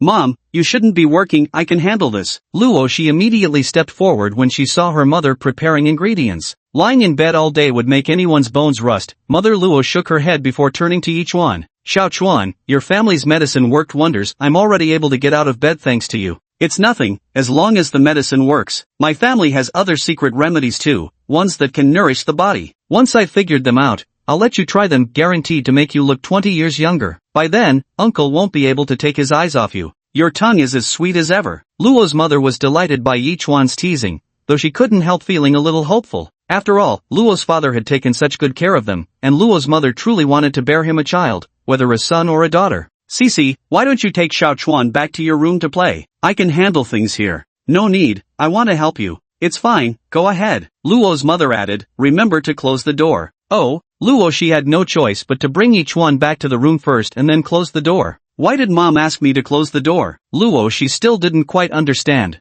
Do something, will you? Yichuan simply sprawled on Luoshi's bed, rolling over only to discover a pair of bear-patterned panties beside the pillow. Still wearing this kind at your age? Yichuan picked them up with one hand, grinning broadly. Stop it, you're not allowed to see those. Luoshi lunged to snatch them back, tumbling straight into Yichuan's arms. Chapter 84, You wouldn't say that to every ex-girlfriend, would you? Not long after, Luo's father also returned home. He first told Luo's mother to put down what she was holding and let him handle it, then noticed the shoes placed on the floor. Why didn't you let Cece do it? Has Yichuan arrived? Luo's father asked. This kid, since she's already home, why hasn't she come to help her mother yet? She just helped out earlier. I told them to go back to their rooms and rest a while. School these days is so exhausting, isn't it? It's no trouble for me to move around a bit. Mrs. Luo simply smiled faintly, just as Luo she opened her bedroom door and stepped out with Yichuan. Hello, uncle, Yichuan added politely. Dad, you're back, Luo she said, instinctively smoothing the wrinkles from her clothes and skirt as she greeted him with a smile. Mr. Luo nodded, his gaze settling on Yichuan standing behind his daughter. With meaningful undertones, he remarked, you've both grown up. Yichuan simply smiled upon hearing elder Luo say that. Indeed, Luoshi had grown up, beyond anyone's control now. Since it was Luoshi's birthday, Yichuan had prepared a cake and tidied up the house decorations, just a simple celebration. Yichuan inserted candles into the cake, lit them with a lighter, then drew the nearby curtains shut. The flames flickered faintly, and at this moment, Luoshi's head was adorned with a small birthday hat that came free with the cake. The cake was now topped with candles, its surface decorated with an adorable little bear, a custom design Yichuan had ordered. After all, it seemed Luoshi was quite fond of bears. Even her underwear had this pattern. Alright, blow out the candles now. Another year older, may everything go smoothly and happily for you from now on, Mother Luo said with a smile. Just as Luoshi nodded and was about to blow out the candles, her father stopped her first. Cece, your birthday is your mother's day of suffering. You should first sincerely thank your mother, understand? Yeah, I know. Upon hearing this, Luoshi turned her head and expressed her gratitude for her mother's upbringing. Alright, it's just a birthday, no need to talk about hardships and suffering, Luo's mother said, giving Luo's father a light pat. Mr. Luo always knows how to kill the joy. Must birthdays be celebrated with tears? Whoosh! Luo she blew out the candles. After the flames flickered out, she whipped out her phone to snap a few pictures for everyone. Who bought you this new phone? Mr. Luo noticed the upgraded device in Luoshi's hand. That couldn't have been cheap, right? It was Chuan who bought me this birthday gift, Luoshi said with a cheerful grin. Yichuan also nodded in agreement. You're still young, you shouldn't spend money recklessly, understand? Can't you just keep using the phone until it breaks? Upon hearing that Yichuan had made the purchase, Father Luo shook his head. He knew exactly how poor this boy used to be. How could he start splurging the moment he had some money? Yichuan, upon hearing Father Luo's remarks, simply shook his head. I didn't spend recklessly. Yichuan was never one for extravagance. Even now with several $100,000 in hand, aside from buying Luoshi a 10,000 yuan phone and a bracelet, he'd basically spent the rest on boosting his own capabilities. Granted, that was where most of the money went. But how could strengthening oneself be considered wasteful spending? Every cent invested now would pay dividends in the future. This was what you'd call strategic investment in tomorrow. At least, that's what Yichuan thought. After the cake was divided, Luoshi dragged Yichuan aside for a continuous round of photos, clicking away. Seeing the intimate way the two interacted, Luo's parents had grown accustomed to it. After all, whether they were dating or not, their chemistry seemed unchanged, so much so that Luo's parents didn't even consider the possibility when they saw them together. Editing? Yichuan noticed Luoshi sitting there retouching the photos on her phone after taking them and leaned in for a closer look. Who knew Luoshi would pull her hand back, refusing to let Yichuan see what was inside. All mysterious and secretive. Seeing Luoshi acting like she had a secret, Yichuan couldn't help but smirk. What was there to hide anyway?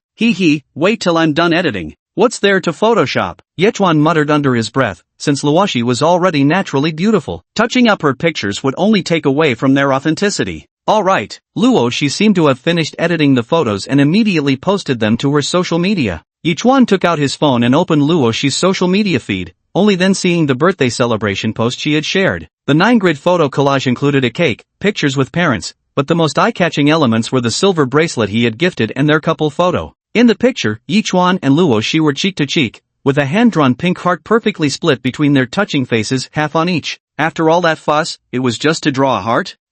Got a problem with that? Luoshi said. And more importantly, drawing a heart like this was practically announcing to their entire social circle the nature of her relationship with Yi Chuan. As long as you like it, Yi Chuan said. Not that he minded it this way, at least those clowns would finally get the picture. You have to post it too. Luo, she scooted closer, wrapping her arm around Yi Chuan's. Why? Since I'm your girlfriend, why shouldn't you? Luo, she assumed a possessive tone, then her eyes narrowed adorably. You don't have other girlfriends, do you? Hard to say. Yi Chuan spread his hands innocently. Oh, you. Luo, she reached out and delivered a flurry of slaps on Yi Chuan's arm, though they lacked any real force, lighter than a mosquito bite. Will you send it or not? I'll think about it. Yi Chuan pretended to hesitate. No motivation, you see. Luo, she couldn't possibly miss Yi Chuan's meaning. She leaned in closer, first glancing at her parents to confirm they weren't watching, then quickly pecked Yi Chuan's cheek. Here, send it yourself, Yi Chuan said, handing his phone to Luo. She had. Luo, she took Yi Chuan's phone and immediately posted on his social media feed.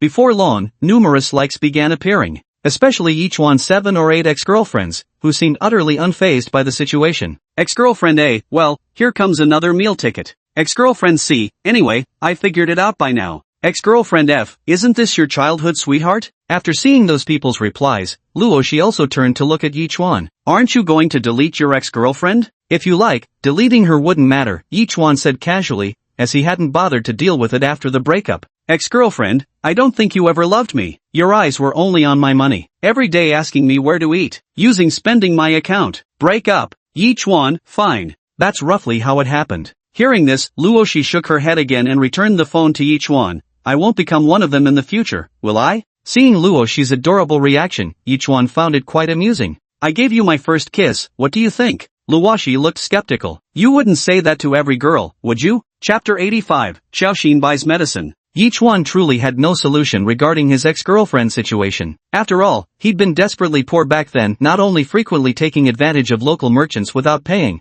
but even borrowing money from Luoshi. When it came to making money, Yi Chuan had tried just about every method imaginable. He even cross-dressed to please his top donor, and would have made money if not for his voice changer suddenly failing. I'm a looks-based streamer, need 1,000 followers before face reveal. What should have been a sweet, sugary voice abruptly turned into his natural male tone, causing the top donor to rage and rally over a dozen people to mass report his livestream. Recalling that experience, Yi Chuan couldn't help but sigh. Poverty, truly petrified by poverty. So poor that he'd trade dignity for money, hoping to buy back dignity with wealth later, but clearly he wasn't cut out for internet fame, failing miserably even when hopping on the short video trend. Yi Chuan even considered selling his house. But never mind finding a buyer for this rundown shack in this remote urban village, it wouldn't fetch much even if sold. Besides, selling it would mean losing his last foothold in this city. I can't possibly become Luoshi's live-in son-in-law, can I? Of course, it's not entirely impossible, but Yi Chuan isn't particularly keen on taking that path. After all, who knows what the future might hold? What if Luoshi doesn't fancy him? Moreover, with his ex-girlfriend, it was completely a case of her confessing first. After Yi Chuan agreed, he did nothing more than freeload meals from her, though to be fair, he did help with her homework and occasionally bought her breakfast. Those things he definitely did. Running errands and providing emotional support, it's pretty much trading labor for meals. Fair for all ages, purely wholesome and pollution-free. Of course, their relationship never went beyond innocent hand-holding. If things escalated, Yi Chuan would deflect by saying they were still young and should devote their youthful energy to serving the nation. Yi Chuan knew he wasn't entirely blameless in these situations,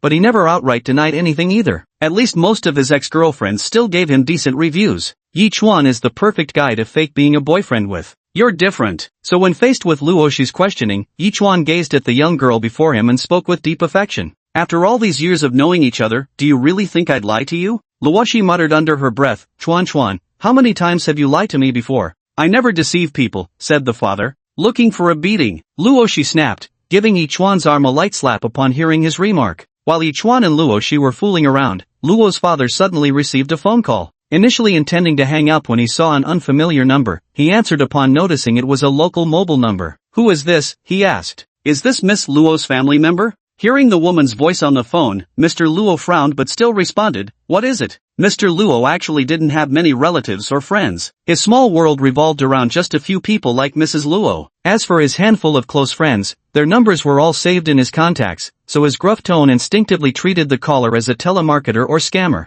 Hello, has Miss Luo recently sought medical treatment at a hospital? It's like this. I'm Chao Xian, CEO of Tianhai Group. My grandfather suffers from the same illness as Ms. Luo. I heard from the doctor that you have a family herbal remedy. Seeing Ms. Luo's condition improved, I was wondering if we could talk? Of course, I'm willing to offer financial compensation in exchange. After listening to the whole conversation, Mr. Luo understood the visitor's purpose. This medicine truly is remarkably effective. It seems the news came from doctors, though that's hardly surprising. There's no such thing as information confidentiality in this world. No wall exists that wind can't pass through. The wealthy always find ways to obtain information effortlessly. Mr. Luo furrowed his brow. He had heard of Tianhai Group, a large-scale local enterprise. If what the other party said was true, then indeed, as a middle-aged man running a barbecue stall, he was no match for them. Just surviving each day already took all his strength. Offending such a powerful figure would bring no benefit at all. Even his barbecue stall might end up getting inspected every day. This ancestral medicine belongs to my neighbor. I'll have to ask them about this matter. Mr. Luo didn't want to offend the other party. Alright, could you give me their contact details? I can offer you 100,000 as a referral fee. Hearing that providing contact information would earn him 100,000 yuan, Luo's father took a deep breath at this moment. No need, I'll contact you when the time comes. Ah, alright. After hanging up the phone, Luo's father's face was filled with complicated emotions. If only he hadn't disclosed this matter to the doctor in the first place. Being entangled with someone like this, he wasn't sure if it was good or bad, and it seemed even Yichuan had been dragged into it. If the medication proves effective, that's one thing, but should it cause any adverse effects on the female CEO's grandfather, the consequences would be endless retaliation and lawsuits. Just thinking about this gave Father Luo a pounding headache. What's wrong, Dad? Who called? The shift in Father Luo's expression didn't escape Luo Shi and the others, prompting them to ask when they saw his troubled look. Father Luo first glanced at Mother Luo before finally fixing his gaze on Yichuan. Yichuan, actually about this matter. He didn't conceal anything, explaining the course of events in broad strokes. So you're saying an enterprise CEO learned about this and wants to try using my family's medicine? Yichuan said. Father Luo nodded. No problem, let's give it a try. Yichuan stroked his chin, feeling quite confident about the elixir's effects. Restoring vital energy? Flying will be no trouble at all. More effective than ginseng. However, old Luo's concerns weren't unreasonable. Until recently Yichuan hadn't considered selling medicines for profit. But now that people had come knocking, whether he sold or not would draw attention, might as well be straightforward about it. After all, Yichuan had reached the foundation establishment realm. What could a major corporation possibly do to provoke him if they truly angered him? At worst, he could just send Lan Xiaoke over to entertain them with a 3D haunted house experience. All these concerns were based on scenarios where the drug might have adverse effects or even fatal consequences, yet in Yichuan's vision, the likelihood of such outcomes was practically zero. Sure, system might squeeze money out of him, but at least it delivered genuinely good stuff in return. It's alright, uncle. As long as you make it clear beforehand that the medicine's effectiveness isn't guaranteed, there won't be any major issues, Yichuan spoke up. But what if something goes wrong? We'll just waive the fee for now, Yichuan replied quite nonchalantly. This medicine isn't a one-time cure anyway. If they come back for a second dose, then we can start charging.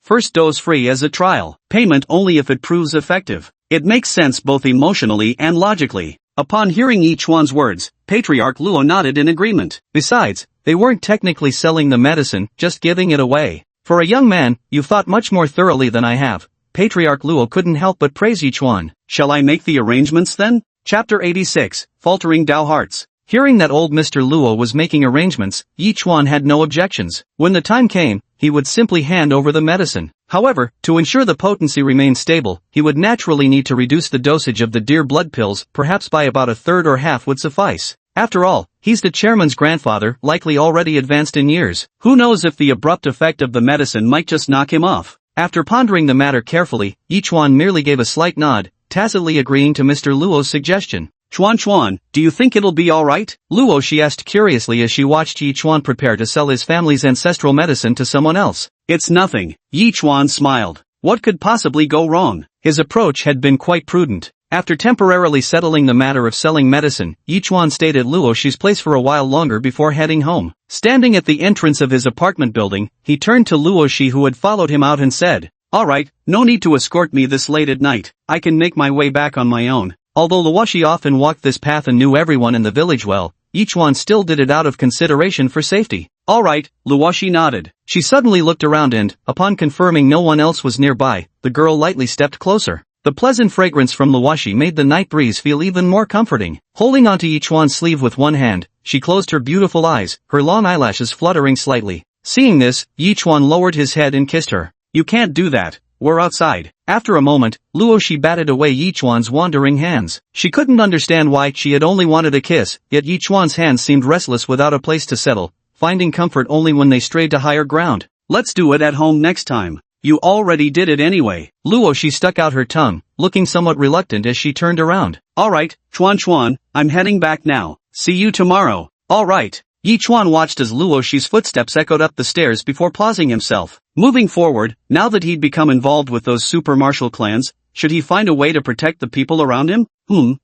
That's right, I should catch a shadow clone of a magical beast later. Yichuan stroked his chin. His divine ability allowed him to capture Pokemon. Maybe he could catch a few to secretly protect Luoshi. Or perhaps I could teach Luoshi some self-defense skills, like immortal cultivation? Lost in thought, Yichuan headed home. When he arrived at his doorstep and opened the door, he was surprised to find Bai Qianchuan and Lan Xiaoke both sitting peacefully in the living room. Without him around, these two actually coexisted in such harmony. It's quite rare to see the two of you sitting together like this, isn't it? Yichuan couldn't help but remark as he looked at Bai Qianchuan and Lan Xiaoke seated on the sofa. Lan Xiaoke is not an evil entity but a friend with whom one can communicate, Bai Qianchuan replied impassively. Right. But Bai Qianchuan is actually an immortal cultivator from another world. How amazing is that? Lan Xiaoke chimed in. I feel like even TV shows wouldn't dare portray something this wild. And is a ghost like you any more common? Yichuan retorted with a raised eyebrow. That's true, but aren't there quite a few horror movies? Their harmonious relationship was clearly the result of their heart-to-heart talk over barbecue last night. Yichuan was also happy to see the two getting along better, so he waved his hand and said, Alright, I still need to take a shower. You two keep chatting. You're already a foundation establishment cultivator. You can purify your body with spiritual energy. Bai Qianchuan seemed puzzled as to why Yichuan insisted on showering every day. You make a good point, but I just feel uncomfortable if I don't shower for a day. Yichuan shook his head, still grabbing a towel before leaving. Really? Bai Qianchuan didn't fully understand, but she didn't dwell on it any further. Soon, the sound of the showerhead came on, accompanied by splashing water and Yichuan singing. How odd. Why does Yichuan sing while taking a bath? You just don't get it. People around here are like this. Skipping a shower for even one day makes us feel all itchy and uncomfortable. As she spoke, Lan Xiaoke glanced at her translucent body again, adding cheerfully, but being a ghost means I don't have to worry about that anymore. Bai Qianchuan glanced at Lan Xiaoke and merely whispered, You should be reincarnated instead of lingering in this world as a wandering ghost. I'm no wandering ghost, I have an owner. Lan Xiaoke immediately pointed at her own neck. I'm Yichuan's most loyal wagtail, ready to charge wherever he points. Bai Qianchuan. Yichuan, just what have you turned Lan Xiaoke into? If Yichuan knew about this, he would surely raise his hands in innocence. After all, he only asked Wang Yanran to keep Lan Xiaoke from running around. As for whatever nonsense about wealth or luck, Yichuan merely paid Lan Xiaoke daily to clean. In contrast, Lan Xiaoke herself was quite self-aware. Since that's the case, though the reason remains unclear, the spiritual energy here is abundant. I'll teach you cultivation, Bai Qianchuan said. If Lan Xiaoke refused reincarnation, she shouldn't waste her time idly. Cultivation? Lan Xiaoke frowned. What can cultivation do? This single question actually stumped Bai Qianchuan. What's the point of cultivation? After a pause, she replied, to enhance your own strength, to protect yourself in this world, to safeguard those you wish to protect, to attain immortality and live as long as the heavens. But it's really safe here, and most people can't even see me. Lan Xiaoke spread her hands, visibly uninterested. Complacency breeds danger. Besides, becoming an immortal means you can do whatever you desire, free from all constraints. Bai Qianchuan tried to persuade Lan Xiaoke. I already do whatever I want now, Lan Xiaoke said. Apart from not being able to stray too far from Yichuan, it wasn't much of a problem. She was naturally quite a homebody anyway. Bai Qianchuan. Bai Qianchuan felt her Dao heart beginning to waver. She needed to grow stronger to avenge her mother and master, yet Lan Xiaoke clearly had no such need. Then, pretend I never said that, Bai Qianchuan could only reply. Oh my, since you're kind enough to teach me, of course I'll learn. Tell me all about it. Lan Xiaoke leaned in closer with a playful grin. Bai Qianchuan remained silent for a few seconds before replying. I don't know any ghost cultivation techniques, but I can teach you the most basic qi gathering method. With that, Bai Qianchuan began instructing Lan Xiaoke, transmitting the mantra. Oh, like this? Just chant the mantra and circulate spiritual energy? After hearing Bai Qianchuan's instructions, Lan Xiaoke gave it a try. Almost immediately, the surrounding spiritual energy responded,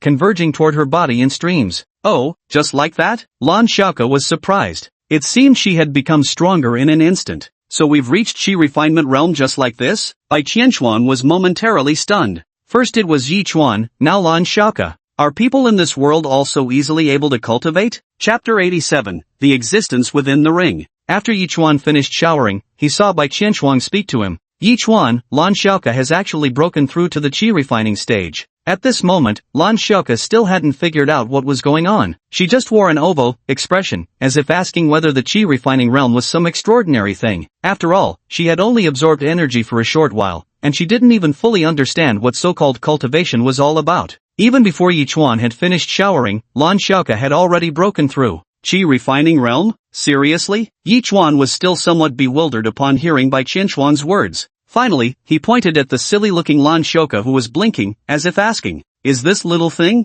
Yichuan glanced at Lan Xiaoke and noticed that her aura had indeed reached the early stage of qi refining. She was a genuine qi refining cultivator. Moreover, when he heard Bai Qianshuang mention that Lan Xiaoke had achieved such strength simply through casual cultivation, even Yichuan couldn't help but feel astonished by her astonishing speed. After all, he had been grinding for days before making a breakthrough. How had Lan Xiaoke managed it? No wonder the system introduction mentioned that although Lan Xiaoke was weak in strength, her growth potential was strong. So it's reflected in this aspect? But if that's the case, why haven't you made any progress in decades? This truly puzzled Yichuan. If Lan Xiaoke really possessed such talent, how come after all these years she remained just a low-level spirit? Yichuan glanced at Lan Xiaoke again, only to see question marks practically floating in her wide eyes. Seeing him like this, Yichuan quickly grasped what was going on. Namely, she was a homebody, and lazy. Lan Xiaoke had never harmed a soul in her life. On top of that, she never left the teaching building. What interest would such a harmless ghost possibly have in cultivation? A ghost who didn't bother harming people, didn't bother cultivating, instead spending her days secretly lurking in air vents just to peep at humans playing with their phones. Where would she find the motivation to train?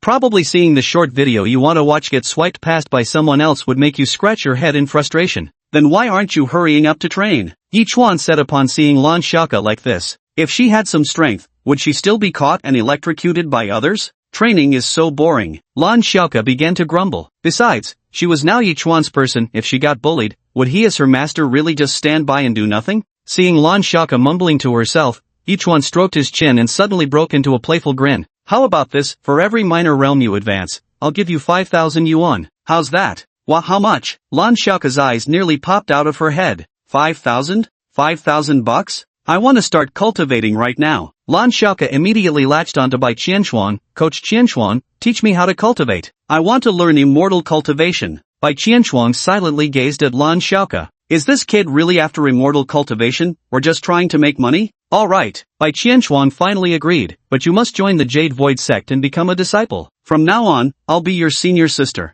Deep down, Bai Qianshuang highly valued tradition. Teaching Lan Xiaoke was acceptable, but questions of lineage had to be addressed.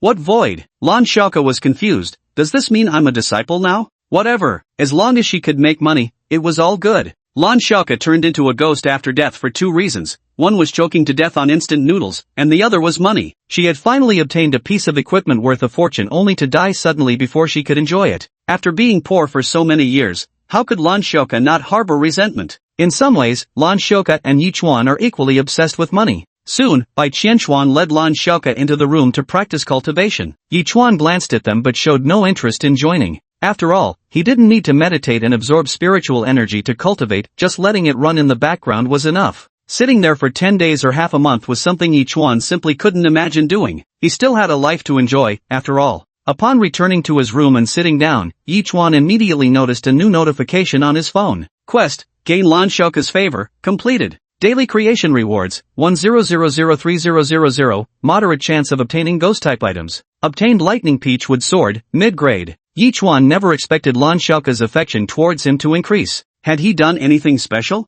Wasn't he just promising Lan Xiaoke 5,000 bucks per cultivation level? And somehow this incentive policy actually boosted her affection rating? What an absolute money grubber. Item, Thunder Peachwood Sword. Mid-grade magic artifact. Deals additional damage to ghost-type creatures. It turned out to be a mid-grade magical artifact, slightly superior to his own Azure Peak sword, though only marginally better. Yichuan summoned the Peachwood sword. Its entire ebony wooden body possessed a jade-like elegance. Not bad. Particularly noteworthy was how Lan Xiaoke, this little money tree, had evolved. She truly was a hidden gem, and Yichuan began feeling grateful for taking this timid girl under his wing. If we had arrived any later, we probably would have been electrocuted to death. After sitting for a while, Yichuan placed the sword into his backpack, also noticing the jade pendant quietly resting in the corner. It was looted from the last raid, and inside it was a slumbering soul that would cost 200,000 to awaken. Or, as it's commonly known, the ring-bound grandpa. I was scavenging at that last ruins dated 2099, which means whatever's slumbering inside this jade pendant probably isn't some ordinary thing either? Yi Chuan pondered this point silently for quite a while before deciding to awaken the soul within. Come on, give me a ring grandpa mentor, let me soar straight to the pinnacle of cultivation and achieve the status of supreme immortal emperor. Yi Chuan glanced at the appraisal price and,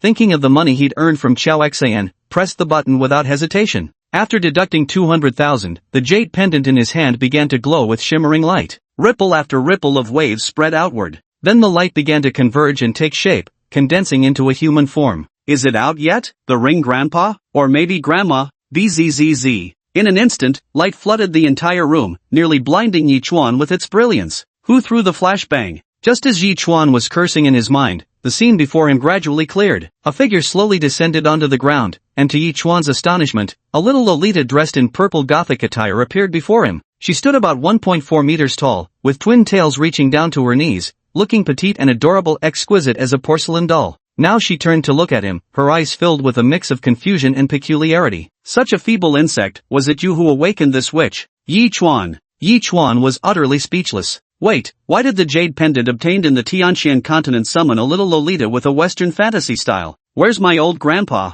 Chapter 88 The Apocalyptic Witch. The air fell silent for a moment. Yi Chuan stared at the little girl before him and asked in surprise, why were you sleeping inside this jade pendant? Shouldn't you be an old granny at the very least? Why do you look like a child instead? This bizarre scene left Yi Chuan momentarily at a loss for where to even begin with his criticism, especially their clothing, which bore no resemblance whatsoever to the styles of the Tianqian continent. Yi Chuan could easily believe they'd time-traveled from some medieval kingdom. The loli before him simply watched Yi Chuan in silence, twirling a strand of her ponytail around her finger without acknowledging his words. Slowly, she raised her other hand. Kneel before me, Godana. She seemed to chant an incantation, yet everything around her remained utterly still and unchanged. Yi Chuan also raised an eyebrow slightly. Was this some strange ritual? Magic power, my body? The loli noticed her delicate little hands. She withdrew them as if realizing something, lowering her head involuntarily and placing both hands against her chest. Flat and petite. How could this be? She seemed somewhat bewildered, her round eyes widening in astonishment. Where had her voluptuous and enviable figure disappeared to? Where were those curves? What did you do to me? The loli immediately pointed at Yi Chuan, her composed demeanor vanishing as if she were a cat whose fur had bristled. Are you some kind of pervert?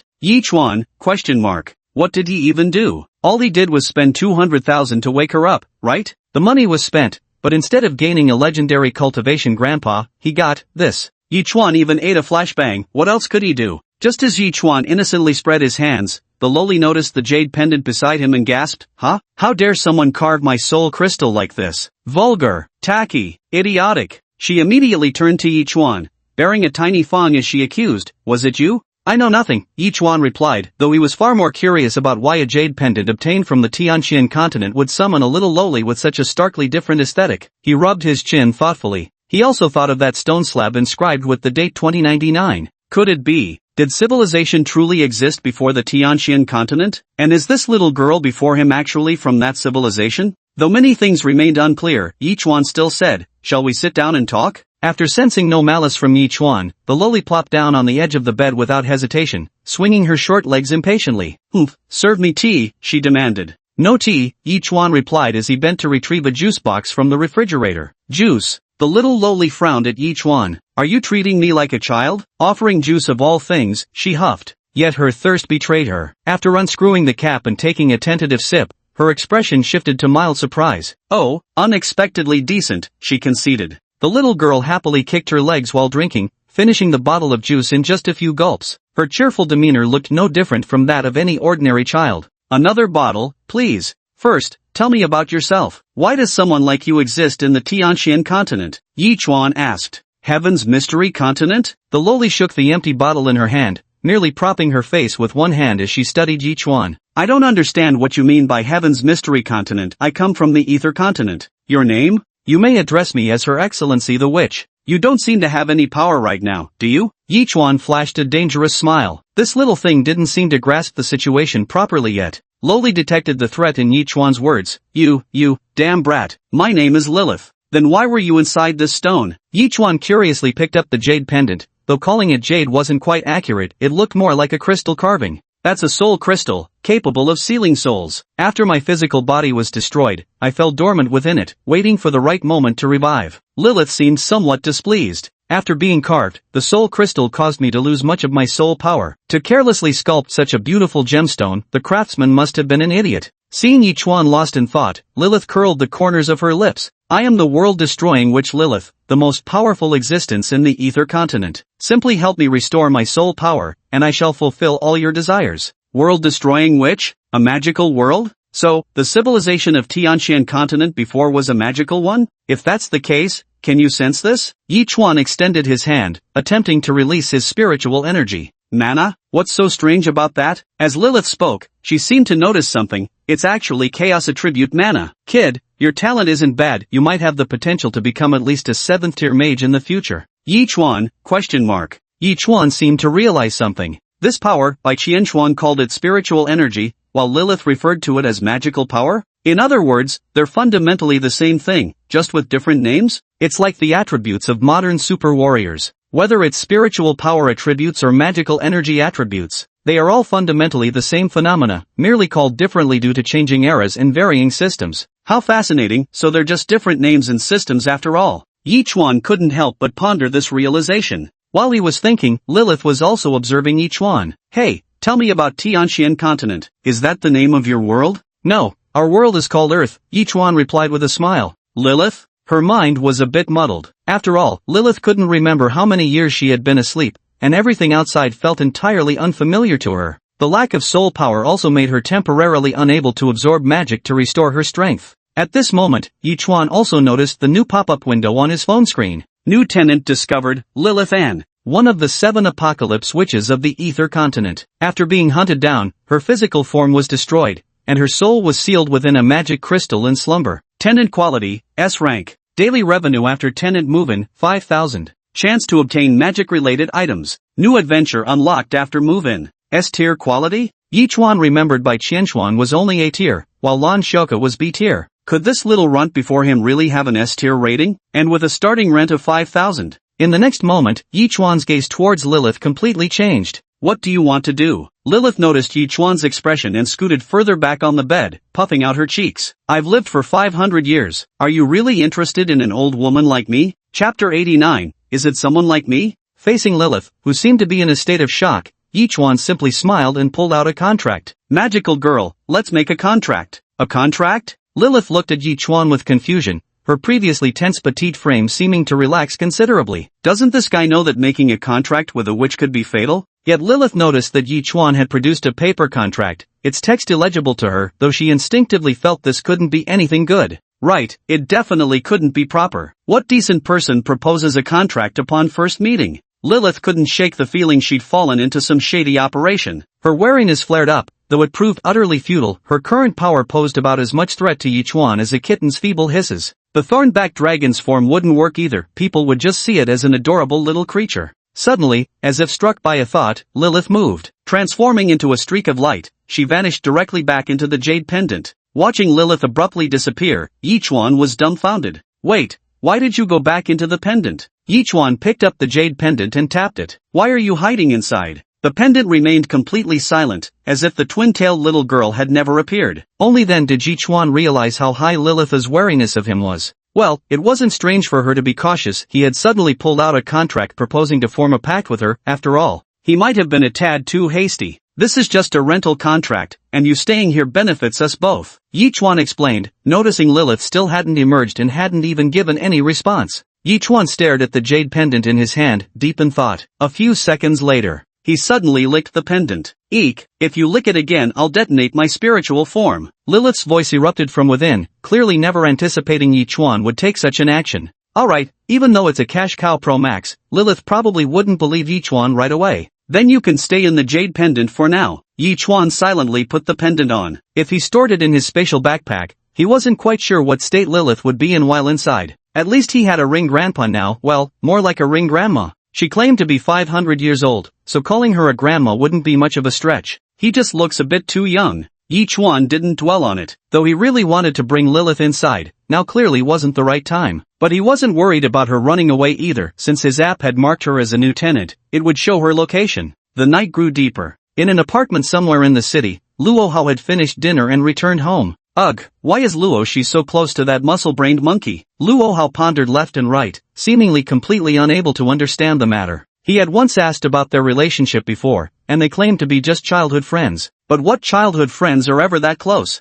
The moment he recalled Yi Chuan's attitude, irritation welled up in Luo Hao's chest. Fishing out his phone, he logged into the forum and, as usual, left a few nasty comments on posts about Yi Chuan before feeling marginally better. Otherwise, dig up some dirt on Yi Chuan. That guy seems to have quite a few ex-girlfriends. Luo Hao chuckled coldly. If Luo Shi found out that Yi Chuan was a disgusting person, she'd surely keep her distance from him on her own, right? Just thinking about Luo Shi's fair skin, high-nose bridge, and attractive figure made Luo Hao unconsciously claw at the air. Such a beautiful girl definitely has to be mine. Luo Hao put down his phone and got ready to take a shower. But as he entered the bathroom, he suddenly felt a very strange sensation. As if someone inside was watching him? Luo Hao's apartment had no other occupant, it was just him living there. His gaze swept across the bathroom before finally settling on the curtain nearby. The curtain blocked off the bathtub, yet Luo Hao couldn't shake the feeling that someone was standing behind it, secretly observing him. He reached out his hand, and with a rustling sound, the curtain was pulled open.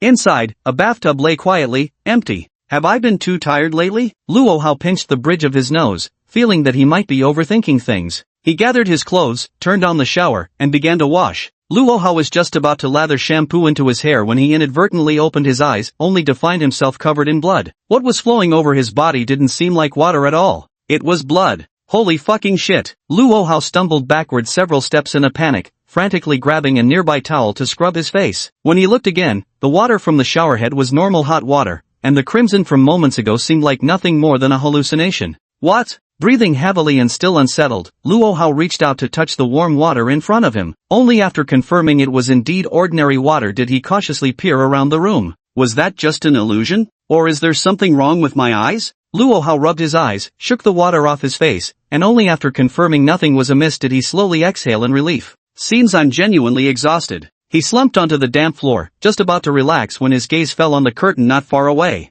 Luo Hao. Unless he remembered wrong, hadn't he pulled that curtain open earlier? Luo Hao distinctly remembered it had only been pulled open recently. When had someone closed it again? This is fucking creepy. Luo Hao was dumbstruck, shrinking in the corner as he stared blankly at the curtain not far away. No way, it felt like he'd encountered a ghost in the bathroom. He had to get out immediately. Luo Hao kept his eyes locked on that curtain while his body slowly edged toward the bathroom door. The frosted glass door reflected a blurred silhouette when Luo Hao instinctively glanced back, a dark figure standing motionless outside. Luo Hao felt his vision go black. When he opened his eyes again, he found himself lying in bed, and voices reached him from beside him. Are you okay, Hao? We found you lying in the bathroom, you really scared your dad and me to death. Luo Hao turned his head upon hearing the voice and saw his parents standing by the bed. I am fine. I thought there was someone standing outside. Luo Hao sighed in relief when he saw his parents. It was just mom and dad. But that curtain. What did you just say was standing outside? Just then, Mother Luo suddenly gave an eerie smile. The next second, her facial features abruptly fell onto the bed like melting mud, emitting waves of a putrid stench. Is it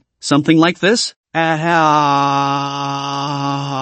Chapter 90, A Trivial Matter. A few days later. Chuan, I'm off to the club. The anniversary celebration is coming up soon, and I need to rehearse as the host. Luo Shi was as diligent as ever about attending club activities, especially with the upcoming 70th anniversary of Yinshan Academy, which required her to prepare extensively. The anniversary celebration was considered the biggest event at Yinshan Academy, with numerous activities planned across the campus. Alright, go ahead. Give me a kiss before you leave. In the classroom? No way, we'll talk when no one's around, Luoshi said with a playful grin, giving Yechuan's cheek a pinch with her delicate fingers before skipping away. After watching the swaying ponytail disappear from the classroom with brisk steps, Yichuan slowly withdrew his gaze. Taking out his phone, Yichuan opened WeChat to contact Wang Yanran. Yichuan, I'm ready. Wang Yanran, location, Hilton Hotel. Wang Yanran, I'll be waiting for you here, senior. Today was the day I promised to help Wang Yanran capture the Ghost King. Though called a Ghost King, according to Wang Yanran's description, it was merely a level 5 super martial artist approximately at the early to mid Qi refining realm and strength.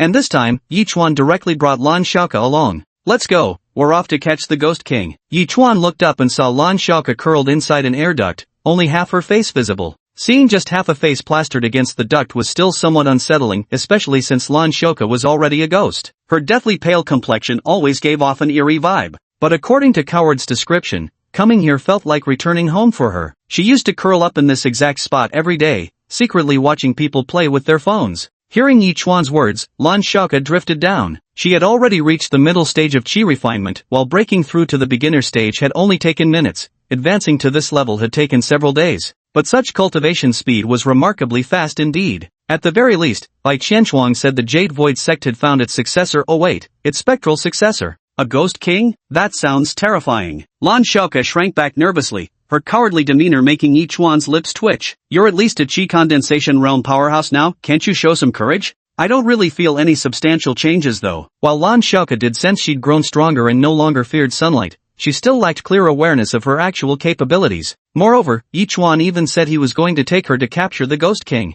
The Ghost King, no less. Just hearing the name sounded impressive, far beyond what a little ghost like her could handle. Alright, let's go. Yi Chuan grabbed Lan Xiaoke and left the classroom without delay. After hailing a taxi, Yi Chuan arrived at the appointed hotel where Wang Yanran had been waiting downstairs for quite some time. Upon arriving, Yi Chuan noticed a man standing beside Wang Yanran. Yi Chuan vaguely remembered him. He seemed to be the guy who had teamed up with Wang Yanran to apprehend Lan Xiaoke last time. As for his name, it didn't really come to mind. I'd like to come along too, Zheng Chao said with a smile. Why are there other people here? Yi Chuan asked when he spotted Zhang Chao. Lan Xiaoke, seeing both Zhang Chao and Wang Yanran, immediately shrunk behind Yi Chuan. After all, she hadn't forgotten how they chased her last time, and she held a grudge alright. Sorry, senior, it was Zhang Chao who insisted on tagging along. I couldn't get rid of him. Wang Yanran also wore a pained expression. Though she'd warned Zhang Chao, it clearly hadn't worked after all. He was the type who always did exactly as he pleased. Especially after learning that Yi Chuan would be coming, he became even more interested. Hey, last time you managed to knock me out with one punch, what's your real strength? Zhang Chao grinned curiously as he looked at Yi Chuan. Why should I tell you? Yi Chuan retorted. However, he harbored no particular feelings toward Zhang Chao. After all, the latter had been knocked out with a single punch. Wow, you've already hit it off with Wang Yanran, why not give me a hand too? Zhang Chao clearly had an easygoing, familiar personality, slinging an arm over Yi Chuan's shoulder. Hey, no clash, no friendship, from now on, we're all buddies. Fights often breed friendships, you know. Last time you almost beat me to death, Lan Xiaoke muttered from behind Yi Chuan, shooting Zhang Chao a deeply resentful glare. Seeing Zhang Chao eager to get acquainted with him, Yi Chuan didn't mind at all. After all, anyone who could bring in money was a welcome connection. But Lan Xiaoke was having none of it and began rolling around in the air behind Yi Chuan. Yi Chuan bullied me, he bullied me. Yi Chuan, say something. At this moment, Zhang Chao hadn't drunk the talisman water, so he couldn't see Lan Xiaoke's whimpering antics. Yi Chuan turned to Wang Yanran, about to speak, when she seemed to understand everything and handed a bottle of talisman water to Zhang Chao. Here, drink up. Zhang Chao saw that damn awful drink again and twitched his mouth. They hadn't even set off to capture the Ghost King yet, why did they have to drink this ghostly crap? He took it, resigned to the fact that he'd have to drink it sooner or later. Pinching his nose, he downed it in one gulp. Bleg, yuck, ugh. Zhang Chao rolled his eyes and stuck out his tongue as his whole body trembled uncontrollably. He might as well have thrown up a peace sign. That bad? Seeing this, Yi Chuan raised an eyebrow. He didn't need to drink it to see Lan Xiaoke directly. Wang Yanran explained, actually, it's not hard to drink. The charm water itself has no particular taste, just a hint of ink flavor. Then why is he like that? Yi Chuan pointed at Zhang Chao, whose facial features were contorted in agony, looking like he was on the verge of death. Oh, I've been annoyed with him lately, so I added some bittering agent to the water, Wang Yanran continued. Holy shit, so you made this taste awful on purpose? Zhang Chao widened his eyes. Wiping his mouth, he finally noticed Lan Xiaoke standing behind Yi Chuan. You attempted ghost murderer. Lan Xiaoke huffed angrily. You owe me compensation. Emotional damages. Zhang Chao looked rather aggrieved as he shrugged with a chuckle. Hey kid, I just took Wang Yanran's commission to exterminate a stray ghost, what's wrong with that? I'm not some stray ghost. Seeing Lan Xiaoke's agitated demeanor, Yi Chuan stroked his chin and said to Zhang Chao, tell you what, if you can beat her in a fight, I'll take you along. Zhang Chao froze for a moment upon hearing this, extending his finger to point at Lan Xiaoke as if asking, you mean this little thing? Are you serious? For Zhang Chao, this would be nothing more than a one-punch knockout. Right. Yi Chuan nodded with a smile. Meanwhile, Lan Xiaoke grew a bit anxious, seemingly haunted by the shadows of recent events. I really can't do this, she blurted out. It's okay, give it a try. Have a little faith in yourself. Yichuan gave Lan Xiaoke a gentle pat on the head. Hey, when are we starting? Zhang Chao couldn't wait any longer. Just giving Lan Xiaoke a little beating. No big deal.